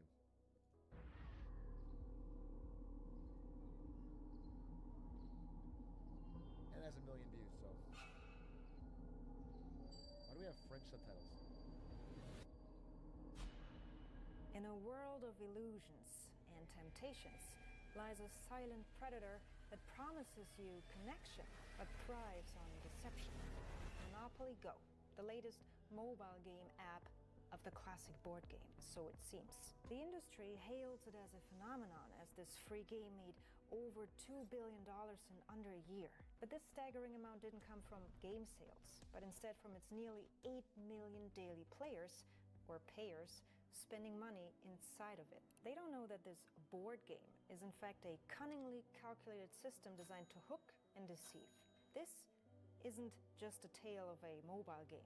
This is a story of millions of players not realizing that beneath this phenomenal board game. All right, maybe this video is too hyperbolic. Because I think their monetization is the same as everything else, right? Just gotcha.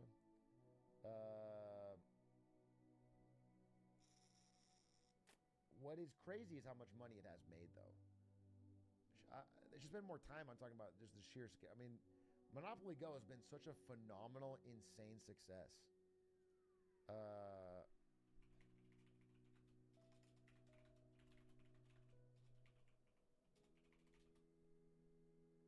I think.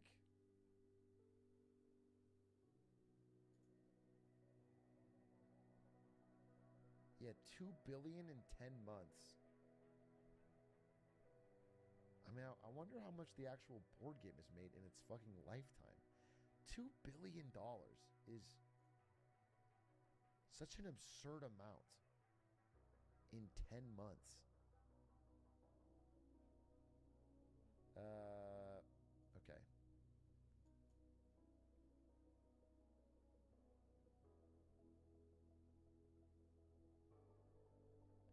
Great Vid Trust. Hello. This is a 10-hour vid about Harry Potter and gay space communism. That's not. It's not gonna work. Linkus speedrun actually insane. We're gonna. This is a 3-hour video of Linkus playing Wind Waker. Not one of you has linked something fucking real. Jimmy High Roller.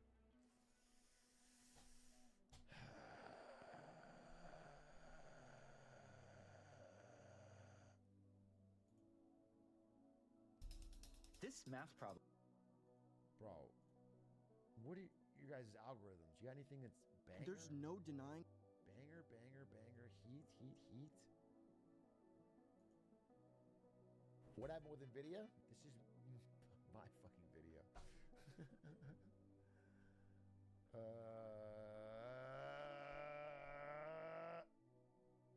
Good video. Interesting. Interesting. Why the U.S. drops 14.7 million worms on Panama every week? Why do they do that?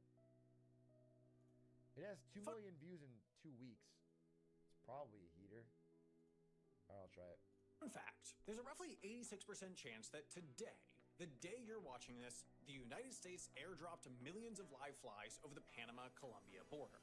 And no, it wasn't one of our classic pranks, like when we dropped that big pie on Belize. No, this is a part of a decades-long collaboration that keeps nearly the entire North American continent safe from, and bear with me here, the exact species of fly we're dropping.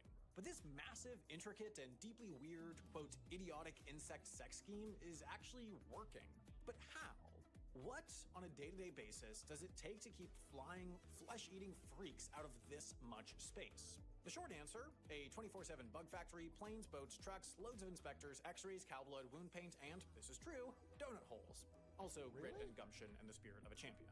But as for the long answer, it starts with knowing our enemy, the New World Screwworm. And I know neither you nor I want to look at them, so here's the plan. 1, we're putting in a progress bar. 2, I've encouraged my editors to make this as metaphorical as possible. 3, dancing clown. So here we go. First, they're not nice guys. If they were still bugging around the US today, they'd be costing farmers somewhere in the ballpark of $1 billion in dead livestock a year. And it's not just cattle at risk. These things can infect, even kill any living. Are these the things that cause mad cow disease? Like they get in the brain?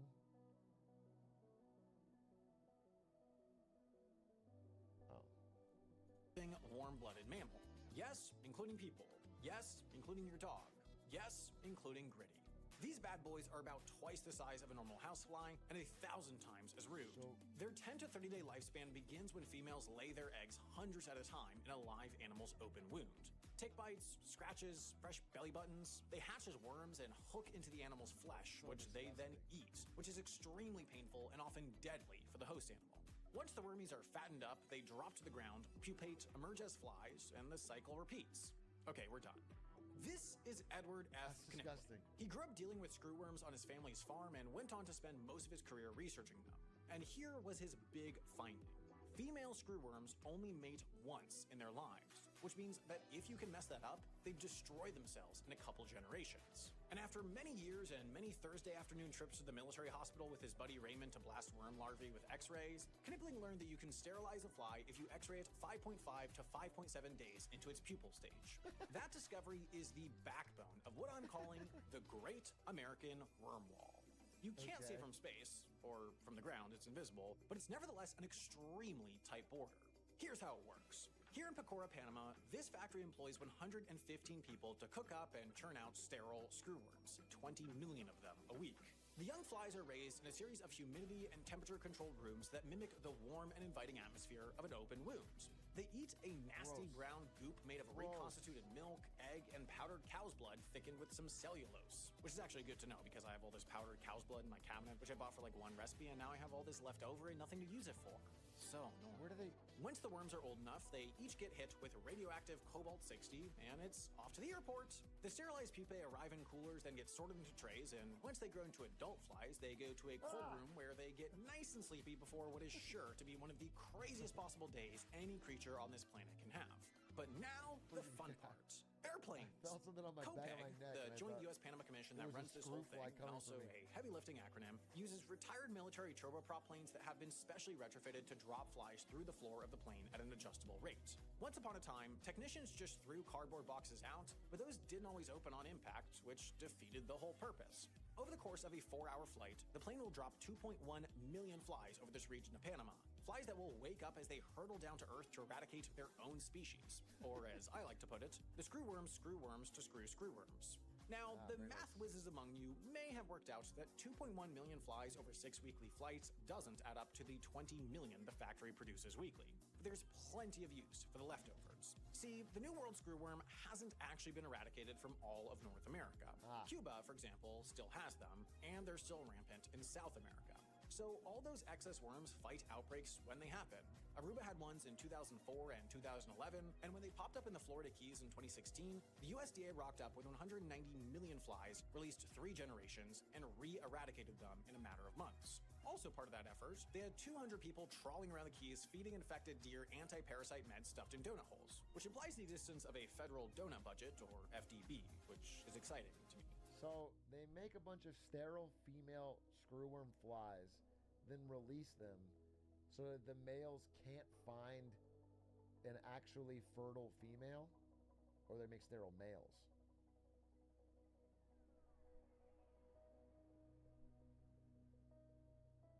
Sterile males. Oh, because the female can only reproduce once. I see. So it wastes the cycle. I see. But this also brings up another part of the worm wall, the ground game. Yes, the It's Raining Men strat does a lot, but Copeg also monitors animals across the Darien, ensuring fertile screwworms that slip through the cracks don't make it far. They work from 13 field posts, traveling on boat, horse, and motorcycle to monitor at-risk farms. Every farm gets an inspection either monthly, 4-monthly, or annually, depending how Copeg has assessed their risk, and cattle leaving the Darien all get inspected, and any worms they have get coated in anti-parasite paint that would kill any screwworms that might be in there. In all, the worm wall costs about $15 million a year. More money than the worm wall in my apartment cost, but an incredible deal for the money and lives it saves. But the project didn't come out of the gates this well-oiled or this cheap. See, after scientists proved the sterile insect technique would work on screwworms... I mean, this is kind of cool. It's like an example of government working. You know, of like a project that seems difficult being overcome, and a good coordinated effort. It's like a W. I didn't hear about this. It seems like a good use of tax. It's like an efficient use of money. Curacao, the USDA took up the project here. That's why we should privatize it. Yeah. I was just thinking that. So my thoughts are we should try to save a little money by privatizing this, okay? We should put this in the hand of some corporation who can then charge for each time they do it. A business would be more efficient at this job.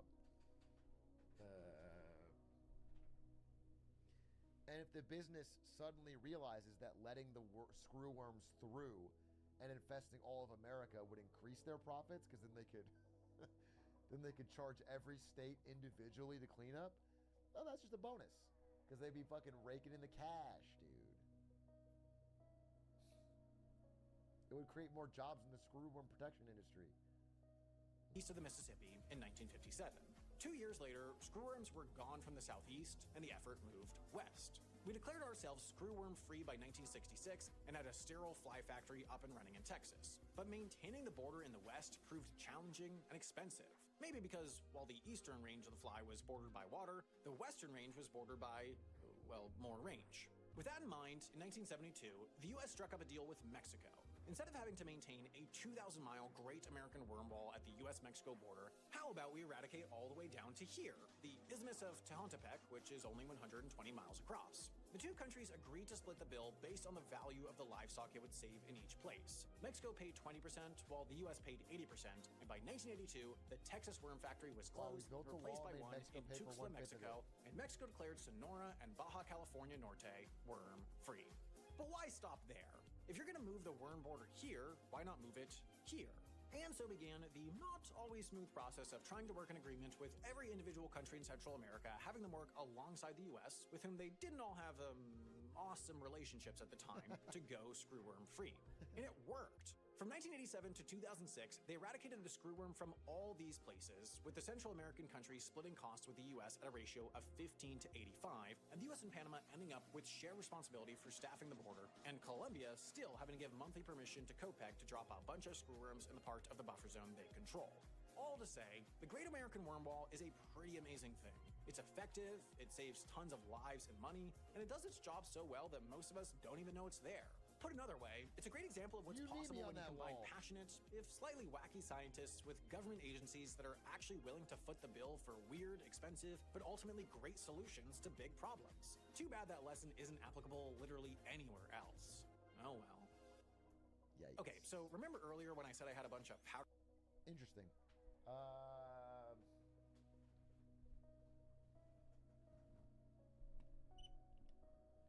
What about crypto flies? Tell me more. Crypto flies. Each person owns a crypto fly that lives for 30 days, which has a chance to repopulate, increasing its value. Okay. Okay. I'm gonna swim on that idea. That sounds really good.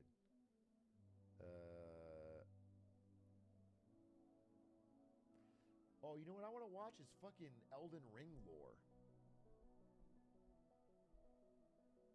But I guess I'll wait till I'm farther in the game. Watch this and ban me if you don't like it. All right, this is the last thing we watch. It's called Turtle Cats Fantasy. And the stream is over. Thank you again to Tusk Act. Thank you again, Tusk Act, for the 5 million Aether coin that you earned from doubting. Thanks for watching Best Tweets today. Tomorrow, we are back with Game Day. Game Day, we're going to play some Elden Ring. We're going to vibe. We're going to talk about some new stories. If you have anything interesting to talk about, bring it to the beginning. Sevens, appreciate you. Have a great night. Enjoy your day. We're going to raid Linkus 7 because he's live, I'm guessing. Give Linkus some love.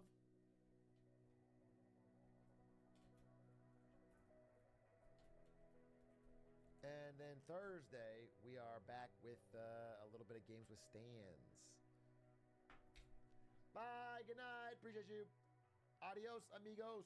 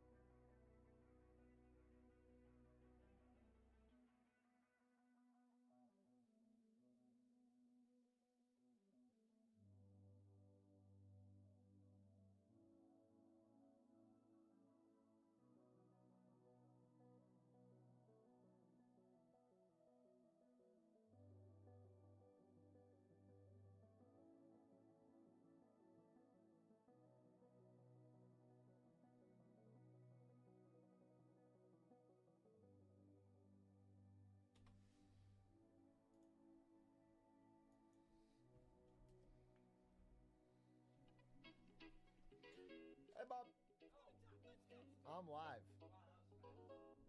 But you know now, bad man swoop on the mic. Spin the wheels of steel. This is what I'm gonna do.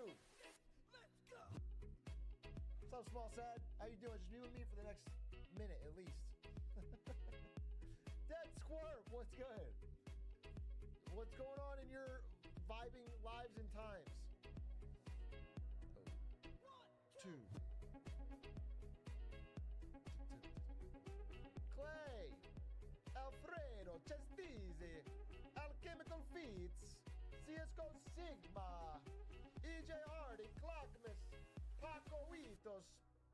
Hey, Truck, can you mute? Why would I need to mute? Why would I need to when I have this fucking chin? I could cut glass with this.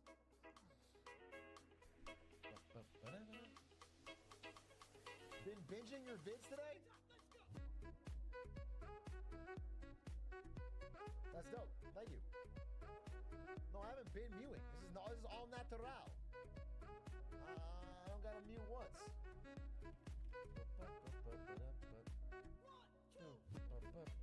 What up, Sibiru?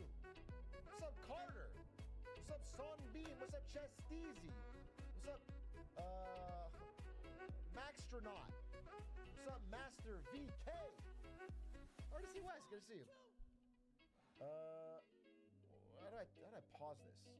Because I have an important thing to say. Something really powerful.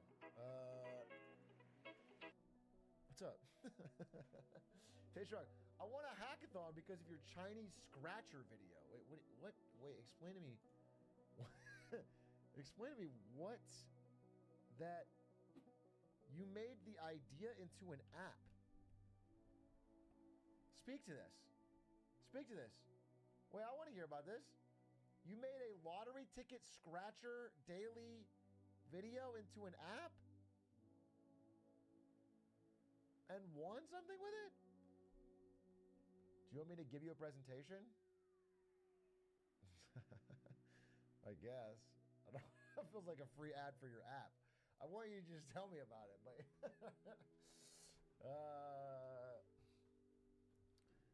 do you have something that shows what it looks like or what?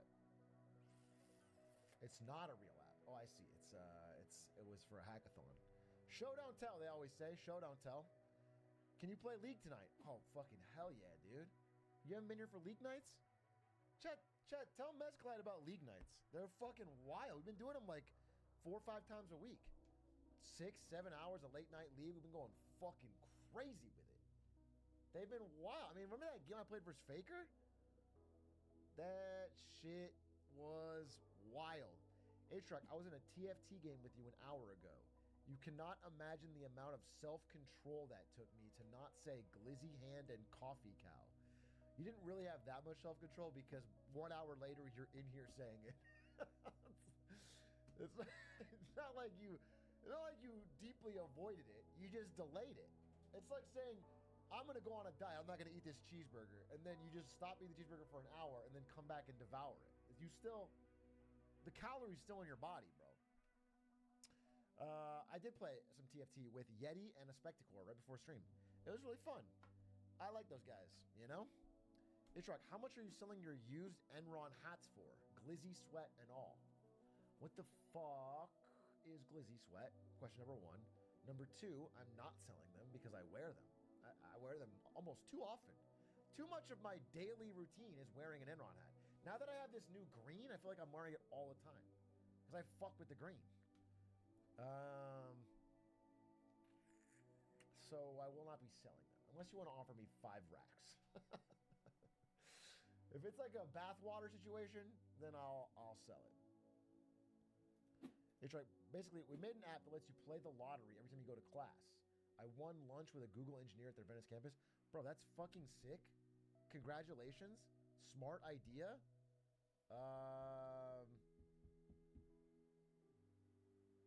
Yeah, that's really cool. So it tracks their attendance in the class and then unlocks the chance to win a lottery. I mean, schools could run this and literally like give out tickets to a sports game or I don't know, something special. And it would literally be like a fun raffle for attendance that would maybe drive attendance up. Interesting. Or cash prize, or like free student parking. That was always a big one, trying to get student parking. Dude, I don't know if I've told this, but I probably could have afforded it, I guess, if I wanted to cut back on League of Legends skins, but I didn't. So I couldn't afford the parking pass at ASU. Okay?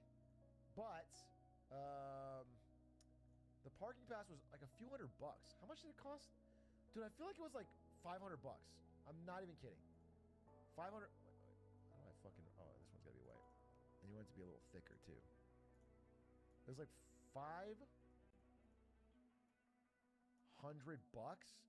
and the individual parking ticket was only like $79. Okay, so that means I have to get caught flagrantly violating parking over 5 times in order to lose money. So that was my gambit. My gambit was, all right, listen, if I park in this big fucking parking lot, they can't check every car. So when they check it, maybe I'll get away scot-free. I'm only there for one class. Then I drive off. I immediately got a parking ticket. This is at, Gamage at ASU. I'd parked there. So I got 79, but then I was like, all right, fuck it. I've parked for free. And it worked a really good amount of time. I'm pretty sure I netted out positive, but I do remember there was one day near the end of the semester, 1 week, where I got 3 tickets in a row. like they caught on to me. And so I think I caught up to about 5. I think I had 5 tickets. So I don't think I netted too much different, but at the beginning of the semester, it seemed amazing. I also remember one time, so Gamage, ASU. Can I show you this example?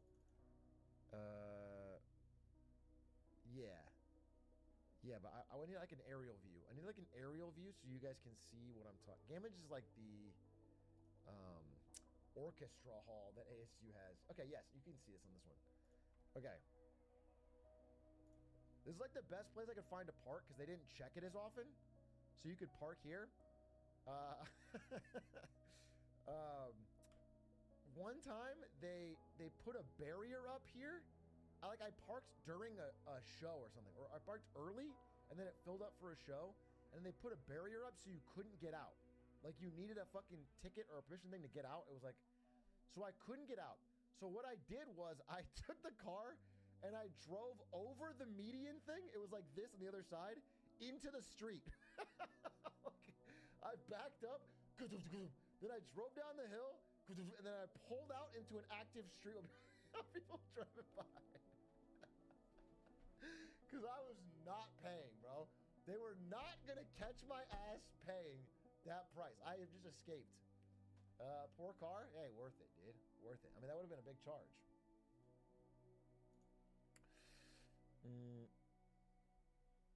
Broke ass? I was pretty broke. Basically until Amazon bought Twitch, I was broke. I'll say that. Hey, Truck, I know you probably won't see this. Why wouldn't I see this, bro? I'll see it right now. I don't miss chat messages. Not a single one. Hey, I know you wouldn't see this, but I have to say you have changed my life recently. I haven't been enjoying life recently until I saw a Hot Man video on my YouTube FYP, and I watched it, and you are genuinely funny and genuine. I just want to thank you for help. You just watched one Hitman video, and I changed your life? And it wasn't even Hitman, it was Hot Man? Well, I appreciate you liked the video. I don't think I changed your life, but that's very kind.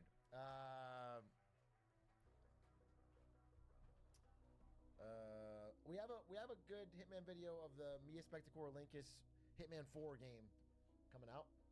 Still being worked on, but still. Hey, Shark, do you have to do your taxes, or is that a myth? It's a myth. It's a myth, bro. They can't compel you to do your taxes. Taxes are voluntary. JJ, thank you for the 40 months. Pog. Those Hitman videos are the gateway drug. They are for some people, but you can actually see stats on how many viewers watch a video and then return to the channel.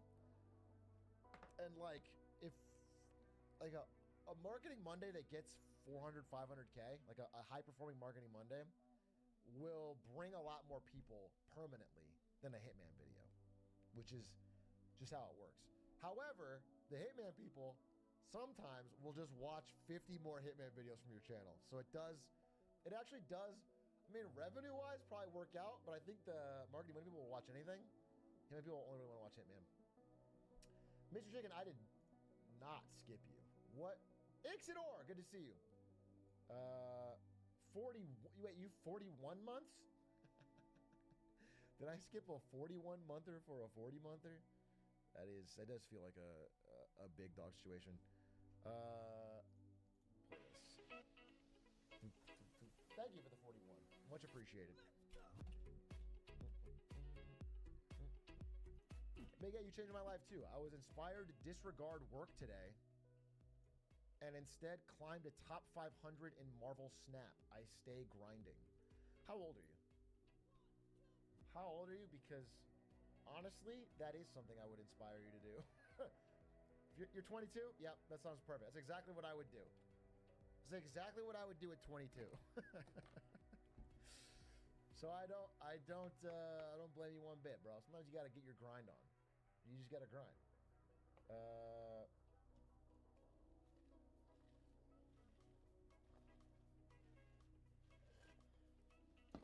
Hey, first time chatter, long time YouTube viewer from Australia. Dude, if you're from Australia, pause. If you're from Australia, I have got some interesting content coming your way regarding Australia's chief cultural export, the blue. Actually, well, you guys, you heard it. You heard it already. Bluey. Bluey the dog. The number one thing coming out of Australia in the past 15 years, Bluey the dog. I got a video coming on that. Very, very interesting. The business side of Bluey is, that's actually not a bad title. The business of Bluey. And it's like Bluey with dollar signs or something, or Bluey with, that's not a bad title. I'm actually might fuck around and make that thumbnail. LeBron clears Bluey. Okay. Okay. Speak to me on this. In basketball, I'll give you that. 100%. 100%, I think LeBron takes Bluey to the cleaners in basketball. Okay, but in being a heartwarming symbol of Australia for children around the world to learn lessons about life and growing, perhaps that's where Bluey. No, I don't think that LeBron clears. No. Did you even watch Space Jam 2? I actually didn't. That's the thing, is I fucking didn't. Hey, LeBron here. I can personally say that Bluey washes me TBH. There you go. What do you think about that? The man himself. The big dog has spoken. Feels like that kind of shuts your opinion down.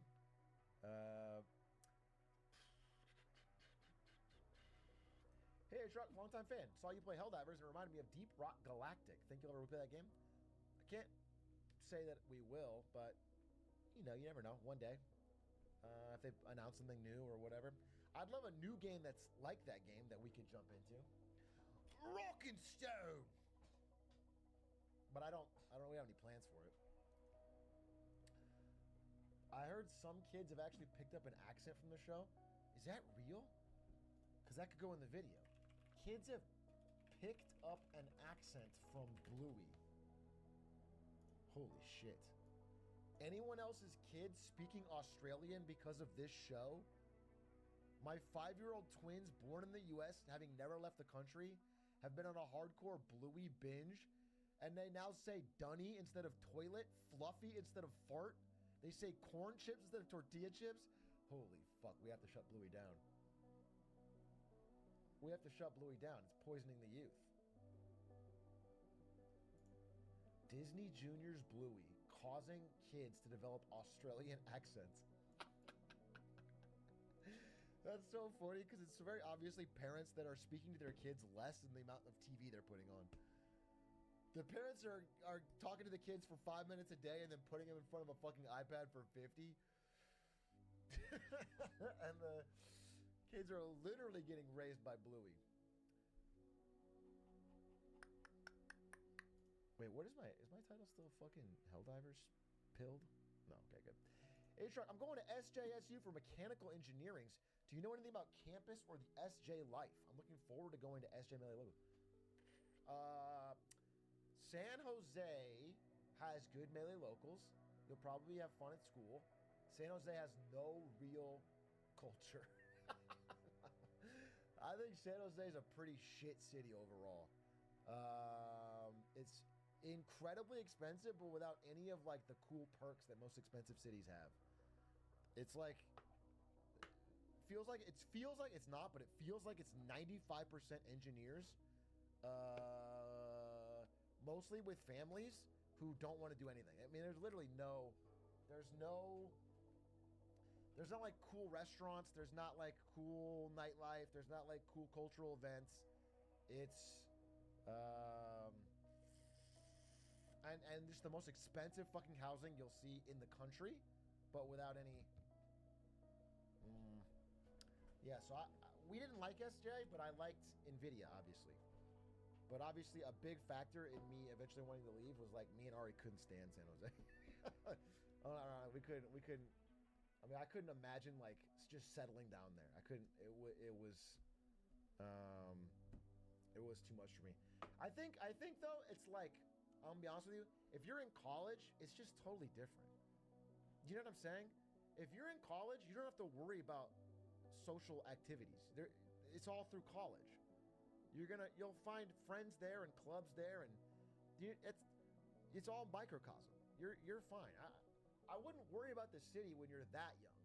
I think where the city gets constraining is like between, let's say, 24 to 30. You know, that area where you're kind of like a young professional trying to make some friends outside of work, that's what I would say. I wouldn't be so caught up in what city. In Australia, we always watch stuff imported from America, so it's cool for once having a culture. Yeah, I know. I do think it's based. I think Bluey is sick. Actually, I'll just reveal. So today, after doing our Bluey